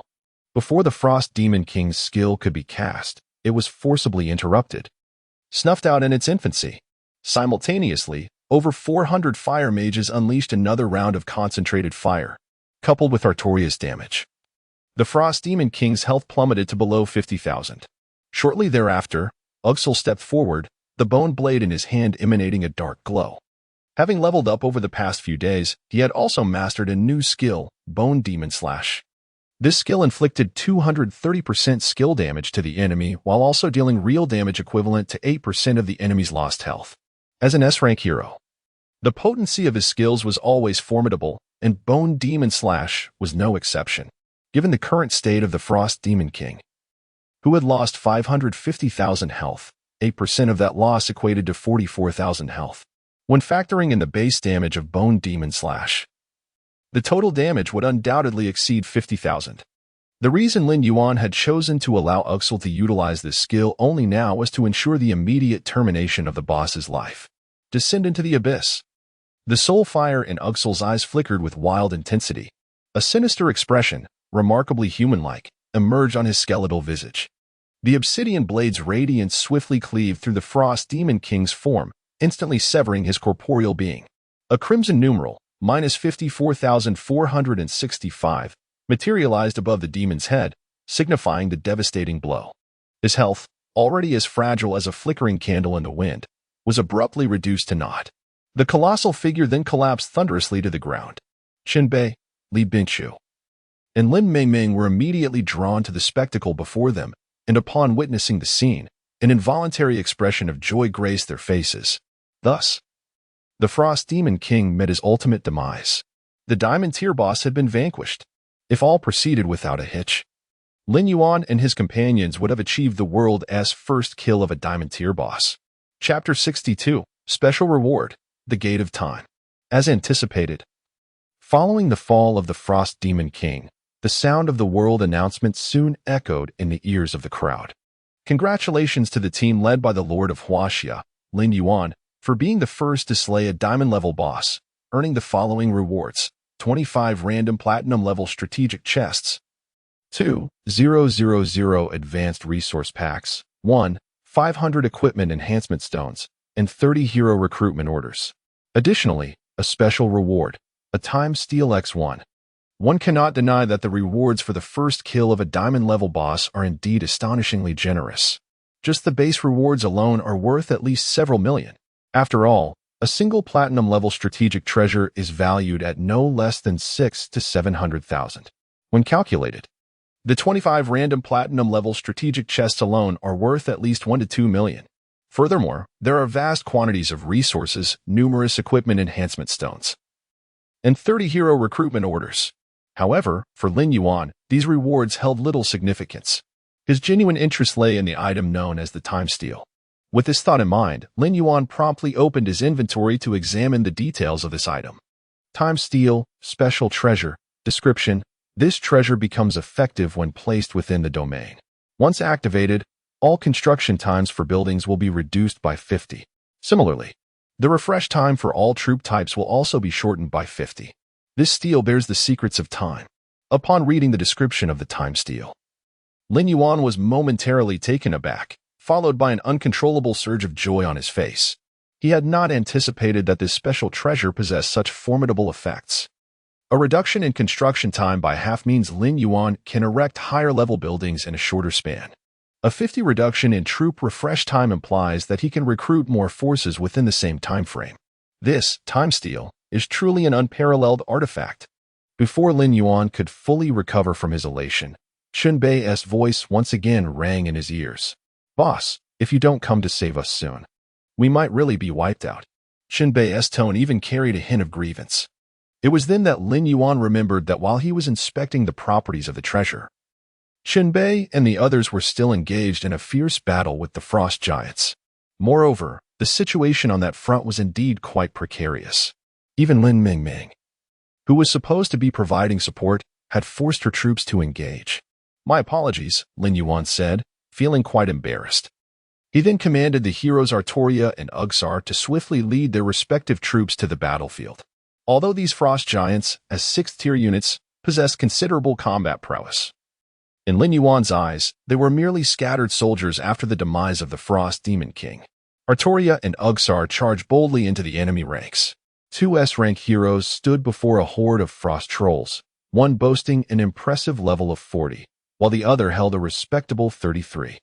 Confronting these formidable foes felt akin to slicing through vegetables with ease. Moreover, the Flame Mage was no mere novice, despite being one tier lower. A single barrage of explosive fireballs could easily annihilate dozens of frost trolls. Within less than 10 minutes, the remaining trolls were thoroughly dispatched by Lin Yuan. Beside him, Qinbei chuckled, genuinely exclaiming, "Indeed, it is essential for the boss to take action. Once the boss intervenes, the battle becomes straightforward." Lin Yuan cast a glance at him, a light smile gracing his lips as he replied, "Enough of that. The soldiers are nearly all gone, and you still have the leisure to flatter me." Following this remark, Lin Yuan promptly initiated a trade request with his companions. Confused, Qinbei inquired, "Boss, what are you doing? Isn't it obvious?" "It is time to allocate the spoils of war," Lin Yuan replied. He then turned to Lin Mingming and said, "Mingming, in this battle, both Qinbei and Li Bingqiu suffered significant losses, so I may favor them in the distribution of loot. Do you have any objections?" Lin Yuan was not one to beat around the bush. He preferred to speak plainly. Moreover, addressing matters directly could prevent unnecessary misunderstandings. Although Lin Mingming contributed significantly to the battle, her losses were indeed the least among them. Fortunately, she was a sensible individual. She immediately shook her head and smiled, saying, "Brother Lin Yuan, I have no objections. It is only natural for Qinbei and Sister Bingqiu to receive a larger share of the spoils, given the number of soldiers they lost. Even without your suggestion, I would willingly relinquish my portion." Upon hearing this, Lin Yuan nodded approvingly. "That is good." While Lin Mingming may not possess the gaming talent of Qinbei or the meticulousness of Li Bingqiu, she was nevertheless a fitting companion. At the very least, she was understanding and not greedy. Under Lin Yuan's distribution, both Qinbei and Li Bingqiu received 10 random platinum strategic chests, 600 equipment enhancement stones, and 10 hero recruitment tokens. In contrast, Lin Mingming received only 5 random platinum strategic chests, 300 equipment enhancement stones, and 5 hero recruitment tokens. However, for her, this was already a substantial reward. After the trade was completed, Chunbei quickly realized something amiss and exclaimed, "Wait a minute, boss. You've given us all the rewards. What about yourself?" Chunbei was no fool. A quick calculation revealed that Lin Yuan had allocated all the rewards from the first kill of the Diamond Tier boss to them. Yet, Lin Yuan waved his hand dismissively. "These rewards hold little significance for me. All I require is the Time Stone Tablet." With that, Lin Yuan proceeded to reveal the attributes of the Time Stone Tablet. After viewing the introduction of this extraordinary treasure, Chunbei could not help but widen his eyes, nearly drooling in awe.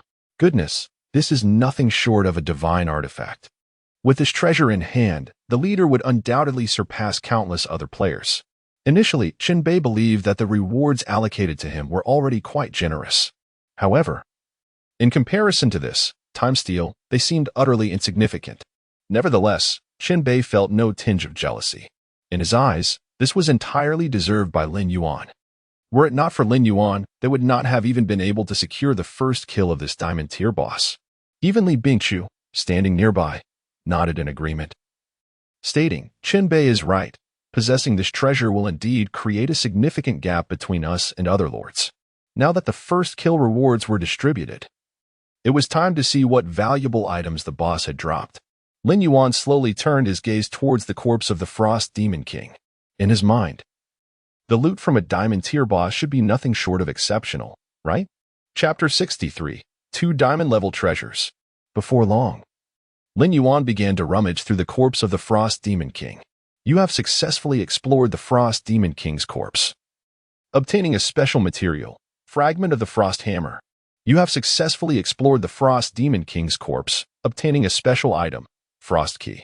You have successfully explored the Frost Demon King's corpse, obtaining a diamond-level treasure, Frost Giant Axe. You have successfully explored the Frost Demon King's corpse, obtaining a diamond-level treasure, Extreme Frost Armor. The system's notification echoed persistently in Lin Yuan's ears. Shortly thereafter, Chunbei approached with palpable excitement and exclaimed, "Boss, let me see what treasures you've uncovered." "Nothing much," Lin Yuan replied with a smile, maintaining a calm demeanor. "Just 2 diamond-level treasures." Chunbei was momentarily taken aback, instinctively exclaiming, "My heavens, 2 diamond-level treasures, and that's all? Boss, your standards must be extraordinarily high."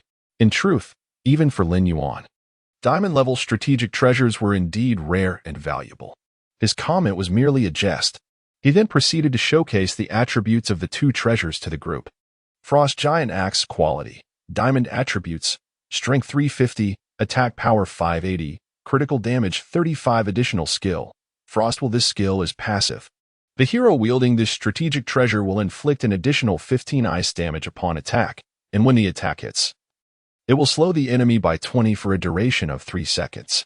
Extreme Frost Armor quality, diamond attributes, strength 200, constitution 400, defense 650, damage reduction 10, ice resistance 100 additional skill. Extreme Frost Domain upon activation. The Extreme Frost Domain will cover a radius of 100 meters. All enemies within this area will be affected, experiencing a 15 reduction in attack speed and a 25 decrease in movement speed. Duration, 15 minutes cooldown, 60 minutes. The attributes of these 2 treasures met the standards of diamond-level treasures. However, neither the Frost Giant Axe nor the Extreme Frost Armor could compare to the Green Dragon Armor Lin Yuan had previously acquired.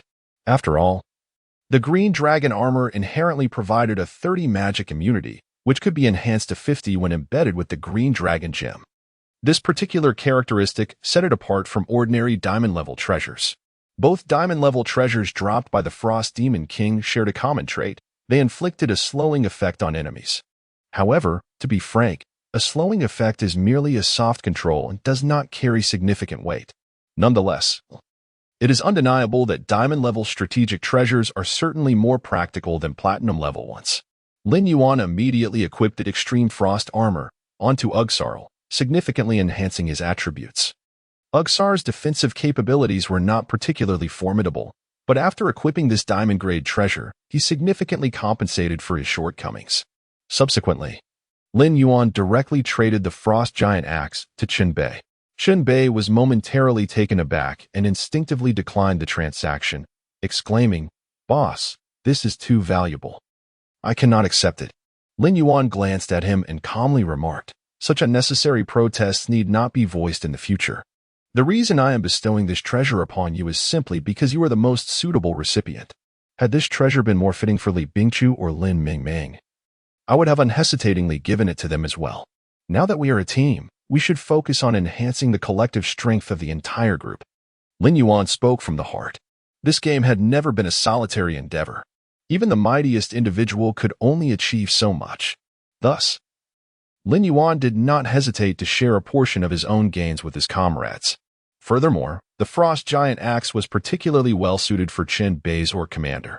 It is essential to recognize that the Orc commander's characteristics include high attack power, substantial damage, ample health, and poor mobility, making it susceptible to being kited by opponents.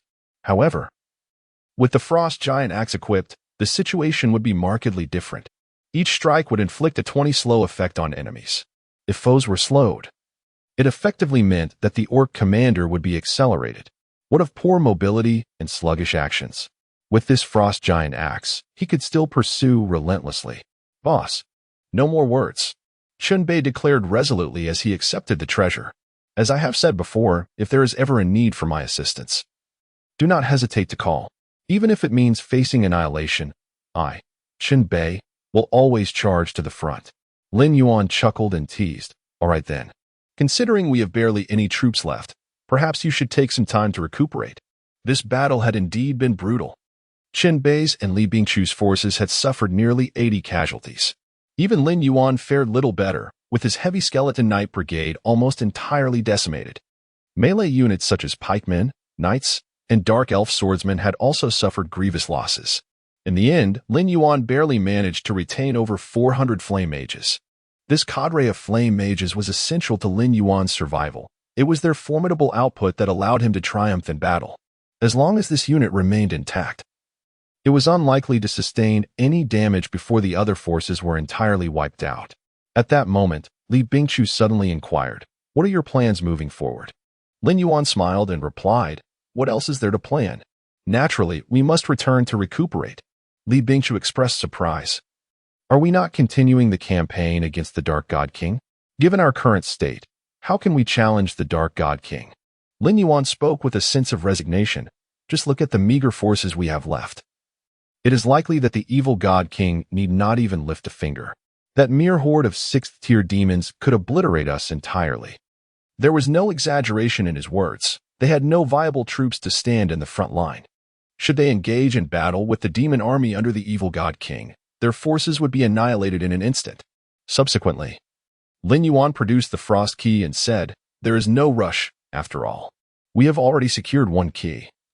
But to unlock the treasure chest at the fork in the path, we require 2 keys in total. This means that, regardless of the circumstances, the initiative remains firmly in our grasp. Furthermore, I doubt that anyone other than myself possesses the capability to challenge a diamond tier boss at this stage. It is important to note that in the game era of Lords, sheer numbers alone are ineffective. Boss battles are subject to participant limitations. At any given time, no more than 10 Lords may engage in the assault against a boss simultaneously. Thus, the notion of employing a numerical strategy to wear down a boss is nearly non-viable. This is precisely why Lin Yuan felt such confidence. In his view, unless the 10 most formidable lords in all of Huaxia were to unite, there might be a glimmer of hope in vanquishing the evil God King. However, such lords typically belong to disparate factions, making their unification a formidable challenge. Given this reality, it is far more prudent to take the time to recuperate and, once their strength is restored, return to confront the evil God King. Chapter 64. The Art of Monster Farming with Currency. Before long, Lin Yuan led the group in choosing to return. The time for the expedition against the evil God King was set for 7 days hence, as it was only after the commencement of a new week that the troop types within the barracks would refresh. Recruiting from the territory remained the optimal method for Li Bingchu and the others to bolster their forces. Intriguingly, Lin Yuan noted that in 8 days, it would coincide with the 1-month anniversary of the game's launch. By that time, Everyone on Earth would be drawn into the game, ushering Lord's era into an entirely new epoch. Having experienced all of this in his previous life, Lin Yuan was not the least bit apprehensive about the arrival of the new era. Rather, he was filled with anticipation. This time, he was determined to rewrite his own fate. After Lin Yuan departed, a figure cautiously emerged from the nearby thicket. After carefully surveying the surroundings, he made a call. "Boss, they have left." "Is that so?" Wang Hu's voice quickly responded from the other end of the line. "Did they notice you?" "Shouldn't have." Feng Chang replied, "I was very careful. I didn't dare to follow them into the canyon." "You heard the world announcement just now, right? That diamond tier boss must have been the one they defeated in the canyon." At this, Feng Chang could not help but swallow hard. "Boss, why not let it go? These people can take down a diamond tier boss. We stand no chance against them." "What foolishness!" Wang Hu's voice rose sharply, filled with rage. "What Lin is most averse to are useless people like you. No matter how strong they are, there must be a limit. There are only 4 of them. If I hire 100 men to encircle them, will that be sufficient? If 100 is not enough, then what about 1,000? Lin has given me 50 million. I will ensure they are utterly annihilated." Wang Hu's tone was ferocious, his expression akin to a beast poised to pounce. His rise to power stemmed from an inherent fierceness. Even if he was but a dog to Lin Tianke, he was still a mad dog capable of biting. Feng Chang found himself momentarily stunned by Wang Hu's ferocity and quietly inquired, "Boss, what shall we do next?" Wang Hu did not answer but instead asked, "What is the casualty situation among them?" After defeating a diamond tier boss, it's hard to believe there were no casualties. Feng Chang nodded. "Indeed. I observed that their losses were quite severe. Moreover what?" Wang Hu pressed. Feng Chang hesitated before responding. "Actually, I didn't catch everything clearly. But it seems they plan to enter the canyon again in 7 days." "Going in again?" Wang Hu paused, stroking his chin as he began to contemplate. Logically speaking, the bosses within the canyon had already been vanquished, leaving Lin Yuan and his companions with no reason to venture further within, unless there remained unexplored areas within this canyon. Upon this realization, Wang Hu's eyes brightened, and he whispered, "Feng Chang, stay here and do not wander. I will return shortly with others to uncover the mysteries of this canyon." After parting ways with Li Bingshu and the others, Lin Yuan swiftly returned to his territory. The first order of business was to place the time steel within his domain. Once successfully positioned, the effects of the time steel activated. Construction time for all buildings was reduced by 50, and the refresh time for all troop types was similarly diminished by 50. At this pace, Lin Yuan would need less than 10 days to elevate the Lord S Manor to level 6. Upon constructing the Griffin Cliff and recruiting 6-tier Griffins, Lin Yuan's aerial forces would burgeon rapidly, granting him a significant advantage over rival lords. After all, in the early stages of the game, not all lords had access to flying units. For those without such capabilities, the formidable Griffin Legion would undoubtedly become a nightmare. In the subsequent days, Lin Yuan devoted the majority of his time to farming monsters in the wilderness. His primary motivation for this endeavor was to utilize the skull of the Bone King to generate more skeleton soldiers. It was imperative for him to amass sufficient military strength to confidently confront the evil God King. It was known that the evil God King not only possessed formidable strength, but also wielded the ability to resurrect malevolent spirits. This alone rendered him far more challenging than the Frost Demon King.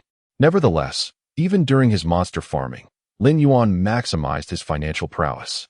He directly hired 100 players, each receiving a daily wage of 5,000. Their tasks were straightforward. One group was to identify densely populated monster spawn points, while another was to attract the monster's aggro, leading them directly to Lin Yuan. To hire 100 individuals at 3,000 per day amounted to 300,000 daily, totaling 2,100,000 over a week. It was undoubtedly a considerable expenditure. However, for Lin Yuan, this expenditure proved exceptionally worthwhile. It significantly enhanced his efficiency in monster farming, effectively eliminating the time spent searching for and drawing monsters, thus increasing his productivity by at least 2 to 3 times.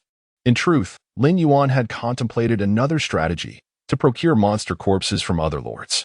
After all, his primary goal in farming monsters was merely to convert their remains into skeleton soldiers. However, this notion was soon dispelled, as monster corpses would automatically vanish a few minutes after death. Consequently, Lin Yuan's plan fell through. After diligently battling wild monsters for 7 consecutive days, Lin Yuan had successfully amassed a skeletal army, now taking shape. At this moment, a formidable force of 80,000 first-tier skeleton soldiers stood before him, resembling a battalion awaiting inspection, stretching endlessly into the horizon. Gazing upon this scene, a subtle smile graced Lin Yuan's lips, a testament to the fruits of his labor over the past few days. Subsequently, Lin Yuan produced the skull of the Skeleton King. As the artifact's powers were unleashed, dark magical circles illuminated beneath the feet of these low-tier skeletons, heralding the commencement of their transformation. Chapter 65. Re-entering the canyon to conquer the evil God King. 80,000 first-tier skeletons swiftly transformed into 40,000 second-tier skeleton warriors. Subsequently, these 40,000 skeleton warriors further evolved into 20,000 heavy-armored skeleton warriors. The 20,000 heavy-armored skeleton warriors then transformed into 10,000 skeleton knights. Ultimately, the 10,000 skeleton knights were refined into 5,000 heavy-armored skeleton knights. Before Lin Yuan, the number of the skeletal army diminished at a visibly rapid pace. However, the amalgamation had resulted in a formidable array of high-tier skeleton combatants. From the initial 80,000 first-tier skeletons, only 5,000 fifth-tier heavy-armored skeleton knights remained after the process. This was the culmination of Lin Yuan's efforts over the past 7 days. Nevertheless, even with all skeleton warriors upgraded to 5th-tier heavy-armored knights, Lin Yuan showed no inclination to cease. For him, 5th-tier units no longer suffice to meet his current demands. There are times when quality becomes the decisive factor. 5th-tier units are at a disadvantage against 6th-tier opponents. Just like in the previous battle, where the heavy-armored skeleton knights were utterly powerless against the 6th-tier frost giant. Thus, it was imperative for Lin Yuan to enhance the quality of his troops. The treasure ability of the Skeleton King's skull activated once more. The heavy-armored skeleton knights underwent another fusion transformation.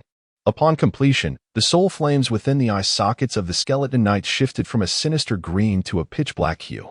The ebony flames flickered within their eye sockets, exuding an eerie aura. Additionally, tendrils of dark mist coiled around these skeleton knights, enhancing their ominous presence. Following the fusion transformation, the 5th-tier heavy-armored skeleton knights successfully ascended to 6th-tier dark skeleton knights, with these 2,500 dark skeleton knights at his command. The conquest of the evil God King should pose no significant challenge. Gazing at this formidable assembly of dark skeleton knights, confidence flickered in Lin Yuan's eyes. Without the slightest hesitation, he rallied his forces and set forth towards the canyon.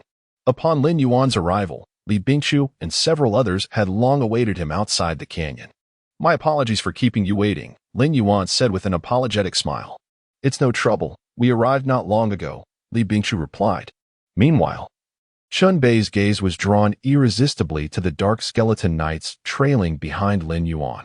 Unable to contain his curiosity, he inquired, "Boss, these seem quite different from the skeleton knights you brought last time." It was no wonder Chun Bei felt intrigued, as the aura radiating from these dark skeleton knights was overwhelmingly powerful. Compared to ordinary skeleton knights, the contrast was stark. Lin Yuan chuckled softly and explained, "These are dark skeleton knights, 6th-tier units, and they are indeed quite different from the previous ones." 6th-tier units, and there are so many of them? Chen Beiqing could not help but draw a sharp breath. This was simply too exaggerated. Even after a week of recuperation, their forces had only recovered to about 50%. Yet, Lin Yuan's losses had been far more devastating than theirs, and he had somehow become even more formidable. It must be said that possessing a special treasure indeed allowed one to act with impunity. In truth, had it been feasible, Lin Yuan would have wished to transform this group of dark skeletal knights into a higher-tier skeletal king. Unfortunately, it was only upon attempting this that he discovered the limitations of the special treasure. Without reaching the requisite lord level, he was unable to fuse and transform into higher-tier skeletal troops. In other words, given Lin Yuan's current lord level, he could at most convert skeletal soldiers into dark skeletal knights. However, this was, in fact, quite reasonable. If transformation were truly limitless, Lin Yuan could have converted 256 first-tier skeletal soldiers into 9th-tier skeletal emperors at the initial stages of the game. To possess 9th-tier troops in the early game, what a concept. It would be akin to slaying gods and Buddhas alike. Then, Lin Yuan spoke. All right, since everyone is gathered, let us proceed directly into the canyon. Qinbei nodded, excitement illuminating his face as he exclaimed, once we vanquish the evil god king, let us strive to obtain a few more diamond-tier treasures. Clearly, the last drop of the Frost Demon King's Frost Giant Axe had allowed Qinbei to savor the sweetness of victory. After equipping that strategic treasure, the orc leader's strength had undergone a significant transformation. Qinbei had come to fully grasp the value of diamond-tier treasures. The three followed closely behind Lin Yuan and soon arrived once more at the three forks in the path. The left path led directly to the cave of the evil god king. Without a moment's hesitation, Lin Yuan led the group into the cave. Within minutes, they found themselves inside the lair of the evil god. The instant Lin Yuan stepped into the cave, the evil god king detected their presence. Humans, who grants you the audacity to tread here? The evil god king's fierce and tyrannical gaze quickly fixed upon Lin Yuan. Who grants me courage? Why, it is myself. Lin Yuan replied, dismissing any further dialogue. With a swift motion of his hand, he coldly commanded, strike him down. Originally, within 7 days. The types of troops available for recruitment in the territory would refresh only once. However, due to the influence of the time monument, the refresh cycle was halved. Thus, during these 7 days, Lin Yuan managed to recruit troops from his territory for 2 rounds. The number of fire mages surged to 700. With Lin Yuan's command, 700 fire mages simultaneously began to chant their incantations. 700 blazing fireballs swiftly took form, hurtling towards the evil god king like a meteor shower. Boom, boom, boom. Boom, radiant flames erupted fiercely upon the form of the dark god king. Even his colossal figure was compelled to stagger back several steps by the terrifying force of the explosion. In just this round of concentrated fire, over 50,000 points of health were stripped from the dark god king. Damned humans! The dark god king steadied himself, a flash of fury igniting in his eyes as he bellowed, annihilate them all. No sooner had he spoken than a horde of grotesque and fearsome demons emerged from the cavern, surging forth like a tide, swiftly encircling Lin Yuan and his companions. Chapter 66. The Battle of Overwhelming Power, Utterly Effortless. Gazing at the ominous horde of malevolent spirits before him, Lin Yuan's countenance displayed not a trace of trepidation. For him, the 6th-tier troops were no longer a formidable concern. Indeed, they would serve as a perfect gauge for assessing the prowess of the Dark Skeleton Knights. A subtle smile graced Lin Yuan's lips. Without hesitation, he issued the command, Ugsar, lead your forces and charge. Upon hearing Lin Yuan's decree, Ugsar wasted no time in drawing his skeletal blade, promptly leading the Dark Skeleton Knights into a fierce assault. It is worth noting that Lin Yuan commanded a formidable legion of 2,500 Dark Skeleton Knights, an overwhelming number, at least double that of the malevolent spirits before him. If such a force could not establish a crushing advantage, then the Dark Skeleton Knights would hardly deserve their status as 6th-tier troops. In no time, the Dark Skeleton Knights engaged the malevolent horde in a fierce confrontation. Faced with the grotesque foes, one Dark Skeleton Knight raised his spear high. Dark flames ignited at the spear's tip, and with a swift thrust, it pierced the body of a malevolent spirit, causing its vitality to plummet by 1/3. As the malevolent spirit's expression contorted into one of savage rage, preparing to retaliate, 2 more spears, ablaze with dark flames, surged forth from opposite directions. With 2 swift sounds, the malevolent spirit was left with 2 additional wounds. Its vitality extinguished in an instant. Witnessing this spectacle, Qinbei could not suppress the astonishment that flickered in his eyes. He could not help but inquire, Boss, as fellow 6th-tier troops, why do I sense that the Dark Skeleton Knights are far superior? Is this a hidden troop type? Certainly not, Lin Yuan chuckled, offering clarification. It is due to Ugsar and the treasures in my possession, which enhance the attributes of the skeleton troops. Thus, even when facing troops of the same tier, the Dark Skeleton Knights can exhibit superior strength. The Skull of the Skeleton King alone bestows a remarkable 30 enhancement to all attributes of the skeleton troops. Moreover, Ugsar's passive skill, Bone Throne, provides an additional 20 enhancement. Together, these effects translate to a staggering 50 increase in attributes. Under such circumstances, The Dark Skeleton Knights possessed the capacity to dominate their equal-tiered adversaries. Meanwhile, on another front, Artoria and Chiron were joining forces to besiege the evil god king. Concurrently, Qianbei and Li Bingchu positioned their troops at the forefront to create the safest possible output space for the fire mages. Foolish humans. Accept the scourge of hell. The evil god king bellowed, as the long whip in his grasp ignited with searing hellfire. Suddenly, the long whip transformed into a series of fleeting shadows, striking out in all directions with lethal intent. Units ranked below the 6th tier were utterly incapable of withstanding such a ferocious assault. A single lash from the whip would result in instant annihilation. Even Artoria found herself losing nearly a quarter of her health in an instant from the hellish lashes, prompting her to activate the glorious shield. Fortunately, up to this point, the outcome of this boss battle remained uncertain. The health of the evil god king steadily and continuously diminished. 400,000, 300,000, 200,000. Under the relentless output of the flame mage, the evil god king's health plummeted rapidly. Even Qianbei, standing nearby, could not help but exclaim, "I thought this would be a fierce battle, but I never expected it to be so comfortable." Li Bingchu nodded in agreement, adding, "Indeed. It is significantly easier than last time." As the evil god king's health dwindled to 150,000, he finally unleashed his trump card. Raising his arms high, he spoke in a deep, fervent voice, "Descend upon the world and obliterate all. Gate of the evil spirits." With a thunderous rumble, just as the evil god king finished his incantation, a colossal bronze door emanating an aura of malevolence slowly rose from the ground. Beyond the bronze door lay an abyss of darkness, seemingly connecting to the depths of hell. It was evident that this bronze door was the gate of the evil spirits summoned by the evil god king. All the souls that had perished on the battlefield would be resurrected within this gate. One by one, evil spirits began to emerge from the bronze door, akin to demons resurrected from the depths of hell, charging towards Lin Yuan's forces with murderous intent. It must be said that while the attributes of the evil god king were somewhat inferior to those of the Frost Demon King, his methods were far more cunning. Had Lin Yuan not prepared thoroughly, merging and transforming 2,500 6th-tier Dark Skeleton Knights, he might have truly struggled against these evil spirits that could resurrect infinitely from the bronze door. Ignore these evil spirits. Focus all firepower on the evil god king. Lin Yuan commanded without the slightest hesitation. Even though these spirits could resurrect endlessly, breaking through the blockade of the Dark Skeleton Knights would not be a swift endeavor. With the evil god king's health reduced to a mere 150,000, a couple of concentrated attacks would suffice to bring him to his end. This much discernment Lin Yuan possessed. As the evil god king's health fell below 50,000, Lin Yuan decisively recalled Uxel.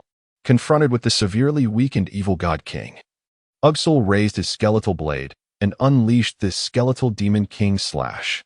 It is noteworthy that by this stage in the boss battle, the evil god king had already lost a staggering 500,000 health points. The special effect of the skeletal demon king slash allowed it to inflict real damage equivalent to 8 of the enemy's lost health, thus facing the diminished evil god king. The base damage of the skeletal demon king slash soared to an astounding 40,000 points. Moreover, with the added damage inflicted by Yuj-Sar, this lethal technique instantly reduced the remaining health of the evil god king to 0. With a thunderous crash, the towering form of the evil god king collapsed to the ground, accompanying the demise of the evil god king. The malevolent portal exuding an aura of wickedness also dissipated into nothingness. Once the portal vanished, the remaining malevolent spirits lost their potency, rendering their eradication merely a matter of time. As everyone beheld this scene, an involuntary smile of joy graced their faces. Meanwhile, Lin Yuan strode purposefully towards the body of the evil god king, ready to inspect the spoils dropped by the boss. Chapter 67.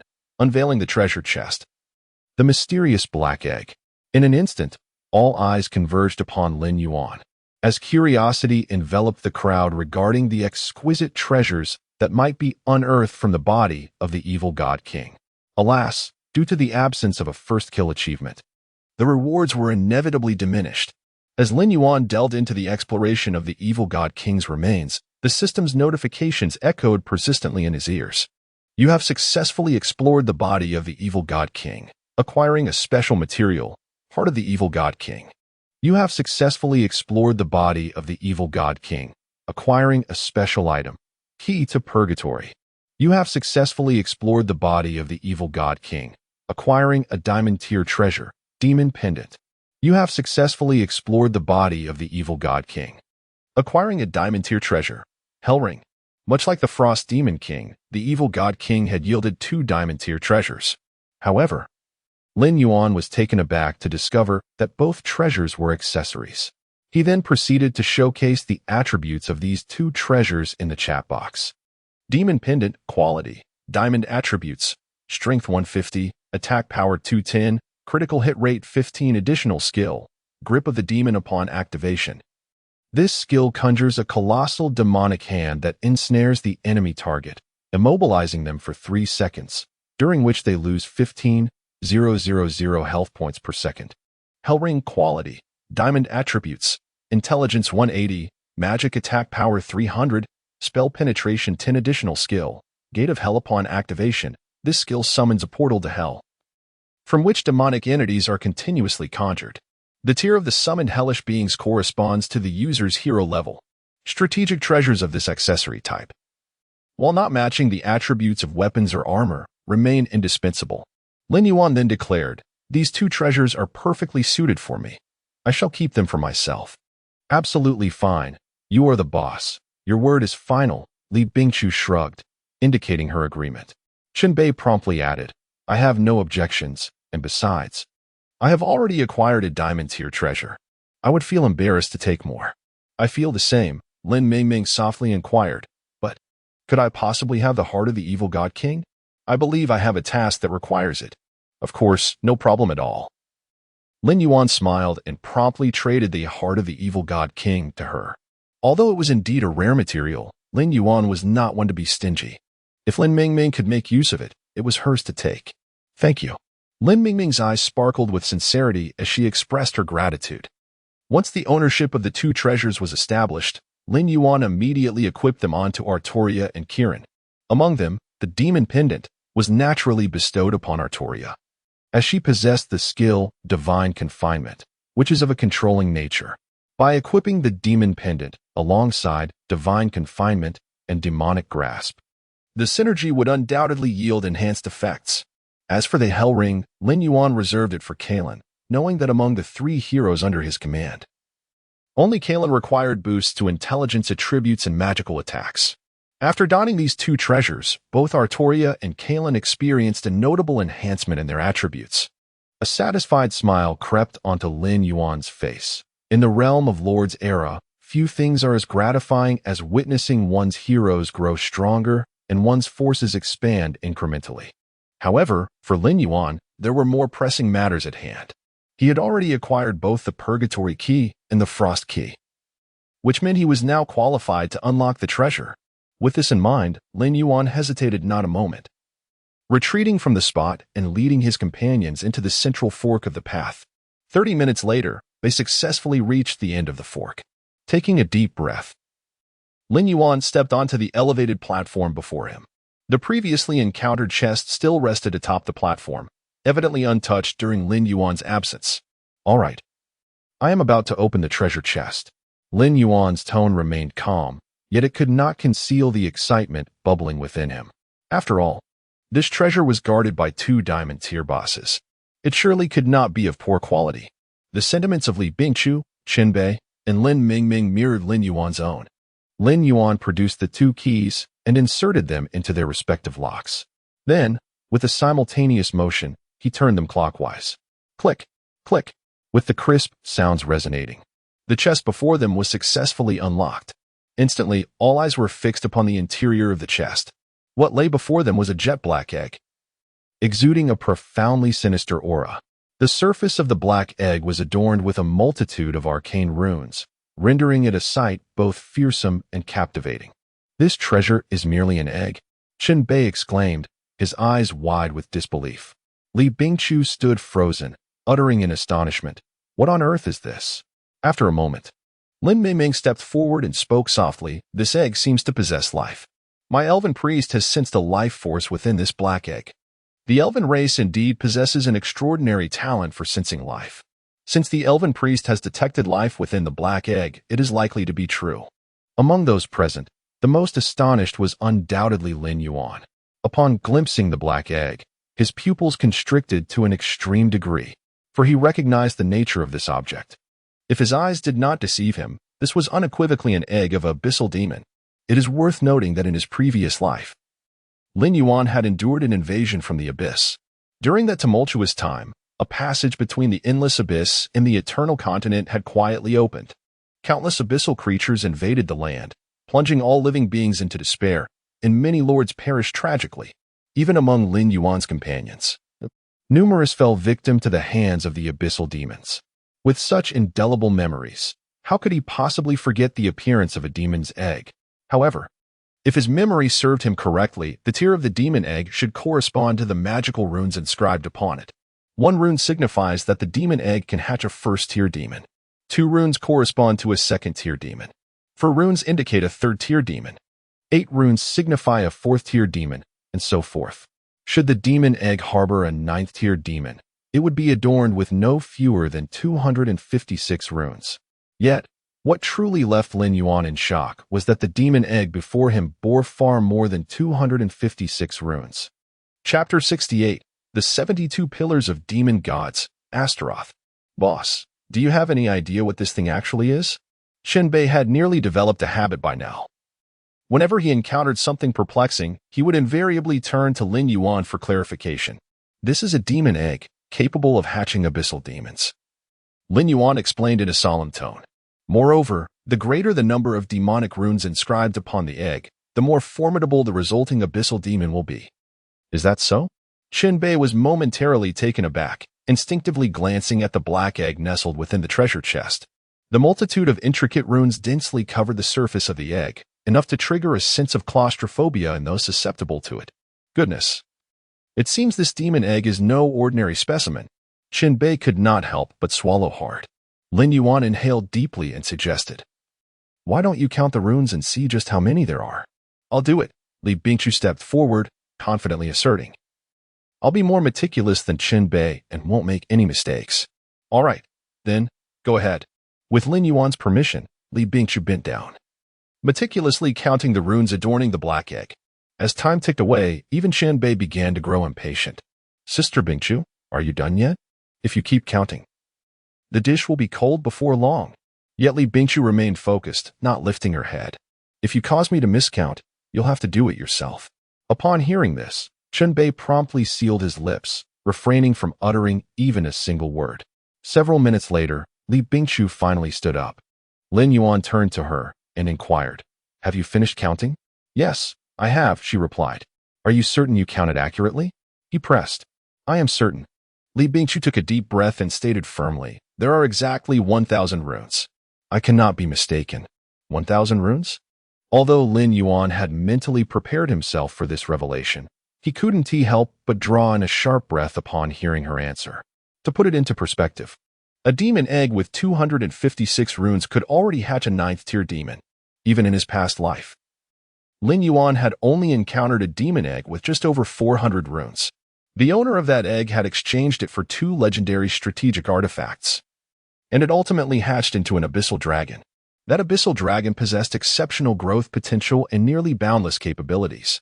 Under the guidance of its master, it quickly matured. Eventually, that lord had his hero tame the abyssal dragon, elevating the hero from an S-rank dragon knight to an SS-rank abyssal dragon knight. It is essential to recognize that progressing a hero from an S-rank to an SS rank is no simple feat even from this alone. One could discern the formidable strength of that abyssal dragon. Yet, the demon egg that birthed it possessed a mere 400 runes.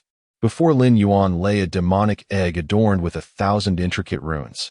He stepped closer, cradling the ominous egg in his hands, murmuring softly, "What could this egg possibly give birth to?" Just as he pondered this, the very fabric of space before them tore open, revealing a colossal black rift. Li Bingchu and the others, unaccustomed to such phenomena, were taken aback. Among them, only Lin Yuan maintained a semblance of composure, for he sensed the essence of the abyss emanating from the rift.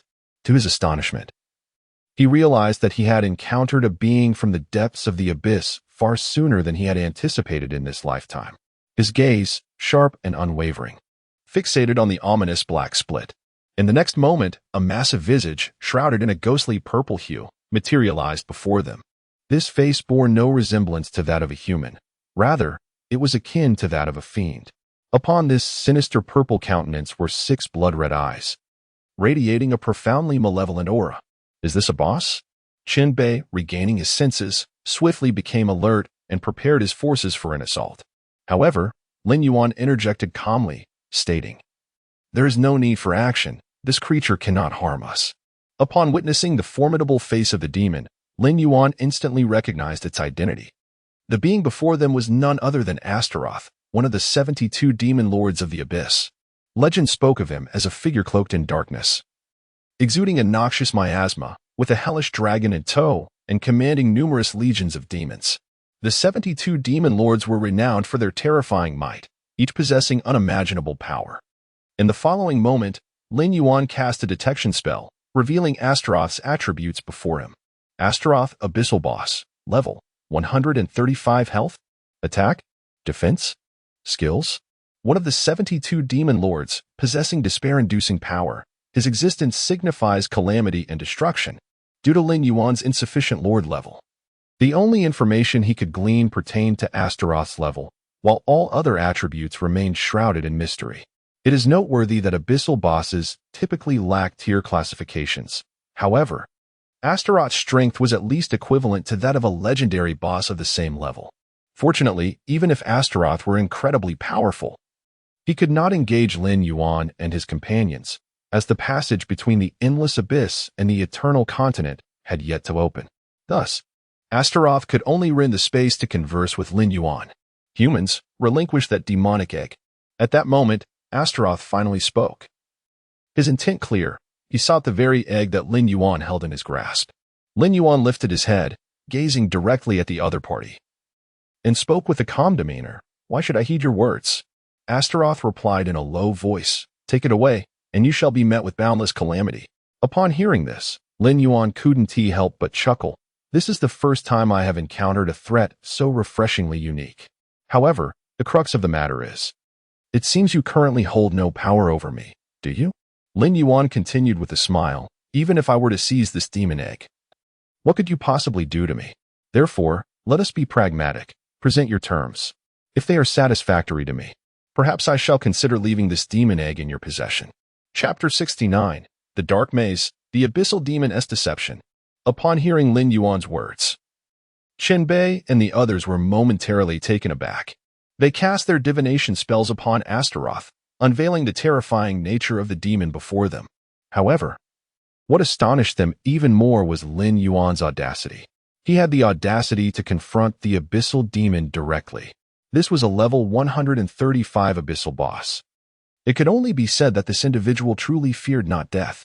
"You are the first human to speak to me in such a manner." Astaroth narrowed his eyes dangerously and spoke in a low, menacing tone. "Do you realize that killing you would be as effortless as squashing an ant? Is that so?" Lin Yuan laughed heartily, spreading his arms wide. "If you truly possess the power to kill me, then come forth." At these words, Astaroth's expression darkened instantly. For the moment, he indeed found himself at a loss against Lin Yuan. "Human, do not let your pride blind you." Astaroth suppressed his fury, speaking in a deep voice. "When the abyssal passage opens, you shall pay dearly for your actions." Lin Yuan lazily dug at his ear and replied, "Oh really? Then I shall await that day. Until then, I will take this demon egg." 3 legendary treasures. Witnessing Lin Yuan's unwavering stance, Astaroth grew increasingly agitated. No matter what, he could not allow Lin Yuan to take away the demon egg. The legendary treasures he spoke of referred to items of legendary status. In the realm of Age of Lords, equipment was classified into 9 tiers: black iron, bronze, silver, gold, platinum, diamond, legendary, epic, and mythic. Legendary treasures were even more precious than diamond-grade items. Should you relinquish the demon egg, I can offer you 3 legendary treasures. Lin Yuan cast a glance at him and replied nonchalantly, "All right, then let me see those 3 legendary treasures first." Astaroth spoke solemnly. "I swear by the name of the abyssal demon that when the endless abyss meets the eternal continent, I shall personally present you with 3 legendary treasures." Upon hearing this, Lin Yuan couldn't help but sneer. In the end, you still wish to take advantage without offering anything in return. What worth do such promises hold? If you cannot provide something of equivalent value, then there is no need for us to continue this transaction. After saying this, Lin Yuan turned to leave, clearly intending to depart with the demon egg. Wait. Astaroth's voice echoed once more in Lin Yuan's ears. He gritted his teeth and spoke softly. Do you not desire sincerity? Then I shall provide you with ample sincerity. As these words left his lips, Astaroth's visage vanished from their sight within the spatial rift. In its place, a map formed from swirling black mist materialized. Astaroth spoke, revealing that the map indicated the location of an epic treasure. If one could find it, the treasure would belong to them. Human, I have demonstrated my sincerity, and I hope you will honor your promise and leave the demon egg here. Upon hearing Astaroth's words, a look of shock appeared on the faces of Li Bingshu and the others. An epic strategic treasure? This was a being of 2 tiers higher than diamond-level treasures. For them at this stage, it would not be an exaggeration to call it a divine artifact. In an instant, all eyes in the room fell upon Lin Yuan, eager to see what choice he would make. At that moment, however, Lin Yuan suddenly chuckled. Astaroth furrowed his brow and retorted, "What are you laughing at?" "Why? I am mocking your foolishness," Lin Yuan replied coldly. "What makes you think I would trade with a demon from the abyss?" Astaroth was momentarily taken aback, then roared in fury, "Do you dare to deceive me? Are you not plotting against me as well?" Lin Yuan smiled gently, his tone calm as he said, "Did you think I was unaware of what the map indicated? That place is the dark maze, teeming with perilous dark creatures. Even if an epic treasure truly existed there, with my current strength, I could never reach the maze's end. Therefore, you merely wish to lead us to our demise." Upon hearing this, Li Bingshu and the others' expressions shifted. They clearly had not anticipated Astaroth's treachery. Had Lin Yuan not successfully uncovered his scheme, they would have likely faced total annihilation by following the Black Mist map's guidance into the dark maze. Once his plot was exposed, Astaroth ceased to feign civility. "Indeed, I underestimated you. Human," he said coldly. "I never expected you to know about the dark maze. Since you insist on opposing me, prepare to pay the bloody price. When the endless abyss and the eternal continent converge, I shall personally reclaim the demon egg and ensure that you have no place to die." An overwhelming aura of malice suddenly surged forth from the rift in space. It must be said that the power of the abyssal demon god was indeed formidable. Even from 2 realms apart, it could exert influence. However, Lin Yuan's expression remained tranquil. "You wish to reclaim the demon egg from me," he said with a smirk. "I believe you may find that opportunity elusive." After speaking, he turned to face Artoria and extended his hand. "Hand me the sword." Soon, Lin Yuan received the sword from Artoria. Without a moment's hesitation, he drew the blade across his palm. Crimson blood dripped from Lin Yuan's palm, falling drop by drop onto the demon egg. In the next moment, an unforeseen spectacle unfolded before all, accompanied by the falling blood. The runes on the demon egg suddenly erupted with a scarlet glow. One after another, the black runes transformed into blood-red sigils. Witnessing this scene, Astalos's expression twisted into a grotesque snarl. How could a mere human possibly comprehend? Lin Yuan replied with a smile. "You wish to inquire how I came to know the method to claim the demon egg as my own? Alas, I do know. Therefore, from this moment forth, this demon egg belongs to me." Chapter 70. The Blockade of the Canyon. Unwelcome Visitors. In a mere span of seconds, the intricate runes adorning the demon egg transformed entirely into a vivid crimson hue. After absorbing Lin Yuan's blood, the demon egg had officially recognized its master. Even if Astalos were to reclaim the demon egg now, it would be of no consequence. The demon that hatches from this egg shall eternally regard Lin Yuan as its sovereign. This phenomenon bears a striking resemblance to the blood oath of master and servant often depicted in fantastical tales. Although this method appears deceptively simple, it is seldom conceived by many. Lin Yuan's awareness of it is solely attributed to his prior life's experiences. "Despicable human, I shall end your life. I shall end your life." Astalos roared in a fury that seemed to reach its zenith, his voice echoing with unrestrained rage. A formidable sense of oppression emanated from the rift in space, distorting the surrounding environment in its wake. Such a terrifying surge of energy caused all present to feel a shiver of trepidation. Li Bingshu murmured in awe, truly formidable, a boss exceeding level 100. This power is indeed frightening. Meanwhile, Chen Bei turned to Lin Yuan and inquired, Boss, are you certain this fellow cannot harm us? Lin Yuan nodded reassuringly, rest assured. If he truly had the capacity to act, do you think he would refrain from seizing the demon egg outright? Indeed, that puts my mind at ease. Chen Bei responded with a grin, extending his middle finger towards Astalos in a quintessential gesture of international disdain, exclaiming, Fool, may you choke on your own words. You shall pay for this, await your reckoning. Astalos bellowed in his final roar, as the rift in space sealed shut, the grotesque visage of the demon vanishing from sight. Lin Yuan turned to Chen Bei, a playful smile gracing his lips. If I may ask, what does it feel like to curse the abyssal demon god? Pure bliss. Chen Bei chuckled, his grin widening, the most unadulterated form of verbal vitriol, a peak enjoyment. You truly possess clarity, Lin Yuan remarked, patting Chen Bei's shoulder. I hope when the abyss invades, you maintain such insight. Upon hearing this, Chen Bei's countenance turned pale. Boss, when exactly will the abyss invade? Fear not. There remains ample time, Lin Yuan reassured him. That brings me comfort, Chen Bei sighed, patting his chest in relief. However, even when that time arrives, you likely won't stand a chance against this abyssal demon god. Lin Yuan added with a smirk, especially after you insulted him. He shall undoubtedly seek you out first to settle the score. At this, Chen Bei's face drained of color as he lunged towards Lin Yuan, clutching his leg in desperation. Boss, save me. Enough. What a pitiful sight you make, Lin Yuan scoffed, casting a disdainful glance at Chen Bei. Rest assured, even if this fiend belongs to the 72 pillars of demonkind, I would still regard him with indifference. What Lin Yuan articulated was entirely the truth. In his previous life, he had indeed confronted entities of the caliber of the 72 pillars of demon gods. The primary reason for Lin Yuan's demise during the expedition against the abyssal demon god, Konguzat, was undoubtedly the treachery of Lin Tianke. The mere recollection of this ignited a blaze of fury within Lin Yuan's heart. He was resolute in ensuring that Lin Tianke would pay dearly for his betrayal, and the dawn of that reckoning was not far off. Subsequently, Lin Yuan turned to Li Bingshu and inquired, Do you still recall that map shrouded in black mist? Li Bingshu paused momentarily before responding, I should be able to manage. It was well known that her memory was exceptional, bordering on photographic recall.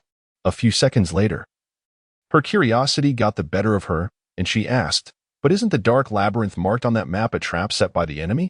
Indeed. It is undoubtedly a trap for us at this moment, Lin Yuan elucidated, yet, once we have honed our strength, this map will become exceedingly significant.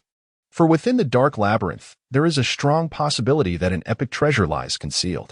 Even before his reincarnation, Lin Yuan had merely heard whispers regarding the dark labyrinth.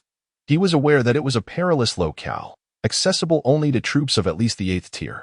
However, the precise location of the dark labyrinth remained a mystery to him, as did the question of whether any lord had successfully navigated through it. However, this time, Astaroth had divulged the exact location of the dark labyrinth to him. Judging by the circumstances, it was unlikely that he had spoken falsehoods. To be frank, Lin Yuan had not initially contemplated engaging in a transaction with Astaroth. Yet, he was pleasantly surprised by the unexpected boon that had arisen. I comprehend now. Upon grasping Lin Yuan's intentions, Li Bingshu nodded and stated, Once I return, I will swiftly draft the map from memory, striving for a complete restoration. Well then, I appreciate your effort, Lin Yuan replied. Now that our affairs are concluded, we should take our leave. At that moment, Chen Bei approached, poking the demon egg in Lin Yuan's hand with curiosity, and asked, Boss, when will this thing hatch? At this instant, the previously pitch-black demon egg had transformed into a vivid crimson hue, pulsating as if it were breathing. Lin Yuan shook his head and replied, I cannot ascertain when this demon egg will hatch. However, the fact that even the abyssal demon gods regard it with such gravity suggests it is no ordinary specimen. The group continued their conversation as they made their way outside. Before long, they arrived at the exit of the canyon. However, as they stepped out, the sight before them caused all to furrow their brows in concern. The once desolate expanse of the canyon's exit was now teeming with a multitude of troops. a dark mass stretching endlessly before their eyes. Leading these forces were no fewer than several hundred lords, whose armies had completely encircled the canyon's exit, sealing it with impenetrable fortitude. Li Bingchu frowned and whispered, "Lin Yuan, be cautious. Something feels amiss." A flicker of worry also crossed Lin Mengming's eyes. "It seems these individuals are coming for us." Chen Bei, with his impulsive nature, immediately voiced his displeasure upon sensing hostility. "Boss, it's clear these people mean us harm. Shouldn't we strike first and confront them directly?" Lin Yuan gestured for Chen Bei to temper his impatience. To him, the gathering of so many lords in this place could not be a mere coincidence. It indicated that someone had deliberately orchestrated their assembly here. Thus, he was intrigued to uncover who might be orchestrating this against him. Despite Lin Yuan's considerable reputation, he had not made many enemies. Could it be that these lords were solely here for bloodshed and plunder? Just as Lin Yuan pondered this, a figure slowly emerged from the crowd. Following that, a familiar voice echoed in Lin Yuan's ear. "Brother Lin Yuan, it has indeed been a long time. I wonder if you still remember me?" Chapter 71. Forbidden Spell Level Magic, The Wrath of the Green Dragon. Lin Yuan raised his head and fixed his gaze ahead, only to discover that the figure before him was none other than Wang Hu. "I thought it was someone significant. Turns out it's merely you, the jester." Lin Yuan chuckled, shaking his head as he retorted, "What's this? Haven't you suffered enough from our last encounter? Are you seeking more misery?" Upon hearing these words, Wang Hu's expression darkened instantaneously, evidently struck by a painful truth. However, he quickly regained his composure, a cold smile gracing his lips as he replied, "Lin Yuan, you are quite arrogant, and indeed, you have the grounds to be so. I have no excuses for my defeat last time. I simply was outmatched. Therefore, this time, I am determined to seal your fate here, even if it means allying with the three major guilds, Xiongtu, Xingchen, and Tiangu to hunt you down." Behind Wang Hu stood three individuals, a tall, muscular bald man, a lean middle-aged man, and a bespectacled gentleman with a refined demeanor. Without a doubt, these three were the leaders of the guilds Wang Hu had mentioned.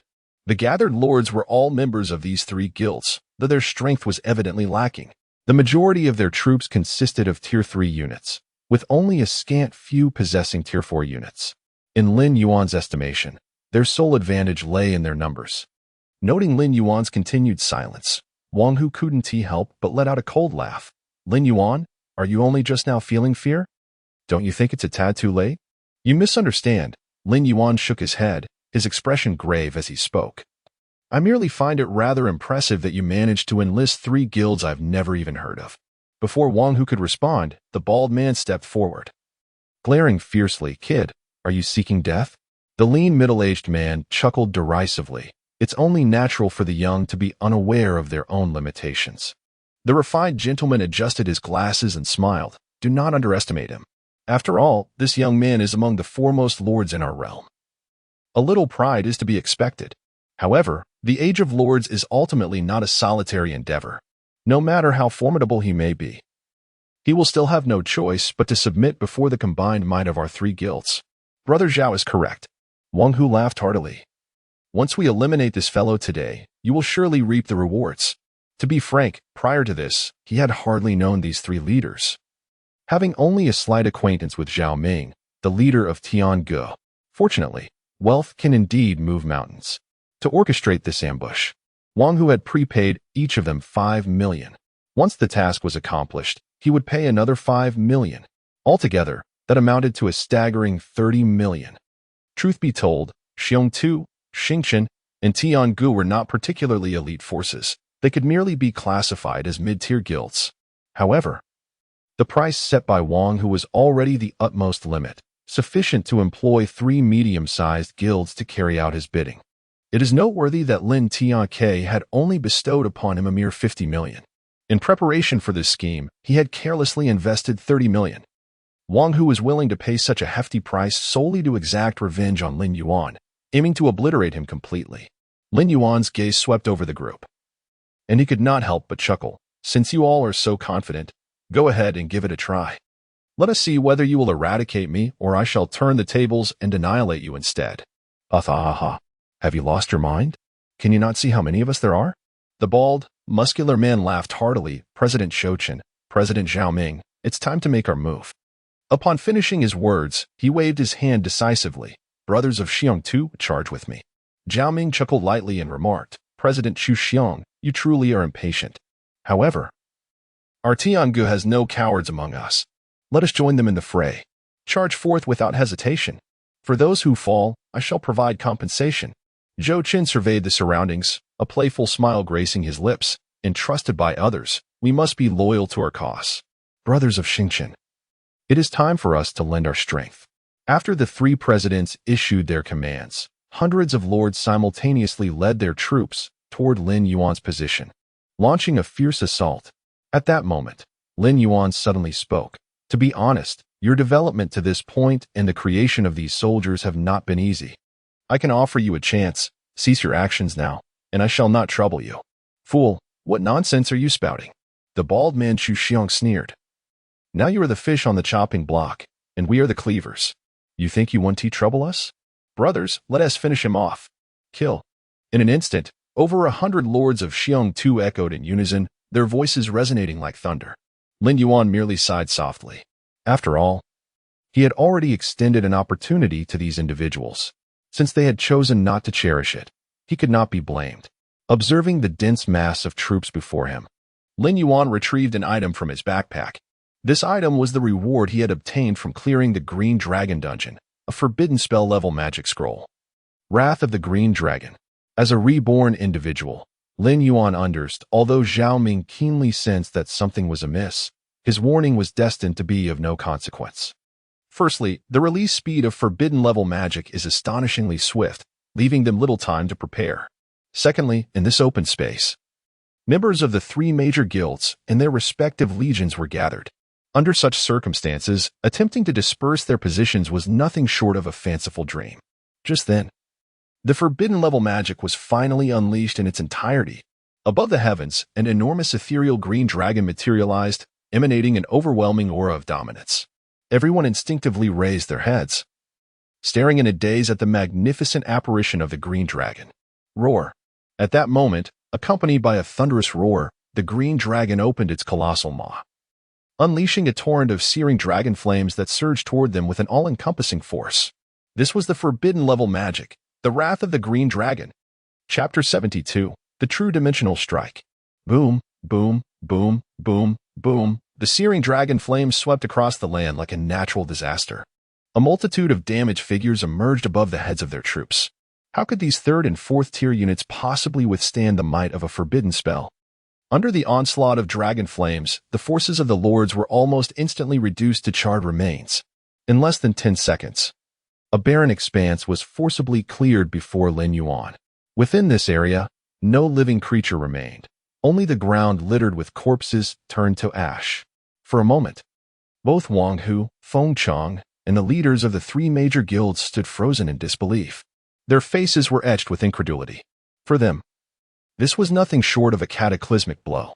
Never had they imagined that within less than half a minute of battle commencing, a single forbidden spell could annihilate one-third of their forces.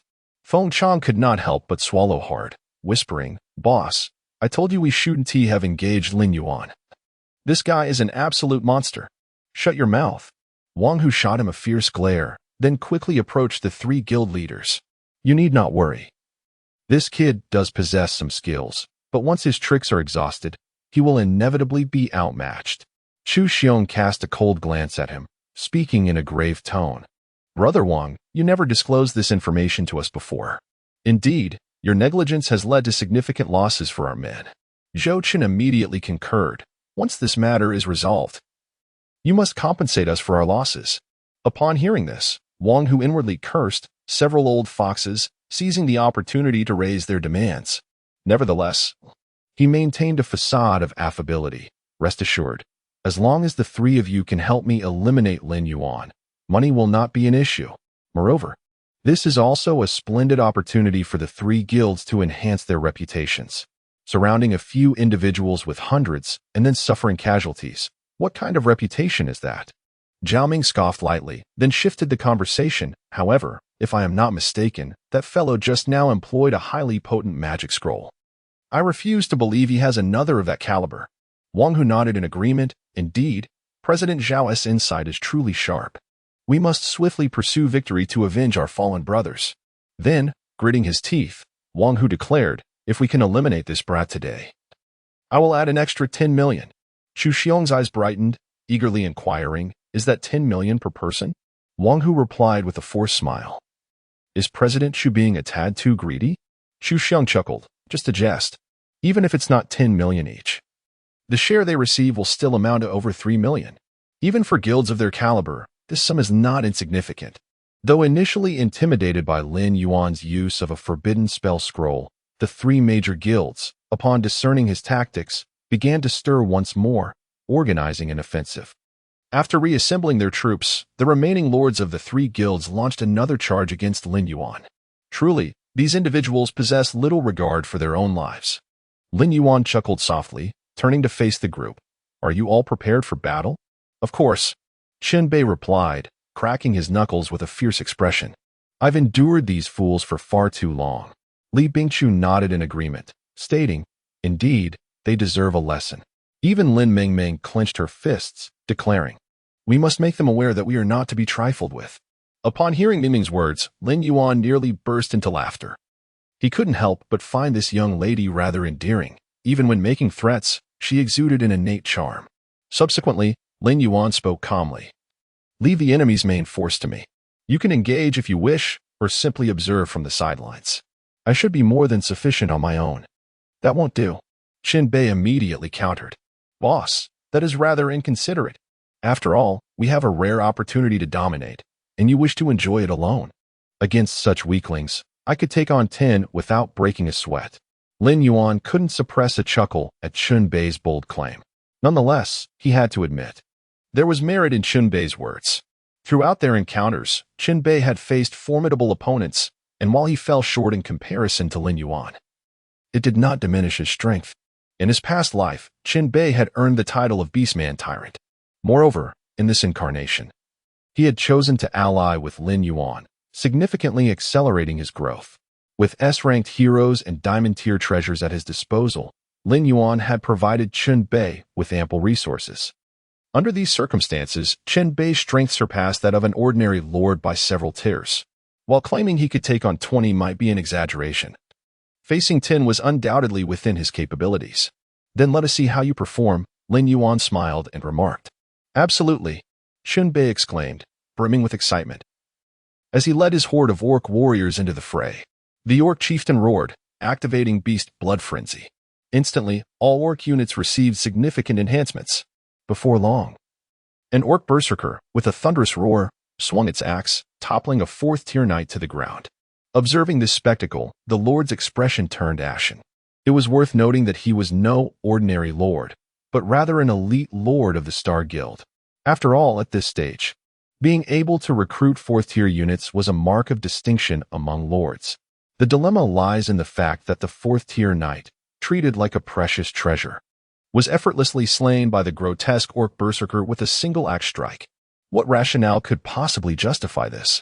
Before he could fully comprehend the situation, the orc leader commenced a brutal massacre. They understood the principle of capturing the king before the thieves. Thus, upon the orc leader's emergence, he immediately became the target of the three major guilds. Several lords promptly commanded their heroes to encircle him. Unfortunately, most of their heroes were of B or C rank, with only a single A rank hero among them, and that hero was merely at level 27.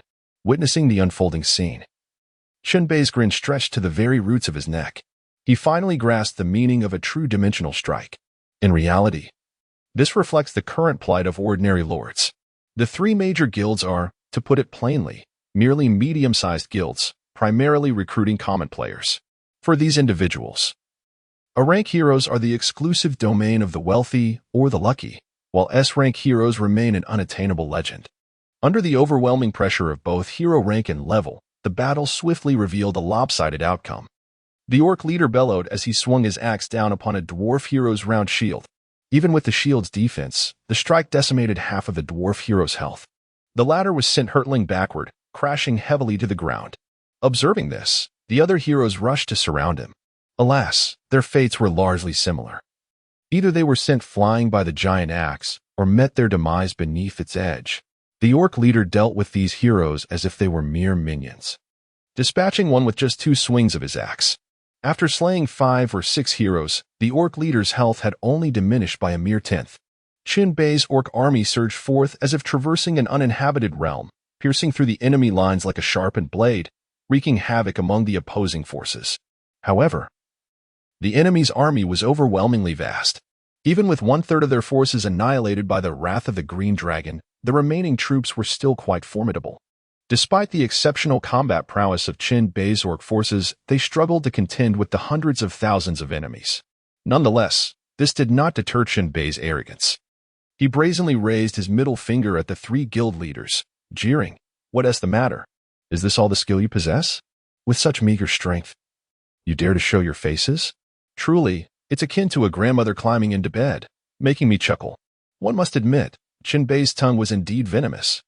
Following his taunt, the expressions of the 3 guild leaders darkened instantaneously. Li Xiong, unable to contain his agitation, erupted with curses. "I'm eager to see what prowess you possess that allows you to boast so." After uttering these words, he promptly mobilized his troops, encircling Qin Bei.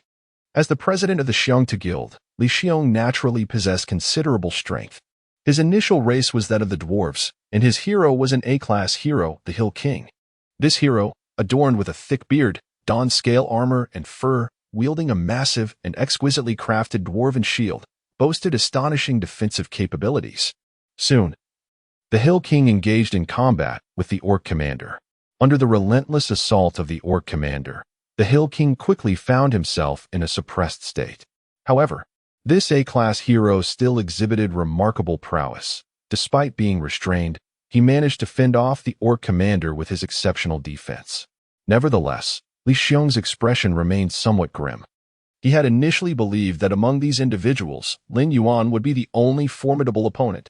The other 3 were merely obscure figures. To his surprise, apart from Lin Yuan, the individual before him also possessed an S-class hero. Even his Hill King, adorned in platinum-grade treasures, was utterly powerless before the Orc commander. Fortunately, Zhou Chen quickly noticed his predicament and promptly declared, "Li Xiong, I shall assist you." Upon uttering these words, Zhou Chen summoned his hero without delay. Swiftly, a barrage of sharp spears hurtled toward the Orc commander with a whistling velocity.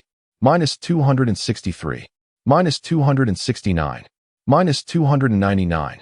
A series of crimson damage numbers materialized above the Orc commander's head. This was Zhou Chen's A-class hero, the Phantom Spear Thrower. Clad in black attire and donning a black mask, he gripped his spear tightly, continuously hurling it at the Orc commander. Faced with the combined assault of 2 A-class heroes, even the Orc commander began to feel overwhelmed. Restricted by the Hill King, he could only endure the strikes from the Phantom Spear Thrower. No matter how robust the Orc commander's health, he could not withstand such relentless attacks. In less than half a minute, the Orc commander's health had already plummeted by half. A smile emerged on the faces of Li Xiong and Zhou Chen. What of an S-class hero? With proper coordination, they could still bring him to his knees. However, at that moment, a crisp voice suddenly rang in their ears. "I must say, are you two getting a bit ahead of yourselves?" The voice belonged to Li Bingshu. As her words echoed, the Rose Knight, Kylan, charged onto the battlefield. It is worth noting that after successfully passing the hero trials, Kylan had now become an S-class hero, although she was not equipped with diamond-grade treasures. Her ensemble of platinum-grade items was nonetheless exceptional. More importantly, compared to the Orc commander, the mobility of the Rose Knight was undoubtedly far superior. With remarkable speed, she raced toward the Phantom Spear Thrower. In less than 10 seconds, she had already appeared before her opponent. A light-armored warrior like Kalen was undoubtedly a nightmare for the fragile Phantom Spearman. Under the grace of Kalen's sword dance, the health of the Phantom Spearman began to plummet rapidly. Li Xiong's expression shifted as he immediately sought to summon the Hill King for assistance. However, would Qin Bei allow such an opportunity to slip away so easily? Orc Captain, slay him! With Qin Bei's furious roar, the Orc Captain swung his axe once more, inadvertently triggering the passive effect of the Frost Giant Axe. In an instant, a layer of frost enveloped the Hill King, slowing his speed by 20. Li Xiong's face turned anxious as he turned to Zhao Ming. "President Zhao, why aren't you coming to help?" "You two fools." Zhao Ming silently cursed within. then spoke in a grave tone. What are you two even thinking? There is no need to engage their hero head-on. We have superior numbers. We could simply surround and eliminate them. In Zhao Ming's eyes, these two were nothing short of imbeciles. Instead of capitalizing on their advantage, they chose to challenge the enemy's hero in a duel. Was that not a display of sheer folly? What was even more critical was the fact that they were struggling to prevail. In the chaos of battle, the greatest taboo is to let morale weigh. Up to this point, Lin Yuan had yet to even lift a finger, and they had already found themselves in such dire straits, undoubtedly a severe blow to their morale. However, it was too late for complaints now. If they stood idly by and watched the heroes beneath these two leaders fall to the enemy, their morale would plummet even further. Thus, regardless of the circumstances, he had to take action. Go, save them. Zhao Ming took a deep breath and issued orders to his hero. And Zhao Ming's hero was none other than the S-rank human hero, the Guardian of Light. Among this group, he was the sole possessor of an S-rank hero. This very fact instilled Zhao Ming with a profound sense of confidence in his champion. At your command. My master, a dignified figure in a white robe, mounted on a noble steed and wielding a short staff, appeared behind Zhao Ming. Yet, just as the Guardian of Light prepared to spring into action, Lin Yuan's voice echoed softly in Zhao Ming's ear. After waiting so long, I finally encounter a worthy opponent. Chapter 73, The Dark Torrent That Tears Everything Apart. Upon hearing Lin Yuan's voice resonate, Zhao Ming's expression abruptly shifted. Instinctively turning towards the source of the sound, there stood Lin Yuan, accompanied by three illustrious heroes, Artoria, Kalen, and Uxer. Each of these heroes was undeniably of S-rank caliber. At that moment, Lin Yuan spoke again. Do you think it's a bit unfair for three to gang up on one? Before Zhao Ming could respond, Lin Yuan continued with a smile. Unfortunately, I rather enjoy bullying. Following his words, Artoria, Kalen, and Uxer simultaneously advanced toward the direction of the Light Guardian. The Light Guardian immediately raised his staff, proclaiming, Light, vanish before them, blinding light. For the Light Guardian, blinding light was undoubtedly his most crucial survival skill. After all, upon casting this ability, it would render the enemy target blind, flailing about like a headless fly. Regrettably, he miscalculated one critical aspect. He should not have unleashed his skill in front of Artoria. Divine Confinement. The moment the Light Guardian began to chant his incantation, Artoria had already raised her longsword high. The confining light swiftly enveloped the Light Guardian, forcibly interrupting his spell. With his sole means of survival thwarted, the Light Guardian became utterly defenseless, akin to fish on a chopping block. Kalen was the first to strike, as a dark radiance erupted from the floating grimoire beside him. Subsequently, a dozen black magic orbs rapidly coalesced, hurtling towards the Light Guardian with a deafening rush. It is worth noting that Kalen had achieved a remarkable level 37. The strategic artifacts he bore were all of exceptional platinum quality, including a diamond tier, Hell Ring. Under such circumstances, how could the damage from the dark magic missiles be anything but devastating? This single skill obliterated nearly half of the Light Guardian's health. In that instant, Zhao Ming's countenance shifted dramatically. He had clearly not anticipated that Lin Yuan's heroes could inflict such formidable magical damage. However, the onslaught had only just begun. After Artoria and Kalen made their moves, Uxer resolutely unleashed his skill as well. Bone Demon Slash? A dark radiance suddenly emanated from the bone blade in Uxer's hand. Following that, a wave of black light surged forth, fiercely cleaving towards the Light Guardian. Splat! Crimson blood erupted from the Light Guardian's form. Simultaneously, the Light Guardian's health was instantly reduced to 0. Witnessing this scene, all the lords present found themselves momentarily frozen in disbelief, their eyes wide with incredulity. They had not anticipated that an S-rank hero could be so swiftly and decisively vanquished by 3 skills. The process unfolded so swiftly that they scarcely registered what transpired. My goodness, is this fellow's prowess truly so formidable? He effortlessly vanquished President Zhao Ming's hero? ISNT Zhao Ming's Light Guardian and S-class hero? This must make him a veritable monster. It is widely said that Lin Yuan is the foremost lord in contemporary Huaxia, and indeed, this reputation appears well-deserved. Otherwise, why would the 3 major guilds unite to hunt him down? Even if a single individual is immensely powerful, he cannot stir up much chaos, to speak frankly. Our army of over 100,000 could drown him with but a mere spit from each of us.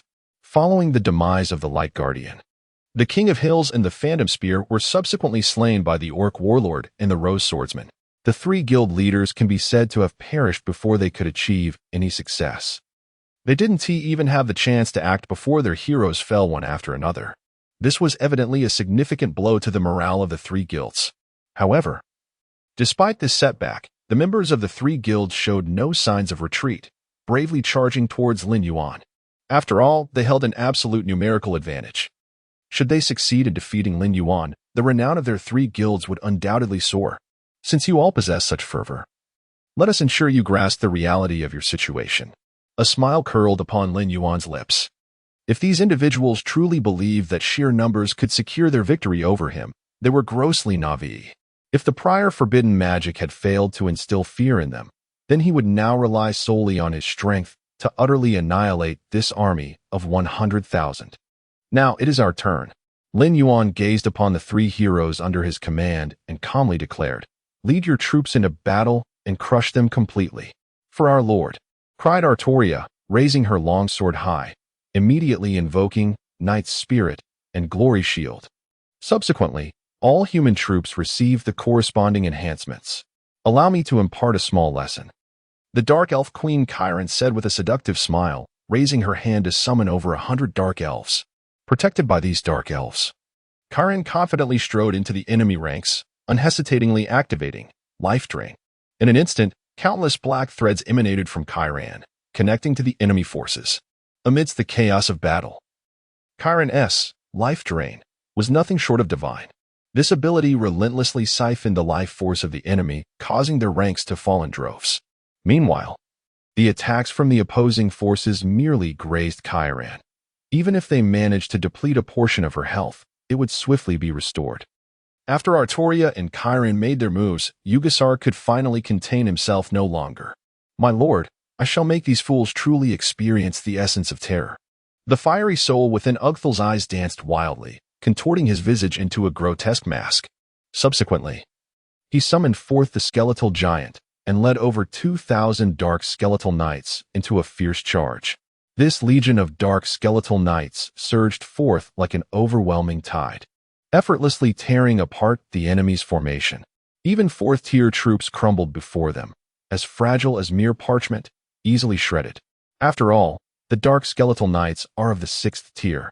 What's more, under the dual enhancement of the Bone Throne and the Skull of the Skeleton King, the attributes of the dark skeletal knights received a remarkable 50 boost. In such circumstances, their fundamental attributes rivaled even those of 7th-tier troops.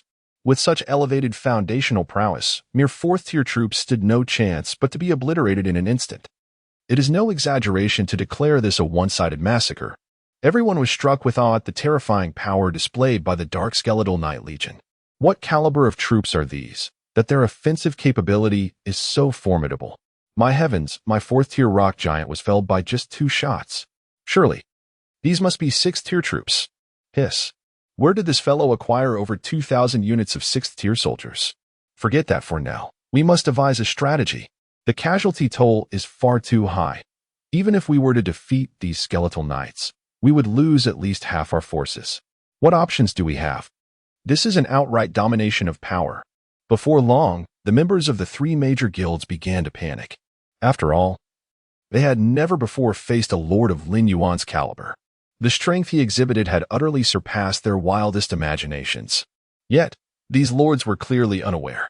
Their nightmare was only just beginning. Chapter 74. A Resounding Victory, the mastermind behind the scenes. As the Dark Skeleton Knights charged forth behind them, 700 flame mages were equally poised for action. With the incantation completed, hundreds of fiery orbs were unleashed, hurtling towards the enemy forces. The crimson flames swiftly engulfed the entire realm. Under the bombardment of the explosive fireballs, the enemy troops fell in droves, akin to stalks of grain being harvested by a scythe. Wang Hu stood transfixed by the scene before him, instinctively taking a step back. This is impossible. He abruptly turned to Feng Chong, fixing him with a piercing gaze, and questioned in a low voice. "Did you not say last time that, after emerging from the canyon, They were left with nothing but a handful of defeated soldiers. Then where did all these troops come from?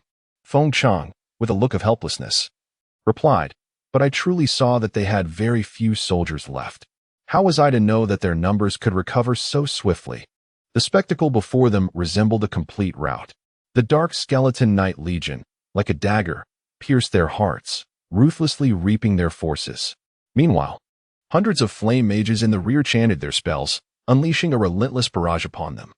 It was only then that the three guilds realized the vast chasm that existed between them and Lin Yuan. In the presence of Lin Yuan, they were as insignificant as ants. For Lin Yuan, their troops were little more than cannon fodder. At this moment, the leaders of the three guilds wore pallid expressions, finally comprehending the terrifying entity they had provoked. Lin Yuan, with his sheer strength, had forcefully crushed the three major guilds. Hundreds of lords and hundreds of thousands of soldiers were, before Lin Yuan, no more than easily extinguishable pests. In such dire circumstances, the morale of the three guilds had plummeted to its nadir. After all, how could their spirits remain high when a single individual had so mercilessly decimated them? In stark contrast, Chun Bei was exhilarated beyond measure, leading his troops into a charge. How could he possibly miss the exhilarating opportunity to strike down a drowning foe? Moreover, as Lord Era is a Lord-type game, warfare among lords is an inevitable aspect of gameplay. In truth, tormenting players is far more enjoyable than battling bosses. It is worth noting that the three guilds were not merely lambs to the slaughter. Even in such dire straits, they managed to organize a counterattack, leveraging their numerical advantage to encircle Chen Bei's orc army. Fortunately, Li Bingqiu and Lin Mingming arrived just in time with their forces, aiding Chen Bei and preventing severe casualties among his troops. In a matter of mere minutes, the three guilds had been thoroughly routed. Li Xiong, Zhou Chun, and Zhao Ming exchanged glances, each recognizing the bitter disillusionment reflected in the other's eyes. This time, they have suffered significant losses, regardless of the guild. Their vitality has been severely diminished. The remuneration paid by Wang Hu is utterly insufficient to compensate for the devastation they have endured. As for the one in the most despairing situation, it is none other than Wang Hu himself. It is imperative to note that he expended a staggering 40 million to orchestrate this encirclement. Comparatively, the funds provided by Lin Tianke amounted to a mere 50 million. Following this disastrous endeavor, Lin Tianke is unlikely to grant him any further opportunities. After all, his temperament dictates that as long as one holds value, he can tolerate numerous shortcomings. However, once that value is lost, he will cast you aside like refuse.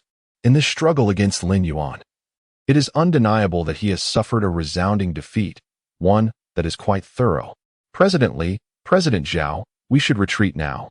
At least we can preserve some of our remaining strength, Zhou Chun said, his expression dejected, his voice barely above a whisper. Zhao Ming inhaled deeply and replied solemnly, it seems we have no choice. Li Xiong clenched his teeth, ultimately nodding in agreement. It was evident that, although he was reluctant, he had to accept this harsh reality. Soon, the three presidents organized their respective guild members for a retreat. After these individuals chose to withdraw, Lin Yuan also abstained from pursuing them further. After all, the three major guilds had endured a complete rout. There was no necessity to chase after the small fry. What a thrill, Chen Bei exclaimed, his lips spreading into a radiant smile. I never expected that I had become so formidable. His words were genuine, as having spent considerable time with Lin Yuan had elevated his perspective to a certain extent, leading to a distorted self-perception. It was only now that Chen Bei suddenly realized just how strong he truly was. Li Bingqiu shot him a disapproving glance and retorted, enough already. After defeating a few insignificant opponents, you've forgotten who you are. If it weren't for Lin Yuan today, we would likely have been encircled and perished here. Upon hearing this, Chen Bei sheepishly scratched his head, acknowledging that is indeed true. Without Lin Yuan, we would stand no chance against the three major guilds, especially considering their overwhelming numerical superiority. Aside from Lin Yuan, none of us possess the strength to face 100 foes alone. However, I must admit, I did not anticipate that Wang Hu possessed such cunning, Chen Bei remarked. To unite three guilds in an attempt to eliminate us is truly an effort to eradicate us completely. Lin Yuan glanced at Chen Bei and replied nonchalantly, it is likely not so simple. There must be someone backing Wang Hu. Otherwise, how could he afford to hire 3 mid-sized guilds to serve him? Lin Mingming nodded slightly in agreement. That does indeed make some sense. Chen Bei pondered for a moment before speaking. Who could possibly be supporting Wang Hu from behind? Li Bingchu suddenly chimed in. It must be Lin Tianke. Have you forgotten? When we first encountered that group, he claimed that the person backing him was the president of the Lin group. It must be acknowledged that Li Bingchu's insight was quite sharp, as she immediately grasped the situation. Lin Yuan nodded in agreement and remarked calmly, it is undoubtedly Lin Tianke. This aligns perfectly with his modus operandi. He would never resort to direct confrontation unless absolutely necessary.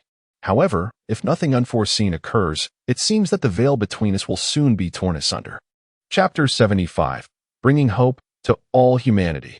Lin Yuan was acutely aware that the animosity between him and Lin Tianke had escalated to an irreconcilable extent. To Lin Yuan, Lin Tianke was the true culprit behind his parents' demise, embodying a profound and personal vendetta. Conversely, for Lin Tianke, Lin Yuan represented the most significant obstacle to his absolute control over the Lin Corporation. In Lin Tianke's eyes, Lin Yuan was an ever-present ticking time bomb. As long as he remained, peace would elude him. It was evident that Wang Hu's recent actions were orchestrated by Lin Tianke. Even if he had not directly participated, he had undoubtedly lent his support to Wang Hu from the shadows. Moreover, this was a test of Lin Yuan's strength. If he failed to eliminate someone as inconsequential as Wang Hu, it would only serve to confirm Lin Yuan's ineptitude, thus diminishing the need for Lin Tianke to expend considerable effort in guarding against him. Lin Yuan recalled that in his previous life, Lin Tianke had not revealed his hostility so soon. At that time, Lin Yuan had regarded him as a mentor.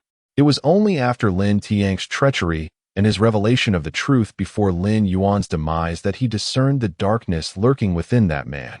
It appeared that in this lifetime, his rapid ascent had prematurely caught Lin Tianke's attention, rendering him a perceived threat. Although Lin Tianke viewed Lin Yuan as a thorn in his side, he remained oblivious to the fact that Lin Yuan regarded him as prey. At that moment, Chen Bei unexpectedly placed a hand on Lin Yuan's shoulder and declared, "Boss, regardless of who your adversary may be, I stand resolutely by your side." Li Bingchu nodded in agreement, smiling as she added, "We feel the same way." Indeed, Lin Mingming enthusiastically waved her fist, exclaiming, "Let us crush them." Hearing their affirmation stirred something within Lin Yuan's heart. Regardless of the circumstances, the feeling of having steadfast allies by his side was undeniably uplifting. Subsequently, Li Bingchu continued, however, "With just the 4 of us, opposing Lin Tianke might still prove to be quite challenging. I have heard he has also established a guild in the game, aptly named Tianke. Furthermore, the guild's leadership comprises senior executives from the Lin Corporation, all aligned with his faction. Clearly, the Tianke Guild is an extension of his influence within the gaming realm, bolstered by significant financial resources and the esteemed reputation of the Lin Corporation. Presently, Tianke Guild ranks among the top 5 guilds in Huaxia. If we wish to confront Lin Tianke, we must first contend with this formidable entity known as Tianke." Li Bingchu concluded. Chen Bei furrowed his brow and scoffed. To use his own name for the guild, how shameless can one be? Li Bingchu disregarded his comment and continued, "Thus, my point is that we must at least establish our own power base to have any leverage in our dealings with Lin Tianke." Lin Yuan nodded thoughtfully and remarked, "This is certainly something I have considered. Subsequently, I shall establish our own guild. Do you have any fitting suggestions for its name?" Chen Bei's eyes brightened, and he immediately responded, "How about naming it the Beiyuan Guild? It seamlessly merges both our names, which is quite meaningful." Lin Yuan replied, "Perhaps you should reflect on what you just proposed. If I were to name the guild, I would likely choose Thorned Rose, for I have contemplated creating a guild solely for female lords since I entered the game." Li Bingchu chuckled shyly, however. "The guild we establish should undoubtedly aim for grander aspirations. This name seems a tad trivial. Therefore, I believe it would be best if you, Lin Yuan, made the final decision." Unbeknownst to Li Bingchu, in her previous life, she indeed founded a guild named Thorned Rose. However, in this life, encountering Lin Yuan, a reincarnated individual, has altered the course of events through the butterfly effect. Shall I be the one to name it? Lin Yuan hesitated for a moment before eventually looking up and calmly stating, "Then let us call it the Hope Guild." The Hope Guild? Shinbei scratched his head. What a rather ordinary name. How about we stick with the B1 Guild? If all else fails, I can concede and have my name at the end. Calling it Yuanbei instead. Ouch, stop hitting me, boss. I was wrong. Beside them, Lin Mingming blinked and said, "Ordinary? I actually think it's quite nice." Li Bingchu smiled and added, "Since Lin Yuan has already made a decision, we shall tentatively name the Guild Hope. After all, as long as we are powerful enough, no matter how ordinary the name may be, we will still make it renowned across the world." Shinbei grinned, "Rest assured, with the boss around, our guild cannot possibly falter. The title of the foremost guild in Huaxia surely belongs to our Hope. What nonsense the Tianke Guild is. They can merely wait to become our stepping stones." Though the guild has yet to be established, both Li Bingchu and Chun Bei brimmed with confidence. Observing the spirited group, Lin Yuan couldn't help but smile gently. They could never comprehend why he chose Hope as the name for their guild. In truth, only those who have experienced despair can truly appreciate the value of hope. Lin Yuan vividly recalled how the Eternal Continent once resembled a hellish nightmare. Countless abyssal creatures invaded the land, causing untold suffering as countless lords perished daily. Before the calamity of the abyss was completely resolved, alien lords descended once more. Relying on their immense power, they ruthlessly slaughtered the lords of Earth, mercilessly plundering resources. That despair felt akin to an interminable night devoid of light. Immersed in the depths of night, one cannot perceive the arrival of dawn. During that period, akin to a nightmarish ordeal, hope undoubtedly stands as the most precious treasure for humanity. Thus, this embodies Lin Yuan's intention, as well as his unwavering obsession. Should his rebirth be but a mere spark, he shall endeavor to let that spark ignite a conflagration, illuminating the path of hope for all mankind. Even though he bears the weight of boundless hatred, he remains steadfast in his remembrance of his mission. If the night knows no end, then he shall be the solitary beacon of light. Chapter 76. The Global Mandatory Login. The dawn of a new era. As billions of players flooded into the Eternal Continent, the world channel erupted in chaos. Some individuals remained oblivious, unaware that they had been transported into a game world. What is this place? What purpose do you have in bringing me here? Release me at once. Whatever amount you desire, I shall provide. I was just at the club seeking a young model, and now I find myself in this dreadful place. Have I fallen victim to a trick? Could this possibly be hell?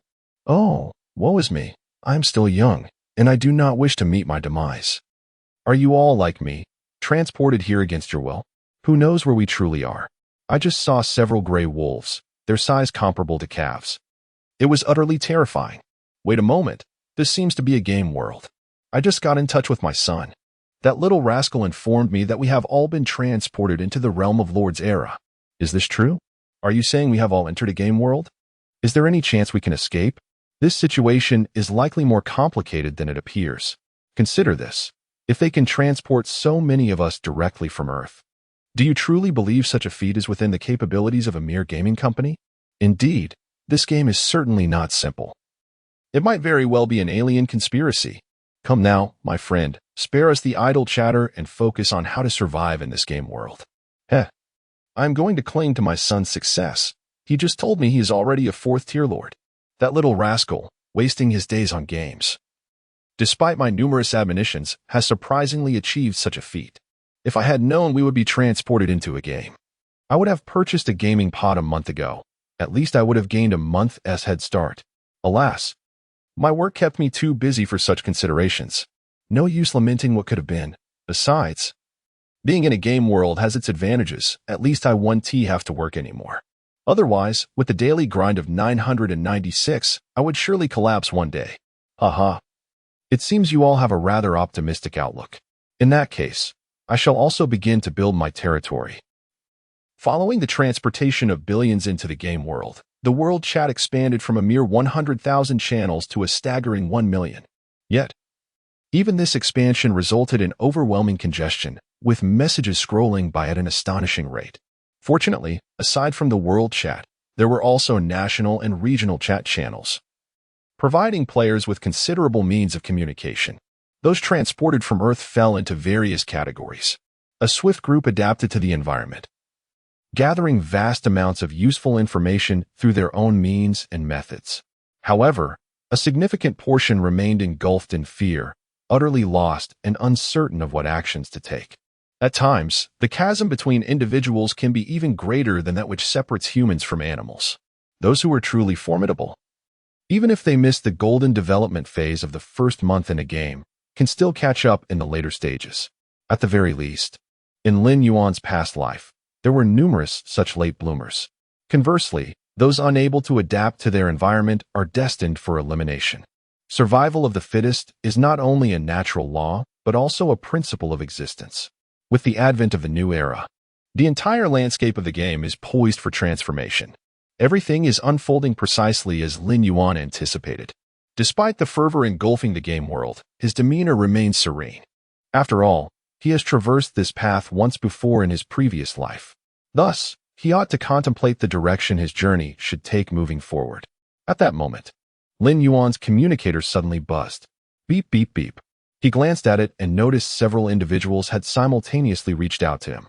After a brief hesitation, Lin Yuan promptly added them to a group chat. Soon, Chen Bei's voice resonated through the channel. Wow, boss, you were right. Everyone from the real world has been pulled into the game. Chen Bei exclaimed with palpable excitement. I just contacted my parents, and they have no idea what's going on. My mom said she was cooking at home, and the next moment, she found herself in the game. Lin Mingming chimed in. My situation is quite similar. It's hard to fathom that such an event has transpired. It seems Lin Yuan was correct. This game is indeed not as simple as we imagined. At that instant, Li Bingqiu finally spoke up. Taking a deep breath, she solemnly stated, given this, we have no choice. If there is no way back to the real world, we must find a way to thrive in the game world as swiftly as possible. Only in this manner can we ensure that our loved ones are not subjected to harm. Li Bingqiu's words resonated deeply with the group. All their efforts were aimed at securing a better life for themselves and their families, a sentiment that holds true in both the real and game worlds. Moreover, the domain of the Lord will undoubtedly be more ruthless than reality, as it adheres to the primal law of survival without the constraints of legalities. Fortunately, in contrast to those who were forcibly transported into the game, they had amassed a considerable advantage over the previous month. Just like Qinbei, with his current strength, he is more than capable of safeguarding his family and friends from harm. Li Bingqiu's assertion was indeed accurate. Lin Yuan acknowledged her perspective and remarked, fortunately, your capacity for adaptation is commendable. In truth, the sooner we comprehend the prevailing circumstances, the more advantageous it will be for our forthcoming development. The first course of action we must undertake is the establishment of a guild. I have already procured the guild construction order from the auction house, and I shall commence the creation of the guild this afternoon. Within the realm of Lord's Era, the guild construction order is indeed a rare artifact. This item boasts a mere one-drop rate, exclusively from gold-tier bosses and above, resulting in its exorbitant price. It has even been speculated to reach tens of millions in the auction house. However, to Lin Yuan, the sum of over 10 million is insignificant, prompting him to acquire it without hesitation. Chapter 77. A Frenzied Sweep, Task Refresh Order. Are we really establishing a guild this afternoon? Chen Bei expressed his surprise. Isn't that a bit hasty? Lin Mingming immediately countered, it's not too early to start a guild now. Think about it. The server has been live for a month, and there are already hundreds of guilds established across our homeland, Huaxia. If we don't seize this opportunity to create our guild and make our name known, we will truly fall behind. It must be said that despite her usual indecisiveness, Lin Mingming's insights were remarkably astute, and her analysis was spot on. In truth, Lin Yuan shared the same sentiment. During the first month of the game, he had focused primarily on his personal development and hadn't considered forming a guild. Most of the early players in Lord's Era were seasoned gamers, either affiliated with various factions or accustomed to a solitary existence as lone wolves. The number of independent experts he could recruit was indeed minimal, which is why Lin Yuan had chosen not to waste his time on this matter. However, the situation had now changed dramatically. Following the dawn of the new era, billions of people had been forcibly transported into the realm of Lord's era. Among them would emerge countless prodigies and extraordinary talents. Lin Yuan was eager to attract precisely this group of individuals, those who were like pearls hidden in the mundane world, destined to shine brilliantly one day. His task was to identify and recruit them before they reached their full potential. With this in mind, Lin Yuan spoke up, Li Bingqiu. Once the guild is established, I will provide you with a list. Your responsibility will be to locate these individuals and persuade them to join our guild. For Lin Yuan, the memories of his past life served as his greatest treasure. The list he would provide included all the lords from Huaxia who had left an impression on him in his previous life. Those who had made a mark could hardly be considered weak. Most of the individuals on this list had yet to reach the level they would attain in his past life. Thus, this moment presented the perfect opportunity to recruit them. Li Bingqiu hesitated, but the issue is, our guild currently lacks any reputation. I fear not many would be willing to join us. Rest assured, Lin Yuan replied calmly. It won't be long before the name of Hope Guild becomes renowned throughout Huaxia and even across the globe. However, prior to that, the number of individuals you can attract from the list will depend entirely on your charm. Of course, if necessary, you may employ certain unconventional methods. Li Bingqiu paused, instinctively asking, what unconventional methods? Enticement. Enticement? You mean, using money? Before Lin Yuan could utter a word, Chen Bei bluntly explained. You can simply dazzle someone with money, and they will happily follow you. Lin Miming chuckled, your analogy is quite vivid. However, the essence of the matter remains true. I still recall when you were utterly smitten, clinging to Lin Yuan's leg. Nonsense. Chen Bei cleared his throat and earnestly defended himself. I was merely captivated by the leader's personal charm, willingly offering my assistance. Li Bingqiu teased, all right, enough of your nonsense. Assistance, you say? You resemble more of a beast than a helper. If you're truly eloquent, why not join me in contacting those on the list? If we manage to recruit a few more, it would indeed be a contribution to our guild. Curiosity piqued, Chen Bei inquired, Leader, by the way, how did you acquire this list? With so many individuals transported into the game, particularly with over 1 billion in our homeland, how do you ascertain that these people will become masters? Lin Yuan pondered for a moment before responding, what if I claimed to be a reincarnate? Would you believe me? To his surprise, Chen Bei reacted with great enthusiasm, I believe it. Why wouldn't I? I always said the leader anticipates everything. There must be a reason for it. By the way, if I may be so bold, how did I fare in my previous life? With my talents, I should have been at least renowned, if not dominant. Lin Yuan nodded. In your past life, you were simultaneously courted by 10 wealthy women and were famously dubbed the king of soft rice, indeed achieving a certain notoriety. Fortunately, in this life, encountering me has spared you from reliving such a humiliating existence. Chen Bei, is that truly the case? After observing Chen Bei's prolonged silence, Li Bingqiu could no longer contain herself and laughed. All right, don't take it too seriously. The leader is merely jesting. No, it cannot be. Chen Bei insisted decisively. Leader, do you think I could still reach out to those 10 wealthy women if I changed my mind? Lin Yuan? Once all matters were settled, Lin Yuan exited the chat channel and opened the auction house. With Li Bingqiu managing the guild's establishment, it was time for him to pursue his own plans. Inside the auction house, Lin Yuan swiftly located what he sought, the quest refresh order. This item serves a straightforward purpose, to refresh the tasks within the tavern. It is noteworthy that the tavern randomly generates a batch of tasks each day. The tasks are classified into levels: simple, normal, difficult, adventurous, nightmare, and hellish. Should the Lord find the generated tasks unsatisfactory, they can utilize the quest refresh order to reset them. In stark contrast to the exceedingly rare guild construction order, the mission refresh order appears far more accessible. For any boss of silver rank or higher, there exists a 5 chance of obtaining one. Even ordinary monsters yield a 0.1 chance. Thus, the price of the mission refresh order is relatively modest, costing merely 500 gold coins each. However, Lin Yuan's needs extend beyond just a handful of mission refresh orders. Without a trace of hesitation, he commenced a thorough sweep at the auction house. In less than half an hour, Lin Yuan acquired a staggering total of 82 000 mission refresh orders.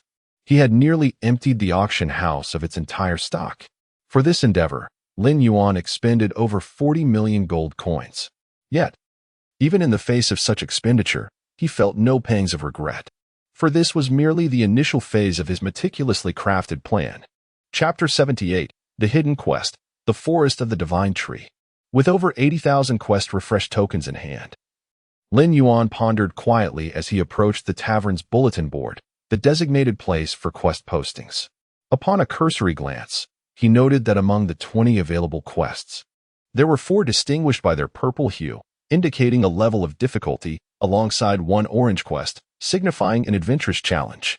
Above these, tasks were further classified into black for nightmare-level quests and crimson for hell-level quests. For an ordinary lord, encountering an orange quest was already a stroke of good fortune. However, Lin Yuan displayed no hesitation and opted to refresh the quest immediately. It was evident that not every refresh would yield higher-tier tasks. After the refresh, the 20 quests on the bulletin board transformed into a dull gray. Nevertheless, Lin Yuan's expression remained unchanged, for he possessed an ample supply of over 80,000 quest refresh tokens. As long as he did not acquire the desired quest, he could perpetually continue refreshing. With the consumption of yet another quest refresh token, the bulletin board's offerings underwent another transformation. Unbeknownst to Lin Yuan, his actions had ignited fervent discussions on the World Channel. What happened to the quest refresh tokens in the auction house? Why are there so few left? Isn't it obvious? They've all been snatched up. Perhaps a certain merchant guild is hoarding them to manipulate the price. But that doesn't add up. The drop rate is so high, and the consumption isn't substantial. How can they even inflate the price? Exactly, these tokens aren't rare commodities worth speculating on. It's impossible to create a market for them.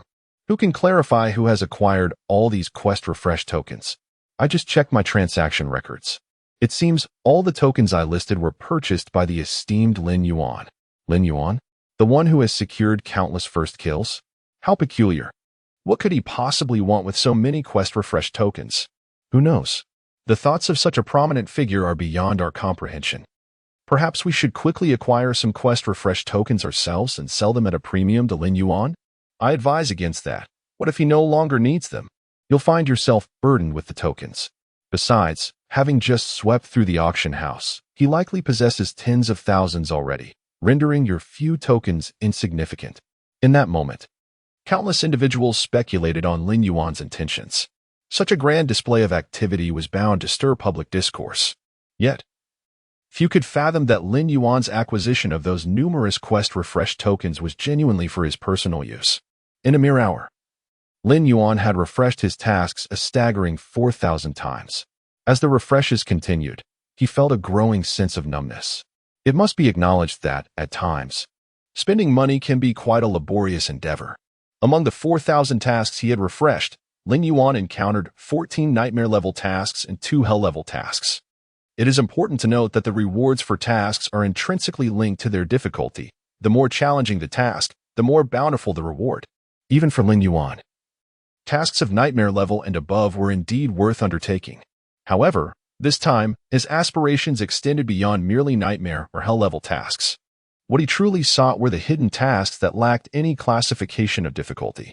Lin Yuan was acutely aware that with the advent of the new era, the tavern's task repository would also refresh, introducing thousands of hidden tasks into the mix.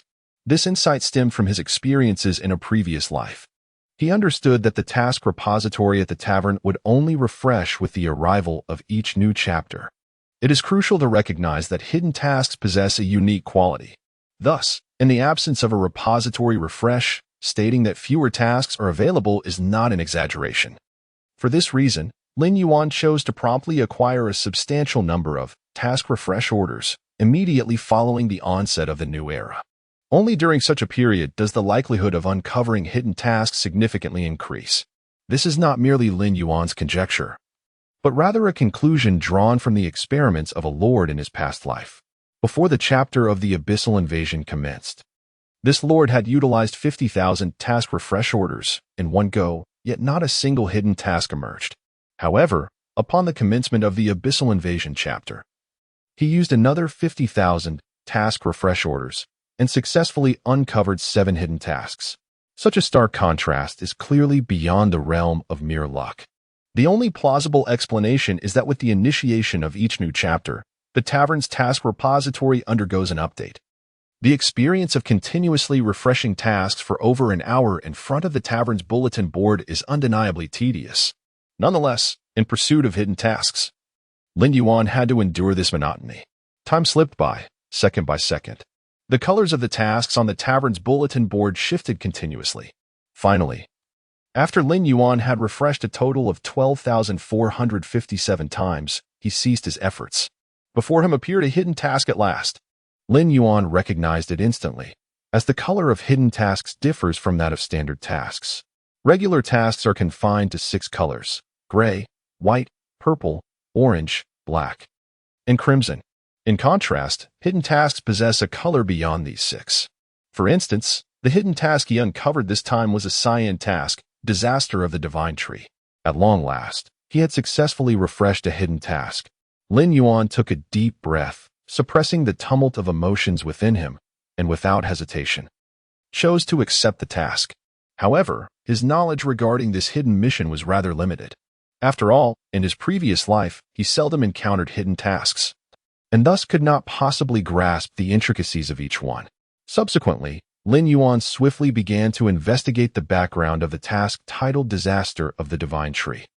To his astonishment, he discovered that this task was issued by the Elven race. This group of elves resided within a forest known as the Forest of the Divine Tree. The Divine Tree within this woodland was the embodiment of their faith. Yet, in recent times, this sacred tree had begun to undergo inexplicable changes. Chapter 79, Branching Storyline, The Elven Holy Sword Master. Li Bingshu demonstrated remarkable efficiency, successfully establishing the Hope Guild by that very afternoon. However, the creation of the Hope Guild did not stir significant waves in the realm, considering the multitude of guilds sprouting like mushrooms after a rain. The inception of a new guild hardly garnered attention. At its foundation, the Hope Guild consisted of merely 5 members: Lin Yuan, Li Bingshu, Chen Bei, Lin Meiming, and Butler Li. Indeed, after their last conversation, Butler Li had acquired a gaming pod and ventured into the gaming world. Yet, he lacked any notable gaming prowess and, coupled with a slow start, found little opportunity to join their endeavors. Nevertheless, Butler Li remained unconcerned, as he did not perceive himself as a combatant. His purpose in the game was solely to assist Lin Yuan in managing various affairs. Every faction requires a capable helmsman, as long as Lin Yuan charted the course. Butler Li would diligently strive in that direction. Although no longer youthful, age sometimes serves as an advantage, signifying a wealth of experience surpassing that of others. Due to the nascent state of the Hope Guild, many matters necessitated Li Bingshu's attention, and she specifically requested Lin Mingming's assistance. It was not that Chunbei lacked capability. Rather, the meticulous nature of a woman's thoughts often led to fewer oversights. Moreover, Lin Yuan had assigned her the primary task of recruitment, making it more fitting for someone as charming and sweet-voiced as Lin Mingming to undertake this. Consequently, Lin Yuan brought only Chen Bei along for this hidden mission. After their rendezvous, the duo swiftly set forth towards the Forest of the Divine Tree. Lin Yuan estimated that it would take them at least 2 days to arrive. Spending 2 days merely to complete a hidden task seemed quite worthwhile, as the rewards for such missions were typically substantial. Fortunately, this situation was merely temporary. Once the Lord's Manor upgraded to level 7, everything would change. At that point, he would be able to construct a magical teleportation array within his territory. Through this array, Lin Yuan could directly transport his troops to various major cities, significantly reducing travel time. Due to the long journey ahead, Lin Yuan closed his eyes in the carriage, seeking to rejuvenate himself. Meanwhile, Chun Bei exhibited boundless excitement. "Boss, I've never received a hidden task in a tavern before. Your luck is incredible." Lin Yuan lazily cast a glance his way and replied nonchalantly, "Luck isn't the key. It took over 10,000 task refresh tokens to procure this one. You could try your hand at it." 10,000. Chen Bei was instantly astonished. Does that mean over 5 million has been spent? Rest assured, as long as the task is completed, this investment is worthwhile, Lin Yuan calmly replied. Moreover, this is merely the first hidden task I have received. I still possess over 70,000 task refresh tokens. Upon hearing this, Chen Bei could not help but gasp in astonishment. A true powerhouse of investment is indeed formidable. Thus, there is nothing to anticipate, Lin Yuan stated.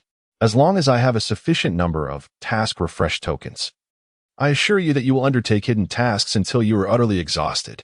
At the moment these words left his lips, Lin Yuan's eyes sparkled with excitement. He was well aware that in his previous life, many lords had fortuitously received hidden tasks and garnered rich rewards, thus beginning their ascent to power. Yet in this life, Lin Yuan aimed to monopolize these hidden tasks completely, consolidating all opportunities for himself. As a reborn individual, if he lacked even this ambition, it would be a gross waste of the chance to live anew. 2 days later, Lin Yuan and Chen Bei successfully arrived at the forest of the divine tree. Before them lay a verdant forest, seemingly boundless, resembling a sea of emerald green, exuding endless vitality. The trees here towered far above ordinary ones, each standing several dozen meters tall. In the presence of this vast forest, they felt diminutive, akin to mere insects. "Boss, shall we venture in?" Chen Bei promptly turned to inquire Lin Yuan's opinion. "Of course, how else shall we undertake the task?" After saying this, Lin Yuan stepped forward into the forest of the divine tree. The background of this hidden task was not overly complex. It concerned the mysterious changes occurring to the divine trees within this forest. Lin Yuan had accepted a commission to investigate the cause of these anomalies. Following Lin Yuan's lead into the forest, Chen Bei quickly matched his pace. However, before the two had ventured far, rustling sounds suddenly emanated from their surroundings. Soon after, swarms of elves emerged like phantoms from all directions, completely surrounding them. "Who are you?" A tall, strikingly handsome golden-haired elf approached, frowning as he scrutinized them. This elf exuded an aura of nobility and elegance, with eyes that shimmered like golden suns. Humans, orcs, undead, TSK, and filthy dark elves. With each word spoken, the disdain on the elf's face intensified. Ultimately, his gaze turned icily cold. "I give you a chance to leave. Dare to step one more inch into the forest of the divine tree, and I shall personally eliminate you." Chen Bei, infuriated, stepped forward. "Is that all it takes? Believe it or not, I could flatten this wretched forest at any moment." Upon uttering these words, the surrounding elves immediately assumed a combative stance. Lin Yuan scanned the area and quickly discerned the situation of these elves. Remarkably, they were all 6th-tier warriors. Normally, it is rare for ordinary elves to reach such a level. It appears that this so-called forest of the divine tree indeed possesses its peculiarities. With this thought in mind, Lin Yuan promptly halted Chen Bei and calmly explained, "We have come here at the behest of a commission to investigate the anomaly of the divine tree." At Lin Yuan's declaration, the handsome elf furrowed his brow. "I do not trust you." The striking elf's gaze fell upon Chiron, and he coldly retorted, "Those who associate with dark elves are not to be trusted. Moreover, I doubt you possess the strength to resolve our concerns regarding the divine tree." Just as Lin Yuan prepared to respond, 2 options suddenly appeared before him. "Since I have accepted the commission, I cannot abandon it midway. Take me to your queen. Whether or not the problem can be resolved is not for you to decide. Since you do not believe, let our strength speak for itself." Upon seeing the options before him, Lin Yuan's heart stirred. He was acutely aware that he had triggered a branching narrative. The freedom associated with hidden quests is typically quite expansive. Throughout the task, various occurrences may arise, including the triggering of branching plot lines. At times, completing these branches can yield substantial rewards. The reason he had activated a branching narrative was likely due to bringing Chiron into the forest of the divine tree. It is well known that the elves and the dark elves are sworn enemies. Therefore, the hostile attitude of this handsome elf was entirely understandable.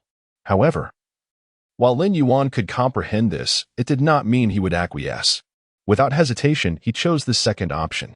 The next moment, Lin Yuan raised his head and coldly declared, "Whether or not the problem can be resolved is not for you to decide. Since you do not believe, let our strength speak for itself.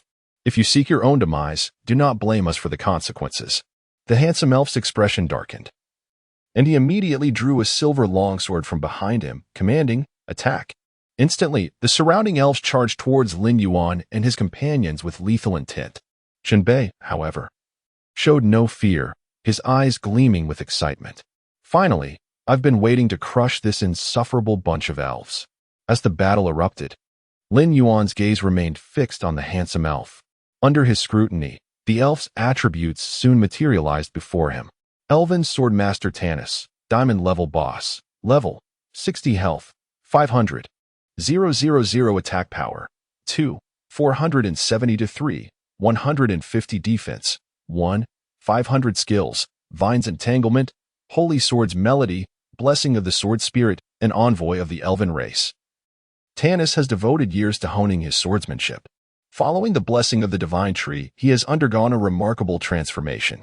Even Lin Yuan could not have anticipated that this exquisite elf before him was, in fact, a level 60 diamond boss. In terms of attributes, he was even more formidable than the Frost Demon King and the Dark God King. It seemed that to progress in this branch of the storyline, one must vanquish this adversary. Before Chu Feng could act, the Elven Swordmaster Tanis launched an immediate assault, charging towards Chiron.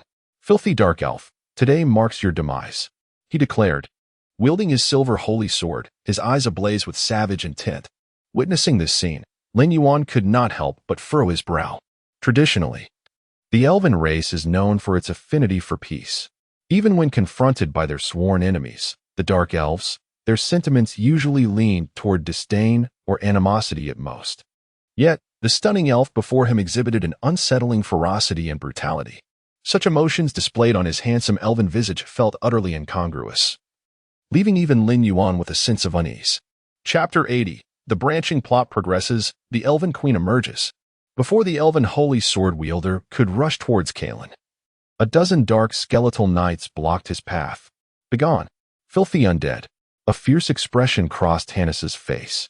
In the next moment, countless green vines erupted from the ground, forcefully entwining the bodies of the dark skeletal knights.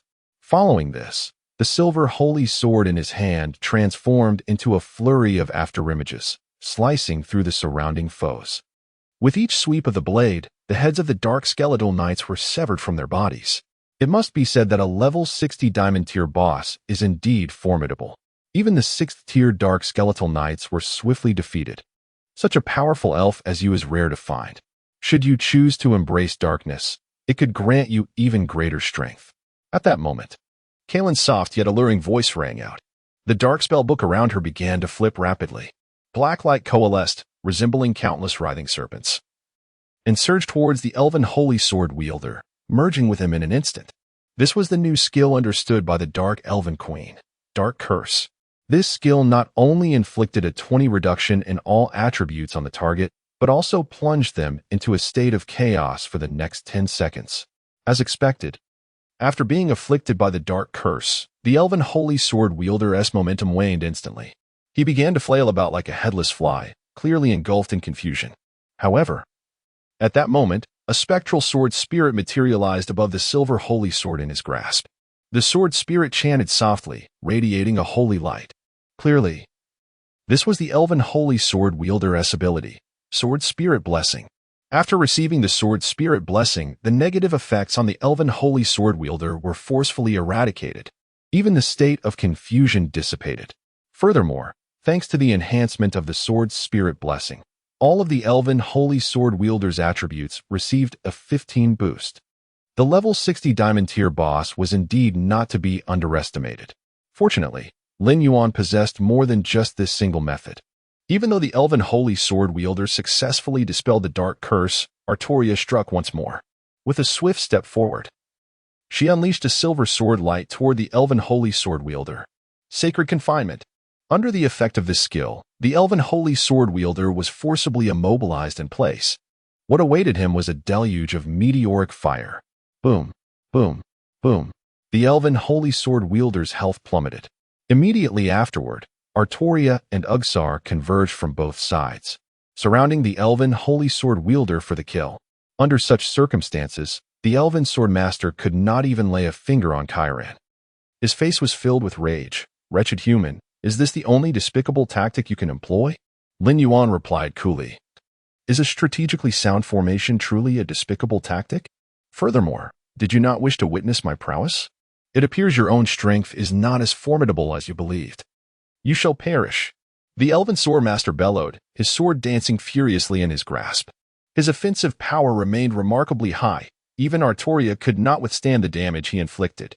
Each strike he landed would drain a portion of her vitality.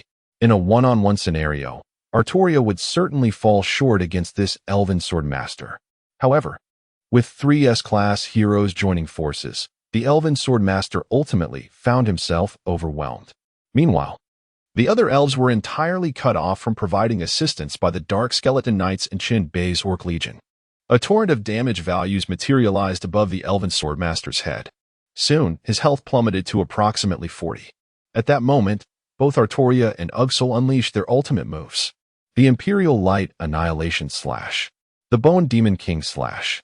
The dazzling Imperial Light Annihilation Slash, akin to the Blazing Sun, and the Bone Demon King Slash, exuding dark magical energy, surged forth toward the elven sword master. Minus 35,641. Minus 37,845. 2 crimson damage figures instantly floated above the elven swordmaster's head. The combined damage of the 2 skills amounted to over 70,000 points of health lost. The elven swordmaster's vitality finally dipped below 30. However, just as Lin Yuan's forces prepared to press their advantage, an ethereal and melodious voice suddenly resonated in their ears. "Do not kill him." This voice seemed to possess some enchanting power. Upon its utterance, everyone on the battlefield instinctively halted their actions. Lin Yuan turned toward the source of the voice, only to behold a stunning elf crowned with a diadem, gracefully emerging from the depths of the forest. This elf, with her flowing golden locks and clad in a delicate green robe, radiated beauty that eclipsed all the jewels in the world. Undoubtedly, she was the elven queen of the Tree of Life forest. If Chiron's beauty was characterized by seduction and allure, then the beauty of the elven queen before them embodied nobility and sanctity. "Your Majesty," even the previously arrogant elven swordmaster chose to kneel on one knee, lowering his proud head in her presence. The elven queen furrowed her brow slightly and spoke in a hushed tone. "Tanis, to act against a guest is not the way of our elven kin." The elven swordmaster raised his head in defense, stating, "Your Majesty, the Queen. This despicable human before us has chosen to bring a dark elf into the sacred grove of the World Tree. This act is not only a desecration of the sacred tree, but also a provocation against us. It is precisely for this reason that I wish to expel them." Upon seeing the elven queen, Lin Yuan realized that the branching storyline he had triggered had progressed to the next phase. With this in mind, Lin Yuan promptly spoke. "I sincerely apologize, esteemed Queen of the Elves. Although Kaelin is a dark elf, she has chosen to submit to me and has become a hero under my command. Her presence here was entirely unintentional. If it has caused any offense, I beg your forgiveness. Should it be deemed inappropriate, I can certainly have her remain outside the grove of the World Tree." Chapter 81. The radiance of the divine tree in Lin Yuan's doubts. When the moment calls for humility, one must indeed acquiesce. After all, the elven queen before him is essentially the patron of this clandestine mission. If Lin Yuan wishes to persist with this undertaking, he cannot afford to offend her. Furthermore, having just injured the elven sword master, it is only fitting to extend an olive branch. Turning his gaze towards Kaelin, Lin Yuan spoke softly. "Kaelin, I will ask you to endure this for the time being." Given his current prowess, even without Kaelin's assistance, the difference would not be insurmountable. "It is of no concern, my lord," Kaelin replied with a gentle smile, promptly choosing to depart towards the outskirts of the sacred tree forest. As for the dark elf soldiers summoned through the scroll, they had long since perished, leaving Kaelin as the sole representative of their kind within the team. Once Kaelin had left, the expression of the elven queen softened. She looked at Lin Yuan and said with a smile, "I sincerely appreciate your understanding. This artifact shall serve as my apology to Tanis." As she spoke, the elven queen gracefully approached Lin Yuan, producing a crown woven from branches. Witnessing this scene stirred something within Lin Yuan. Undoubtedly, this was the reward for completing the branch storyline. Without a moment's hesitation, he accepted the crown from the queen's hands. Diadem of the Sacred Tree, quality, diamond attributes, intelligence 80, constitution 80, all attributes 10 bonus skill, blessing of the Sacred Tree upon activation. This skill refreshes all cooldowns of the wearer's abilities. Cooldown, 24 hours. This crown, crafted from the branches of the sacred tree, seemingly possesses extraordinary magical power. Upon inspecting the attributes of this treasure, Lin Yuan momentarily paused, only to be overtaken by a surge of excitement. Beyond a doubt, the diadem of the sacred tree was an exceptional item. Even among diamond-tier artifacts, there exists a hierarchy. Items like the Frost Giant Axe, Extreme Frost Armor, and Demon Pendant are rather mundane, merely qualifying as ordinary diamond-tier treasures. In contrast, this diadem of the sacred tree is at least on par with the Emerald Dragon Armor. While its fundamental attributes are not particularly remarkable, the true value lies in its bonus skill. The blessing of the sacred tree can directly refresh all cooldowns of the wearer's abilities, a tremendously potent advantage. This implies that by equipping the diadem of the sacred tree, one can unleash 2 rounds of skills in quick succession. Take Uxar, for instance. If he could utilize Bone Demon Slash twice in a row, his lethality would potentially double. However, after contemplating for a moment, Lin Yuan ultimately decided to adorn this treasured item upon Artoria. The reasoning behind this choice is that Artoria possesses a more versatile array of skills.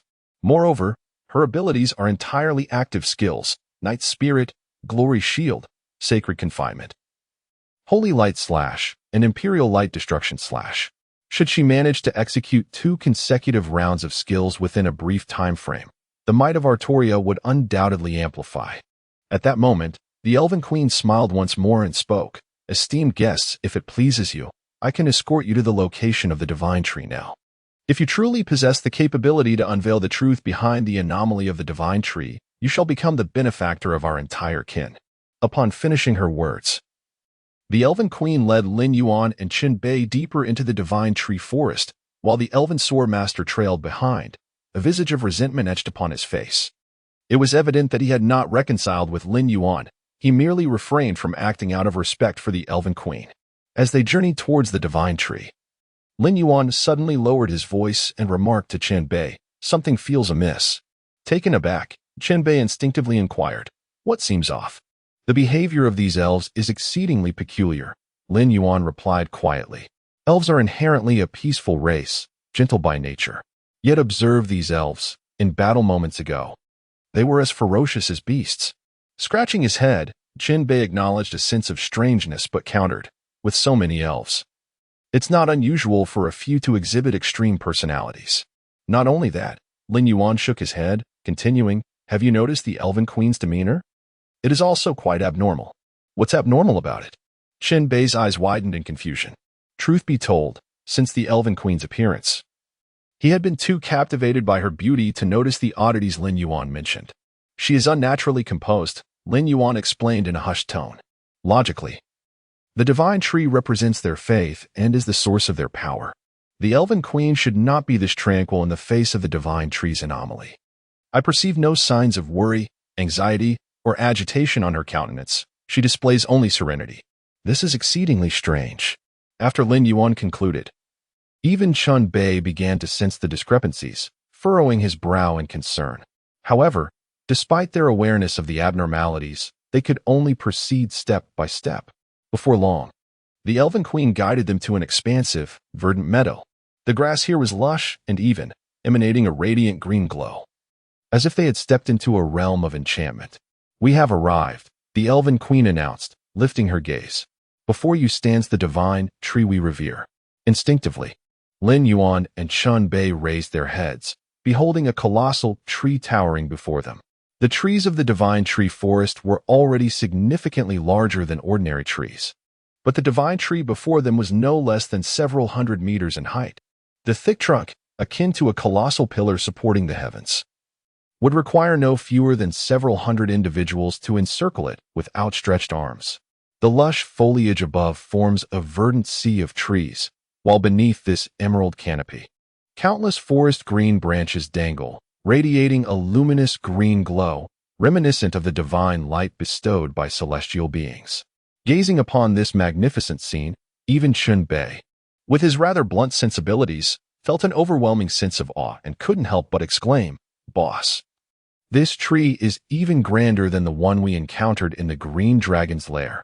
Lin Yuan chose not to respond, but instead began to survey the surroundings. It soon became apparent that, at this very moment, thousands of elves were kneeling beneath the sacred tree, seemingly awaiting something. Chapter 82. The Anomaly of the Divine Tree, a Trap. It is evident that the elves before them are receiving the blessings of the divine tree. A verdant glow emanates from the cascading branches, enveloping the forms of those elves. No wonder the elves of the forest of the divine tree possess such formidable strength. It seems there are reasons behind it. Boss, isn't the divine tree perfectly fine? What abnormalities could there possibly be? At that moment, Chun Bei spoke up, his expression one of confusion. His words echoed Lin Yuan's own thoughts. The divine tree before them appeared utterly normal. With this in mind, Lin Yuan turned to gaze at the elven queen beside him. Before he could utter a word, the elven queen seemed to anticipate his inquiry. You wish to know what anomaly has befallen the divine tree, do you not? She spoke calmly. Continue to observe, and the answer will reveal itself. Since she had already spoken, Lin Yuan chose not to press further and redirected his attention to the divine tree, waiting patiently. 5 minutes. 10 minutes, 15 minutes soon, half an hour had elapsed. Qin Bei, growing increasingly impatient, furrowed his brow and asked, Boss, how much longer must we wait? Lin Yuan cast him a glance and replied softly, Patience. Hidden tasks are rarely straightforward. His words were indeed truthful. Hidden tasks often prove to be exceedingly complex, usually requiring more than mere strength to complete.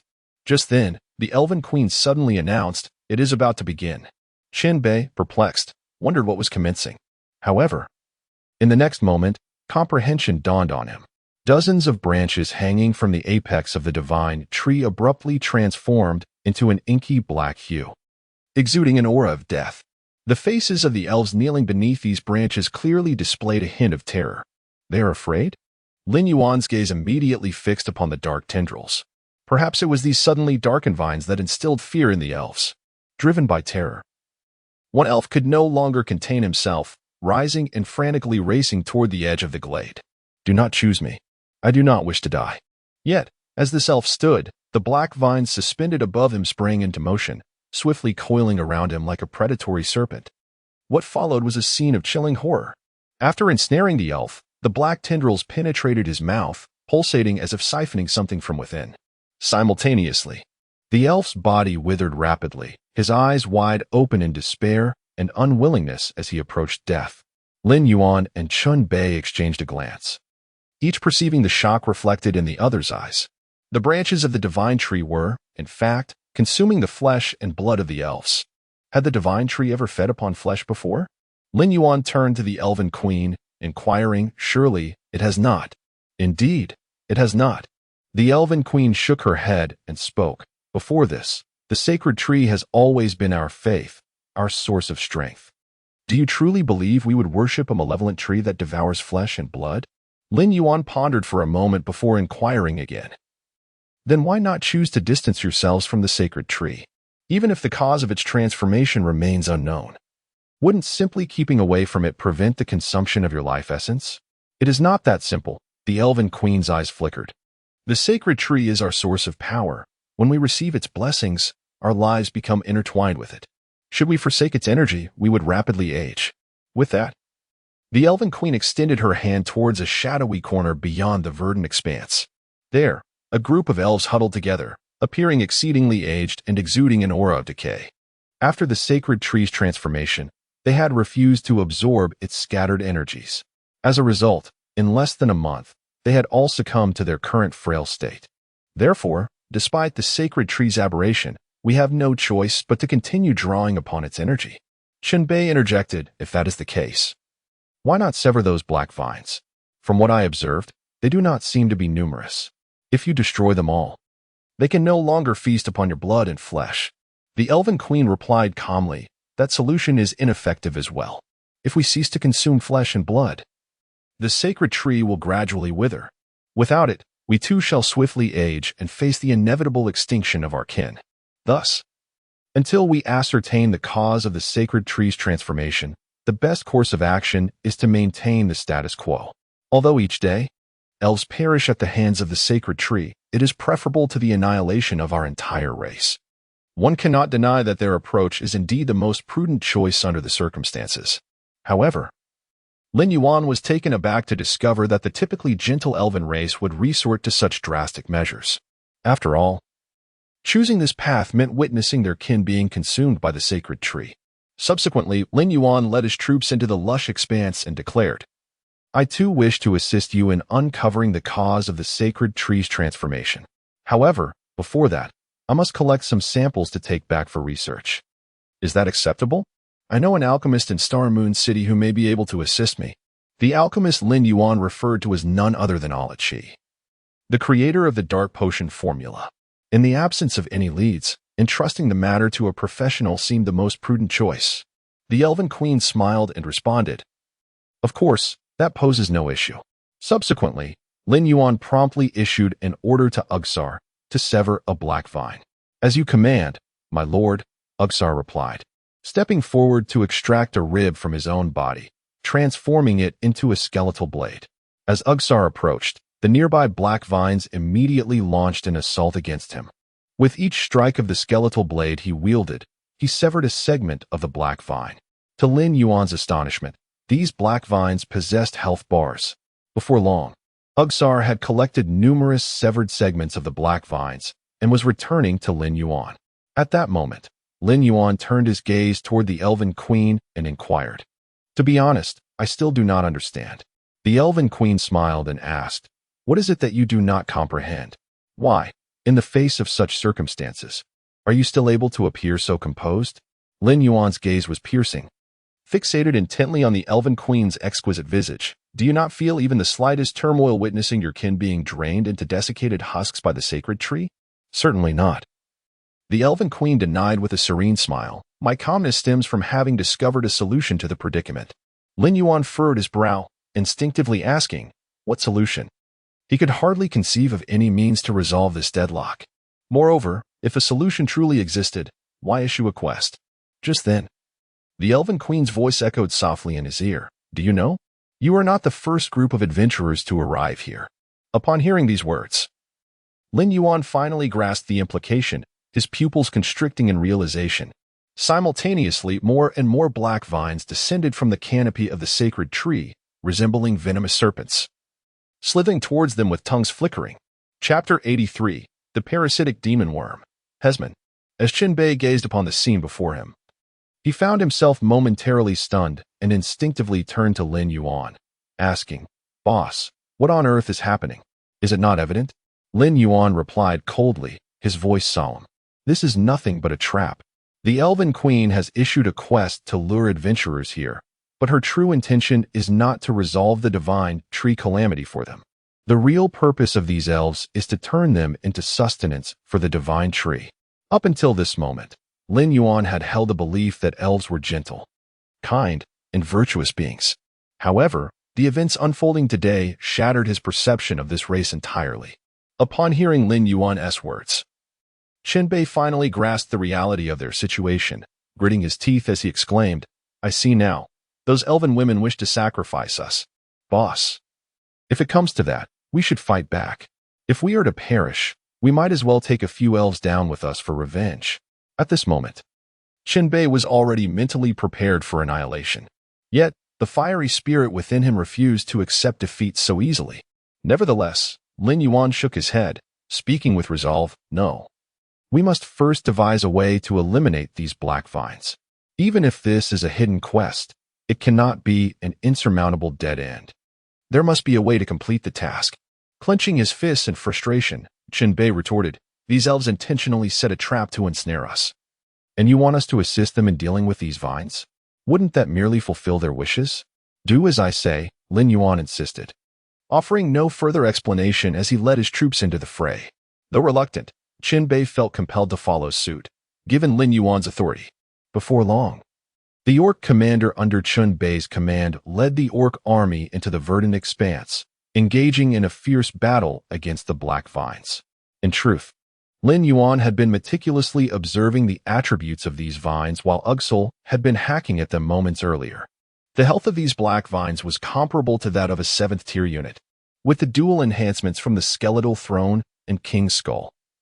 The dark skeletal knights could manage, albeit barely. However, the sheer number of these black vines was overwhelming, with at least 2,000 to 3,000 of them cascading from the treetops. For anyone else, even an entire guild could face annihilation in this predicament. Fortunately, Lin Yuan's Dark Skeletal Knight Legion was equally vast. Following the previous battle against the three major guilds, the number of Dark Skeletal Knights had risen to 4,000. Furthermore, the combat strength on Lin Yuan's side was not limited to the Dark Skeletal Knights alone. There were the Flame Mage Legion, Qin Bei's Orc Army, and the trio of S-class heroes, Artoria, Ugsul, and the Orc Commander. These constituted a formidable force. Alas, Kalen had been left outside the Divine Tree Forest by Lin Yuan. Otherwise, with Chiron's prowess, dealing with 200 to 300 black vines would pose no challenge whatsoever. Soon, the Dark Skeletal Knight Legion engaged in a fierce battle with the black vines before them. Behind them, the fire mages continued to chant their incantations, conjuring a barrage of explosive fireballs that rained down upon the black vines. With each detonation, the black vines were reduced to ashes, and the situation appeared exceedingly favorable. A flicker of excitement illuminated Qin Bei's face, clearly reflecting his newfound hope for victory. However, Lin Yuan remained unperturbed, his gaze coldly fixed upon the Divine Tree. He understood well that the hidden mission was far from simple. Thus, it was highly probable that further complications would arise. Furthermore, the Elven Queen had yet to show any intention of intervening, given that their adversary's goal was to use them as sustenance for the Divine Tree. It was implausible that they would be allowed to escape so easily. Nevertheless, the immediate priority was to eliminate the black vines before them. What would transpire next could only be faced as it came, like a soldier confronting an enemy or a river meeting its natural barriers. In a mere span of 10 minutes, Lin Yuan and Qin Bei successfully surrounded and eradicated over 2,000 black vines. The ground was littered with severed vines and the foul-smelling ichor. However, Lin Yuan's side also suffered the loss of over 1,000 Dark Skeletal Knights. Moreover, these severed vines could not be considered corpses. Even with the use of the Skull King's skull, they could not be transformed into skeletal soldiers. Was it all over? Qin Bei surveyed his surroundings, a look of bewilderment on his face. No, not yet. Lin Yuan shook his head, his eyes locked onto the Divine Tree. Under his scrutiny, the trunk of the Divine Tree split open, revealing a pitch-black fissure, as if a demon had opened its eyes. Suddenly, a rustling sound pierced the air. A colossal dark red worm emerged slowly from the crevice of the trunk. This gigantic worm, measuring several meters in length, resembled a dark red python. Its grotesque form was adorned with wrinkles, dark spots, and hard black spines, resembling a grotesque amalgamation of a worm and a tapeworm. Its head bore no features, only a fearsome maw filled with countless sharp, barbed teeth. As it crawled, a viscous liquid dripped incessantly from its maw onto the ground, hissing as it made contact, clearly indicating a highly corrosive nature. Accompanying Lin Yuan's investigation, the attributes of this dark red worm materialized before him. Parasitic worm, Hesman, Abyss Boss, level, 70 health, 2,000. 000 attack power, 1, 550 to 2, 150 defense, 2, 780 skills, acid corrosion, death devour. Parasite egg, this parasitic worm from the abyss can attach itself to other life forms, thus acquiring immense power. It was this dreadful creature. Lin Yuan narrowed his eyes, finally grasping the truth of the matter. Undoubtedly, this parasitic worm before him was the root cause of the mutation of the Divine Tree. To be honest, in his previous life, he had encountered this entity as well. It was precisely for this reason that Lin Yuan held a profound impression of the parasitic worm's capabilities. As the parasitic worm emerged, Qin Bei suddenly turned to the Elven Queen and exclaimed, "Do you see? This is the true culprit behind the mutation of your Divine Tree. Instead of seeking a solution, you have aided the villain and framed the adventurers who came to assist you. Do you not feel any remorse? Now, the opportunity lies before you. If you wish to resolve this predicament, join us in combating it." However, to Qin Bei's astonishment, after passionately delivering his words, the Elven Queen before him remained utterly unresponsive. The other elves mirrored her silence, their gaze chillingly fixed upon him. as if they were staring at a corpse. Shenbei's heart raced, and he instinctively took a step back. Just then, Lin Yuan spoke up. Do you not yet understand? These elves have all been parasitized by that abyssal worm. Chapter 84. Consuming the dark elixir, striving with all one's might. Upon hearing Lin Yuan's words, Shenbei felt as if he had plunged into an icy abyss. What did you say? They have all been parasitized? Shenbei stared blankly at Lin Yuan and inquired, how did you come to know this? Because that is precisely this creature's ability, Lin Yuan replied nonchalantly. Its eggs are minuscule, akin to dust, and can even be inhaled through breathing. The most terrifying aspect is that once the eggs hatch, the larvae do not burst forth from the body. Instead, they remain within, subtly altering the personality of the host and inducing a transformation. Lin Yuan recalled that in his previous life, the lords of various nations possessed scant knowledge regarding the abyssal creatures. The first to launch a campaign against the parasitic magic insects was a human lord ranked 14th on the North American lords list. However, that expedition ended in dismal failure. From the moment he and his forces entered the insect lair, they had been inhaling the airborne eggs. By the time they confronted the parasitic magic insects, his entire army had already succumbed to the infestation. The parasitic magic insects effortlessly vanquished this North American lord. It was only after this incident that the lords of various nations began to comprehend the capabilities of the parasitic magic insects. It is no exaggeration to state that the path to resisting the abyssal invasion has always been paved by the sacrifices of pioneers from each nation, who paid the price of blood for invaluable experience. Now, with this parasitic magic insect named Heisman daring to reveal itself with such audacity, it can only signify one thing. All the elves present have been successfully parasitized. After all, for these elves to survive, they must absorb the energy of the divine tree. For Heisman, this represents the perfect opportunity to parasitize these elves. Furthermore, Lin Yuan finally understood why the disaster of the divine tree appeared as a hidden quest on the tavern's bulletin board. To complete this quest, one must not only eliminate the parasitic magic insect Heisman, but also eradicate thousands of elves infected by its eggs. The difficulty of this hidden quest undoubtedly surpasses that of the majority of nightmare-level tasks, even rivaling hell-level tasks. Suddenly, the parasitic magic insect raised its head, emitting a piercing shriek from its grotesque mandibles. Subsequently, all the elves began to undergo a transformation.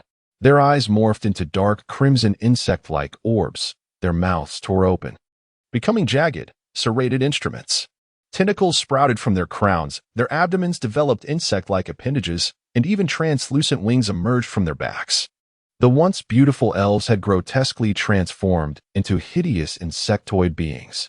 Even the elven queen was not spared. Witnessing the scene unfold before him, Shenbei could not help but widen his eyes in disbelief. The scene before me is utterly chilling. At last, I comprehend why these elves have exhibited such aberrant behavior. Lin Yuan inhaled deeply and spoke in a grave tone. Moreover, prior to this moment, it is likely that this group of elves remained oblivious to the fact that they had been contaminated and parasitized by the insect eggs. Yet, the eggs within their bodies subtly influenced their personalities. It is precisely for this reason that the elven sword master appeared so irritable, tempestuous, and fierce. The elven queen, too, could gaze calmly upon her kin being devoured by the sacred tree. All of this stems from a rationale, albeit one they had previously failed to perceive. Though Lin Yuan had begun to recognize certain anomalies, mere hints and traces were insufficient to unveil the underlying truth. Clearly, this also signifies the challenge inherent in the concealed mission. Lin Yuan took a deep breath and spoke softly. Very well, prepare for battle. Unless we eliminate this creature and the parasitized elves, our chances of leaving here alive are non-existent. Whether it be to fulfill the hidden mission or to escape, we must eradicate every living being in this vicinity. This verdant expanse, once brimming with life, would soon transform into a blood-soaked battleground. Do you still wish to leave? You filthy wretches, stay here and become sustenance for the sacred tree. The elven swordmaster, now transformed into a creature of the insectoid race, cackled wickedly as he led a horde of insect-infested elves toward them. It was evident that his mind had been utterly warped. In his consciousness, the parasitic demon worm, Heckman, had become the embodiment of the sacred tree. The individuals before him were mere offerings to be presented to the sacred tree. This meant that Lin Yuan and his companions now had to contend not only with the parasitic demon worm Heckman, but also with the Elven Queen, the Elven Swordmaster, and a throng of insectoid elves. To compound their troubles, these elves, after their transformation, experienced a significant enhancement in their attributes. Their strength, speed, and vitality had all seen remarkable increases, rivaling even 7th-tier units. Lin Yuan swiftly turned to Chen Bei and spoke in a low voice. "Leave the Elven Queen and the parasitic demon worm to me. You handle the Elven Swordmaster." Chen Bei nodded in agreement. Understood. Subsequently, Lin Yuan retrieved a vial of potion from his backpack and tossed it to Chen Bei.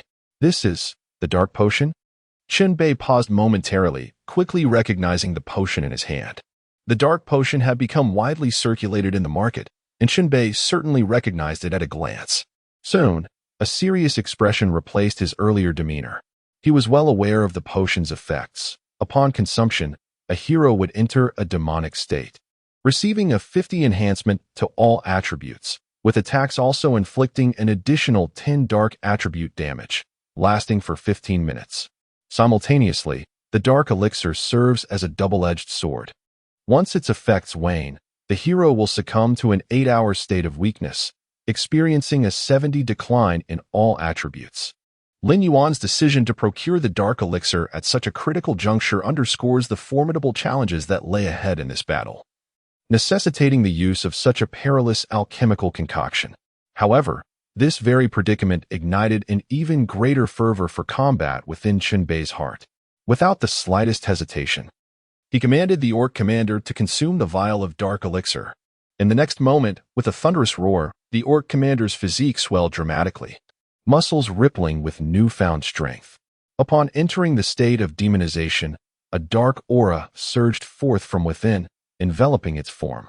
Meanwhile, Lin Yuan withdrew 2 additional vials of dark elixir, administering them to Artoria and Ugsar, for he understood that in this confrontation, only through unwavering commitment could victory be attained. Chapter 85. Have I allowed you to strike back? As the dark magical energy swirled around Artoria and Ugsar, the 2 heroes simultaneously entered a state of demonization. In the next moment, Lin Yuan's forces divided into 2 contingents. One squad, led by Artoria, was tasked with intercepting the insectoid army under the command of the Elven Queen. The other, under Ugsar's leadership, advanced directly towards the parasitic demon worm, Heskman, to engage in a fierce assault. The most arduous challenge of this battle lay in their need to confront 3 waves of adversaries simultaneously. Both the insectoid Elven Queen and the Elven Swordmaster, as well as the parasitic demon worm Heskman, were formidable foes.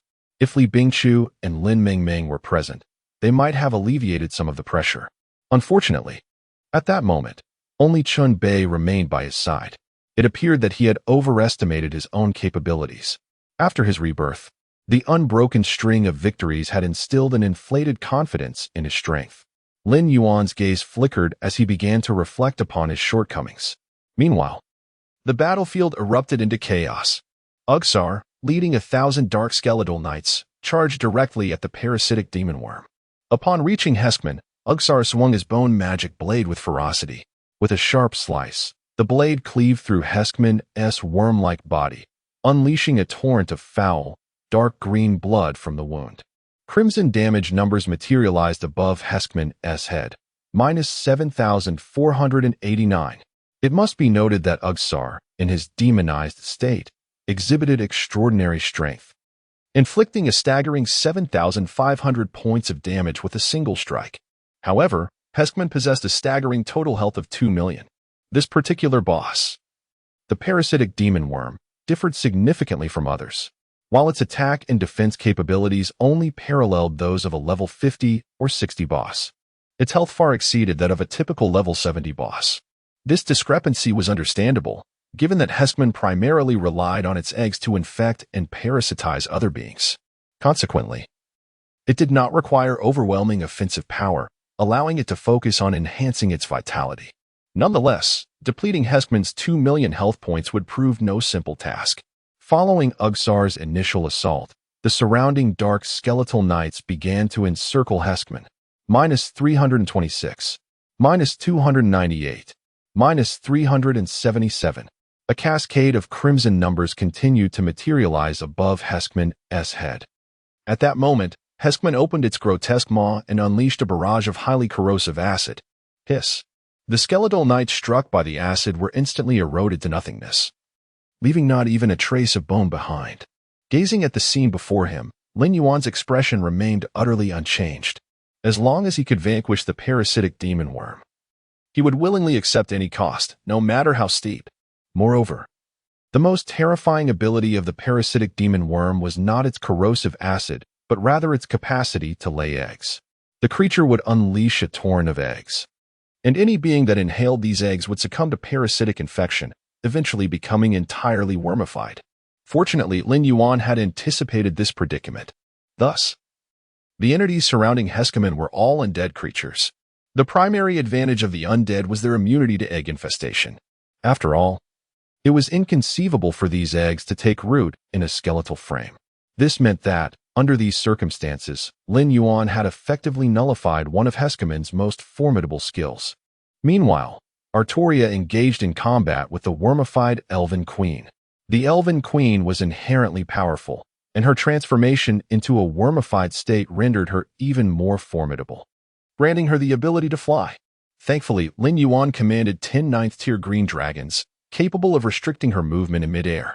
However, the Elven Queen's damage output was alarmingly high. Within mere seconds, she could severely injure a 9th-tier dragon. Her abilities included Life Bloom, Forest Missile, and Nature's Melody. Life Bloom, as its name suggests, was a healing skill. Periodically, the Elven Queen would cast it upon herself, restoring a portion of her health. Forest Missile involved chanting a spell to conjure dozens of emerald-hued magical spheres to bombard her foes. As for Nature's Melody, it was originally a group buff skill. However, after her transformation, this ability underwent a mutation. Suddenly, the Elven Queen opened her fearsome mandibles and emitted a piercing, chilling insectal shriek. This shriek resonated in all directions. Every wormified elf that heard the sound received a corresponding enhancement, becoming increasingly frenzied. Meanwhile, Artoria and her troops experienced a drastic decline in health. Minus 645, minus 778, minus 745. Waves of damage numbers appeared above their heads. Clearly, the insectal cry of the wormified Elven Queen could inflict area damage. Fortunately, Artoria reacted swiftly, raising her hand to unleash a blade of silvery light. Divine Confinement. In an instant, the wormified Elven Queen was forcibly immobilized in place, interrupting the skill she was casting. Seizing this opportunity, the Fire Mage Legion launched a fierce assault. Boom, boom, boom. The scorching meteor shower swiftly rained down upon the wormified Elven Queen's form. Following her transformation, the Elven Queen's magical defenses had notably increased. Yet, despite this, the relentless onslaught of 700 flame mages managed to diminish the Elven Queen's health by over 40,000 points. Furthermore, her vitality was not as exaggerated as that of Black Mons. Even after her transformation, she possessed merely 750,000 points.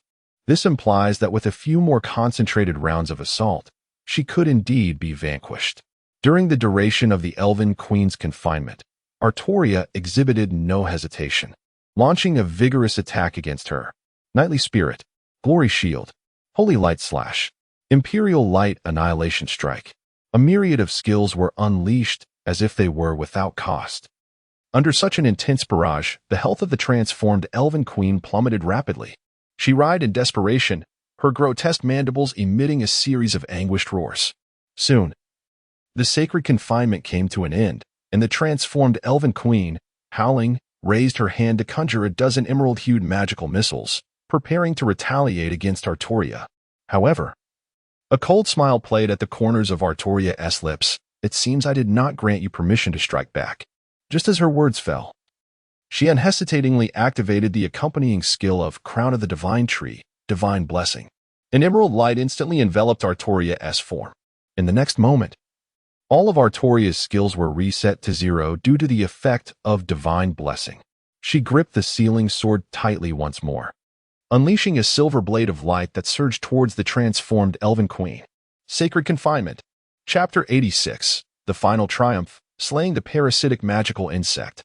The unfortunate queen of the insect-turned elves, having scarcely extricated herself from peril, found herself forcibly confined once more. If she possessed any awareness, she would undoubtedly be infuriated to the point of hemorrhaging. For that crown of the divine tree was, in fact, a treasured gift she had bestowed upon Lin Yuan. Ironically, she was now ensnared by the very artifact she had selflessly given away. Once again constrained, the insect-turned elven queen was met with an onslaught of relentless assaults. Meteoric fire rain, holy light slash, imperial light annihilation slash. In the blink of an eye, her vitality plummeted by another 100,000. At last, the sacred confinement came to an end, and the insect-turned elven queen regained her ability to act. Cursed humans, I shall ensure that you pay the price. The queen's grotesque mandibles clacked ominously, producing a rasping and grating sound reminiscent of rusty iron scraping against itself. Clearly, after enduring successive imprisonments, her fury had reached its zenith. However, there was no change in Artoria's demeanor. She cast a calm glance at the insect-turned queen and activated the accompanying skill of the demon pendant, the demon's grasp. In the next moment, tendrils of black magic surged forth from the demon pendant, swiftly coalescing into a colossal demonic hand that lunged toward the insect-turned elven queen with an iron grip. This diamond-tier artifact had previously been extracted from the evil god king. Upon seizing its target, the demonic hand would confine the enemy for 3 seconds, inflicting a loss of 15,000 vitality points each second during the confinement. Thus, the unfortunate insect-turned elven queen found herself ensnared once more without a chance to react. Truth be told, given her strength, she could have effortlessly overwhelmed Artoria in a direct confrontation. Yet, the crux of the matter lay in the sheer multitude of artifacts possessed by Artoria. The situation before them soon stabilized. Unless unforeseen circumstances arose, victory in this battle seemed assured. Although the parasitic magical insect boasted an impressive vitality, it was hindered by the skill egg parasite, rendering it incapable of inflicting significant damage, thus relegating it to a passive target. Ugsar struck repeatedly against its corpulent form, each blow erupting with a foul, green ichor that splattered grotesquely, a sight both brutal and repulsive. The insect-turned elven queen remained tightly bound by Artoria's relentless constraints, having lost half her vitality in the midst of 3 successive imprisonments without the opportunity to retaliate. As for Qinbei, though his strength paled in comparison to Lin Yuan's, he was contending with the weakest of the insect-turned elven sword-wielders. Under the siege of the orc army, the vitality of the insect-turned elven sword-wielder gradually dwindled. Finally, with an anguished wail, the insect-turned elven queen fell first. It can only be said that under the demonic transformation state, Artoria's output is utterly explosive. Coupled with the concentrated firepower of the Flame Mage Legion, the health of the insectoid fairy queen plummets at an astonishing rate. It is entirely within reason that she becomes the first boss to perish before Lin Yuan's eyes. However, even if the insectoid fairy queen falls, her minions, the insectoid fairies, remain unvanquished. Yet, once the greatest threat is neutralized, exterminating the remaining insectoid fairies is merely a matter of time. Before long, news of victory reached Qinbei's side as well. The orc leader roared furiously, cleaving the last remnants of health from the insectoid fairy swordmaster with a single swing of his axe.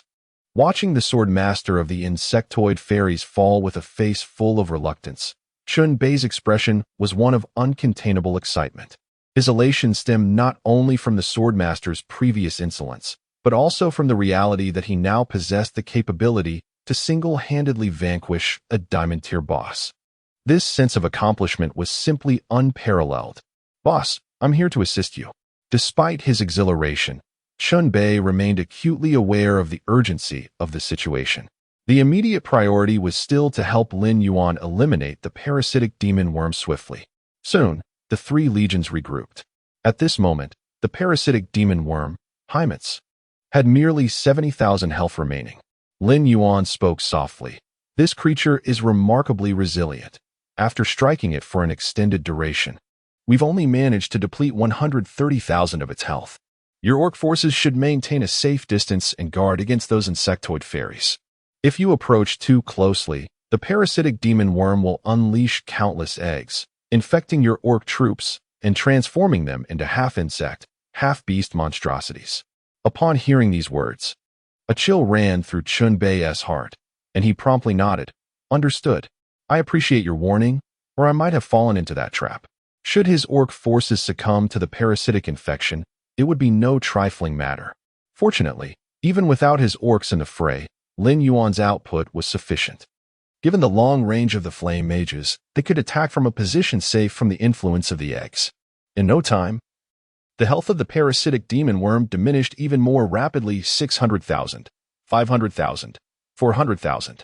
Finally, as the health of the parasitic demon worm dwindled to 300,000, it abruptly turned and spewed forth a torrent of corrosive acid, dissolving the surrounding dark skeleton knights in an instant before swiftly crawling towards the direction of the divine tree.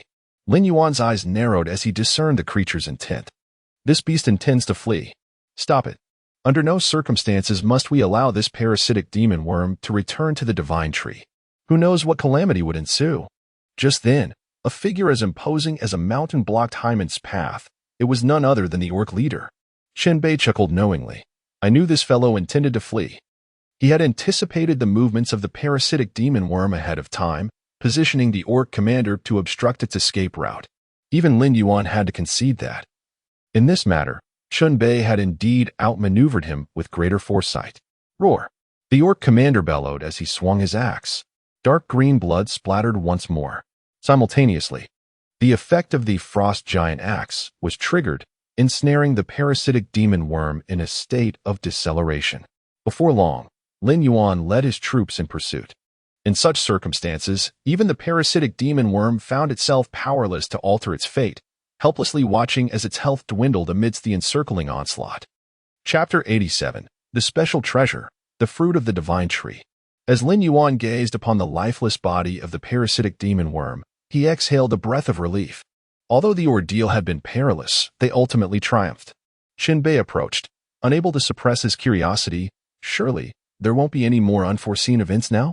My heart can hardly withstand another twist. Lin Yuan smiled, responding, I believe this is the end. There should be no further surprises.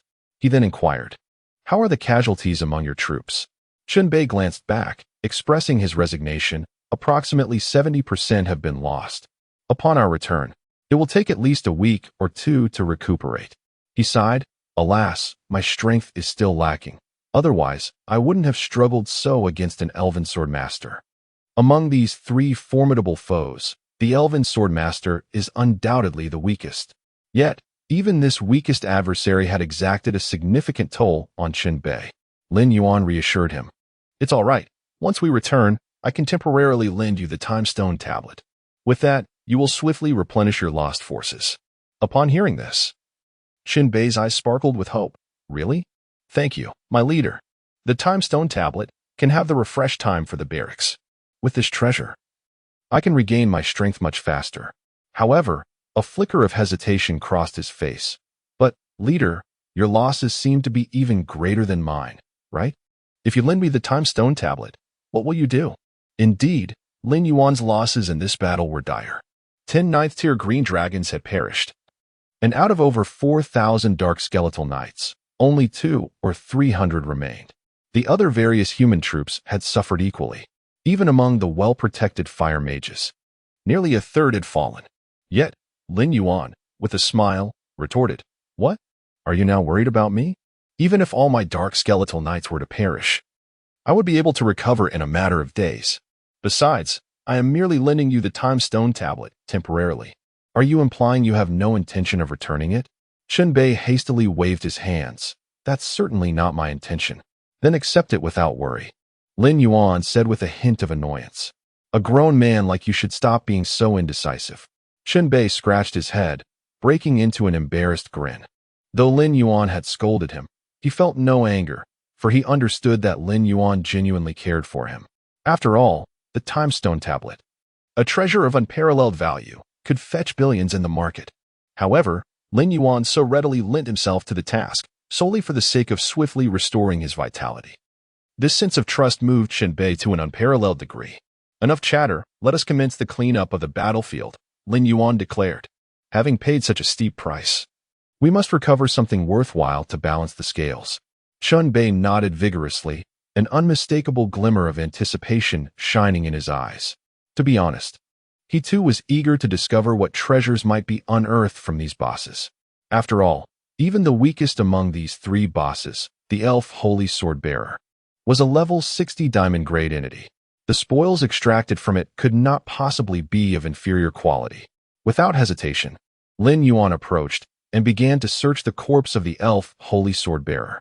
Soon after, a series of system notifications echoed in his ears. You have successfully explored the corpse of the elf Holy Sword Bearer, obtaining a special material.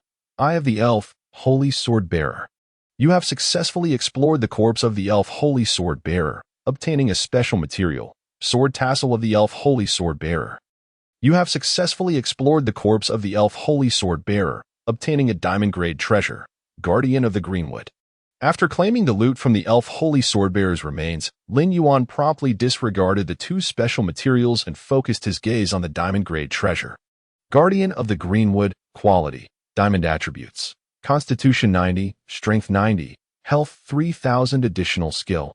Life shield when the wearer's health drops below 20, this skill automatically triggers, forming a life shield capable of absorbing 3,000 points of damage, while simultaneously enhancing the wearer's defense by 20. This diamond-grade treasure manifested as a pendant of lush green. In truth, this item seemed quite suitable for Artoria. However, the effect of life's shield somewhat overlapped with that of Glory's shield. Moreover, Artoria had already acquired the demon pendant, a similar accessory. Each hero could only equip one item of the same type. Thus, after a moment of contemplation, Lin Yuan casually tossed the Guardian of the Greenwood to Shinbei. This treasure is yours. Shinbei was momentarily taken aback, but instinctively accepted the pendant. Upon inspecting the attributes of this item, a broad smile broke across his face. Thank you, boss. I shall not be polite. All the attributes of this treasure were exceptionally suited to the orc leader, particularly the additional skill, which significantly enhanced the orc leader's survivability. Merely acquiring this treasure rendered Shinbei's journey already worthwhile.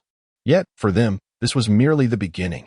After all, before Lin Yuan lay two more boss corpses yet to be explored. With that, Lin Yuan strode directly to the Elf Queen, initiating his search upon her lifeless form. You have successfully explored the corpse of the Elven Queen, obtaining a special material, the Crown of the Elven Queen. You have successfully explored the corpse of the Elven Queen, obtaining a special material, the Heart of the Elven Queen. You have successfully explored the corpse of the Elven Queen, obtaining a special treasure, the Fruit of the Divine Tree. You have successfully explored the corpse of the Elven Queen, obtaining a diamond-grade treasure, the Sacred Codex of Elven Magic. A special treasure?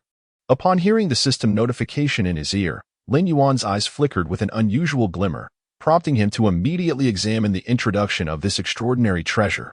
Fruit of the Divine Tree, Special Treasure, Description: a unique fruit infused with the power of the Divine Tree, exclusively consumable by beings of the Elven race. Upon consumption, it may induce unforeseen transformations. Chapter 88, The Disturbance of the Demon Egg. Venomous Worm. Upon perusing the introduction to the Fruit of the World Tree, Lin Yuan could not help but furrow his brow.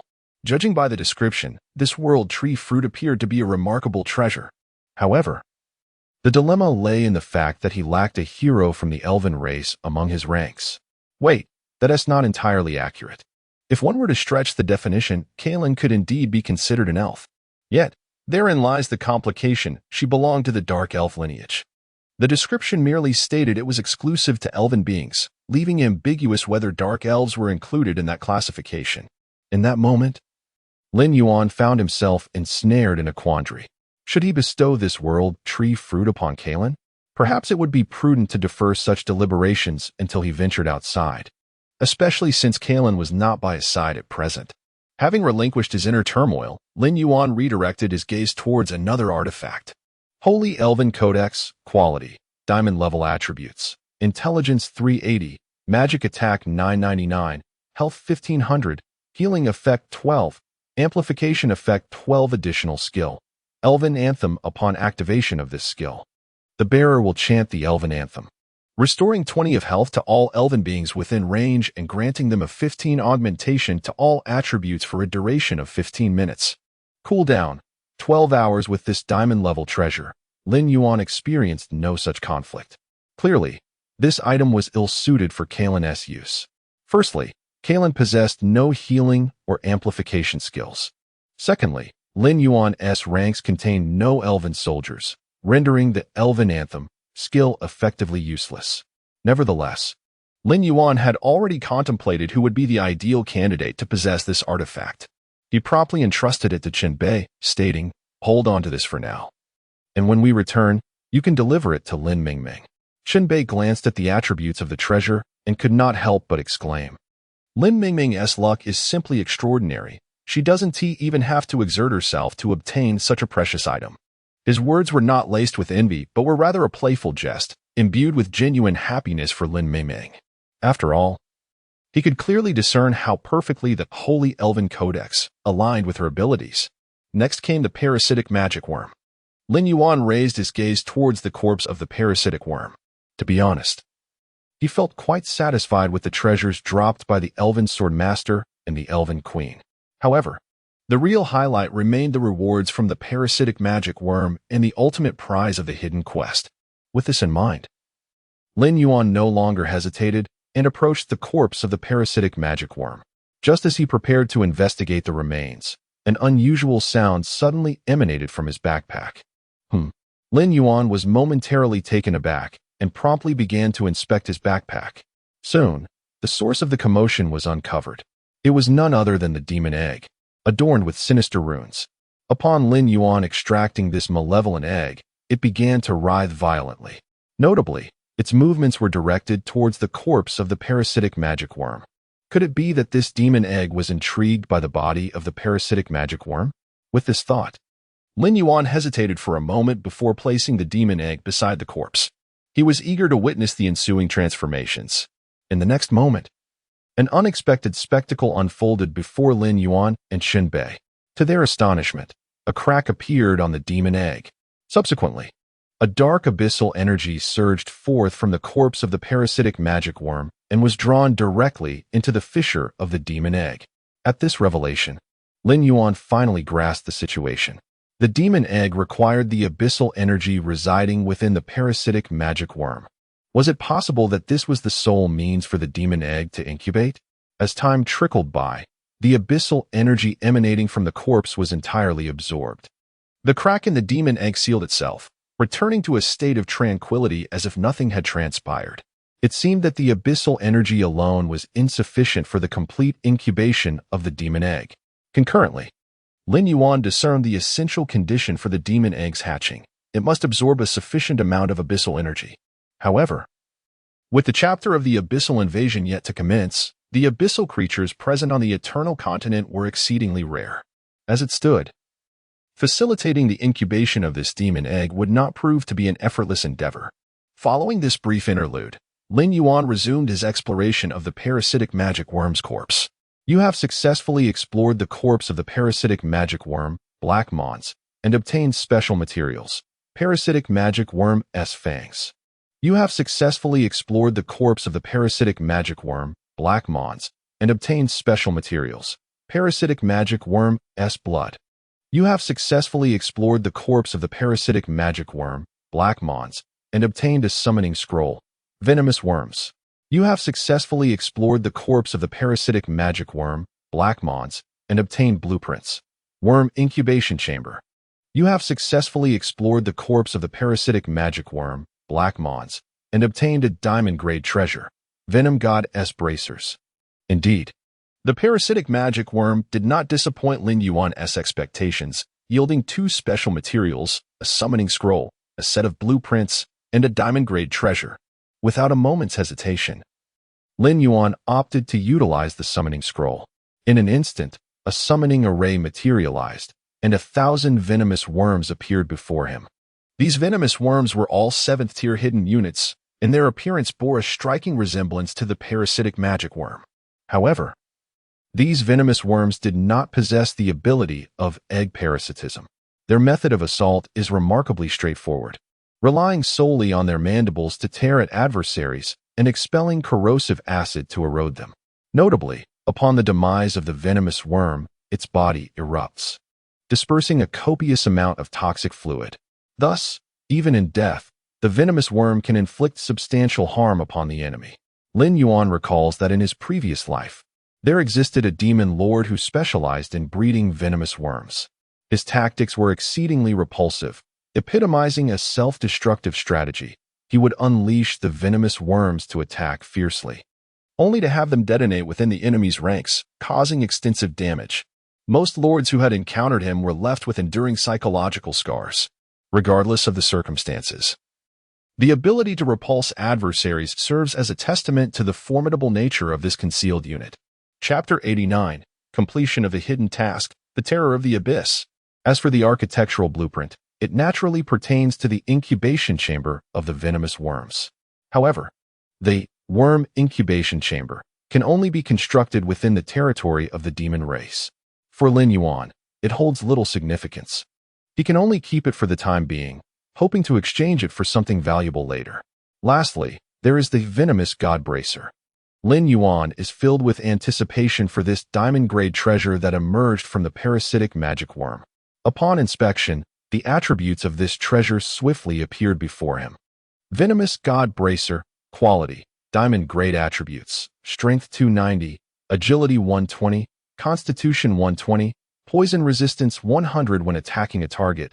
There is a 5 chance to trigger the poison effect, causing a 1 loss of health per second for 3 seconds. Attached skill, toxic mist releases a cloud of toxic mist. All enemies within the poisonous fog will be afflicted with the poison effect, losing 3,000 health per second for 60 seconds. The 2 poison effects can stack.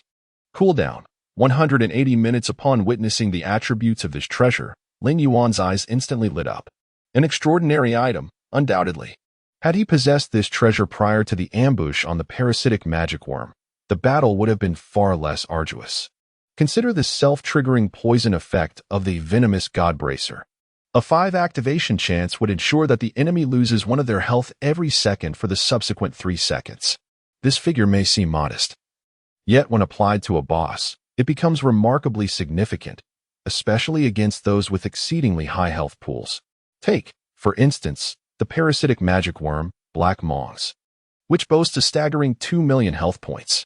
Inflicting a single layer of poison upon it for a mere 3 seconds would result in a loss of 60,000 health points. Percentage-based damage is indeed a formidable force. As for the attached skill, Toxic Mist, it is equally ruthless. With a poison damage of 3,000 per second, sustained for a full minute, it amounts to an astounding total of 180,000 damage. Whether utilized against a boss or to clear the field, it proves to be extraordinarily effective. After pondering for a moment, Lin Yuan equipped the venomous god bracer onto Uxel. Without a doubt, he is far more suited to wield this treasure than Artoria. Thus far, Lin Yuan has meticulously accounted for the spoils dropped by the 3 bosses. Just as he prepared to depart with Chen Bei, a group of frail elves approached them. Lin Yuan had some recollection of these aged elves. The elven queen had mentioned that since the transformation of the sacred tree, they had not absorbed its energy, leading to their rapid decline. Given this, it stands to reason that these elves had not been infested by the worm eggs. Upon reflecting on this, Lin Yuan could not help but lower his guard somewhat. At that moment, one of the elderly elves cautiously inquired, "Brave adventurer, may we take responsibility for the late queen's remains?" Lin Yuan cast a surprised glance at him and replied, "Your queen has transformed into a grotesque creature, half insect and half elf. Do you still wish to regard her as your queen?" Sighing, the old elf responded, "Alas. The queen's transformation is solely due to the parasitic magic insects that led her to lose her mind. We sincerely apologize for the trouble it has caused you. Yet, in our hearts, she will forever be the beautiful and benevolent queen of our elven kin. Therefore, we wish to lay her to rest with our own hands." "Indeed." Lin Yuan nodded in agreement, calmly stating, "You are all victims in this matter. Given that, I have no reason to impede your wishes. I too hope that one day, This sacred forest of the divine tree will regain its former splendor. Thank you for your blessing. We shall endeavor to fulfill it. The old elf bowed deeply to Lin Yuan, expressing gratitude. We are equally thankful for your assistance in resolving this calamity. You shall not be shortchanged for your efforts. Having said this, the aged elves departed with the queen's remains. Now, with the parasitic magic insects vanquished, the divine tree began to restore its vitality. As long as the elves of this sacred forest remained, there was hope for its revival. Suddenly, Qinbei remarked, I've just realized. These elves seem rather polite. Lin Yuan smiled and replied, the elven race is inherently a friendly one. The previous elves were entirely influenced by the parasitic eggs, which distorted their personalities. Qinbei nodded in agreement. It truly is a pity. If I were to be infested by such loathsome creatures, I doubt I would wish to live. Then, Qinbei shifted the topic, expressing his confusion. By the way, there's one thing I don't understand. What is it? Logically, the abyssal invasion has even begun. Has it? Yes. What is your point? Then from where did these abyssal creatures emerge? Upon hearing Qinbei's inner doubts, Lin Yuan could not help but chuckle. Isn't that obvious? They are remnants of the last abyssal invasion, he explained nonchalantly.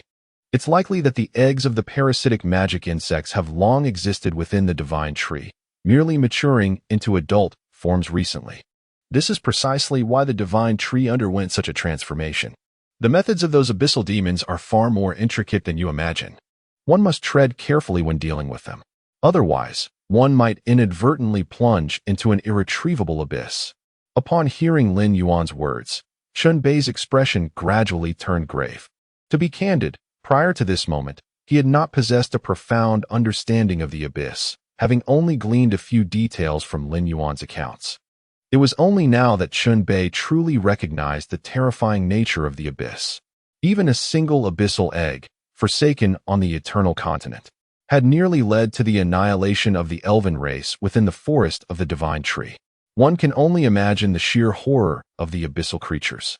If the day were to come when the abyss invades, with countless abyssal monsters breaching the eternal continent, the mere thought of such a scenario sends chills down one's spine. Chapter 90. Hidden Mission Reward. Heart of the Forest. Upon exiting the sacred tree forest, Kalen hurriedly approached and embraced Lin Yuan, exclaiming, My lord, you are unharmed, I hope? Due to Kalen's strikingly tall stature, Lin Yuan found his head buried amidst her cascading waves. The enchanting fragrance wafted from her, momentarily rendering him dazed. Kalen's eyes sparkled with urgency, clearly concerned for Lin Yuan's safety. This encapsulates the true essence of Lord S. era. One can genuinely feel the profound bond between oneself and the heroes. All right, please let me go. If this continues, I fear I might suffocate. Upon hearing this, Kalen's cheeks flushed, and she promptly released him. Lin Yuan seized the opportunity to break free, finally inhaling the refreshing air. Qinbei, standing nearby, wore an expression of jealousy. To be candid, had he known the heroes in Lord S. era possessed such humanity, he would have never chosen the beast folk. Why not indulge in the beauty of the human race or the sweetness of the elven kin, even if he had opted for the demon race? At least there are succubi. Yet, in a moment of impulsiveness, he unwittingly chose the orcs. While others basked in the company of proud and exquisite elven queens or valiant human heroines, he found himself among the burly orcs. How lamentable. At that moment, Qinbei felt an overwhelming urge to weep in despair. Under Kalen's inquiry, Lin Yuan recounted the events that transpired. A flicker of anger crossed Kalen's stunning visage. I knew it. Those elves are no good. It is my failure to protect you. My lord, please punish me. As she spoke, Kalen adopted a sorrowful expression, gazing at Lin Yuan with a pitiful look. It must be said, as the dark elf queen, Kalen exuded an allure that was truly captivating. She did not genuinely desire punishment. Rather, she sought to entice Lin Yuan, fostering deeper intimacy between them. Regrettably, Lin Yuan, whether genuinely oblivious or feigning ignorance, responded with a lack of romantic finesse. You followed my orders to leave the sacred tree forest. How could this be your fault? Anyway, the matter is settled. We should prepare to return. Upon hearing this, even Qinbei couldn't help but give a thumbs up. Truly, the leader's resolve is unwavering. Had it been him, he would have likely acquiesced half-heartedly. After all, How could any man withstand the enchanting plea of a dark elf queen? Softly sing, Master, I erred. Please punish me. After departing from the sacred tree forest, Lin Yuan and Qin Bei spent 2 full days journeying back to their respective territories. Upon returning to his domain, the first action Lin Yuan undertook was to enter the hotel. After all, the reward for this hidden quest was of utmost importance to him. Soon, he found himself before the bulletin board, where the task titled Disaster of the Sacred Tree was marked with the words completed. Without a moment's hesitation, Lin Yuan chose to submit the task. In the next instant, the notification of task completion resonated in his ears. Esteemed Lord Lin Yuan, congratulations on successfully completing the hidden task Disaster of the Sacred Tree. You have received the task reward, Heart of the Forest. Upon hearing this notification, a look of astonishment immediately crossed Lin Yuan's face, which quickly transformed into sheer ecstasy. He had never anticipated that the reward for this hidden quest would be the Heart of the Forest. His voice brimmed with uncontainable excitement, for this artifact was exceedingly rare and precious. Taking a deep breath to suppress his exhilaration, Lin Yuan retrieved the newly acquired Heart of the Forest from his backpack. Heart of the Forest, special item, description. Upon use, it allows the establishment of an elven territory on a vast, open land. The description of the Heart of the Forest was succinct, comprising merely a single sentence. Yet, that sentence alone conveyed the immense value of this item. It signified the ability to establish a territory. It is important to note that a lord can initially create only one territory. However, this does not imply that a lord is limited to just one domain. Under suitable conditions, a lord may possess multiple territories. The prerequisite, however, is that the lord must have the necessary item to establish a territory. For instance, to create a human territory, one must possess the castle heart. To establish a beast territory, the beast god heart is required. For a ghost territory, one must have the heart of the undead, and so forth. Correspondingly, only with the Heart of the Forest can one establish an elven territory. In essence, acquiring this Heart of the Forest equated to Lin Yuan obtaining a second domain. The advantages of possessing 2 territories are, needless to say, manifold. This means he could simultaneously command 2 different types of troops, construct certain special buildings, recruit larger armies, and enjoy a significant advantage in battles. Even if one territory were to fall to another lord, the other could serve as a stronghold for a resurgence. It is no exaggeration to say that the benefits of holding 2 territories are virtually countless. As for drawbacks, there is likely but one: the necessity of investing more resources. For an ordinary player, this might pose a challenge. However, for Lin Yuan, it was hardly an issue. After all, what he lacked the least was wealth and resources. Problems that can be resolved with money are not truly problems at all. However, Lin Yuan did not anticipate that he would acquire the Heart of the Forest so early, thereby qualifying to establish a second territory. If his memory served him correctly, in his previous life, it took at least 2.5 months after the game's launch before a lord managed to create a second territory. Even then, it was considered a considerable sensation. Thus, it is easy to understand why Lin Yuan appeared so exhilarated upon obtaining the Heart of the Forest. Since he had acquired this item, it was only natural to use it as soon as possible. Moreover, Lin Yuan recalled that the first player to successfully establish a second territory would receive a special reward from the system. Chapter 91: The Establishment of the Second Territory and the Global Announcement. Before long, Lin Yuan discovered a suitable expanse of land over 1,000 miles from his own territory. In his perspective, it was preferable for the 2 territories to maintain a certain distance from each other. After all, once the magical teleportation array was constructed, even the farthest distances could be traversed in a mere second. Upon identifying a vacant plot, Lin Yuan promptly opted to employ the Heart of the Forest. Esteemed Lord, do you wish to establish your elven territory here? Affirmative. Establishing the territory will require the consumption of 100 million units of food, 100 million units of wood, 100 million units of stone, 100 million units of iron ore, and 100 million silver coins. Do you confirm? Confirmation granted. Fortunately, Lin Yuan was well aware that the establishment of a territory demanded a substantial amount of resources. Hence, prior to this venture, he had procured a considerable quantity of resources from the auction house. However, The expenditure of several hundred million resources still caused him a pang of regret. After all, in the early stages of the game, the prices of resources were exceedingly steep. The exchange rate for basic resources such as food, wood, stone, and iron ore to gold coins reached as high as 50 to 1. Moreover, the conversion rate for silver coins to gold coins soared to 10 to 1. Given the extensive utility of silver coins, this implied that Lin Yuan had spent nearly 20 million solely on acquiring these resources. Fortunately, with an initial investment of 1 billion, Lin Yuan's financial foundation was robust enough to withstand such expenditures. Upon his confirmation, the heart of the forest in his possession shattered, radiating a brilliant forest green light. With a resounding rumble, as the heart of the forest shattered, a colossal ancient tree erupted from the ground. Clearly, this was the elven ancient tree. The function of the elven ancient tree was akin to that of the Lord's mansion, serving as the core of the territory. As the elven ancient tree ascended into existence, a global announcement resonated in the ears of all lords. Congratulations to the Huaxia Lord Lin Yuan for successfully establishing the elven territory, becoming the first lord to possess a second territory. Reward received, building blueprint Blood Moon Ancient Tree. Congratulations to the Huaxia Lord Lin Yuan for successfully establishing. The world announcement reverberated 3 times, igniting a tremendous stir across the globe. What? How did Lin Yuan make it to the world announcement again? What is this second territory? I thought Lin Yuan was a human lord? How can he establish an elven territory? Indeed, could it be that a single lord can possess 2 territories? Is this true? I've never heard of such a thing before. Of course, haven't you noticed that Lin Yuan is the first lord to have a second territory? If you had heard of it before, it would have been astonishing. But who knows what conditions are required to create a second territory? An additional territory signifies double the development speed and double the military strength. Hearing you say that, it sounds utterly delightful. Unfortunately, given our current status, it is highly improbable that we will have the opportunity to engage with it.